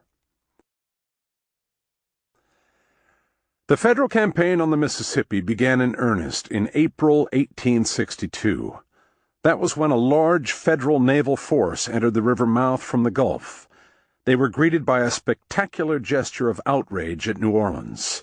The citizens had emptied the warehouses and had piled the levee high with bales of cotton and other goods waiting for export, and as the ships of the expeditionary force approached, the mountains of goods were all set on fire. But after that there was little else in the way of overt violence. The federal force took the city essentially unopposed, nor did they meet much resistance as they moved on upriver to Baton Rouge and then Natchez. Both towns surrendered without firing a shot. The river was open all the way to Vicksburg. The convoy advanced slowly. From the shrouded swamps and bayous on either side, there would occasionally be the white puff and the remote, sharp report of a sniper's fired rifle. Otherwise, there was silence. The wide waters of the river were deserted. Above Natchez, the federal flagship detained 2 men pulling downriver in a skiff. David Porter, a naval lieutenant, questioned the men closely. They claimed to be getting on with their business the way they always had. One of them said, "This is a highway, and I think we have the right to travel it." Porter decided that they had a point and let them go. They passed the big plantations on either bank. Some of them had been abandoned by their owners. The slaves were all gathered at the levee to cheer the convoy on. Other plantations were being guarded by committees of vigilance, who were keeping the slaves confined to their quarters and were sullenly patrolling the docks. Some plantations were shrouded in black billows of choking smoke. Their owners, still in residence, had been inspired by the defiance at New Orleans and were burning their cotton. Many of them piled the bales along the levees before setting them afire. As the convoy approached, they would then shove the bales out onto the water. The bales unraveled and scattered in brilliant drifts and shoals and archipelagos, while sparkling tufts of burning cotton blew with the smoke in thin shreds across the river's surface. The last of the fires would swirl and gutter in the wake of the convoy, harmless, David Porter remembered, but an impressive sight after sunset. The convoy reached Vicksburg on May 18th. By then, the first of the Confederate reinforcements were already in place. New artillery batteries bristled from the shoreline and from the town on the high bluff. The expedition's commander, Admiral David Farragut, normally a vigorous and headlong attacker, quailed at the sight of them, much to the contempt of his junior officers. David Porter thought that the Confederate forces were probably still in disarray, and that Vicksburg would be as easy a conquest as New Orleans had been. To the end of his life, Porter remained outraged at Farragut's timidity. He believed that if they'd stormed Vicksburg that day, they might have captured the town and put an end to the Confederacy then and there. Instead, they began digging in for a long campaign. Farragut believed that the major strategic problem he faced was to find a way to move his forces up and down the river out of range of Vicksburg's guns. His solution was to excavate a canal across the narrow tongue of swampland inside the hairpin turn of the river. This project occupied the Federal forces the rest of that spring and into the summer. The work crews spent weeks hacking through the overgrown tangle of cypresses and scrub pines and the thick, treacherous walls of grasses and cattails and reeds. Then they had to shovel out the oozing, root-woven mud. The air was punishingly hot and muggy, and the swamp swarmed with battalions of mosquitoes and flies. The work progressed by inches, and the Yankees began falling sick. Mostly they suffered from dysentery and malaria, but there were also outbreaks of measles, and by the summer Old Yellow Jack was everywhere. Their pace slowed from a crawl to a snail's creep. The Federal command then brought in a new army of workers, slaves from the abandoned plantations. The legal status of the slaves was just then at a point of maximum confusion. It was never altogether clear whether the slaves were conscripts, paid labor, or volunteers. But around 1,000 of them set in to work on the canal, and a few hundred women and children came in with them to cook their meals, take care of their camp, and run messages. The progress on the canal immediately picked up. By early summer, there was a complete trench dug from bank to bank, but the work proved to be in vain. The river defeated them. Strong eddies were flowing away from the shore along the hairpin turn, which kept the main force of the current out of the canal trench. No matter how deep the canal was dug, it simply would not draw enough water to allow boats to pass. Then, in late June, the river rose. It was a big rise that year. The hairpin turn and most of the surrounding swampland were flooded out. The walls of the trench collapsed, and the avalanches of mud overfilled the entire excavation. When the water receded several days later, the canal had been erased, and the work crews had to start over from scratch. But by then, several more waves of disease had swept through the Yankee camp, and their strength had been worn down to almost nothing. Even though they had taken only a handful of casualties in their occasional low-level skirmishes with the Confederates, fewer than half the troops were fit for combat. In late July, Admiral Farragut decided to withdraw back to New Orleans. "The Yankees have called off their gunboats and quit the river in disgust," wrote one local girl, Kate Stone, who lived on a plantation just outside of Vicksburg. "Sometimes now we can get the papers." The Yankees returned in force at the end of August. A large fleet descended the Mississippi from Cairo, while another, smaller fleet came up from New Orleans. The Yankee naval forces had a new commander, David Porter, who had been promoted to acting admiral. He had none of Farragut's caution. He quickly bonded with his counterpart in the Federal Army, General William Tecumseh Sherman, and he hugely admired Sherman's superior, Ulysses S. Grant. Both men, he felt, had come to Vicksburg to fight. Grant, wrote Porter, saw from the first that there was no use in sitting down before Vicksburg and simply looking at it, or bombarding it to bring about a surrender. We would have lost time, and deposited our shell in the hills, increasing their weight in iron without getting nearer to our object. But even Porter realized that storming the town was no longer a real option.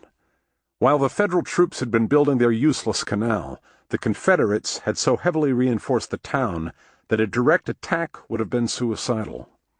Instead, the Federal forces were driven to attempt a new strategy, cutting through the wilderness country north of the town in order to encircle it from the rear. The wilderness proved to be a mysterious place. The hills were steep and impassably overgrown, and they were cut randomly by countless deep ravines. The Federal troops were disoriented by the ceaselessly enfolding tangles of trackless underbrush. Their supply trains routinely got lost, sometimes for days, just out of sight of their destination. Encounters with the Confederate patrols rapidly deteriorated into confused and desperate firefights, with troops on both sides so bewildered by the labyrinths of foliage that they were charging randomly and firing wildly in all directions. They were even more baffled by the strange acoustic properties of the terrain. Sometimes vital reinforcements failed to arrive because they had inadvertently hidden themselves in the sound shadow of a steep ravine and couldn't hear the roar of a battle 100 yards away. Then the autumn rains came, and the marshy ground turned to soup. Wounded men were often swallowed up without a trace in the mud before medics could reach them. The autumn and then the winter passed in inconclusive and deadly skirmishing.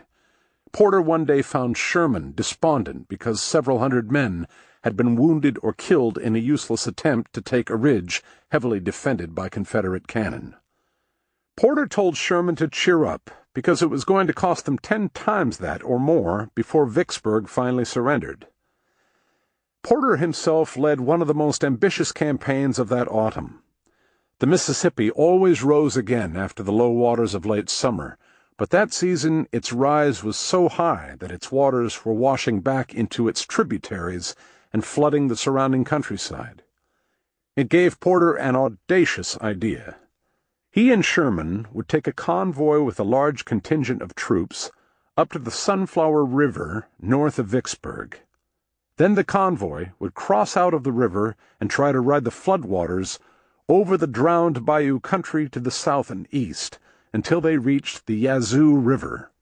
From there they would descend upon Vicksburg from the rear. The first part of the plan went just as he'd envisioned it.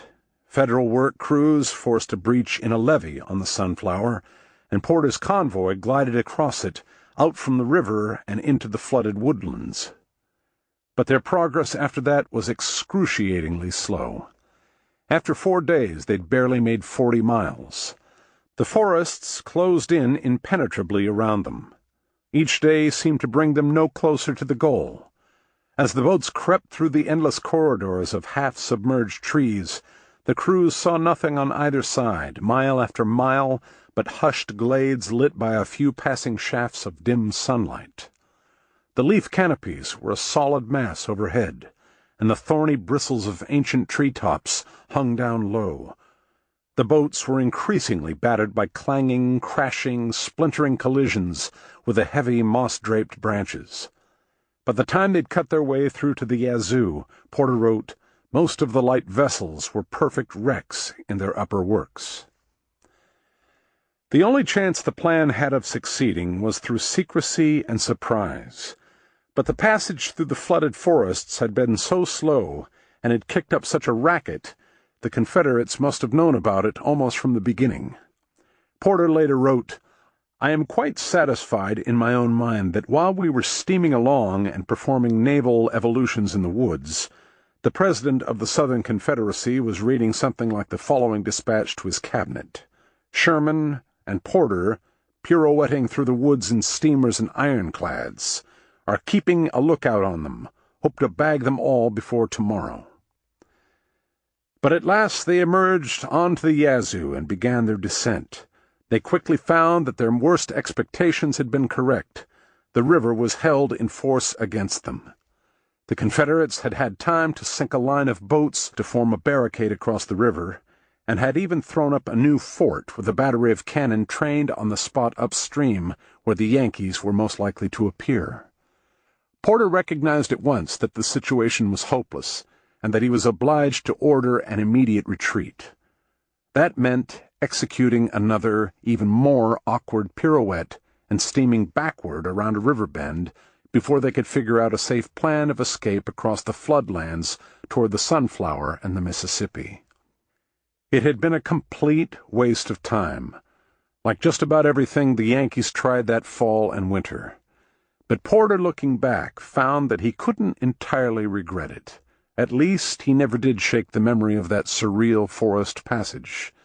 It looked, he wrote, as though the world had suddenly got topsy-turvy, or that there was a great camp meeting in the woods on board ironclads and transports. Today we actually had cake, Kate Stone wrote at the end of September, a most rare occurrence due to Miss Hardison's sending us a little homemade flour. That was the sort of deprivation that Vicksburg was suffering, not much, and partly voluntary. They could have had flour whenever they wanted it. All through that autumn, there were trading boats from the north, laden with essential supplies and luxuries, passing the blockades with the permission of the Yankee military command.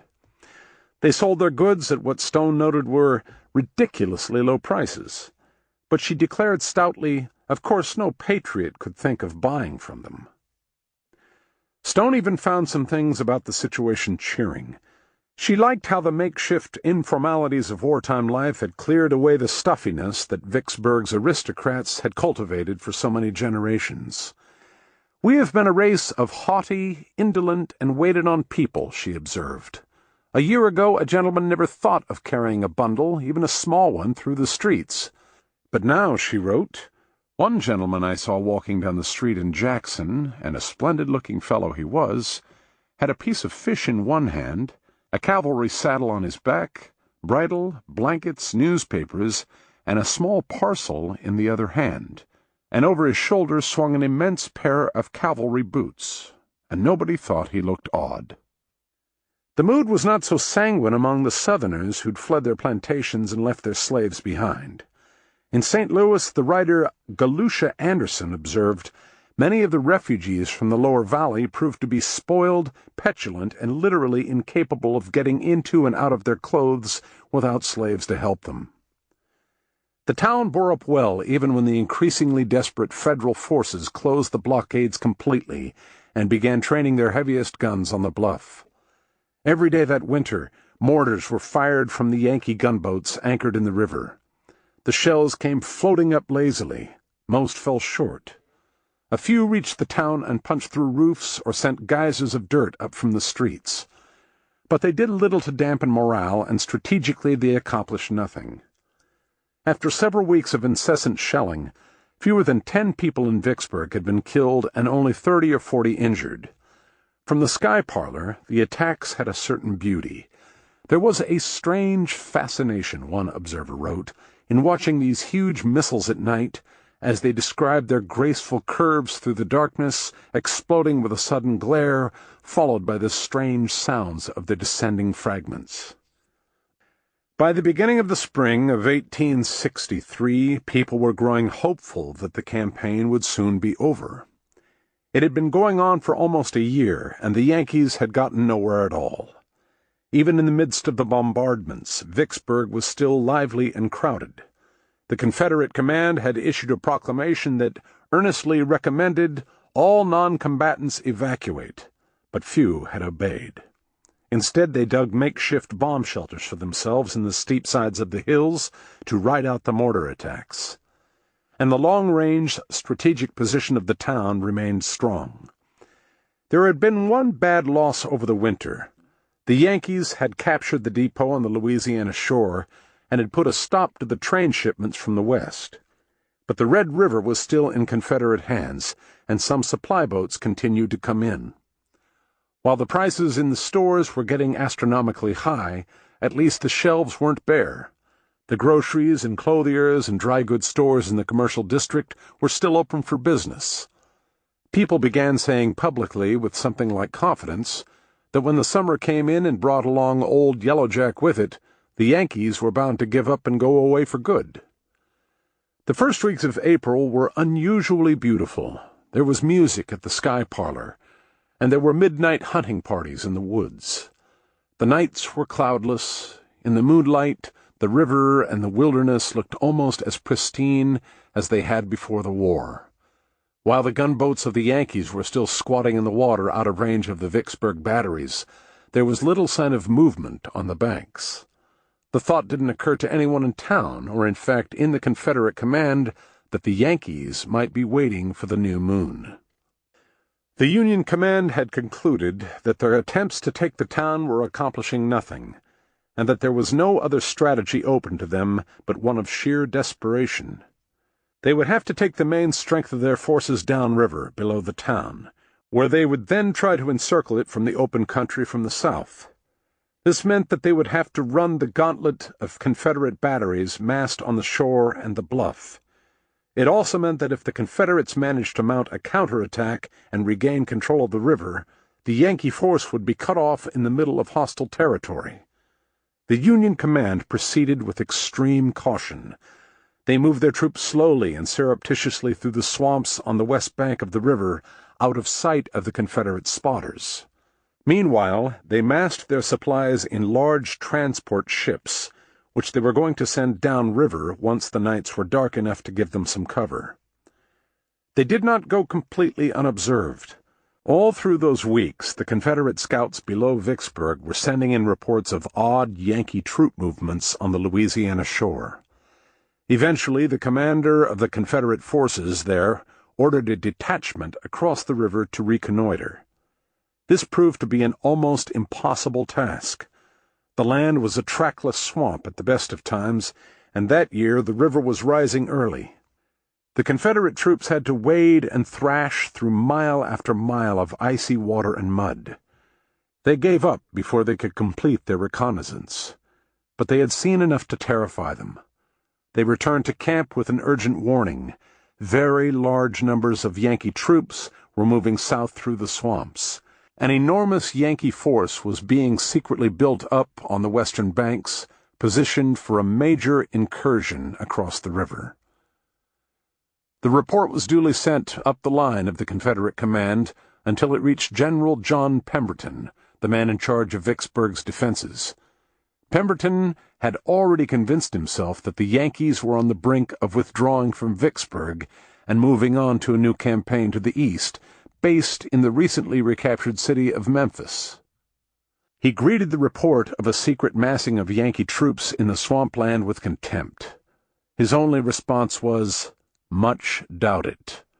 Those 3 words, it was later said, cost the Confederacy the war.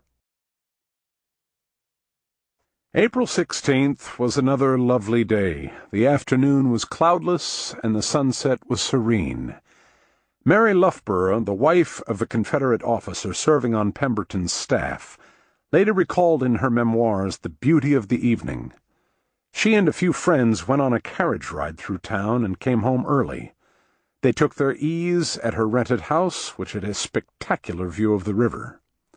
The air was warm and pleasant.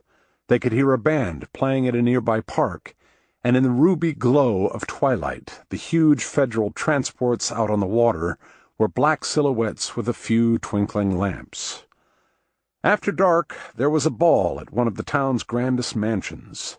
There young ladies danced with gallant officers from the Confederate headquarters.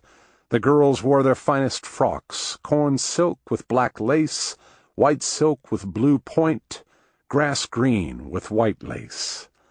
The officers were all in full dress uniform. The party spilled onto the grounds of the estate, lit up by clusters of paper lanterns beneath a starry sky. It was the night of the new moon. The darkness of the countryside around Vicksburg was flecked here and there by the golden campfires. On the river, near the Federal transports, a flotilla of small boats had gathered, around 30 in all. They were crowded with Yankee officers, newspaper correspondents, and an assortment of Northern civilians, both men and women, who'd come down with the Federal troops as observers. General Grant was there. So were his wife and children. They just arrived from Illinois for a visit. The atmosphere was festive. It often was before a big battle. The custom was for parties of civilians to position themselves out of the line of fire and watch the fighting unfold as though they were attending a sporting event. That night, the correspondent for the New York Times reported laughter, singing, flirting, and a running fusillade of champagne corks. The night deepened. The lights of the town winked out. Everyone in the flotilla waited. Around 10 o'clock they fell silent. A huge black shape was gliding past them on the water. It was Admiral Porter's flagship, the first of 10 ironclads and large transports that were carrying the supplies to provision the expeditionary force below Vicksburg. The convoy was first seen by the scattering of Confederate spotters who were perpetually darting around the river in canoes and small boats. They quickly crossed to Vicksburg Landing, where they alerted the sentries patrolling the riverbank. The sentries fired the signal cannon. The alarm rapidly became general.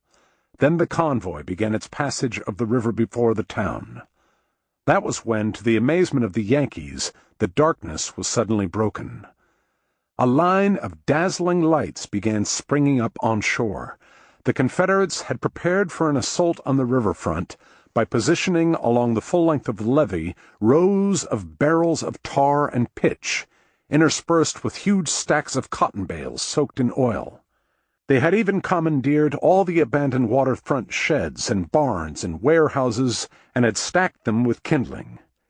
As soon as the convoy approached and the alarm was sounded, Confederate troops carrying torches raced through the levee and set everything on fire. The wall of flames towered over the river and lit up the surface of the water for a mile offshore. The slow, lumbering convoy was caught in the glare. It was immediately targeted by the Confederate batteries. The ironclads of the convoy returned fire.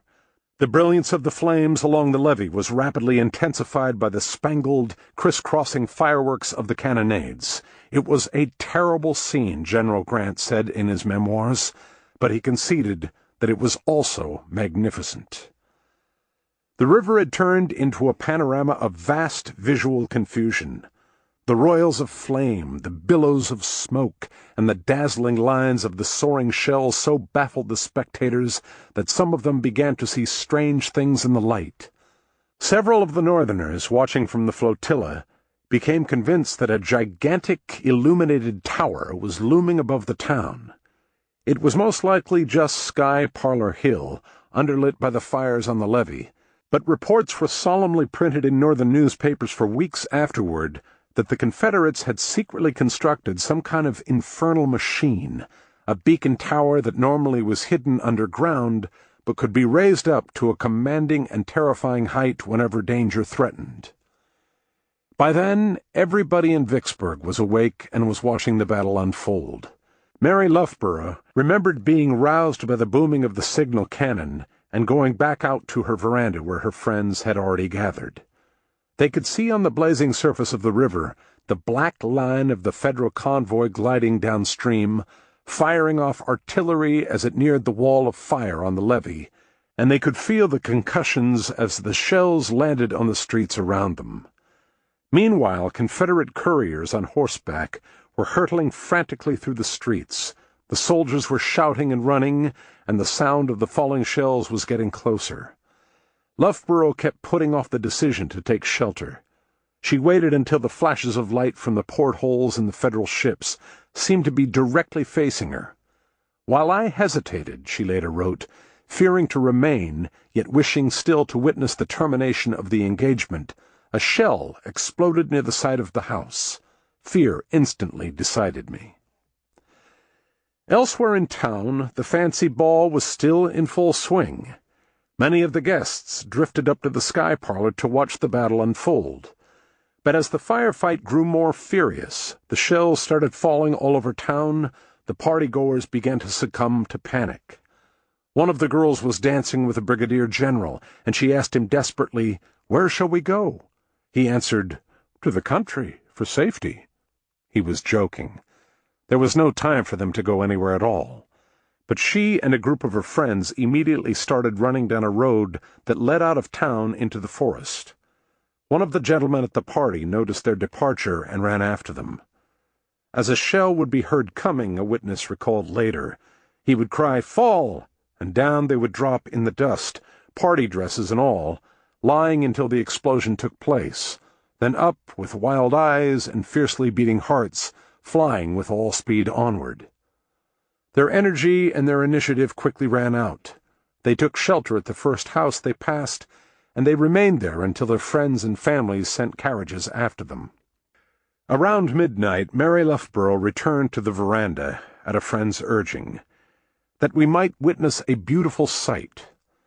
She found that the river had grown dark again, the convoy had departed, the fires along the levee had all gone out, and there were only long wisps of smoke floating up and vanishing from the shore into the night air above the town.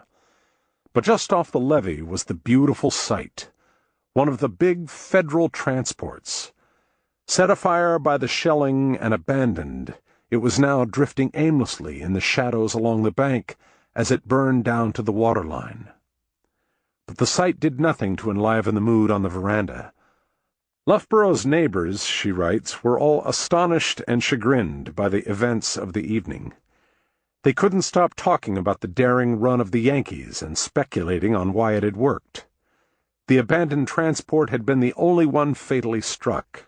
The others had glided through the gauntlet and were now safely downriver. How could this have happened? As the guests went on talking late into the night, few were willing to believe that they had simply been outmaneuvered by the Yankees and that their great river defenses were worthless. They wouldn't start seriously discussing the possibility until a week later, when the Yankees ran another, larger convoy past them and didn't lose a single boat. Instead, they fell back on their favorite explanation for everything that had gone wrong in the war, the confusion and incompetence of the Confederate military command. Very few of the Confederate guns, Loughborough reported people saying, had been discharged at all. Several reasons had been assigned. The real one was supposed to have been the quality of the fuses that were recently sent from Richmond and had not been tried since their arrival. This night, of all others, they were found to be defective. In fact, the whole story appears to have been wishful thinking. The Confederate batteries had sent a storm of shells down on the convoy. The real reason the Yankees had succeeded was Admiral Porter's characteristic bravado and willingness to gamble. He had noticed in previous skirmishes that the Confederate batteries had been relatively ineffectual whenever the action got near shore.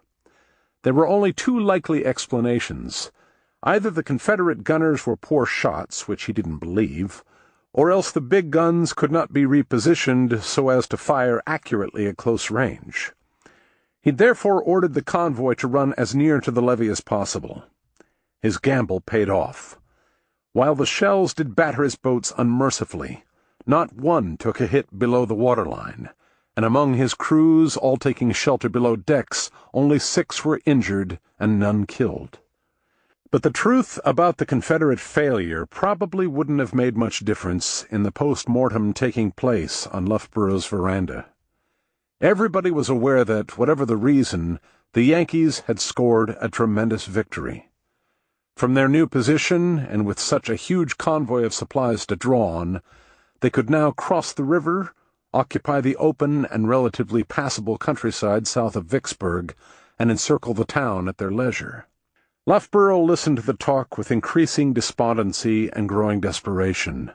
The lurid glare from the burning boat fell in red and amber light upon the house, the veranda, and the animated faces turned toward the river, she wrote. Fair and beautiful, but false, the crimson, wavering light. The hills and bluffs of Vicksburg were made up primarily of loess, a fine-grained clay soil easy to excavate. In the weeks after the Yankees ran the gauntlet downriver, the shelling of the town intensified, and the townspeople grew more and more skilled at digging out deep shelters in the loess slopes behind their houses or along back streets and alleys. Caves became the fashion, the rage, one Vicksburg woman remembered. Mary Loughborough had, or thought she had, one of the better shelters. It was around the size of a large drawing-room, had several sturdy and comfortable chairs, and was high enough for anyone to stand upright. But her husband thought she deserved better and paid to have a more elaborate cave dug. This one had a main room about 6 feet deep that led to 2 branches. One was her bedroom and the other her drawing-room. It seemed luxurious to her, but by the rapidly rising standards of the town, it was still fairly primitive. The cave belonging to the town minister, William Lord, was an enormous excavation with 5 separate entrances from the alleys and backyards, and a hatchway up to the slope serving as both a ventilation shaft and an emergency exit. A long central gallery that could hold more than 60 people was flanked by galleries that served as dormitories, kitchens, and slave quarters. Most nights it was packed with crying children, squabbling parents, and people coughing from the smoke that poured out of the kitchens. But Lord's son remembered it as the Arabian Nights made real. He wrote, "The sound of a guitar here, a hymn there, and a Negro melody somewhere else, all coming to us from among swaying oriental draperies, sent me off at night to fairyland." At first, people hid out in the caves only in dire emergencies, when the bombardment was particularly heavy and their own neighborhoods seemed to be the target.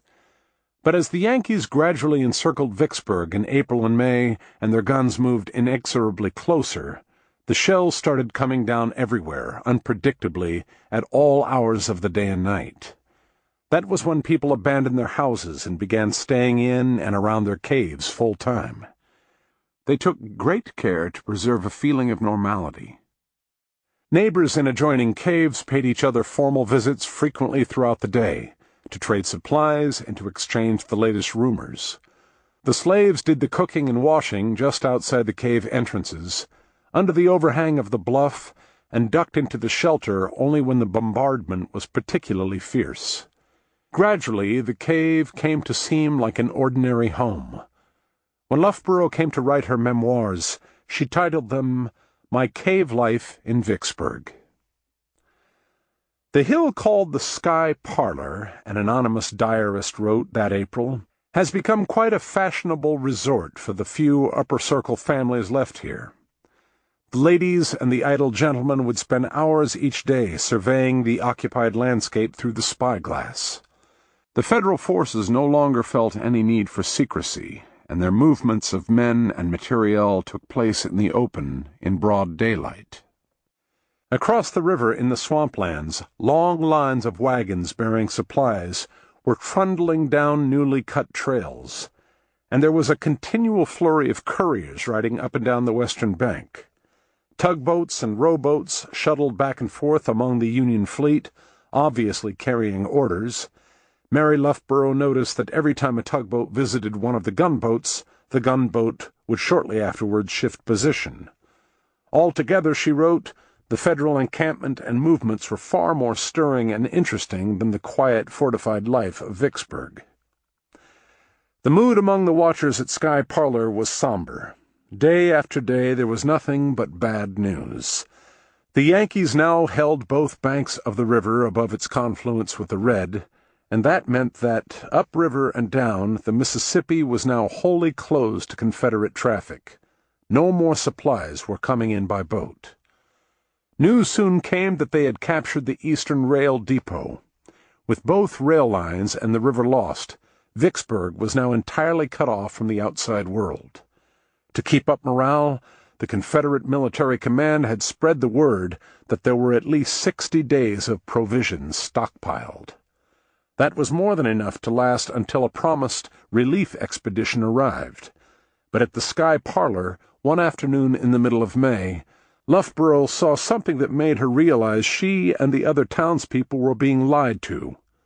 2 large rafts, crowded with men, pushed off from Vicksburg Landing and crossed to the Federal encampment on the Louisiana shore.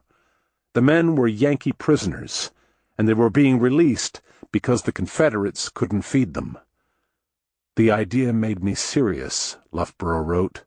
We might look forward truly now to perhaps real suffering. The encirclement of the town was complete by mid-May. Soon the field hospitals in the countryside were overwhelmed, and after each day's skirmishing along the siege lines, the wagons came rolling into Vicksburg bearing the sick and the wounded. New field hospitals were set up anywhere room could be found. Rows of white tents popped up in the public parks, on estate grounds, down residential streets, in cemeteries. In some of the cemeteries they laid the wounded men out in mausoleums and used gravestones as operating tables. The hospitals were segregated by the patient's condition. By far the majority of the field hospitals were for those with infectious diseases. The Confederate garrison was being devastated by wave after wave of yellowjack, malaria, dysentery, and measles. According to one estimate, by late May, more than 1/3 of the soldiers had fallen sick. The remainder of the hospitals were for the wounded. The procession of wounds was appalling. Every part of the body is pierced, the minister William Foster wrote, after his first visit to the tents. All conceivable wounds are inflicted. The heart sickens. Foster saw a man with his hair, eyebrows, and eyelashes blasted off, and his face burned to a crisp. A thick river of drool was perpetually cascading from his scalded and charred mouth. Another man had been shot through the jaw. His tongue had been tied back so he wouldn't choke on it.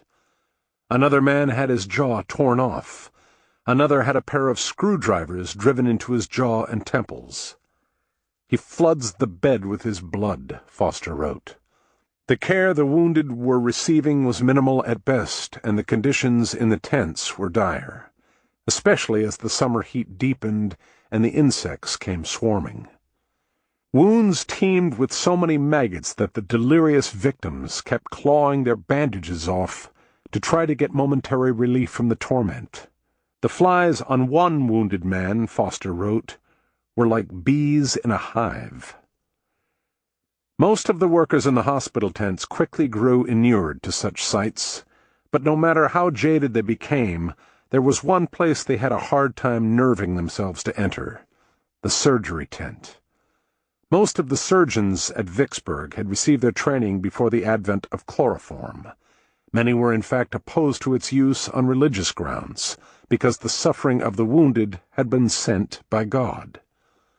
The driving principle of their surgical training had been to get the operation over with as fast as possible before the patient died.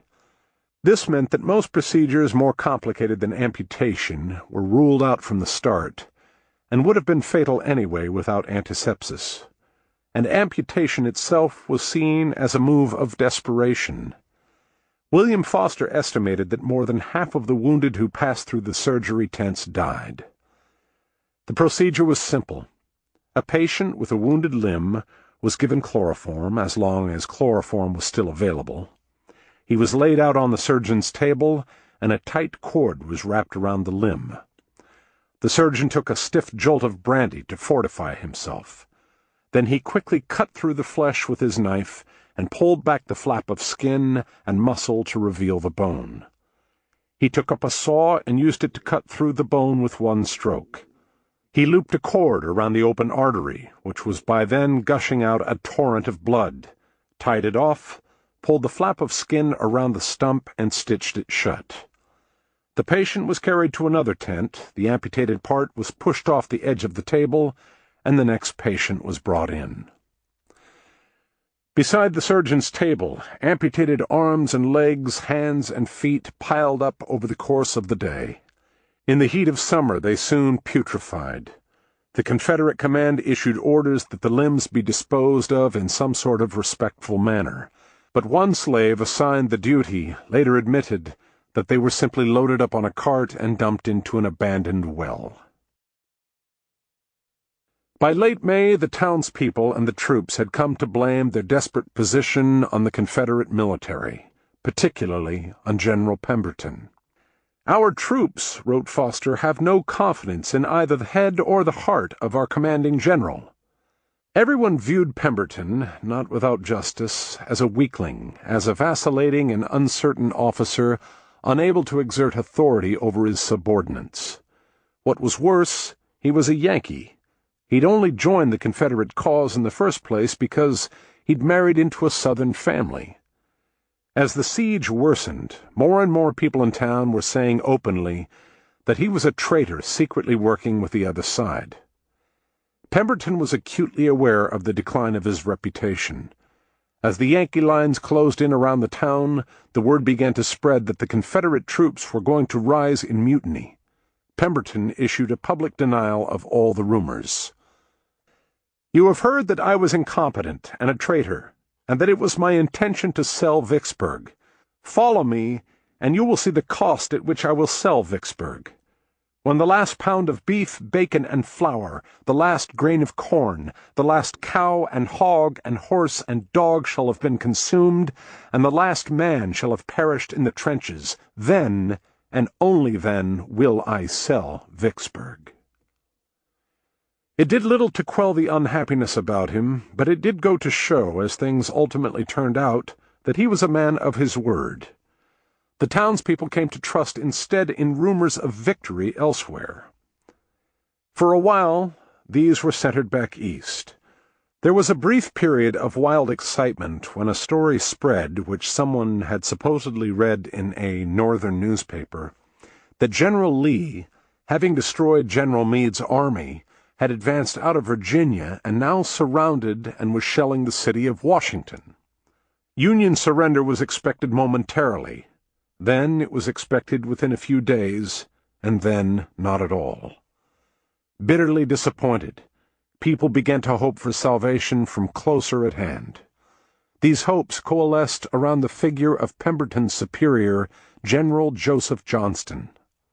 Johnston was based in the town of Jackson in central Mississippi, and he was said to be gathering troops for a relief expedition to Vicksburg. Johnston was everything Pemberton was not: gallant, impetuous, authoritative, and purely Southern. He was a brilliant military leader, and he was also the sort of chivalrous gentleman for whom honor was everything and defeat was inconceivable. Johnston's dispatches to Pemberton concerning the relief expedition were supposed to be secret, but Pemberton's staff officers, who accepted them at face value, continually leaked them. Partly this was to keep morale up, but it was also intended to undermine the ineffectual Pemberton by contrasting him with a bustlingly energetic hero. The word went out after each new dispatch that Johnston was getting closer, that he had almost arrived, that he was expected hourly. One townswoman, Dora Miller, heard that expert swimmers were crossing the Mississippi at night to bring and carry news to Johnston. People gathered on the hillsides and ascended to the sky parlor and kept watch for telltale signs of movement in the eastern forests that would mean Johnston was approaching. By June, the local newspaper had run out of newsprint and switched to rolls of wallpaper. The first issue in the new format contained the breaking story that Johnston was now expected within 3 days. The shells falling on Vicksburg were not as destructive as modern artillery shells. They would detonate with a ferocious bang that would puncture the roof and shatter the windows and turn rooms into avalanches of plaster, but the building would typically remain standing, and people were rarely killed except by a direct hit. The main effect of the shelling was psychological. The bombardments went on remorselessly all day and all night. There were a few lulls, chiefly to allow the cannon muzzles to cool, around sunrise, noon, and dusk. Then the deafening barrage would resume again. One soldier stationed in Vicksburg, Willie Tunnard, recalled the distinct sounds each weapon gave off.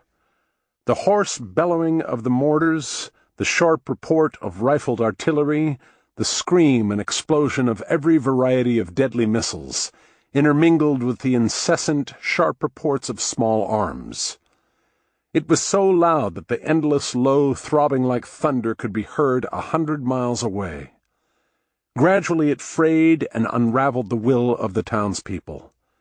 Mary Loughborough wrote, "I shall never forget my extreme fear during the night and my utter hopelessness of ever seeing the morning light. My heart stood still as we would hear the reports from the guns and the rushing and fearful sound of the shell as it came toward us. As it neared, the noise became more deafening. The air was full of the rushing sound. Pains darted through my temples. My ears were full of the confusing noise. And, as it exploded, the report flashed through my head like an electric shock, leaving me in a quiet state of terror the most painful that I can imagine, cowering in a corner, holding my child to my heart, the only feeling of my life being the choking throbs of my heart that rendered me almost breathless." Dora Miller fiercely resisted hiding out in the caves, and defiantly insisted that she and her family carry on their ordinary life in their house, until the day she was blindsided by a terror she'd never felt before. She called that day the most horrible yet to me, because I've lost my nerve. A shell came through the roof of the house and exploded in an upper bedroom. Debris and dust scattered and ricocheted all the way down to the cellar. A neighbor had her thigh crushed by debris flying out across the yard. A slave girl lost an arm. Afterward, Miller discovered that for the first time she was terrified, and she could not force herself to calm down again. "I do not think people who are physically brave deserve much credit for it," she wrote. "I am constitutionally brave, and seldom think of danger till it is over. And death has not the terrors for me it has for some others. Every night I had lain down expecting death, and every morning rose to the same prospect, without being unnerved." But there was one particular fear that hadn't occurred to her until she heard about the slave girl losing her arm, that she might be crippled and not killed. That was all it took to cast her into despair. Life, without all one's powers and limbs, she wrote, was a thought that broke down my courage. By June, the daily ration of food in the Confederate garrison had dwindled to 1 cup of rice and 1 cup of peas. These were called cow peas, not true peas, but a variety of hard and tasteless bean normally fed to cattle. Cow peas and cow flour were ground together and baked into bread, which the soldiers called kush-kush. It was impossible to bake evenly. Either the peas or the flour came out raw or rock hard. It presented a black, dirty appearance, William Foster wrote, and was most unwholesome, as heavy as lead, and most indigestible. Variety in their diet came only through the hazards of war. A mule or a horse killed in battle meant a little meat for the troops. There was a very odd animal at Vicksburg, a camel, one of the last survivors of an experiment the military had conducted in importing camels from Africa to use as beasts of burden. He was considered a quiet, peaceable fellow, and his death in a shelling was widely mourned. But that did not stop the soldiers from immediately cutting up his corpse for food. In Vicksburg itself there weren't many bulk provisions left. Soldiers in town would sometimes spend all their pay on the only delicacy still available, sugar. It was ruinously expensive, but they would simply buy fistfuls of it and lick it out of their hands on the spot. Most store shelves were empty, and the few items on sale tended toward the mysterious. Ginger beer and sweet cider were two signs that Willie Tunnard recalled seeing sticking out from barrels, but it would have puzzled a scientific druggist, he observed, to determine what the barrels really held. Beef and pork were unobtainable. They were replaced in butcher shops by mule meat, which several memoirists later claimed wasn't as bad as they thought it would be. One jokester printed up a mock menu for a local hotel restaurant offering mule tail soup, mule heads stuffed a la mode, mule brains omelet, and mule foot jelly. Desserts included acorns, nuts, pea meal pudding, and what may have been the bitterest joke of all, genuine Confederate coffee. There was a near-universal belief that people around town were hoarding. Suspicion fell first on the local plantation owners. They had become notorious for their lack of patriotism. They openly disdained the Confederate government, just as much as they had once loathed the Yankees. They wanted the war over on almost any terms, short of abolition, so that they could get their cotton to market again. In fact, they were known, or at least they were heavily suspected, to have secretly stockpiled their cotton harvest and burned only a token amount of it for show. They also refused to contribute to the defense of the town. They said they couldn't send in their slaves as work crews because it was too dangerous. Everybody took for granted that they were major hoarders of food. By late spring, it was remarked that the plantation slaves looked better fed than the townspeople. As the siege deepened, the rage turned instead on the grocers and other shopkeepers in the commercial district. They were accused of holding back essential supplies so they could price gouge at will. One night in early June, the town was awakened by the sound of alarms and the frantic rattle of the fire wagons. An entire block in the commercial district was burning, and several groceries and dry goods stores were destroyed. Suspicion naturally fell on what the local newspaper called spies and emissaries of the enemy in the city. In particular, on a mysterious man in a Yankee uniform, reported to have been wandering around town a few days earlier, asking many questions and being evasive about answering any himself. But for some reason no one thought to detain this spectral personage, and by the time the military authorities had been alerted, he had disappeared. And anyway, the real cause of the fire had already become known. It had been set by some of Vicksburg's own citizens as payback for the price gouging of the downtown merchants. This would be the single most destructive occurrence in the siege. More damage was done in that one night than in the months of Yankee shelling put together. The last of the food was running out by the end of June. People were so desperate for salt that they were tearing apart the butchers' smokehouses so they could scrape out the salt from the ancient fat drippings that had soaked into the floorboards. At night, one witness recalled, an army of rats seeking food would scamper around your very feet and across the streets and over the pavements. There were constant jokes about how all the local pets were disappearing. By the beginning of July, it was no longer clear that they were jokes. The mule meat was gone from the butcher's windows. Several memoirs claimed that it had been replaced by neatly skinned rat carcasses. Mary Loughborough, who was by then almost helpless with the languid feeling of utter prostration, recalled that a soldier brought to her cave a jaybird he had caught and offered it as a pet to Loughborough's daughter, who was sick with fever. But instead, inside of an hour, the girl was presented with a cup of soup and a little plate on which lay the white meat of the poor little bird. The town had become a shambles. There were barricades at all the intersections, but most of them had been abandoned because so few soldiers were fit for duty. Many soldiers were wandering the streets, asking the citizens for food. Here and there, Willie Tunnard wrote, you saw hunger-pinched, starving and wounded soldiers, or guards lying on the banquettes, indifferent to the screaming and the exploding shells. Bombed houses went unrepaired, and many of them had been looted. Fences and sheds all over town had been torn down for firewood. The rows of dark and silent houses on every street made the town look like a cemetery, particularly because all their former inhabitants were now underground. The Yankees had hoped all along for a quick, decisive victory on the battlefield that would force Pemberton and the Confederate forces to accept the inevitable. But it became clear, especially after the Yankees did get exactly the battlefield victory they wanted in mid-May, that the Confederates would not surrender no matter how many battles they lost. So instead, the Yankees gradually evolved a new strategy.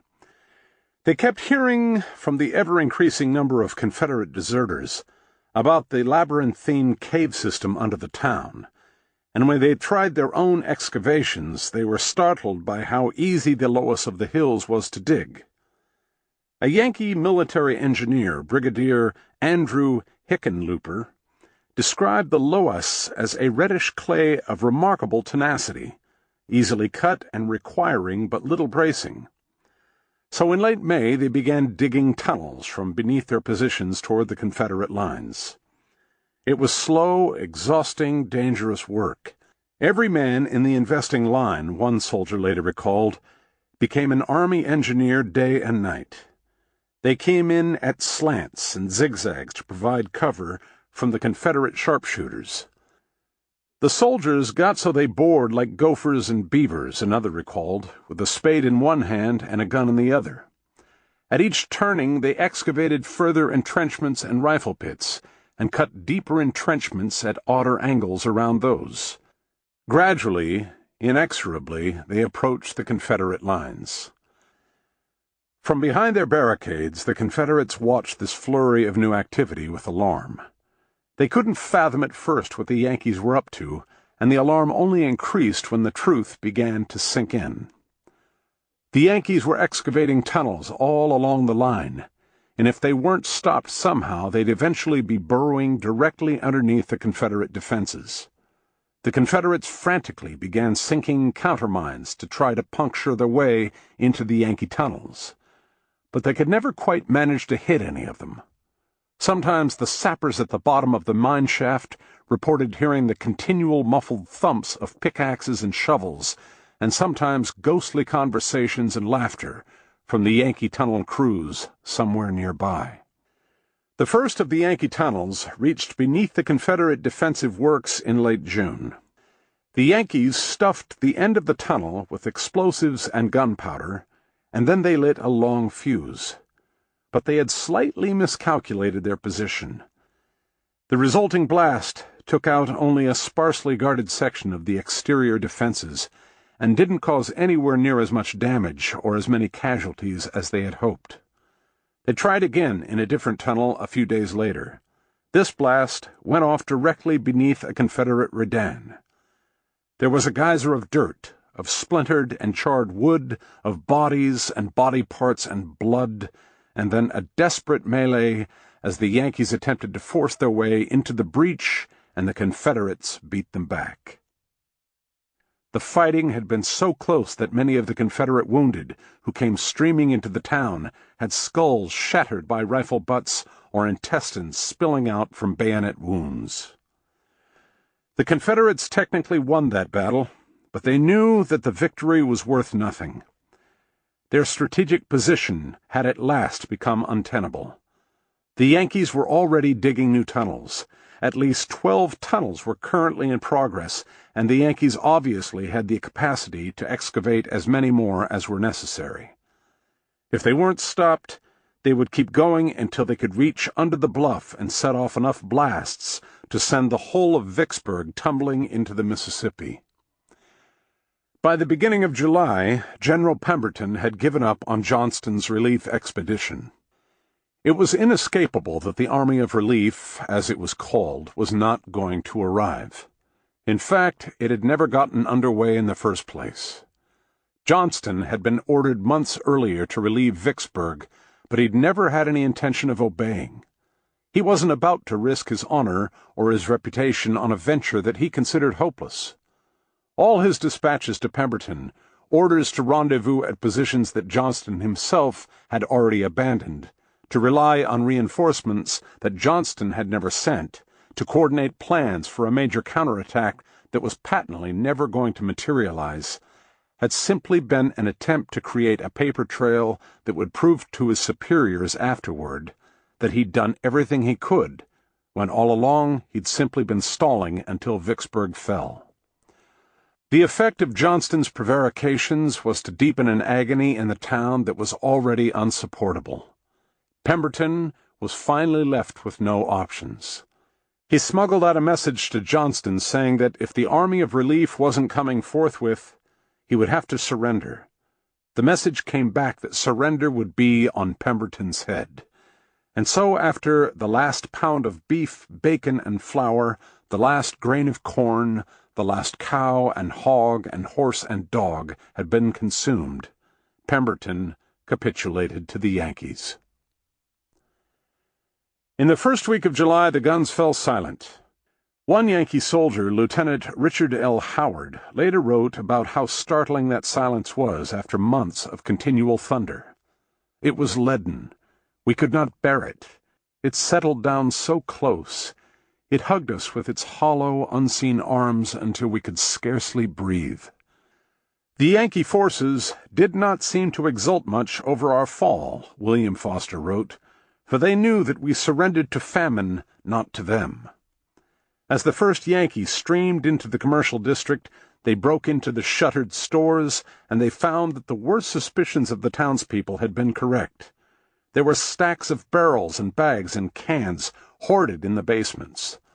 The Yankees immediately gave their finds away to the malnourished Confederate soldiers. That afternoon, Foster wrote, "Sugar, whiskey, fresh fruit, and airtight cans are enjoyed in great abundance." The Yankees, as they ransacked the stores, also found scads of Confederate paper currency, which they considered worthless. They left it strewn behind them in the street. The day was July 4th, 1863. This procession of Yankee soldiers, heedlessly scattering food and money in its wake, was the only thing passing for an Independence Day parade in Vicksburg that year. And it would prove to be the last parade on that date for decades to come. The 4th became a day of mourning in Vicksburg, a tradition that would endure until the last survivors of the siege were gone. Vicksburg didn't rejoin the rest of the nation in celebrating Independence Day until after the Second World War. At the close of the day, William Foster wrote on the 4th, "I visit once more the Sky Parlor. How changed now the scene." The landscape around the town was alive with movement. Line after line of Yankee soldiers, company after company, regiment after regiment, reserve after reserve, emerged from behind the siege lines and marched up the bluff. Looking, one watcher at the Sky Parlor said, like huge blue snakes coiling around the city. At twilight, they were still surging through the streets and passing back out into the country again, while countless crews of Yankee sappers, working by torchlight and by bonfire, were disassembling the fierce tangles of Confederate barricades. There was movement on the river, too. The gunboats of the Yankee Navy, which had for so many months been lurking like toads out in the shallows, came huffing up to the levee. As they passed the silenced batteries of the Confederacy, they fired off the national salute. Behind them, more boats were approaching. The fall of Vicksburg meant that the Mississippi was now in Union hands from its headwaters to the Delta. "The Father of Waters," Abraham Lincoln declared when he got the news, "flows unvexed to the sea." The Yankees were ending the blockades, and the free flow of traffic was resuming. Around the bend in the twilight, the first steamboats were already coming down river, a line of glittering jewels, gliding up to Vicksburg Landing in a whirl of whistles and clanging bells, loaded with food for the starving town.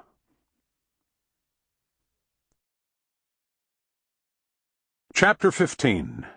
The Alligator. On April 15th, 1865, the steamboat Sultana left Cairo, Illinois, for New Orleans. The Sultana was a large boat, one of the largest on the river, almost 250 feet long, and rated to carry a maximum of 376 passengers. But on that run it had an errand more urgent than simple transport. Its lines and flagpoles were hung with black pennants and black banners. Its railings and portholes were draped in long, fluttering ribbons of black crepe. It was an amazing apparition to the people of the lower valley. When they saw this vessel of morning emerge around a bend in the golden afternoon light, or loom out of the river mists at midnight, they all came running down to the levees to greet it. It stopped at every town and village and plantation along the banks, announcing its arrival not with the customary whistles, but with a single tolling bell. The passengers along the railings were all dressed in black. When the boat docked, they fanned out through the streets. Some of them did no more than stand and silently hold up the black-bordered newspapers they'd brought from Cairo. Then they boarded again, and the Sultana moved off and vanished downriver to bring to the next town the news of Lincoln's assassination. Constructed over the winter of 1862-63, the Sultana had been one of the first steamboats to begin making regular runs in the lower valley after the surrender of Vicksburg. Its frequent passengers had gotten an excellent view of the way the reopening of the river had transformed the valley. The landscape still bore the immense scars left by the passage of the war, the craters and slides in the hills, the burned-out forests, the gutted and abandoned plantation houses, the remnants of the immense earthworks constructed along the battle lines. But the river fronts were thriving, and the commercial districts were jumping with new business. The tough times of the blockades had been quickly forgotten. The people on the streets looked healthy and prosperous. In Vicksburg, which had taken the worst of the war, the buildings had all been repaired, the stores had all been restocked, and the flow of luxury goods to the specialty shops had resumed. "You can get anything you want," one townsman reported in amazement, barely a month after the surrender. In the later years of the war, the Sultana had also brought in a flood of strangers. They were people with peculiar accents, Northerners, Europeans. The lifting of the blockades meant the resumption of the cotton trade. The brokers and factors from all over the world were streaming into the lower valley to cash in. With most of the great plantations of the Deep South still behind the battle lines, the planters along the Mississippi found that they had a spectacular sellers' market. Locals, whose livelihood had been ruined by the siege, were setting up as cotton speculators, or else were looking to strike it rich by supplying the speculators with whatever else they might desire. As the harvest came in, the various landings and under the hills were all springing back to life, more gaudy than they had ever been, with saloons and gambling houses and the fanciest brothels to be found outside of New Orleans. The river valley was still under the control of the Union military government, and the burgeoning trade was leading to a complicated new weave of bureaucratic corruption. The river commerce was administered by the staff officers of the Union Army, who were the only ones authorized to disgorge the most prized document in the occupied valley, a trading license. These licenses were required for any and all cargo carried by the steamboats. The idea was to give priority to items of immediate military necessity or urgent humanitarian need, but in practice these concepts were defined in an easygoing, elastic way, so as to create for the staff officers a thriving business in bribes and kickbacks. Judging by the licenses issued for one Christmas week, the valley had either an immediate military necessity or an urgent humanitarian need for the following: 5 barrels of brandy, 30 cases of champagne, 100 cases of assorted liquors, 20,000 cigars, 420 dozen pairs of women's shoes, 50 dozen pairs of white gloves, 15 yards of green velvet, 15 yards of red velvet, and 1 pound of silver spangles. The rebirth of the river economy struck a lot of old-timers as a travesty.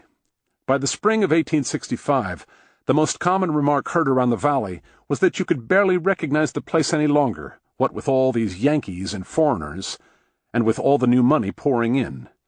And of course there was one more enormous social change that the whites of the lower valley were finding impossible to adjust to: emancipation.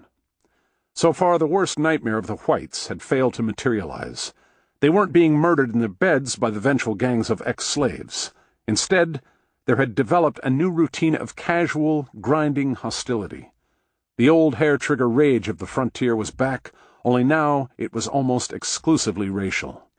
Day after day, the whites were stunned and outraged by the lack of deference shown to them by their former property. Every sidelong glance between white and black was a potential provocation. Every mutter, every bumped shoulder was the pretext for a fight. Public sentiment among the whites, one Union officer observed, has not come to the attitude in which it can conceive of the Negro having any rights at all. In the midst of this rising tension came the news brought by the Sultana. The reaction among the whites was public silence and private jubilation. While in the North, Lincoln's views on slavery had always been a matter of debate, and remain so to this day, in the South there had never been the slightest doubt. To them, Lincoln had been the maddest of the abolitionist madmen, the demonic persecutor who had slaughtered their men and destroyed their country for no better reason than sheer spite. One diarist of the time, Sarah Morgan of New Orleans, could only suppose that Lincoln had been driven by a kind of psychotic class envy. Lincoln's chief occupation, she wrote, was thinking what death thousands who ruled like lords when he was cutting logs should die. But now that had all changed. A moment more, and the man who was progressing to murder countless human beings is interrupted in his work by the shot of an assassin. Kate Stone of Vicksburg put it more simply in her diary. All honor to J. Wilkes Booth, who has rid the world of a tyrant and made himself famous for generations. On April 23, 1865, the Sultana, returning from New Orleans, stopped off at Vicksburg. Its errand of mourning was completed, and it was an ordinary steamboat again, carrying a full complement of passengers and cargo. It laid over at Vicksburg Landing for the day while one of its boilers was repaired, a routine procedure for steamboats on the river. The Sultana's boilers had already been patched twice that spring. During the layover, arrangements were concluded for it to carry a very large number of Union soldiers upriver to Cairo. These soldiers were prisoners of war who had been brought to Vicksburg by the Confederate command for exchange with the North. They had been held at the prison camps of Cahaba and Andersonville in the Deep South, and they had arrived at Vicksburg earlier that spring. They were in horrible shape, sick, malnourished, emaciated, scurvied. Many had open and infected wounds, many were limping in on crutches. Some couldn't walk at all and were being dragged on pallets by their fellow soldiers. They told horrifying stories of their captivity. Cahaba, where most of them had been held, had been designed for 500 men and ultimately was crammed with more than 3,000. And their only drinking water was from a foul stream that doubled as a cesspool. But that was nothing compared with what some of the other prisoners said about Andersonville. 45,000 men had been held there at the war's height, and almost 13,000 of them had died. The rest were described as walking skeletons. One typical story was told by a survivor. A large wagon, drawn by 4 mules, was used in drawing out the dead. They were laid in as we piled cordwood and taken to the burying ground, generally putting 50 in a grave, and returning would bring mush in the same wagon, where worms that came from the dead could be seen crawling all over it. But we were starving, therefore we fought for it like hungry dogs. Even after the Confederacy had decided to release them, the men had found fresh miseries to endure. The Confederate rail system was a shambles in the later days of the war. One of the transport trains had derailed 3 times in 100 miles. 2 of these times, rail cars had overturned, and dozens of the prisoners, their bones already brittle from malnutrition, had their rib cages shattered and arms and legs snapped like twigs. When they approached Vicksburg, they learned that the rail lines west ended at Jackson. The last 40 miles of track had been destroyed, and the only way forward was on foot. In Vicksburg, they found themselves in a tormenting legal limbo. The arrangement made between the Yankees and the Confederates had been for an even exchange of prisoners. But the Yankees didn't have several thousand Confederate prisoners available for transfer at Vicksburg, and the Federal command, with the war on the edge of being won, wasn't enthusiastic about returning so many troops to the enemy anyway. Meanwhile, the Confederate command was in increasing disarray. Their lines of communication back to the government were broken, and the government itself appeared to be collapsing. By early April, there were rumors everywhere that General Lee was about to surrender, and Jefferson Davis was on the run. So while the confused and desultory negotiations between the two commands went on, the Yankee prisoners, almost 5,000 of them, were forced to wait. A holding camp had been built for them about 6 miles outside of town. The men got new uniforms, tents to sleep in, and the first good rations they'd seen in months or years. Hardtack, fresh baked bread, and sometimes beef and pork. Since they were still technically Confederate prisoners, the Union command had agreed to keep them under armed guard. The first guards assigned were newly commissioned Negro soldiers, but this nearly led to a riot. Many of the prisoners were just now catching up with the news of the emancipation, and not all of them approved. White guards were hastily substituted, and the mood in the camp quieted. That is, until the Sultana brought the news about Lincoln. The official reaction of the Confederate command at Vicksburg was muted and respectful. The Confederate officer in charge of the prisoner transfer immediately ordered all Confederate flags to be lowered to half-staff, and had his headquarters draped in black crepe. He wrote an open letter to his opposite number on the Federal side, expressing sincere regrets upon receipt of the painful intelligence of the assassination of President Lincoln. Speaking on behalf of the Confederate officer corps, he assured him that no officer of the United States government regrets more than they this cowardly assault. In all this he was acting with extreme prudence. He was aware the situation in the camp was on the edge of calamity. Among the Union prisoners, the only thought on anybody's mind was revenge. If they knew how gleeful the citizens of Vicksburg were, they were likely to storm out of the camp and burn down the town. But symbolic gestures weren't going to solve anything for long. This was why, in the days following the assassination, the Confederate and Yankee commanders ultimately agreed to forego the exchange of prisoners and simply get the soldiers in the camp out of the South and on their way home as quickly as possible. On the morning of April 24th, the Yankee soldiers began boarding the Sultana. A few hundred of them quickly filled up the main deck, and then a few hundred more came, and still more, until all the decks were filled and then overfilled. "We were driven on like so many hogs," one soldier remembered, until every foot of standing room was occupied. The cabin deck was packed with men, amid stacks of cargo and corrals holding pigs and horses. The hurricane deck was jammed, as was the roof of the pilot-house. There were men perched between the smokestacks and men squatting on the coal bins below decks. Any of the cabin passengers who looked out through their windows would have seen an unbroken wall of flesh and blue cloth pressing in on the glass. The Sultana, on a crowded run, probably had around 450 people aboard. It was carrying at least 5 times that many when it finally pulled away from Vicksburg after sunset. Later, there would be a forest of finger-pointing about who had overloaded the boat, why it had been allowed to happen, who had tried to stop it, who had ignored it, who had cashed in. A lot of blame was put on the Union staff officers, the same ones who'd been in charge of the trading licenses.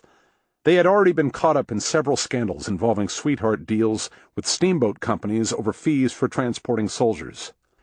It was said in expiation that a steamboat had left Vicksburg a few days before, carrying more than 1,000 Union soldiers, and it had arrived in St. Louis without incident. The owners of the Sultana offered the interesting argument that while their boat had undeniably been overcrowded, it hadn't technically been overloaded. A roughly equivalent volume of cargo would have weighed far more than the soldiers did. But the Sultana's crew had been under no illusions.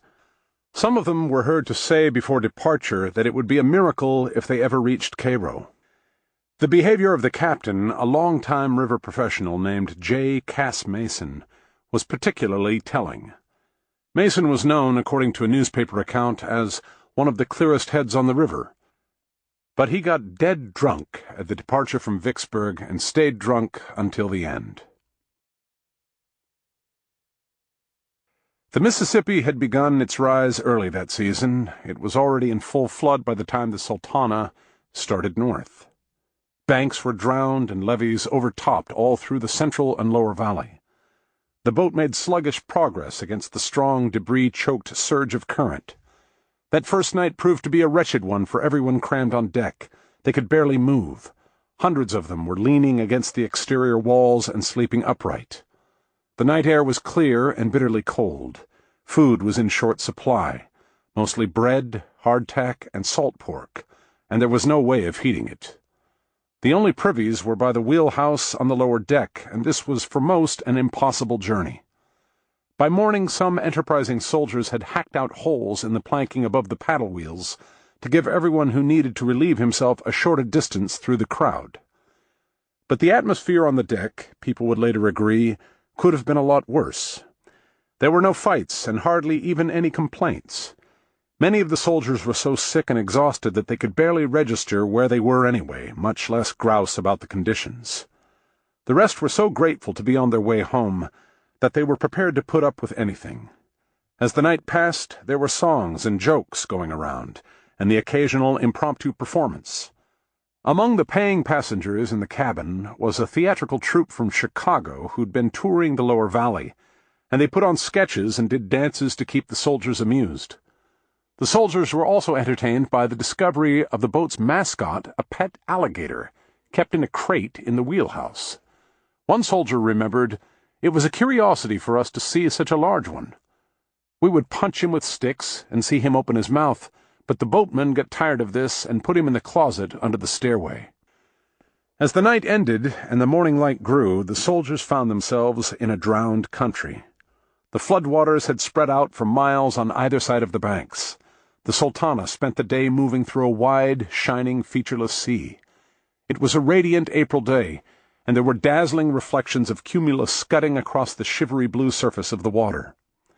The familiar navigation landmarks were submerged.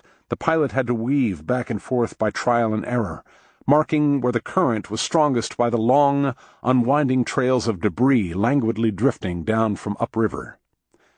The Sultana passed fallen trees and drowned animals. It glided through the sodden contents of overrun farms, patched clothes and spinning wheels, brooms and rakes, keepsake albums and sheet music, heirloom bedsteads and ornamental nightstands. It shouldered aside the debris from drowned boats and overrun levees, barrels of salt and coffee and vinegar and wine, hogsheads of salt pork and molasses, tons of flathead nails. The men on deck saw engulfed towns where the citizens were casually moving through the streets in rowboats. In some of the towns there were pontoon bridges between the upper stories of downtown buildings. Some store owners had moved their stocks up to the rooftops and were selling to the river traffic. But in that world, the Sultana was the strangest sight of all. An enormous boat, fantastically overcrowded with deckers, like a forest of men, precariously tilting and grinding up through the flood. The Sultana's crewmen were so convinced that the boat was fatally top-heavy that they urged the army officers on board to order the men to keep as motionless as possible. There was a particularly close call as they passed along the Arkansas shore. A photographer rowed out to the middle of the river to take a picture, and as he laboriously maneuvered his camera into position, so many deckers hustled to the railings to be included that the Sultana began listing and almost capsized then and there. It was only after a frantic rush to get everyone back spread evenly across the decks that the sickening tilt subsided and the boat steamed on. Late in the afternoon of the next day, April 26th, the Sultana reached Memphis. It was a big, crowded city perched on bluffs safely above the flood, and it was doing a thriving business, both with the river trade and with the Yankee military occupation. Much of the Sultana's cargo was offloaded there. most of the livestock to everyone's relief, and to their regret, several hundred hogsheads of sugar. A couple of the hogsheads had cracked open, and the soldiers had been gorging themselves on their contents ever since Vicksburg. Several of the cabin passengers disembarked at Memphis as well, among them the theatrical troupe, whom the soldiers gave a big cheer of thanks as they descended the gangway.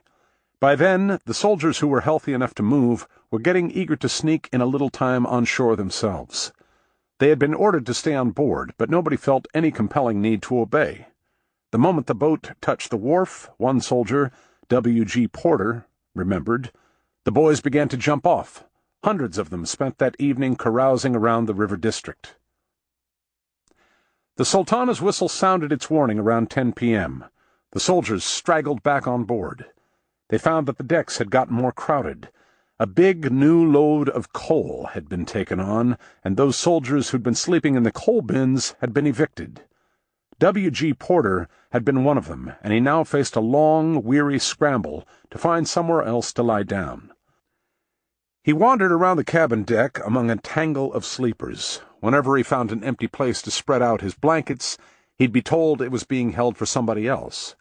At last, he crammed himself onto one of the outside stairways between decks. He was only able to make himself fit onto a step by letting his feet stick out over the edge. Other soldiers never did get back on board. Some of them had had enough. They couldn't bear the overcrowding, and despite their orders, decided to wait on the levee for the next boat coming upriver. Others had managed to get so drunk during the few hours ashore that they missed the steamboat whistle. One later estimate was that roughly 150 soldiers were left behind in Memphis that night. When the Sultana departed, there were probably around 2,200 people still on board. The Sultana pulled off from the levee a little after 1 a.m. It continued its wheezing way up north through the murky gulf of the river. Some of those watching from the railings guessed that at this point the Mississippi had swollen up more than 5 miles on either side. In some places the banks were submerged under 20 feet of water. It was a new moon that night. The Sultana's lights were the only illumination. The sky began clouding over. Soon a storm came up from the southwest. Its thunder was inaudible above the rumbling of the paddle wheels and the roar of exhaust from the smokestacks, but the men on deck could see distant flickers of lightning glinting on the surface of the flood, silhouetting the snarl of half-submerged treetops along the drowned banks and the remote peaked islands of farmhouse roofs. One of the men on the cabin deck was a soldier from Ohio named Joseph Bringman. He was sleeping near the balusters on the port side. He'd barely moved from the spot since Vicksburg. He'd come aboard in bad shape, sickly, weak, and exhausted, and with all his teeth loose, a common result of life in the prison camps. His chief emotion so far had been sheer gratitude that he'd found some place to lie down.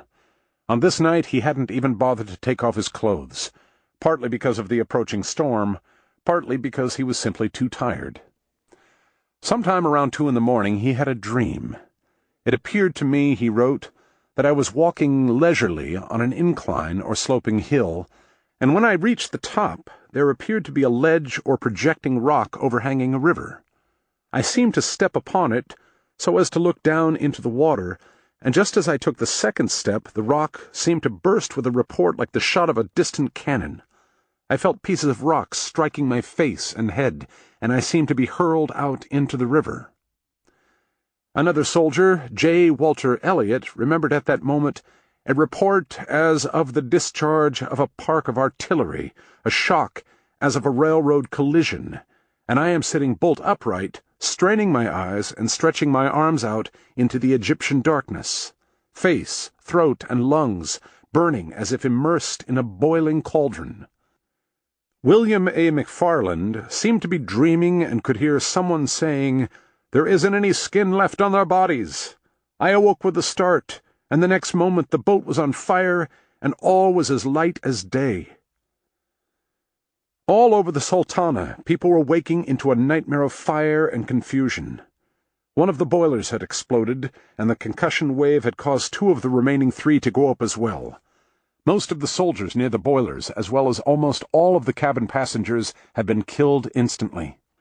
The main force of the blast had cratered the midsection of the boat, and the burning debris, that had been blown out in all directions was setting off fires from prow to stern. Immediately around the blast crater there was chaos. One survivor, Commodore Smith, remembered the scene. At the time her boilers exploded, I was lying sound asleep on the lower deck, just back of the rear hatchway to the hold. I was not long in waking up, for I was nearly buried with dead and wounded comrades, legs, arms, heads, and all parts of human bodies, and fragments of the wrecked upper decks. Commodore Smith tried to fight his way to the bow to jump overboard, but could not on account of the wreckage and carnage of human freight which now covered the lower deck.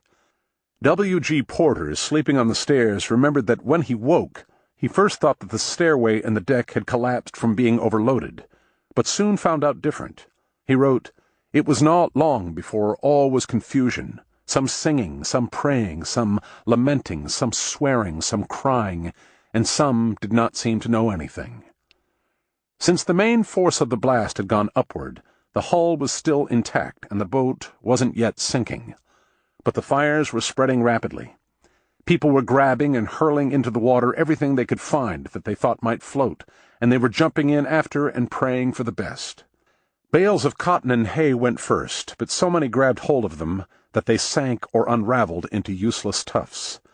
Then the gangway board went, carrying dozens with it. Commodore Smith remained on deck, he guessed, for around 20 or 30 minutes, throwing overboard all the loose boards and timbers and everything that would float, to assist those in the water and save them from drowning if possible. Around him fights were breaking out among those who hadn't yet jumped into the river. One woman fought savagely with 2 soldiers over a lifebelt she was trying to put on her child. She succeeded in wresting the belt away from them, but in her panic she put it on incorrectly, and when she let the child go into the water, he helplessly rolled over, head down, and drowned. In the river surrounding the burning wreck were people and animals frantically thrashing amid a spreading field of bodies and debris. Everyone was clawing wildly for handholds on the flotsam. They were grabbing onto hands and shoulders and legs and feet to keep from drowning. Sometimes several men at a time dragged each other under. Meanwhile, the fires on the boat were raging out of control and were whipping down on the people still on board. There were no railings left around the deck. They had already been torn off and thrown overboard, and the rushing of the crowd back and forth to stay out of the flames forced those closest to the sides to jump into the water. Chester Berry, a soldier from Pennsylvania, recalled looking up from the water and seeing an apparition, a woman still on board in the midst of all the pandemonium, calling to those in the water to stay calm. Seeing them fighting like demons in the water, in the mad endeavor to save their lives, actually destroying each other and themselves by their wild actions, she talked to them, urging them to be men, and finally succeeded in getting them quieted down, clinging to the ropes and chains that hung over the bow of the boat. The flames now began to lap around her with their fiery tongues. The men pleaded and urged her to jump into the water and thus save herself, but she refused, saying, "I might lose my presence of mind, and be the means of the death of some of you." And so, rather than run the risk of becoming the cause of the death of a single person, she folded her arms quietly over her bosom and burned, a voluntary martyr to the men she had so lately quieted. The wreck of the Sultana was drifting out of the channel into the shallows near the Arkansas shore. There were still people alive on board, but the fires were now burning down to the waterline, and the boat had to be abandoned. Commodore Smith remembered this to be the hardest moment of his life. The injured were begging to be thrown overboard because they would rather drown than be burned alive. "While our hearts went out in sympathy for our suffering and dying comrades," Smith wrote, "we performed our sad but solemn duty." The wreck by then was in a narrow channel between the bank and a chain of islets. The islets were submerged by the flood, but the tallest trees were still sticking up above the surface. Some of the men were snatching at their branches and tying the lines to them. By then the last of the boat was aflame, and everyone still mobile had to jump into the water. The fires reached the Sultana's waterline and began to gut her out. This made those in the water more frantic. As long as the boat had been burning, the glare cast across the water had faintly illuminated the forests along the shores and had given the swimmers a target to aim at. But once the flames vanished, they were lost in complete darkness. One survivor said mildly, We could not tell which way to go, and it was a very lonesome place to be in. Some of the survivors managed to thrash and lunge their way out of the current into the shallows and strike out toward what they thought was dry land, only to find when they arrived that the banks were overrun and the waters stretched on out of sight. Here and there were what looked like clumps of gnarled bushes poking above the river surface, and the swimmers grabbed on to them gratefully. But when they pushed their feet down into the water, feeling for solid ground, they found only more of the shapeless river murk. The bushes they were clinging to were treetops. Other swimmers managed to bump into the rooftops of farmhouses and drag themselves out of the water. Some were able to break through the roofs into the attics, where they collapsed in exhaustion onto the sacks and barrels stored there. Still others did at last succeed in reaching firm land, only to be faced with a danger as bad as what they just escaped. The banks north of Memphis were being patrolled by Union troops who had no idea what had happened to the Sultana. When the men began straggling ashore, some of the patrols thought they were Confederate infiltrators and began firing at them. The majority of those still alive, together with the corpses and the countless clusters of debris, were being carried downriver. Among the living, a strange new terror was spreading. Some of them couldn't put a name on it. Chester Berry, who'd caught hold of a snag in the river, recalled, "I was out of my head, and imagined that some terrible danger threatened me. Some danger, that is, worse than that he was currently going through."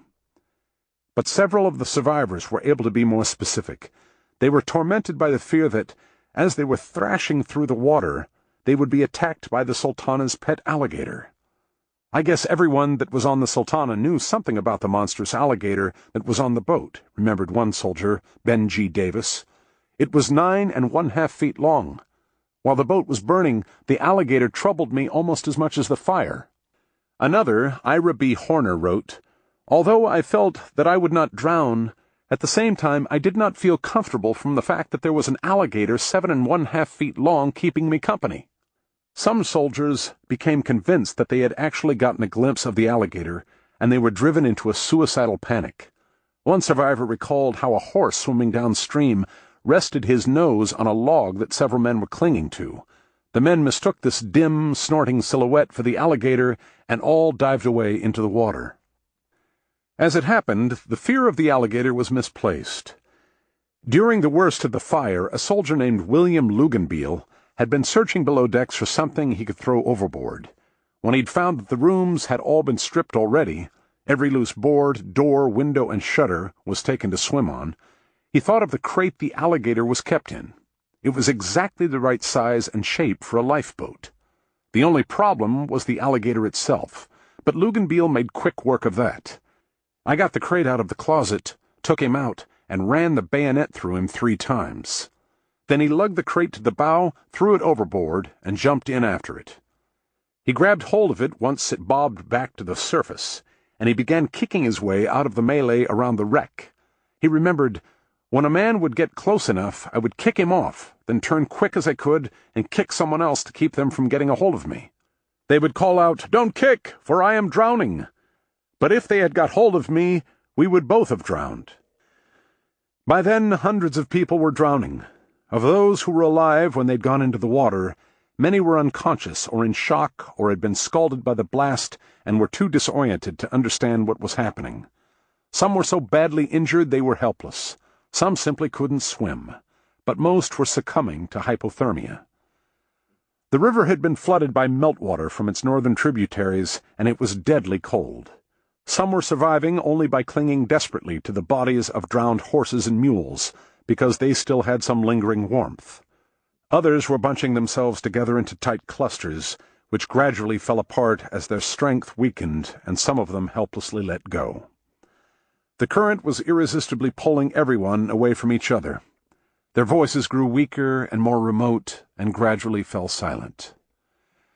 The river swept them onward into pitch darkness. The sky was starless, and rain was falling in thin, hissing cascades. Then, in the distance ahead, a hazy glow appeared. It was Memphis, looming on its high bluff through the drizzle and the river mist. As the current carried them closer, the men began shouting and screaming for help. They wailed and banged their shards of driftwood and flotsam together, and they shrieked at the top of their lungs. They were terrified that they'd be whisked past the city and back out into the night again.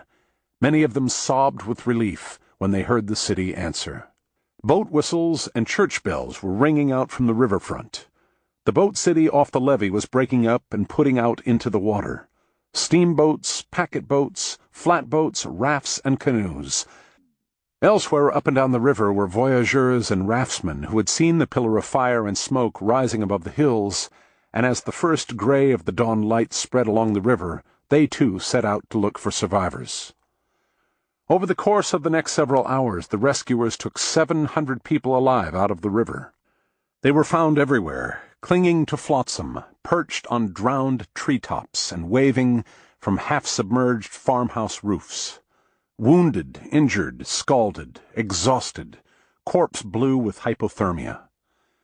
One man was rescued 10 miles downriver from Memphis. A rescuer remembered, "We found men almost dead, hanging to the trees about 2 miles out into the river, and among those that I rescued was one man so badly scalded that when I took hold of his arms to help him onto the boat, the skin and flesh came off his arms like a cooked beet." One survivor, Perry S. Somerville, remembered that when he was taken out of the water he couldn't stand up. He was wounded, he was scalded, and he was spitting up blood. "Was rescued at Memphis," he wrote, "by a colored man who picked me up in a canoe and took me to a boat to get warm. After I had been there a few minutes, a young man was brought in who was so badly scalded that his skin slipped off from the shoulders to the hands. The scalded man paced around the room, unable to sit still or lie down, before he finally collapsed and died." About 200 of the rescued died over the next few days, of their injuries, of exposure, or of the medical care they'd received after they'd been brought ashore. The only treatment available then, for severe burns, for example, was to cover them in oil and flour and wrap them in gauze. The rest of the survivors, some 500 of them, left Memphis just as soon as they were able to travel. They got aboard other steamboats. It was still the quickest way out of the South. Many of them, once they reached Cairo, stepped onto the docks and declared that they would never set foot on a boat again. From Cairo they caught trains bound north and east. The farther away from the river they got, the less anyone cared about the Sultana. Its loss was barely mentioned in the Eastern newspapers. This was the worst naval disaster in American history. More people died on the Sultana than would die on the Titanic. But there was a general sense back east that it was, after all, just another sunken frontier steamboat. And besides, everyone was still in mourning for Lincoln. In town after town, the returning veterans arrived expecting to find cheering crowds and celebratory storms of red, white, and blue bunting, but instead discovered nothing but somber-faced citizens and silent streets hung with long, listless streamers of black crepe. No final count was ever established of the lives lost. Only a few of the dead were recovered. The rest were carried off by the river. A couple of days after the explosion, a gunboat coming upriver was met by a drifting mass of what the crew assumed to be fallen trees. As they got closer, they saw that it was a flotilla of hundreds of bodies. The gunboat had to be deliberately beached on a sandbar to avoid running them over. No attempt was made to collect them. They were permitted to glide past untouched and soon vanished around a river bend. They ended up the way the river's dead always did, buried in the river mud or devoured by the alligators and the other carrion eaters of the lower valley. The wreck of the Sultana was sunk about 20 feet down in a channel along the Arkansas shore, around 7 miles north of Memphis. Over the next few years, the river shifted course and the channel was emptied of its current. The great banks caved in, and the bottom was covered over by wash after wash of mud and silt deposited from upstream. Eventually, the last traces of the channel and its islets were swallowed up. The soil grew rooted with meadow grasses and wildflowers and trees. Then the land was cleared and cultivated, and the Sultana rested deep beneath the soybean fields of Arkansas.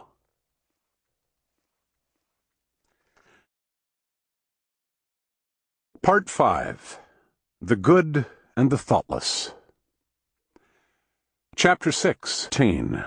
The Last of the Floating Life. In 1882, Mark Twain took a steamboat ride on the Mississippi. There would have been nothing unusual about such a trip in the old days. Twain had once been a steamboat pilot and had made countless runs up and down the river. But that had been before the war. Now he was middle-aged and the celebrated author of The Adventures of Tom Sawyer, and this was the first time he'd been on the river in more than 20 years. He began in St. Louis. The first sight of the famous levee came as a shock. The warehouses were all shuttered. The docks were deserted. Where there had been 100 packed steamboats arriving and departing each day, there were now only a lingering handful. This was melancholy. This was woeful, he wrote. Half a dozen lifeless steamboats, a mile of empty wharves. Here was desolation indeed. When he asked the few remaining crews what had happened, they all looked straight up. They weren't gazing at the heavens. They were glaring at the new bridge. The mighty bridge, stretching along over our heads, Twain wrote, had done its share in the slaughter and spoliation. It was the first bridge across the lower river. Its construction had begun after the war and had taken 7 years to complete. It was being hailed all over the world as one of the wonders of the modern age, and it had ruined the steamboat business. With the lower river successfully spanned, the railroad networks on opposite sides were finally connected, and rail had become a safe, quick, and reliable alternative to the steamboats. There was really no reason any longer for the river to be used for transport at all. Within a few years, essentially everybody and everything that moved in the river valley went by rail. By the time of Twain's visit, the big steamboat lines had all gone bankrupt, and the few remaining boats were running mostly empty. Mississippi steamboating, Twain wrote, was born about 1812. At the end of 30 years, it had grown to mighty proportions, and in less than 30 more, it was dead, a strangely short life for so majestic a creature. Twain took one of the still-running steamboats downriver to New Orleans. The Mississippi wasn't the river he remembered either, but at least that was something he'd been expecting. He'd never lost his old riverman's habit of perpetually redrawing the map of the river in his mind. 20 years meant a lot of shifting and twisting and writhing. Almost all the old familiar landmarks had been altered or obliterated. Everywhere Twain went, he ticked off the places he remembered and noted how they'd been remade. Beaver Dam Rock was out in the middle of the river now, and throwing a prodigious break. It used to be close to the shore, and boats went down outside of it. A big island that used to be away out in mid-river has retired to the Missouri shore, and boats do not go near it anymore. The island called Jacket Pattern is whittled down to a wedge now, and is booked for early destruction. Goose Island is all gone, but a little dab the size of a steamboat. And so on, down every bend and twist, new cutoffs, new oxbow lakes, channels that had filled in, islets that had sprouted up or had melted away. The great and once much frequented Walnut Bend was now set away back in a solitude far from the accustomed track of passing steamers. The famous graveyard south of the confluence of the Mississippi and the Missouri, among whose numberless wrecks we used to pick our way so slowly and gingerly, was, he found, far away from the channel now, and a terror to nobody. He was most surprised by his first sight of Vicksburg. The town was standing on its bluff the way it always had, and around it on the hills the signs and scars still remain, as reminder of Vicksburg's tremendous war experiences. But the river had shifted, and Vicksburg no longer had a riverfront. A cutoff had formed near the spot where the Yankees had tried to dig their canal, and the bend before Vicksburg Landing had emptied out. The cutoff, Twain observed, had made Vicksburg into a country town. All this was the normal routine of river life. Other changes were more dismaying. Twain's original plan had been to stop off at all the towns he remembered from his youth to see how they'd altered over time. But he quickly dropped that idea. There was no point. Even from the steamboat rail, he could see enough. Town after town, the scene was the same as he'd found in St. Louis. The rowdy riverfront districts were silent, and the levees were empty. Behind them, the decorous towns on the bluffs were themselves growing dismal and shabby. All of them, Twain noted, could have used a fix-up and a good coat of whitewash. Several of the towns he best remembered were simply gone, burned down and not rebuilt, flooded out and left abandoned. And there was another reason to stay in the boat. The riverbanks were dangerous. There were armed camps of squatters in the derelict riverfronts. Many of them were farmers who'd lost their homesteads after the war ended. Peace had brought a catastrophic collapse in agricultural prices. Others were veterans, many suffering severe psychic trauma from battle, who'd found themselves unable to fit in back at home or anywhere else. Some of the squatters were organizing into hunting parties that were terrorizing the river towns like the land pirates of the old days. It was as though the river valley were reverting back to the worst times of the crow's nest. But the greatest shock for Twain was the solitude. Not just the steamboats, but all the old river traffic was gone. The flatboats and the keelboats, the pirogues and the shantyboats and arks. All day we swung along down the river, he wrote, and had the stream almost wholly to ourselves. Formerly, at such a stage of the water, we should have passed acres of lumber rafts and dozens of big coal barges, also occasional little trading scows, pedaling along from farm to farm with the peddler's family on board. Possibly a random scow bearing a humble Hamlet and company on an itinerant dramatic trip. But these were all absent. Just once did he come across a scene that reminded him of the great days. His steamboat encountered an enormous convoy of lumber rafts heading downriver from the northern valley. But as he looked more closely, the disillusionment set in. The rafts were not floating leisurely along in the old-fashioned way, manned with joyous and reckless crews of fiddling, song-singing, whiskey-drinking, break-down-dancing rapscallions. No, the whole thing was shoved swiftly along by a powerful stern-wheeler, modern fashion, and the small crews were quiet, orderly men of a sedate business aspect, with not a suggestion of romance about them anywhere.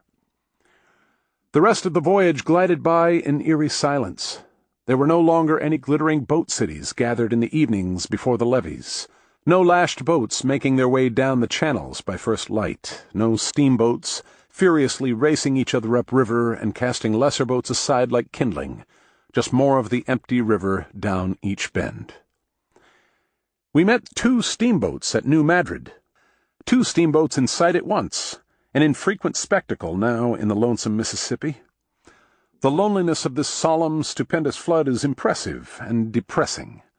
League after league, and still league after league, it pours its chocolate tide along between its solid forest walls, its almost untenanted shores, with seldom a sail or a moving object of any kind to disturb the surface and break the monotony of the blank, watery solitude. And so the day goes, the night comes, and again the day, and still the same, night after night, and day after day. Majestic, unchanging sameness of serenity, repose, tranquility, lethargy, vacancy, symbol of eternity, realization of the heaven pictured by priest and prophet, and longed for by the good and the thoughtless. Twain wasn't alone on his river journey. There were other passengers on board, rivermen, planters, journalists, and officers of the River Commission, a thinned-out, modern version of the great riotous throngs of the pre-war days. Twain spent a lot of idle time chatting with them. He was continually surprised to discover that they didn't share his despondency about what had happened to the river. In fact, they were bubbling over with optimism. As the half-empty boat made its way down past the deserted shores, on the deck and in the common rooms there was nothing but upbeat talk about the grand future of the river valley. "Mississippi improvement is a mighty topic down yonder," Twain wrote. "Every man on the riverbank south of Cairo talks about it every day, during such moments as he is able to spare from talking about the war." The most outlandish proposals for remaking the river were being soberly discussed. There were plans to regulate the river current as though with a giant faucet, to build artificial lakes and rivers in order to drain off the floodwaters, to use the Great Lakes as reservoirs for replenishing the current whenever it ran low. The possibilities were dizzying and endlessly contradictory. Wherever you find a man down there who believes in one of these theories, Twain wrote, you may turn to the next man and frame your talk upon the hypothesis that he does not believe in that theory. Twain began to think that Mississippi improvement was an incurable epidemic of competing and irreconcilable proposals. You will have come to know with a deep and restful certainty that you are not going to meet two people sick of the same theory, one right after the other, he wrote. You may vaccinate yourself with deterrent facts as much as you please, it will do no good. It will seem to take, but it doesn't. The moment you rub against any one of these theorists, make up your mind that it is time to hang out your yellow flag. In all this welter of talk Twain heard, there was one name that kept recurring. James Eads, the man who was currently the biggest celebrity associated with the Mississippi, other than Twain himself. Eads, the designer of the Diving Bell salvage boats, had gone on to several new ventures in the last few decades. Some of them had washed out, a factory to make fancy window glass, for instance. Others had been triumphs, like a series of armored gunboats for the Union Navy, which were later said to have revolutionized naval warfare. And one project had made him world famous. He had designed and built the bridge at St. Louis. Eads had had no formal training in engineering or architecture. He hadn't even had a high school education. All he'd had was an unshakable certainty that he could build the bridge. The professionals had scoffed at its radically original cantilever design, and they claimed that its innovative new construction material, structural steel, wouldn't hold up. But Eads persisted despite their opposition. He persisted in the face of chronic underfunding, a maze of political chicanery, and a blizzard of lawsuits from the steamboat companies. He persisted even when the unfinished bridge took a direct hit from a tornado. But when the bridge triumphantly opened to railroad traffic in 1874, he immediately gave up bridge building and moved on to something else. His new project was the remaking of the Mississippi itself. He wanted to install a system of jetties along the entire length of the river to control its course and reduce its flooding. By the time of Twain's river journey, Eads had already completed a pilot project, a jetty at the river mouth.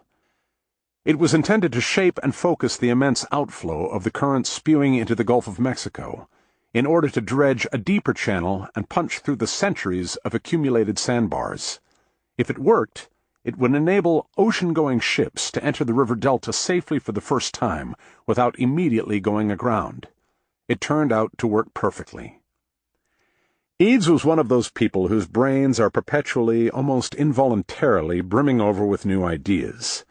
Even as he was pressing the government for backing for his full-scale jetty system, he was dreaming up other projects for the Mississippi. He had already worked out a plan for revitalizing the river traffic. He wanted to build a fleet of gigantic cast-iron industrial barges to replace the steamboats. His friend and partner Richard Smith Elliott later recalled Eads' boundless enthusiasm for the barges and his ultimate disappointment. Though the air was, for a year or more, as full of iron barges as ever the atmosphere of Utah was of grasshoppers, yet the barges did not actually get on the water. Decades after Eads' death, they were the dominant form of traffic on the Mississippi. Eads wasn't fazed by this or by any other setback. In the midst of his long and finally futile campaign for the jetties, he was devising a grander and stranger proposal. He wanted to construct a new transport system across the Central American Isthmus at Panama. An idea had been mooted to build a canal there, inspired by the recent opening of the canal at Suez, but he'd opposed it.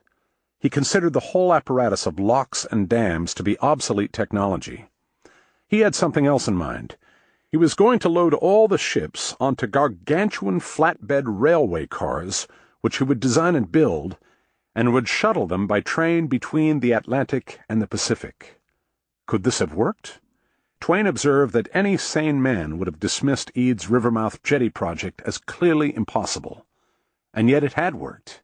We do not feel full confidence now to prophesy against like impossibilities. While Eads was the biggest name involved in remaking the Mississippi, he wasn't ultimately the one with the most clout. That was the federal government. After the Civil War, it had created a new authority, the Mississippi River Commission, to take over the management of the river.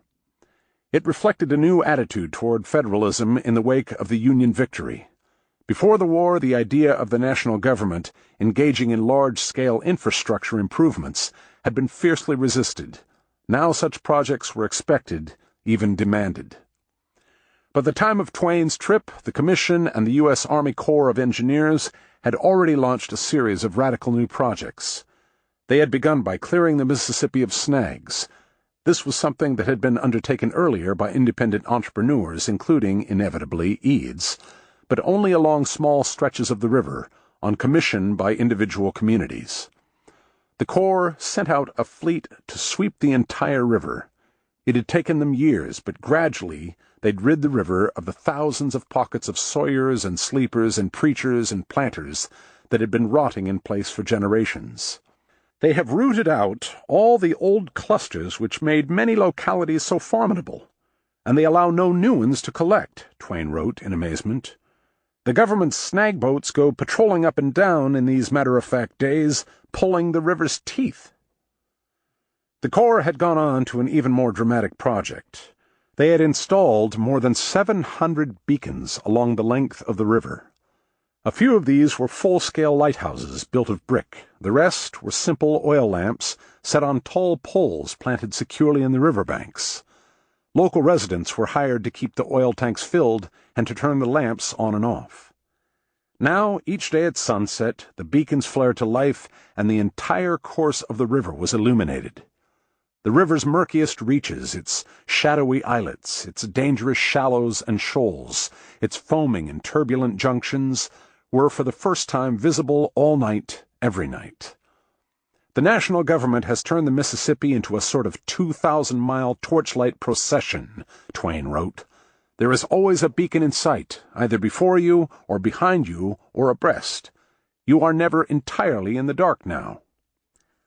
Yet more projects were getting underway.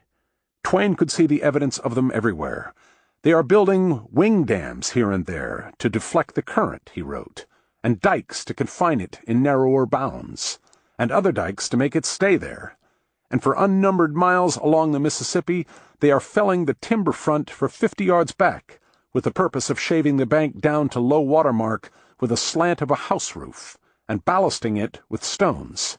And in many places they have protected the wasting shores with rows of piles. What was it all for?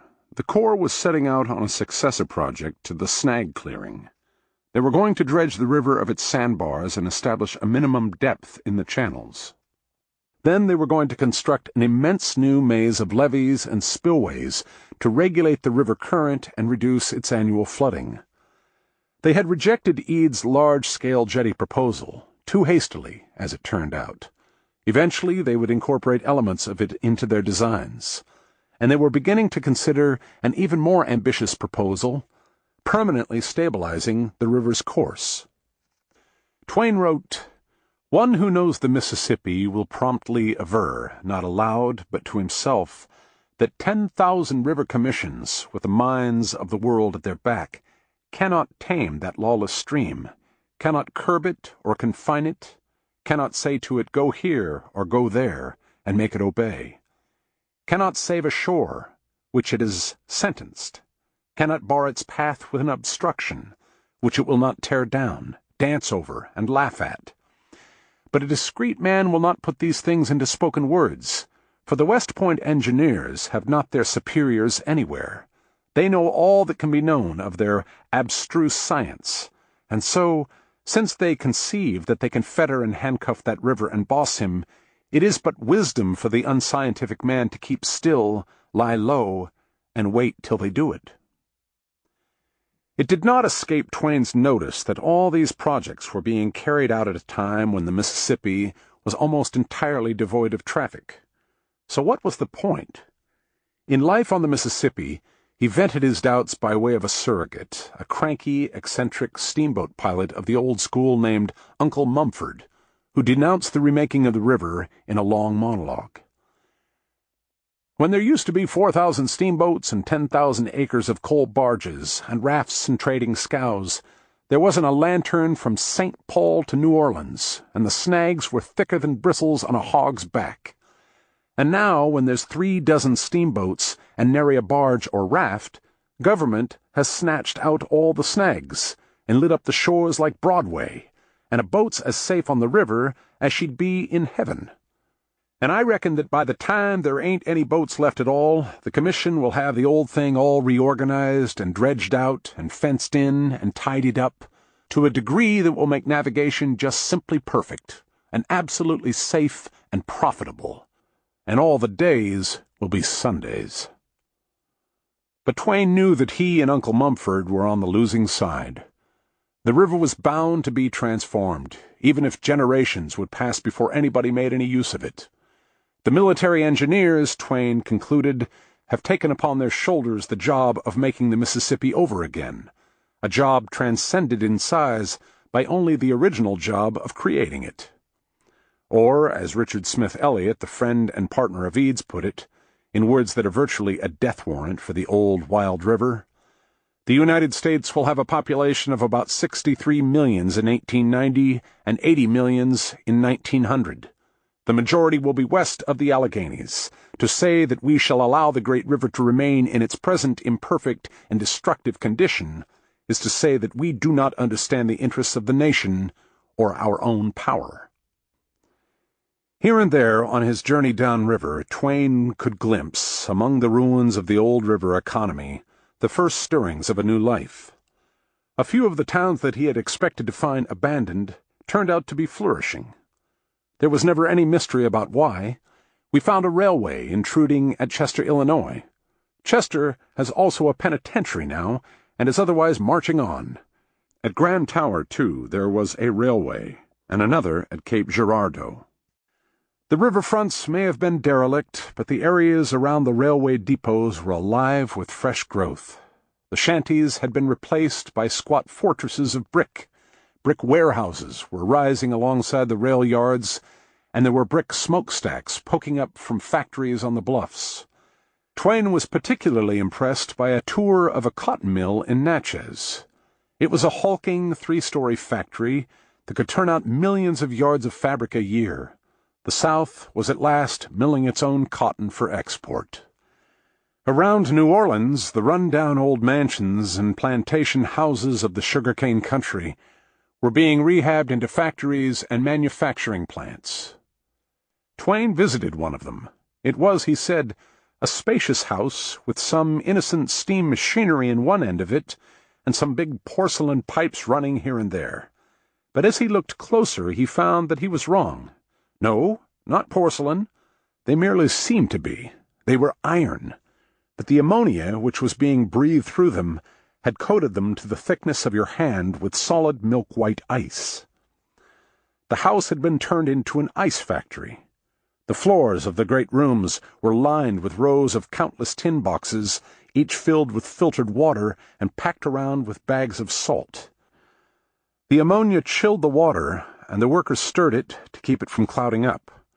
When the blocks of ice were ready, hard, solid, and crystal clear, they were cut out of the tin boxes and lifted onto carts. The carts were then wheeled from the big hall out the back door, where a row of flat cars waited on a newly constructed spur line of the local railroad. Then the train trundled off to the street markets of New Orleans. The ice blocks were being sold as decorative centerpieces for dinner tables. Lovely and curious objects had been frozen within them, coins and toys, bouquets of tropical flowers, French dolls dressed in silk. The blocks were set out in shallow bowls, and during the sultriness of the Delta afternoons they would slowly melt, cooling the diners gathered around the table. By twilight, as the last of the ice dissolved, the toys and trinkets in their depths would be left floating in the brimming bowls. Dolls and flowers and gifts and party favors, like flotsam from a modern kind of flood. It made Twain marvel at how the world was changing. In my time, he observed, ice was jewelry. None but the rich could wear it, but anybody and everybody can have it now. Epilogue. John Banvard took his Mississippi panorama on a tour of England in the early 1850s. It was a tremendous success. The 3-mile painting awed Queen Victoria and got a rave review from Charles Dickens. In fact, Dickens greatly preferred Banford's panorama to his actual experience of the Mississippi. Banford himself became a celebrity. He served as his own narrator at the showings. After years of practice, he had become a superb and polished entertainer. One reviewer in London praised his Jonathanisms and jokes, poetry and patter, which delight his audience mightily. A Jonathanism was a wild hyperbole, which was regarded then as the hallmark of American speech. The way Banford told it, his creation of the panorama had been as exciting as anything shown on the canvas itself. His journeys up and down the river to paint each scene from life, or so he claimed, had been one long epic of frontier adventure. He made it sound as though he had been sketching with one hand while fighting off wild animals, savage Indians, and menacing desperadoes with the other. He clearly gloried in the role of the heroic frontiersman. He liked to claim that he was entirely self-taught as an artist, and had only taken up his paintbrush because he had been so inspired by the great river itself. No, he had a teacher, his promotional pamphlet clarified. He studied the omnipresent works of the one great living master. Nature was his teacher. Banford had competition on his English tour. John Rowson Smith and his Leviathan panorama of the Mississippi River. But Smith was nowhere near as theatrical a personality as Banford. He hired other people to be his narrators while he supervised from offstage. His great pitch for his panorama wasn't its romance, but its documentary veracity. It was, he claimed, a wholly exact rendering of the river, painted with scrupulous on-the-spot accuracy. He was particularly careful about his steamboats. There were steamboat buffs in the audiences then, ready to debate the most hair-splitting details of their design. He specifically guaranteed in his advertisements that every steamboat in his panorama was a faithful rendering of a real steamboat currently afloat somewhere on the Mississippi. His panorama even took an intermission from the vistas of the river for a detailed tour of basic steamboat design, including a cutaway schematic of the typical interior. Smith was irked by Banford and considered his panorama a sham. During their English tours, they got into a fierce feud in the London newspapers over the truthfulness of the respective creations. This may have been a publicity stunt, and if it was, then it was a clever one. It kept the attention of the English public for months and drove up attendance at both panoramas. But the artists themselves seem to have been entirely serious about it, or at any rate Smith was. He was exultant when his attacks on Banford received crushing, even conclusive support from a world-renowned authority. This was the artist and writer George Catlin, famous for his books on the Missouri Territory and the Plains Indians. His Manners, Customs, and Condition of the North American Indians, first published in 1841, is still highly regarded today. Catlin went to a showing of the Banford panorama in London and declared that in his opinion its scenes of the Missouri River were faked. He found so many important landmarks missing and so many inaccuracies in the ones that were shown that he doubted Banford had ever been on the Missouri at all. Smith immediately trumpeted Catlin's charges in his ads. Banford never refuted them. But while Smith won the fight over accuracy, he lost with the public. His realistic panorama was never as popular as Banford's grand extravaganza. In the end, he seems to have surrendered. He finished his tour and came back to America in 1853, long before Banford did, and he immediately retired from the panorama business. There's no evidence that after he returned from England he ever showed Leviathan panorama again. He resumed his old career as a theatrical scene painter, and he died in obscurity in 1864. It was around this time that the other Mississippi panoramas began to drop out of sight. Their original owners wearied of the touring life and sold them. Their new owners were unable to get enough bookings for them, and they eventually were lost or destroyed. One of the panoramas was abandoned in Havana, where a Caribbean tour went bust. Another was sold to a potential exhibitor in Asia, and the last recorded trace of it was when it was transshipped through Calcutta on its way to Java. There's no evidence whether it ever reached its destination. One disappeared in a more spectacular fashion. Léon Pomerade had unwisely added special effects to his original panorama of the Mississippi, big billows of smoke and steam that came writhing out of the wings to enhance the illusion that the audience was on a steamboat with its boilers at full power. Something went wrong before a showing in New Jersey, and the canvas roll caught fire. The panorama went up like a torch and was irretrievably damaged within a few minutes.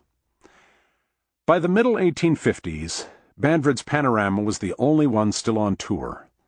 Banford cashed in on the absence of competition. After England, he continued on for the next several years through Europe and the Middle East. He was wildly popular wherever he went. By the time he finally returned to America, he was a wealthy man. He bought a mansion outside of New York City. He wrote travel books and poetry.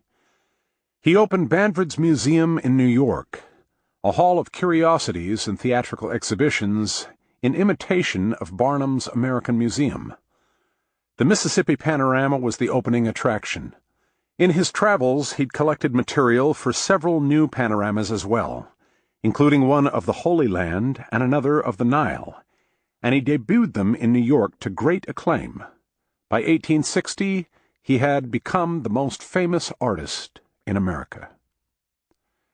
The Mississippi Panorama retained its popularity for several years. Banford was careful to keep it fresh. During the Civil War, he repainted large sections of it to include the latest news from the Mississippi River campaigns. When he exhibited it in 1863, he drew big crowds all over again. People were eager to get a look at the grand events they'd been reading about, the ironclad battles, and the surrender of New Orleans and the siege of Vicksburg. But after the war was over, Banford put the panorama in storage. He didn't show it again for more than a decade. Its next recorded display was in 1881. By then, Banford's fortunes had taken a steep dive. The museum and an assortment of other big-budget ventures had failed, and he was going broke. If he'd hoped to make back some money with the revival of the panorama, he was disappointed. The vogue for panoramas had faded, and the Mississippi itself wasn't of much interest to people then. The frontier had moved on west, and the river was no longer the edge of the world. It was just an immense obstacle the railroads had to cross or go around. Banford's panorama was viewed as no more than an interesting historical curiosity. Soon afterward, Banford's luck ran out. His museum was closed down for good, and his mansion repossessed. Banford fled New York to escape his creditors. He went west, first back to the Mississippi Valley, but he, too, found it to be of little interest any longer. It was much the same as Twain described: empty, shabby, overregulated, tamed. So he kept on going, up the Missouri into the freshly settled territories beyond. He followed the outer tendrils of the new railroads until he reached the Glacial Lakes region of South Dakota. There he came to rest in Watertown, a railroad stop on the Big Sioux River about 100 miles north of Sioux Falls. Banford was in his late 60s then, but he soon started a new career as a construction contractor. He didn't wholly give up on his theatrical art. A couple of years after he arrived in Watertown, he presented to the locals his new work. It wasn't a panorama this time. It was a moving diorama that recreated the burning of Columbia, South Carolina, at the end of the Civil War. The premiere was a big event. Everyone in town showed up at the local hall to see it. It proved to be a wonderfully elaborate and cunning piece of work, but the real highlight of the show was Banford himself. He narrated, pulled curtains back and forth, raised and lowered flats with windlasses, rang bells, blew whistles, and set off firecrackers. The people of Watertown were amused no end. He briefly toured with it around the glacial lakes until everyone in the region had seen it. Then he put the diorama away and retired from the entertainment business for good. He lived with his wife and his children and his grandchildren in a big house on the outskirts of town.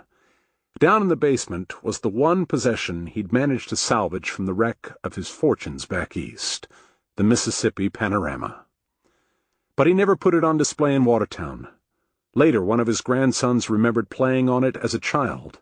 It was a titanic roll 20 feet long and 6 feet thick, perpetually hidden under a tarpaulin, as silent and ominous as a sleeping dragon. Banford died in 1891.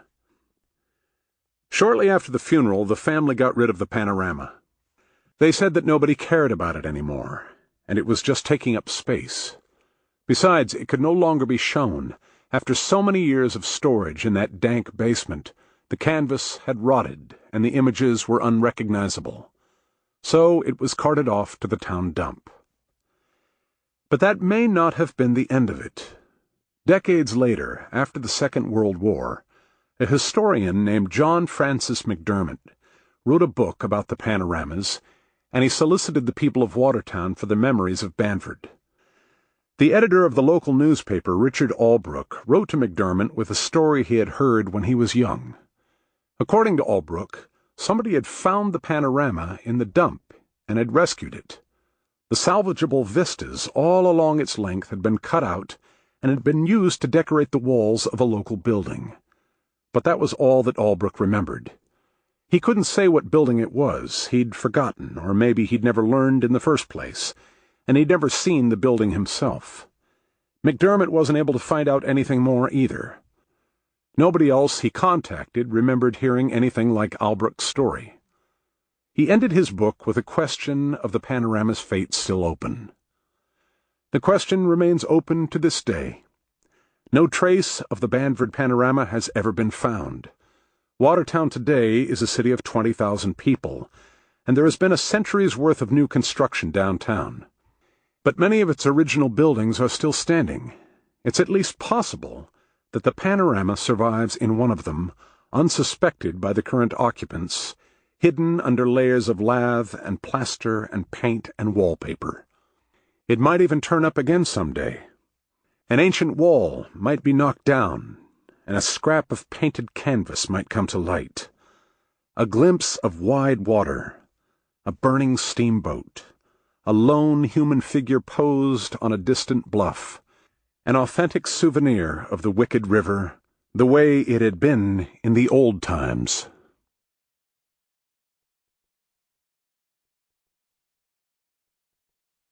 The End. You've been listening to Wicked River, the Mississippi When It Last Ran Wild by Lee Sandlin, narrated by Jeff McCarthy. This book is copyrighted 2010 by Lee Sandlin. This recording is copyrighted 2010 by Recorded Books. And thank you for being a Recorded Books reader. Audible hopes you have enjoyed this program.